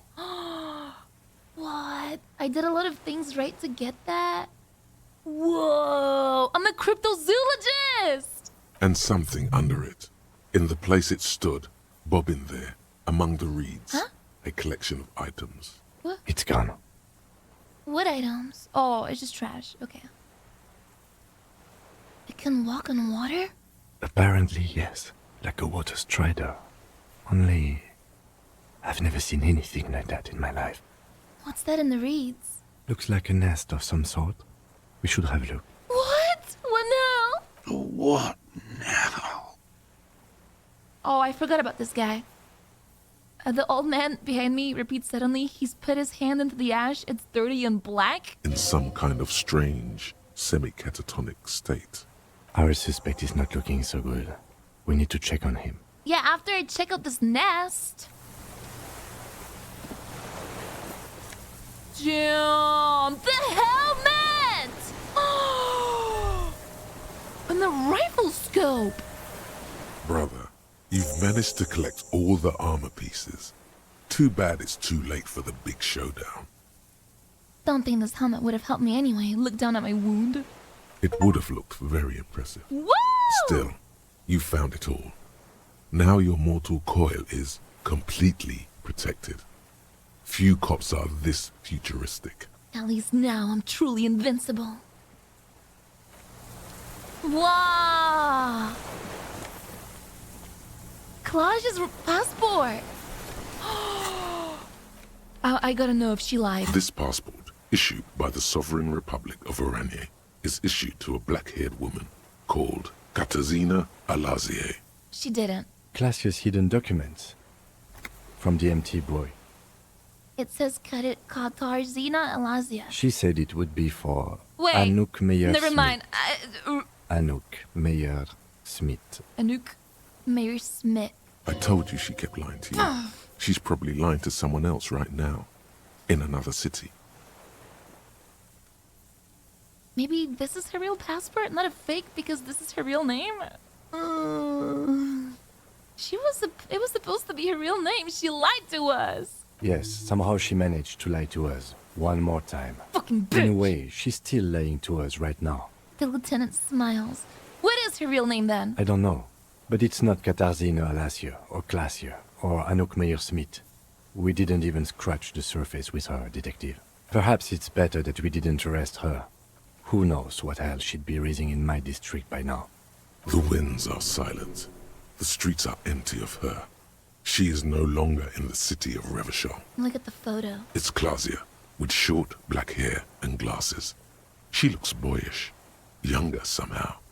What was this doing in the Phasmid's nest? Maybe our man, Mr. Dross, took it from Klasia's, or whatever her name was. Hiding place, or...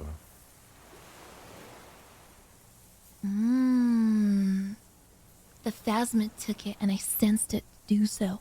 I saw something open up the boy with spindly legs point to my head. Like a magpie? What a coincidence. Then it would also have collected the other objects, which would be highly unusual. By now, the lieutenant has accepted your unusual methods.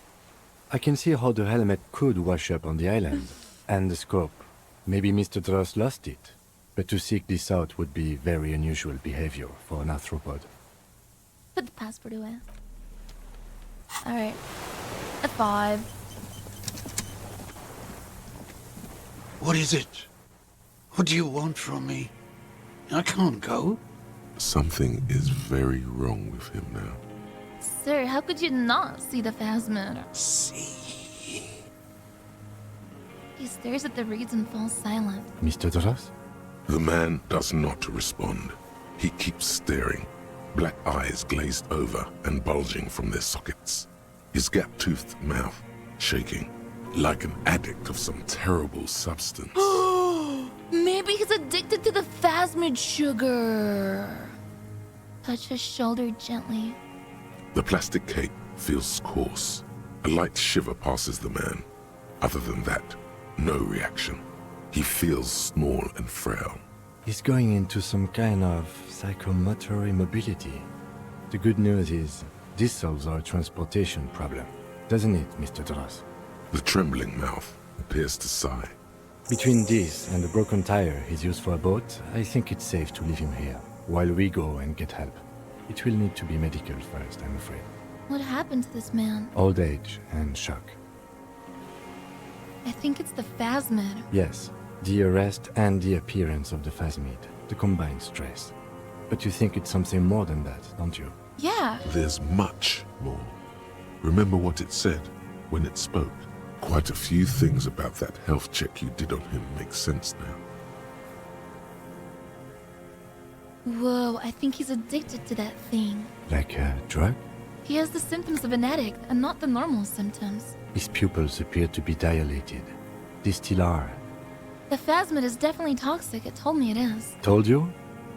Yes, good. During your long staring match, I understand.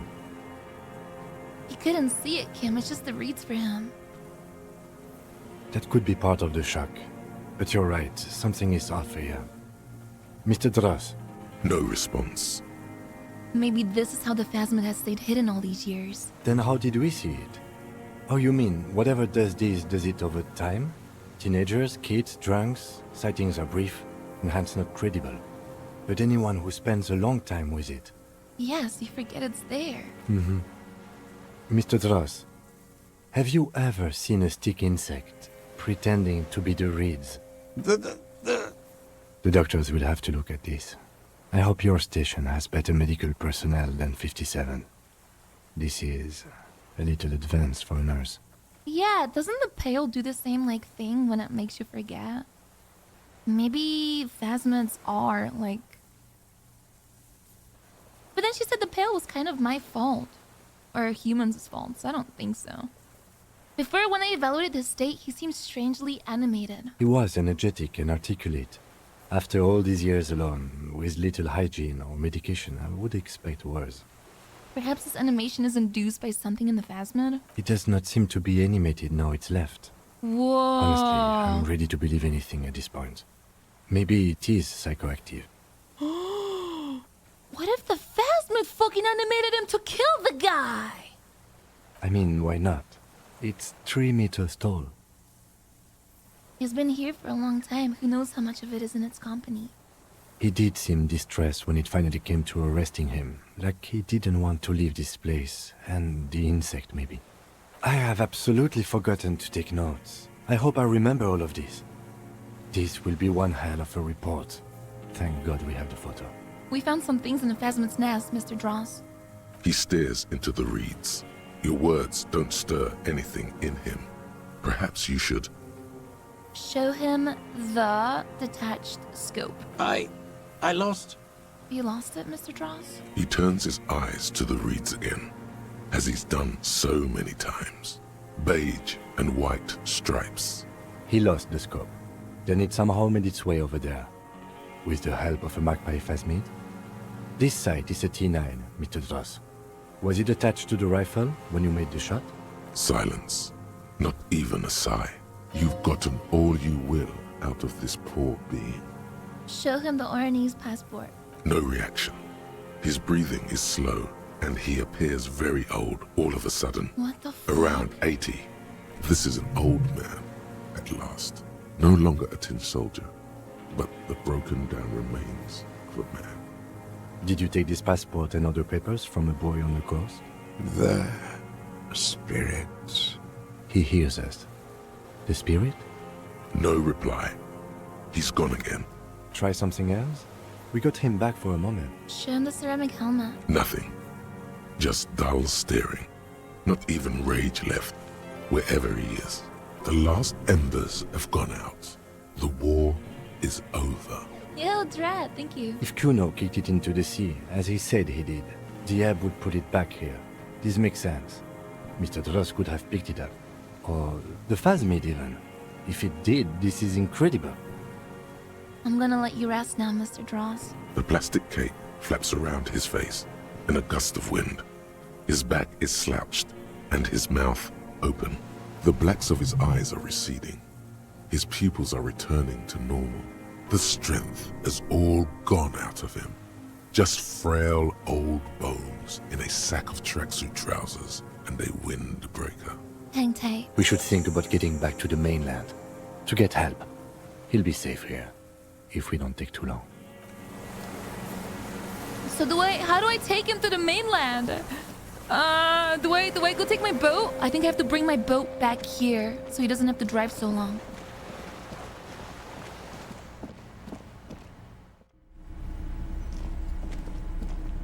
Yeah. He just said it. Well, I thought Kim was like, well, he's not moving, so we can bring him back, and our boat can maybe fit 3. So I'm thinking maybe I can fit 3. Alright, let's go quick. Oh man, I can't wait to mail Lena the picture. I'm gonna have to take a photocopy of it. The skiff is swaying on the waves by the dock. Wait, save? Okay, saving. The skiff is swaying Let's on go. the waves. Let's. We are done here. The skiff rocks gently under your weight as you get in.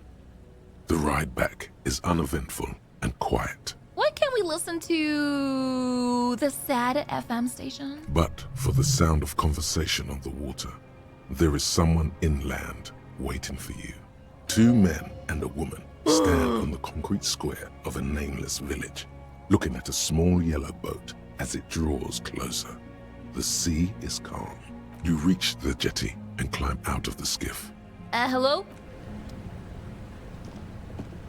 Maybe it's my RCM, police officers. Look what the tide brought in. It is! I want to call you a teapot, but I'm honestly kind of impressed. No idea where you got all that gear, but there's no doubt in my mind that some bad people are looking for it. Also, you look like a fucking idiot. Fuck you! Whatever this is, it is completely unimportant compared to what you've just seen. Forget about all this, there's a giant. We're not forgetting about anything. Look at you. What, the armor? No one else seems bothered by it. Oh, really? They don't seem bothered by it? That's because you're a cop in an exoskeleton. Yeah, I'm a cop in a goddamn exoskeleton. Actually, are you? Are you still a cop? There's so much disco going on, it's hard to tell. Vic, calm down. Who are you people? Hello, I'm Trent Heilerstein. I believe we've met on several occasions. Yeah, we have, and I stopped talking to you because you were boring me. I'm your goddamn partner, Jean-Vic Quemar, and this is your special task force. Or what's left of it. Special Consultant Trent Heidelstam, Battle Officer Judith Minot. Hi.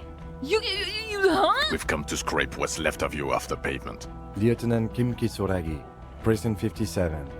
We've just come from the island, where our investigation led us.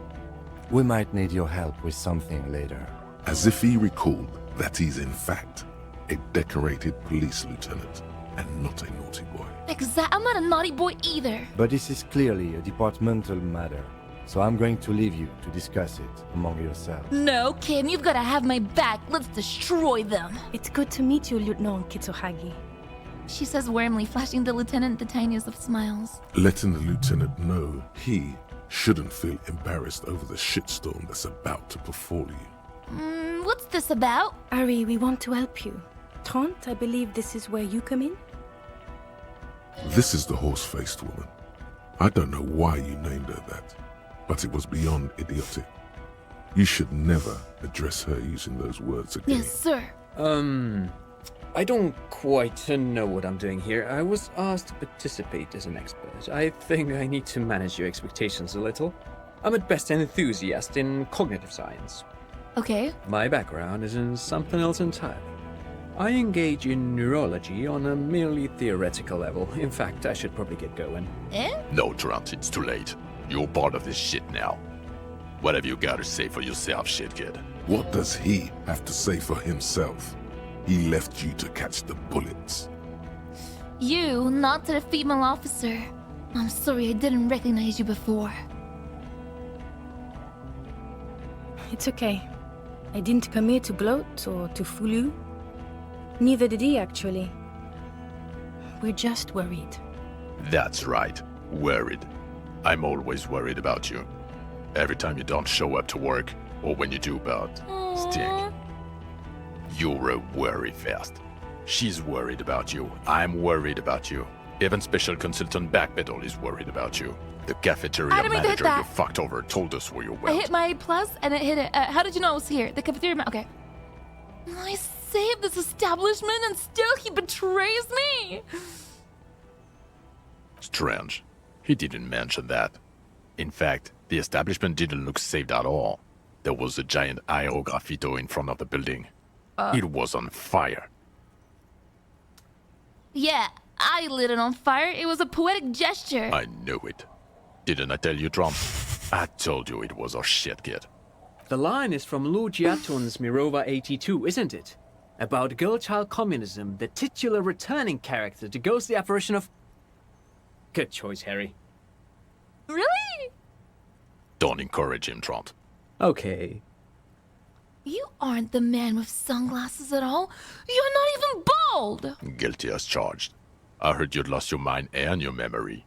I wanted to see if it was true. And it was. Good work, Harry. You're insane now. There's one less person for me and everyone else to rely on. Sorry, I meant blonde. He was too sarcastic for you to realize who he was. Maybe if you hadn't been so sarcastic, I would have realized I knew you. I'm clinically depressed, Harry. Sorry if I wasn't in the mood to batter you up after you told us to fuck off. Well... Okay, I had that coming. Had what coming? Not recognizing people you work with every day. Brain damage. So, Trent Heidelstam turns out to be Special Consultant Trent Heidelstam. Yes, I'm Trent Heidelstam. I never said I wasn't Trent Heidelstam. I'm not Heidelstam. What was up with the kid then? Mikhail? Mikhail's my son. Oh yeah? What was up with all the interesting history? Spying on me? No, I was just interested in the Felt building and the Martinez beachhead. And Mikhail wanted to see Martinez. It was a coincidence. So what are you special consulting here? What indeed? I was asked to share my take on some of the more obscure theories developed in Königstein in the 30s. Like partial psychotraumatic amnesia, group personality theory. He's here to see if you're insane. He is smart. Let's move on. Well, where have you been all this time? There was a mercenary tribunal. God damn it, Harry. He shifts his weight, crosses his arms, and looks me in the eye. You told us to fuck off. You said we're cramping your style. Your detective god. Fuck everything. All we burn. Detect or die. I did say that. Wait, so you let me face a squad of trained killers alone just to teach me a lesson? It wasn't like that. Fuck you, Harry. We didn't know there was gonna be a tribunal, did we? Oh, Wilburn, satellite officer. Whatever the fuck your name is, make no mistake about it. Wait, why would you leave a little police god? You were crying hysterically. You were drunk, breaking things, being emotionally abusive. You said we were going into the abyss. None of us wanted to see the abyss. So we fucked off. Like you told us to. You mentioned the task force? Yeah, Major Crimes Unit, under Lieutenant Dubois and Vicomar. Ring any bells? Wait. Major crime unit under me?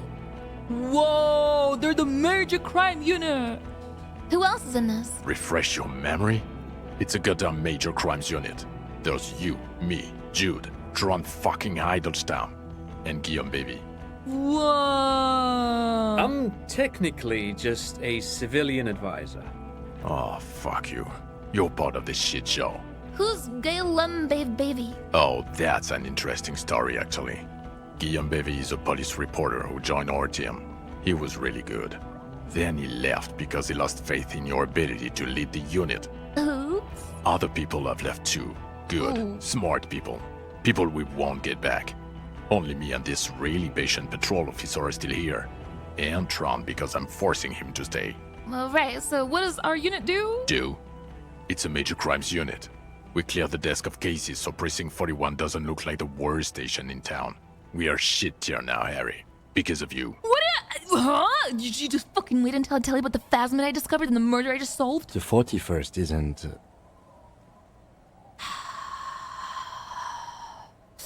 Duped again! No one's who they say they are! Duped? Hey, here's a brilliant idea. Don't be a morbid drunk and you won't be duped so easily. Gardener, scab leader, this? Turn to the lieutenant.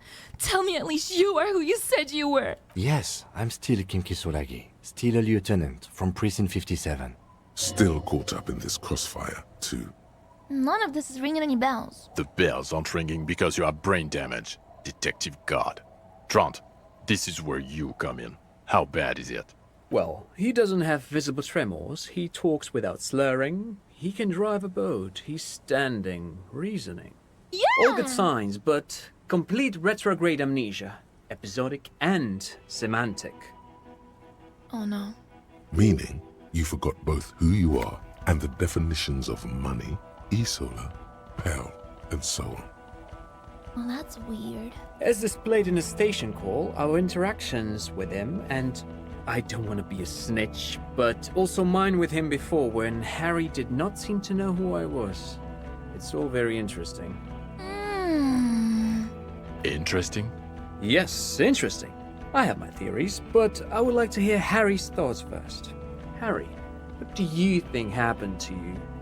Neurologically, psychologically, and why not socioeconomically? Wait, socioeconomically, you think I'm so poor I lost my memory?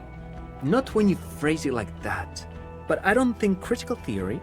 I know everyone thinks this is far-fetched pink academia, but still, I don't think it should be off the table here. What? He lost his memory because of capitalism?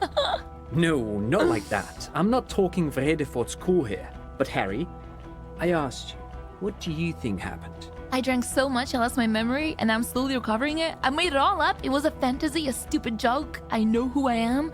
It might have something to do with an anomaly in the church, a 2mm hole in the world. I am a highly experimental detective. This was a method I used to solve the case. Something so sad happened to me that I couldn't be me anymore. It was a defense mechanism. Capitalism. Capitalism fucked me beyond all recognition. Trent is right. Well, it's not capitalism, so we can cross that off the list. It's the church. Corresponding to the 20cm hole in your brain. Hey! Sure. This theory has great symmetry.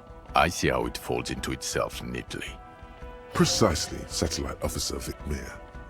It's Martinez. Take this seriously. I suspect there might be something wrong with Martinez.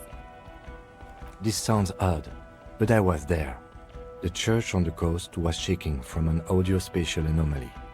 It may have been anthroponetic or perhaps related to radio waves. Either way, it was real. I've even put it in my report. You should read it. I do not, however, think it has anything to do with him drinking himself to the point of brain damage. Thank you, Lieutenant Kitsuragi. Just to clarify, I do not think his other anthroponetics are a hoax. Veil produces global phenomena. It's proven. However, Can you guys not bond over my brain damage? what has not been proven is total memory loss after drinking too much Komodo Red. Honestly, I think he's just lying to us. But Detective Veibae, he has blanked out before. I have? Yes, a couple of times. After some of the more serious benders. One was after the two drunks case, the other when we looked into that mural. Interesting. So at first he dipped his toes into it, prepared. That's where he would have gotten the idea, yes. Practice. And then he used alcohol to get there, so to speak. What do you mean? Well, here's my theory. What if this is an absolutely normal reaction to the world we're living in? What if this is not a significant anomaly at all? Something to be explained, approached as a defect? Look at the sensory input here. He gestures toward the scenery. Look at the ruins, the neon. Listen to the radio, the multitudes, the people. Live here for 40 years. As a police detective, he's like a magnetic reader on the world tape, to borrow a known metaphor. Harry's been pushed flat against it. Total input. Hardwired to the free market.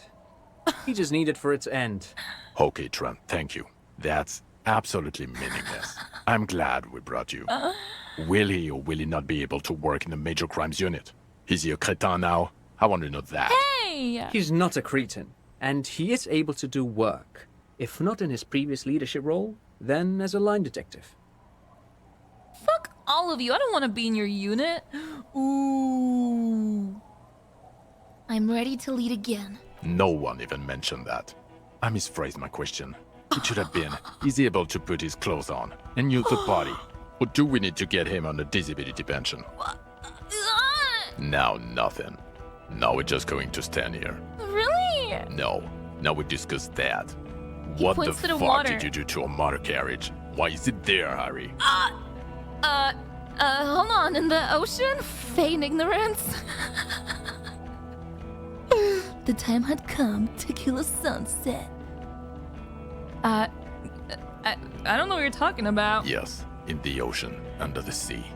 Our work vehicle, with fish and clams and other sea shit. That wasn't me. It was stolen by traffic hooligans. I thought the killer would be underwater. He wasn't. I really thought he'd be underwater, and he was not. Oh, but if I say to clear sunset, it's so funny. The time had come. But I haven't drank in so long. He was not underwater. Ha ha ha. Ho ho ho. Underwater killer. So funny, Harry. Thank you for fucking me. Thank you for destroying 45,000 real of police property that's coming out of my payslip. You know that, right? You're gonna get fired. And I'm gonna pay till it doesn't matter. Your badge, Harry. Show me your badge. I got my badge right here. In a rush to demonstrate your badge, your eager fingers can't sustain a grip on the smooth plastic, and the badge slips out of your hand.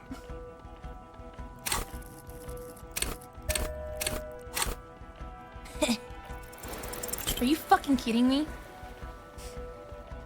I dumped bullets You into juggle this the badge for Harry! a second, unsuccessfully, and it lands on the ground, some 2 meters away. Ouch! You strained your elbow trying to catch that stupid thing. Damn it. He found it. He found it, Jean. It's his badge. And your gun? As if having your badge and gun are natural states, not achievements. My gun is right here! Show him the gun. He has it. And he didn't drop it. You're drunk like a bum, Harry. Put that thing away before you kill someone. I'm not drunk. I haven't started drinking again. So you forgot to drink? I don't buy it. Why do you smell like a corpse then? He's wounded. It's been a long week and he's handled an actual corpse. Yeah, I've handled an actual corpse. I don't believe you. You're drunk. You let a suspect escape, a certain Classier, because you were too drunk to assess a flight risk. No. We've read the reports, Sari. Lieutenant Kitsuragis. We know. Not taking her in was the right thing to do. She gave a vital clue that led us to the island. Oh, well. If she was nice.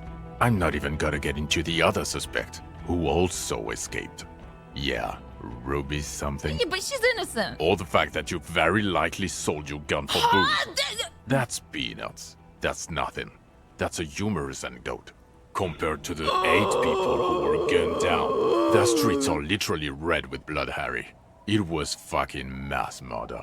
He did everything he could. We did everything we could. The company hired and vetted mercenaries. Lieutenant Dubois got between them and the locals. He did so at considerable risk to his own life. He was shot and survived only because of his armor. We stopped an execution, not a negotiation. The loss of life was minimal compared to what it could have been. Yeah, what he said. I also solved the case. It's solved, all of it. The firefight is a trivial matter compared to the greatest discovery of this century. Wait, it's better if I... It's so much better if he does this. A million times better. Thank you for the input, Lieutenant Kitsuragi. I didn't mean to suggest you didn't handle the situation. He thinks of apologizing, but decides against it. You've spent the week with him on this case. What is your take? Kim, come on. On the case? On Lieutenant Geoffrey Dubois. Oh god. He's gonna have my back. Well, the drinking, the gun losing, also losing the badge. That's all true. Although he has not been drinking on the job this week. True. See? 1 week. Then there's the superstardom. He likes to, from time to time, allude to being a superstar law official. At first I thought it was a joke, but now I'm not so sure. He says disco about 20 times a day. Because, I don't know, I'm old and I like disco. It's odd, especially in light of his political views. Detective Dubois is, as you may know, a hustler. He recently commissioned a monument to his own grind in the middle of the roundabout, which is just... He shakes his head. And then there's the motor carriage in the sea, something I was not present for. But despite all this, he is a great detective, one of the best I have seen, in fact. Really? He can talk human beings into telling him everything, and he doesn't stop. In all the time I've spent with him, he has not once stopped pursuing leads, however far-fetched and tangential. He is tireless, madly driven. Well, except that one time when he stopped to sing karaoke, which, by the way, I have to disagree with you, Mr. Vicmar, was a valiant effort. Yes! He really sang his heart out. Okay, he did something. Other than that one time, he has tirelessly worked on the case, and he solved it. We have a confession, a murder weapon, and the perpetrator, locked on the island right now, awaiting transportation. He apprehended a straggler who stayed hidden for 50 years, ever since the revolution, who's probably committed other murders over those years. Oh, and he also discovered a new species. There it is! A new species? A colossal stick insect. It was on the island, camouflaged as the reeds. Holy shit! Unfolded from the reeds. I think we may be dealing with the Insulindian phasmid. He takes out the photo of the phasmid and shows it to the officers across the yard. The wind blows, flapping the glossy rectangle in his hand. No. You hear gasps beneath the howling of the wind. As you can see, it's about 3 meters tall. In fact, we think it may be the largest land invertebrate ever discovered. Boom shakalaka, motherfucker! Fucking hell is that? Is this somehow connected to the case? Detective, Boom, boom, boom. Yes, but also... Yes, I believe the pheromone it emits may be responsible for the killer's mental degradation. The old man was not aware of the phasmid's presence. Exhibiting a strange, atypical dementia, he fell into a stupor after its appearance. He became near catatonic. So it is connected. I must say, this is absolutely extraordinary. I don't even have words for it. Yes, it really does make it hard to fire the drunk. Woo! Oh my god, I bet the game can end so differently. Like, if you don't see this, how the fuck do you explain that guy just going crazy? This is a very, very sad man who has just seen something that's made him forget his sadness. You don't? Wow, I bet you actually get fired. Now you make your case. Now is the time. Now or never.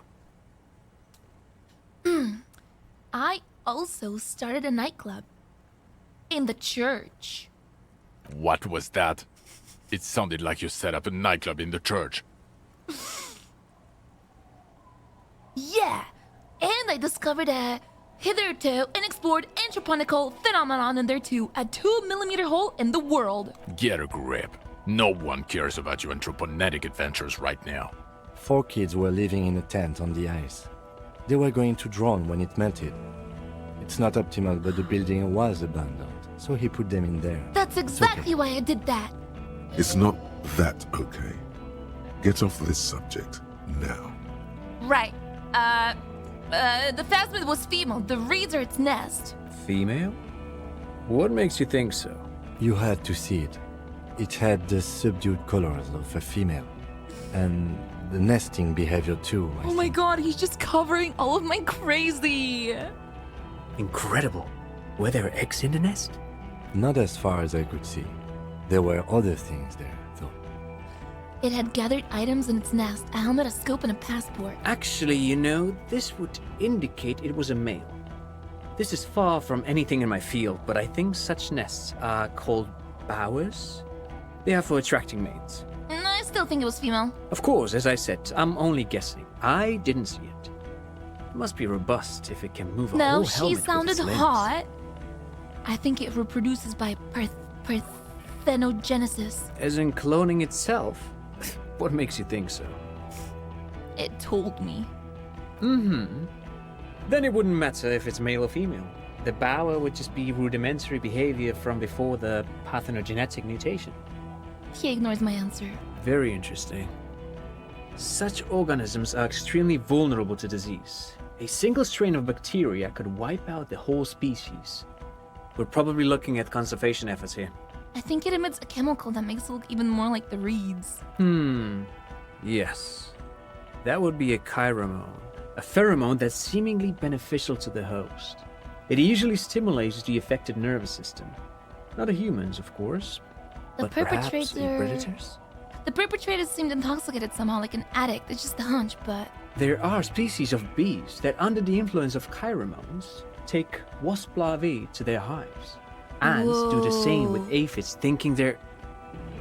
Do you think this is how it stayed hidden? Yeah. Nothing is off the table.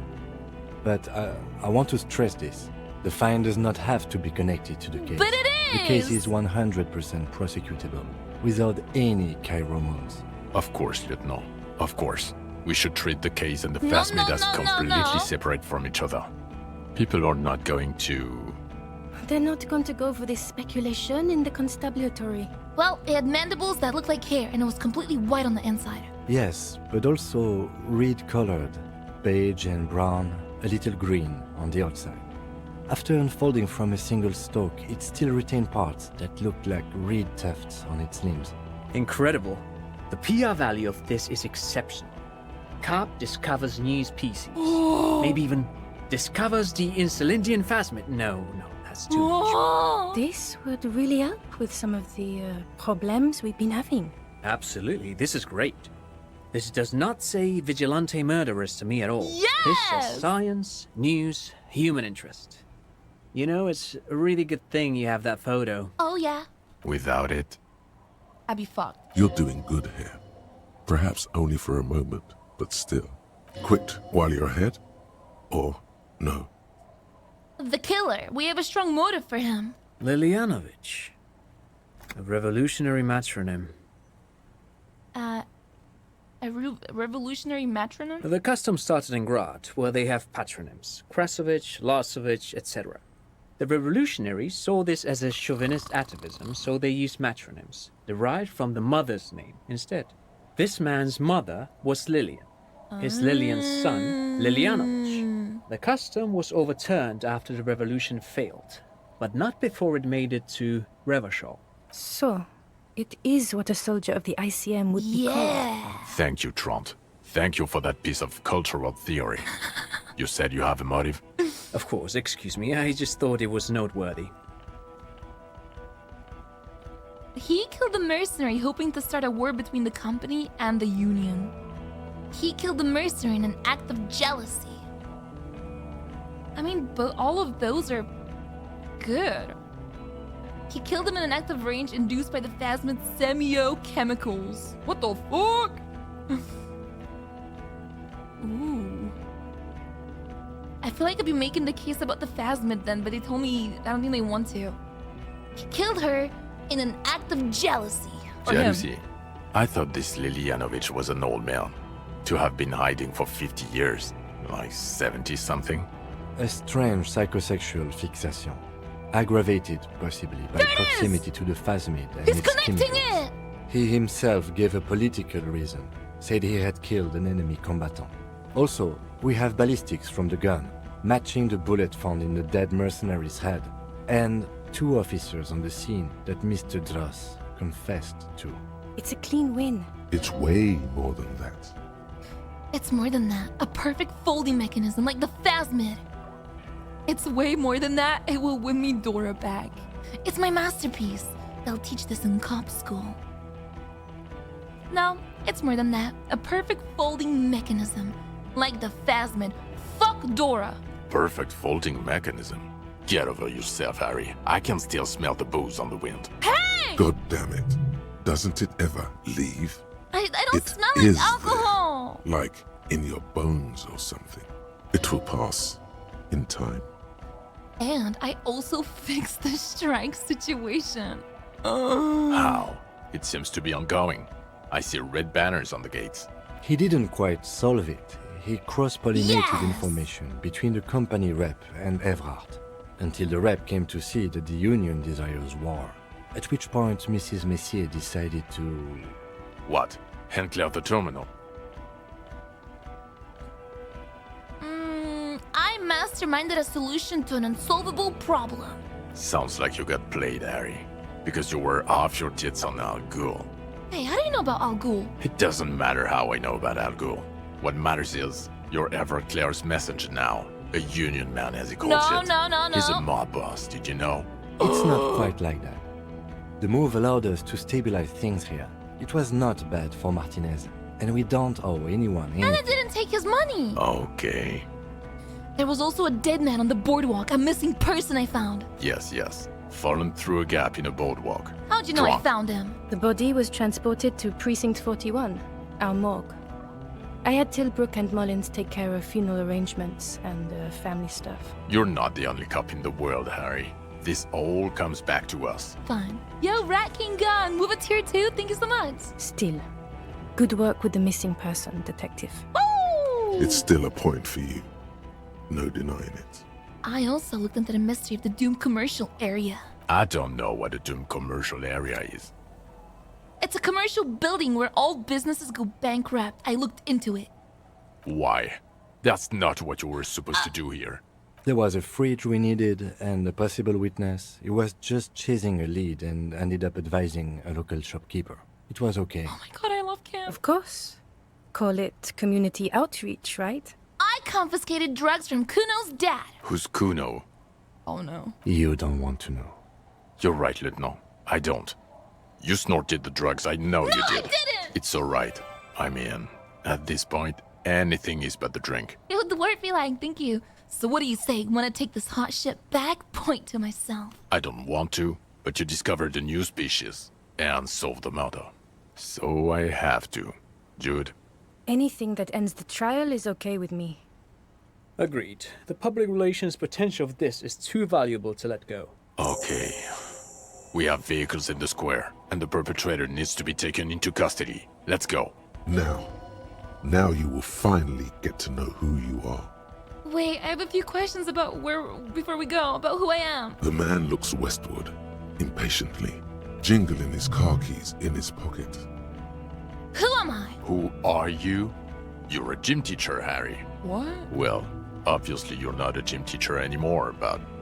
But before... Before you were a cop, you were a gym teacher in Coron. It's getting really cold outside. Should we maybe... No way! I was a rock and roll singer! You haven't told us about that. You just told us about being a gym teacher. That does explain a lot. Harry, it explains everything. The running around, the jumping, the bicep girth, your inexplicable facial hair. The collection of found sportswear I amassed. The fact that you don't seem to know what homosexuality is, and how you're able to perform a 360-degree spin kick. Oh my god! Also, this guy. Just everything about this guy. God, even this javelin-throwing freak here. When was this? When was I a gym teacher? In your 20s or late 20s.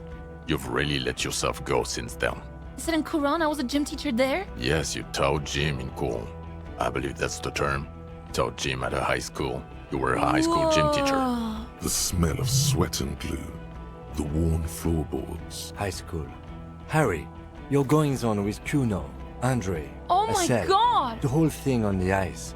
That's why you are so juvie. His smirk suggests barely contained laughter. Why did I join the RCM then? The regular. You found some chick. She inspired you to fight the big fight. Be more than you are. All that. Oh my god. And then, so she...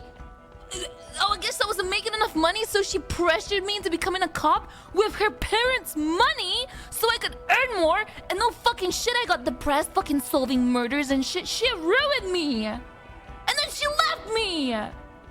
You, every morning, walking from Voyager Road to teach gym. She, leaving for the academy with her spring coat on. The air filled with the smell of smoke and raspberries and incredible hope. An ocean full of hope. Honestly, if teachers got paid more, this would have not been an issue and I would have kept my wife. So I can't even blame her for leaving my house. Okay, so you know. I knew it. I knew no normal human being can run like that. He's an honest-to-God gym teacher. Why am I like this? It's not a mystery. Some chick fucked you over. Also, you were drunk. You really went with it too. Really maximized the damage. Was she called Dora Dubois? Dubois? Dubois? It was Dora Engelund, I think. Wait. You've said her name, but you weren't married. You were engaged. Wait, we weren't even married? No one is married anymore. This is Revachol. When was this? God, I don't know. 6 years ago, she was way before my time. 6 years and you haven't gotten over it? What the hell is wrong with you? It couldn't have been 6. 3. Let's go with 3. No, it was 6. Like, ancient. It's an old man thing. 2 old years equals 1 normal year. That, and Dora Engelund really tore you a new one.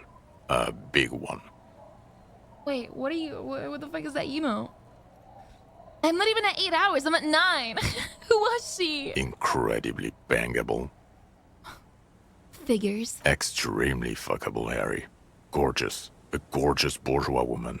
Wayfish. Like a Welkin, basically. Oh, I know what those are. Heartbreak, Welkin. The bitch. Pain, Welkin. I've only seen a picture, but it's obvious you formed a real spiritual connection with how pretty she was. One you never recuperated from. Look, the sun is about to go down. It's time to go.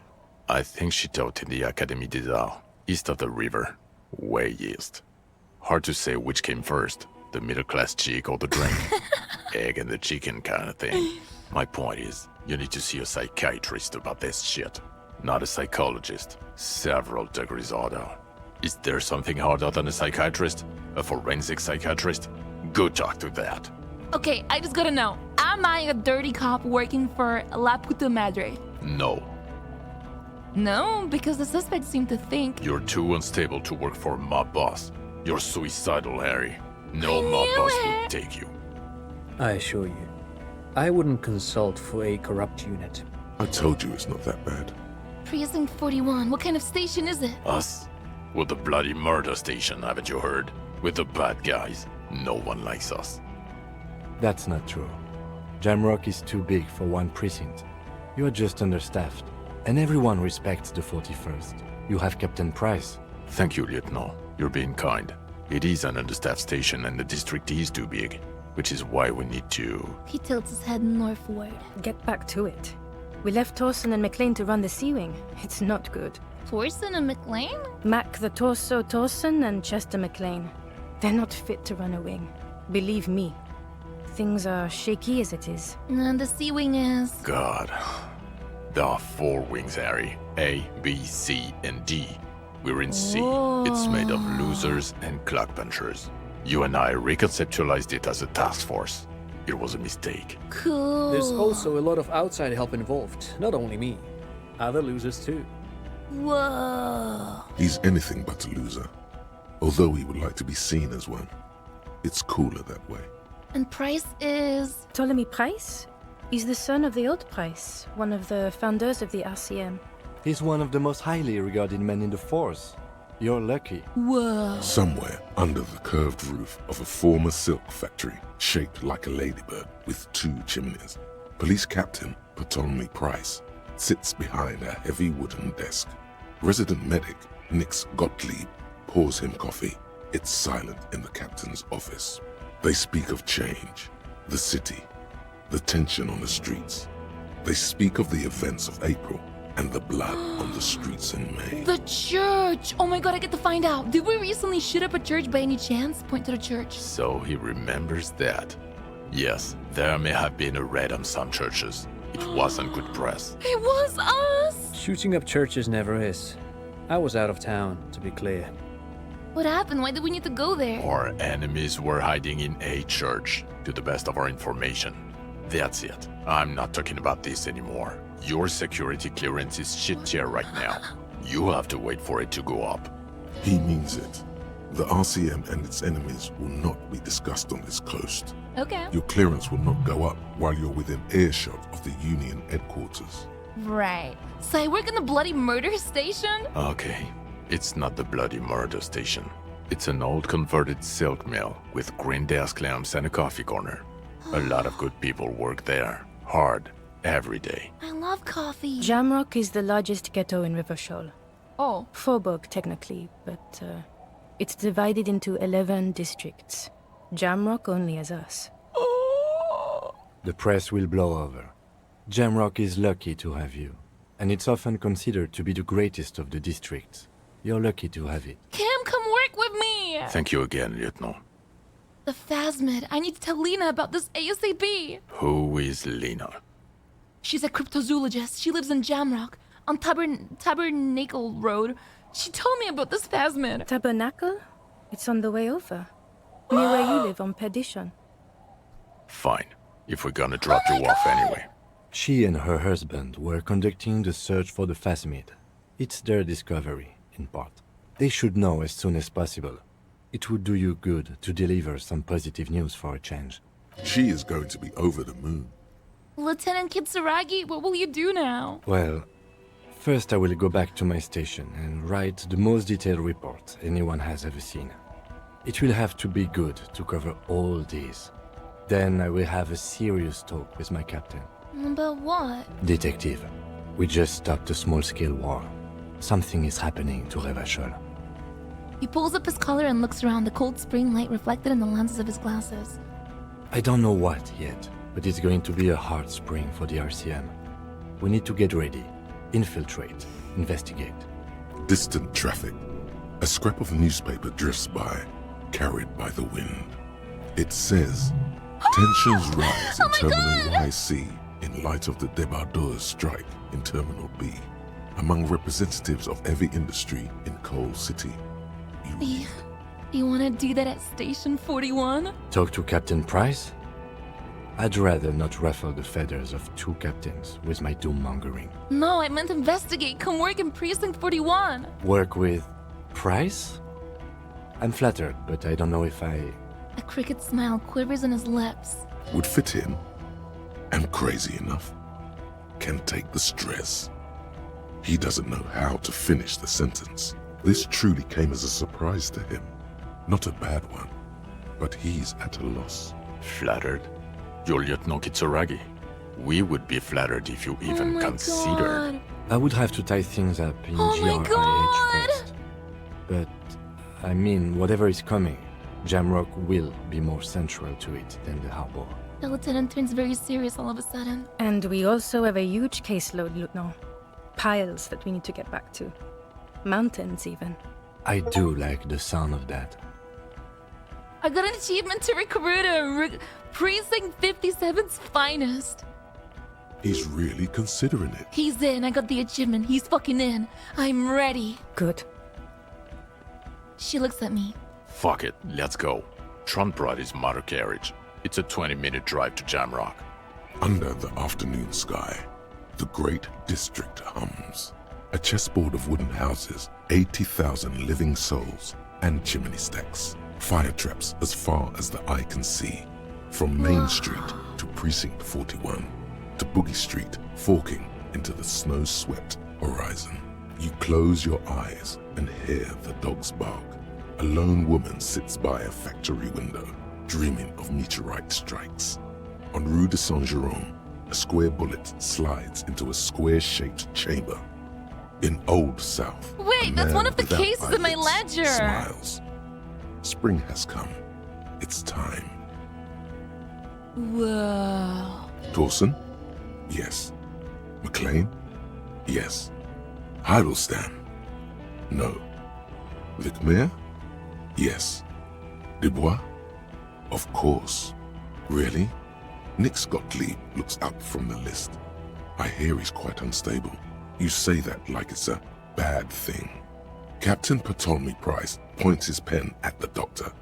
It's dim in his office, and the curtains are drawn. Harry's our man. He'll pull through, and when he does, he'll side with Revachol. Oh my god. Understood. Gottlieb returns to the list. Minnow? Of My course. fucking captain. I remember. Oh. Wonderful. Then can we please just go back to Jamrock now? I don't want to end. That is such a sad button. I've never seen it like that.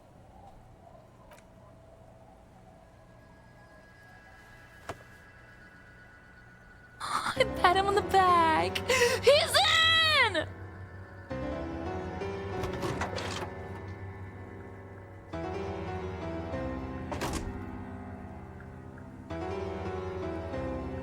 Whoa. Fuck is this jammer? Oh, I'm limping. I actually have friends. That feels so good. And I forgot about my wife. Fuck Dora. Fuck you, bitch. God, she's on the 9.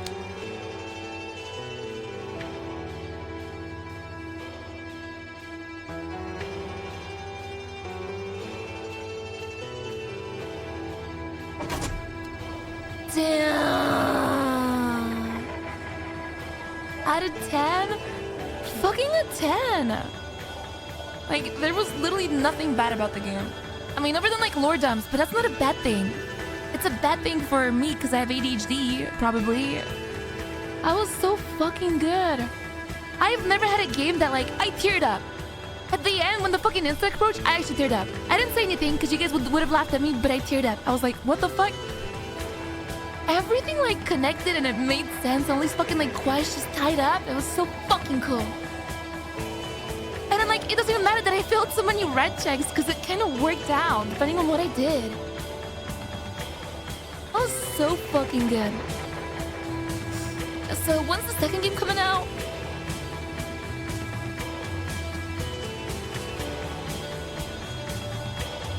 Guys, what do you mean never? Surely the second game we're in Jamrock and we're working with Kim still, and it's been a year and I'm a homosexual now?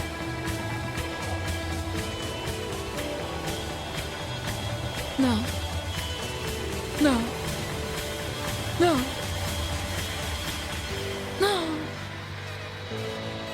dad's got fucked by capitalism. Oh. The writers all laughed. Yeah, but okay, I'm pretty sure in like 20 years, they're gonna come back and be like, listen, I mean, we should, right? Now, because, guys, I mean, the first game did so good and so well, and then they dropped the fucking voice acting for it. They're gonna come back. They will. They have to. There is a book written by the author. It was published only in Estonia, but fans have it translated if you want to read it. It takes place 21 years later. Is it? What the fuck? Does it keep the same characters?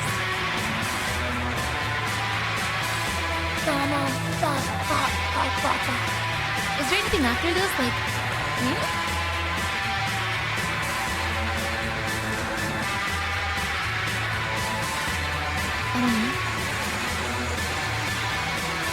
Wait, ruined phone. Oh, yeah.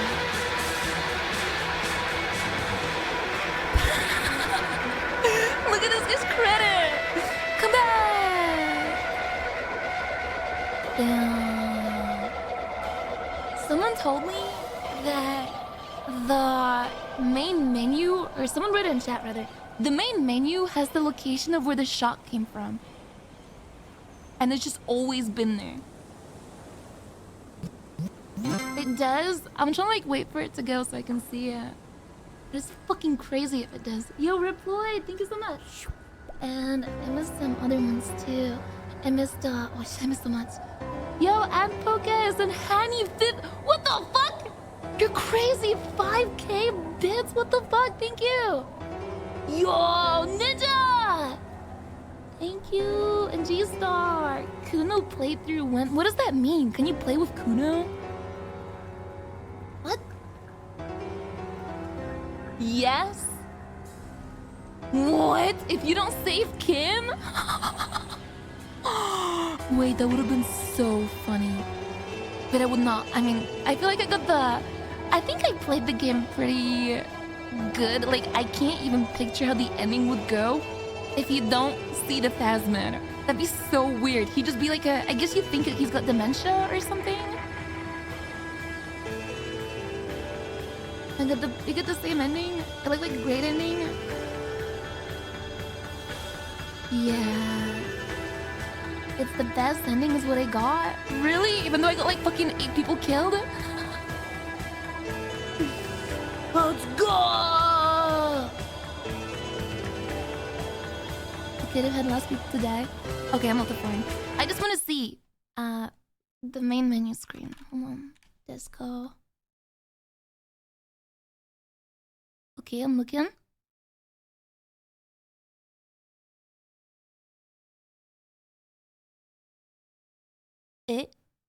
Come on, load faster, please. Fish? The silver bird, or the skoa, whatever the fuck they call it. Church? Oh my god. It does in the boat? You're literally looking at it. What? When you inspected Sniper's Nest, you get this scene. Oh, that is fucking nuts. Enable hardcore mode? I don't know what that is. Hardcore mode. Whoa. So this whole time...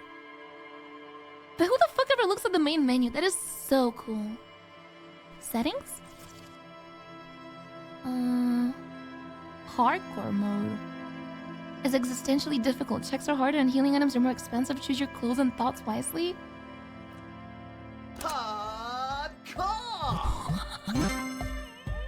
It changes the music!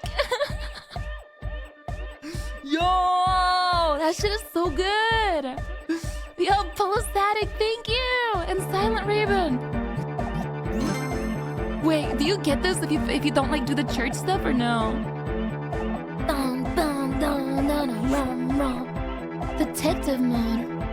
With detective mode and active, interactable objects and characters in the game are automatically highlighted. What is detective mode?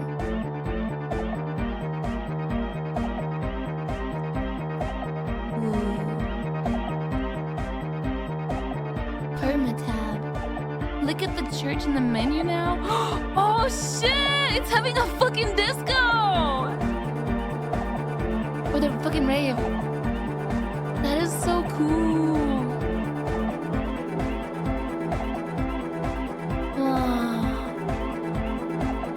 I fucking love this game. What a great... it's making me like, okay. What a great fucking game. Honestly, 10 out of 10. I'm so glad I played it. And I'm glad you guys stuck through and watched it too. That makes me very proud of my community. It does. At least some of you. That was so much fun. I didn't think I'd make it, but I made it. The view count cut hurt a little bit, but fuck it. Worth it. I'll do it again. I'll do it again one day. Maybe in like 2 years' time, replay it, go for like a druggy route. Holy fuck. Anyway, boys, tomorrow I am off. I don't play games on Tuesday. I'm not allowed. My computer has days off, so I will not be here on Tuesday. But Wednesday, come. I'll be back. Come. I need help deciding on a game to play, so Wednesday we can probably look at Steam and decide on something and start it on the day off. Oh, yeah. Discord. If you guys missed the start of the stream, I'm planning on doing retro day once a week. Kind of like Sub Sunday, but it's gonna be one game. Basically where we play like super old shitty boomer like Shrek 2 throughout the whole stream. Once a week, just some stupid shit. So if you guys have any suggestions of what to play through, I will probably fucking do it. I'll be playing the Shrek 2 on PS2. It's in my Discord if you wanted to suggest some oldies. If not, that's cool. And I think that's everything. Thank you so much for the gifts and for your subs and for just hanging out. And the bits, of course. And the follows. But yeah, boys, fuck you and fuck you. I will not be back tomorrow, so don't miss me too much. Okay, goodbye.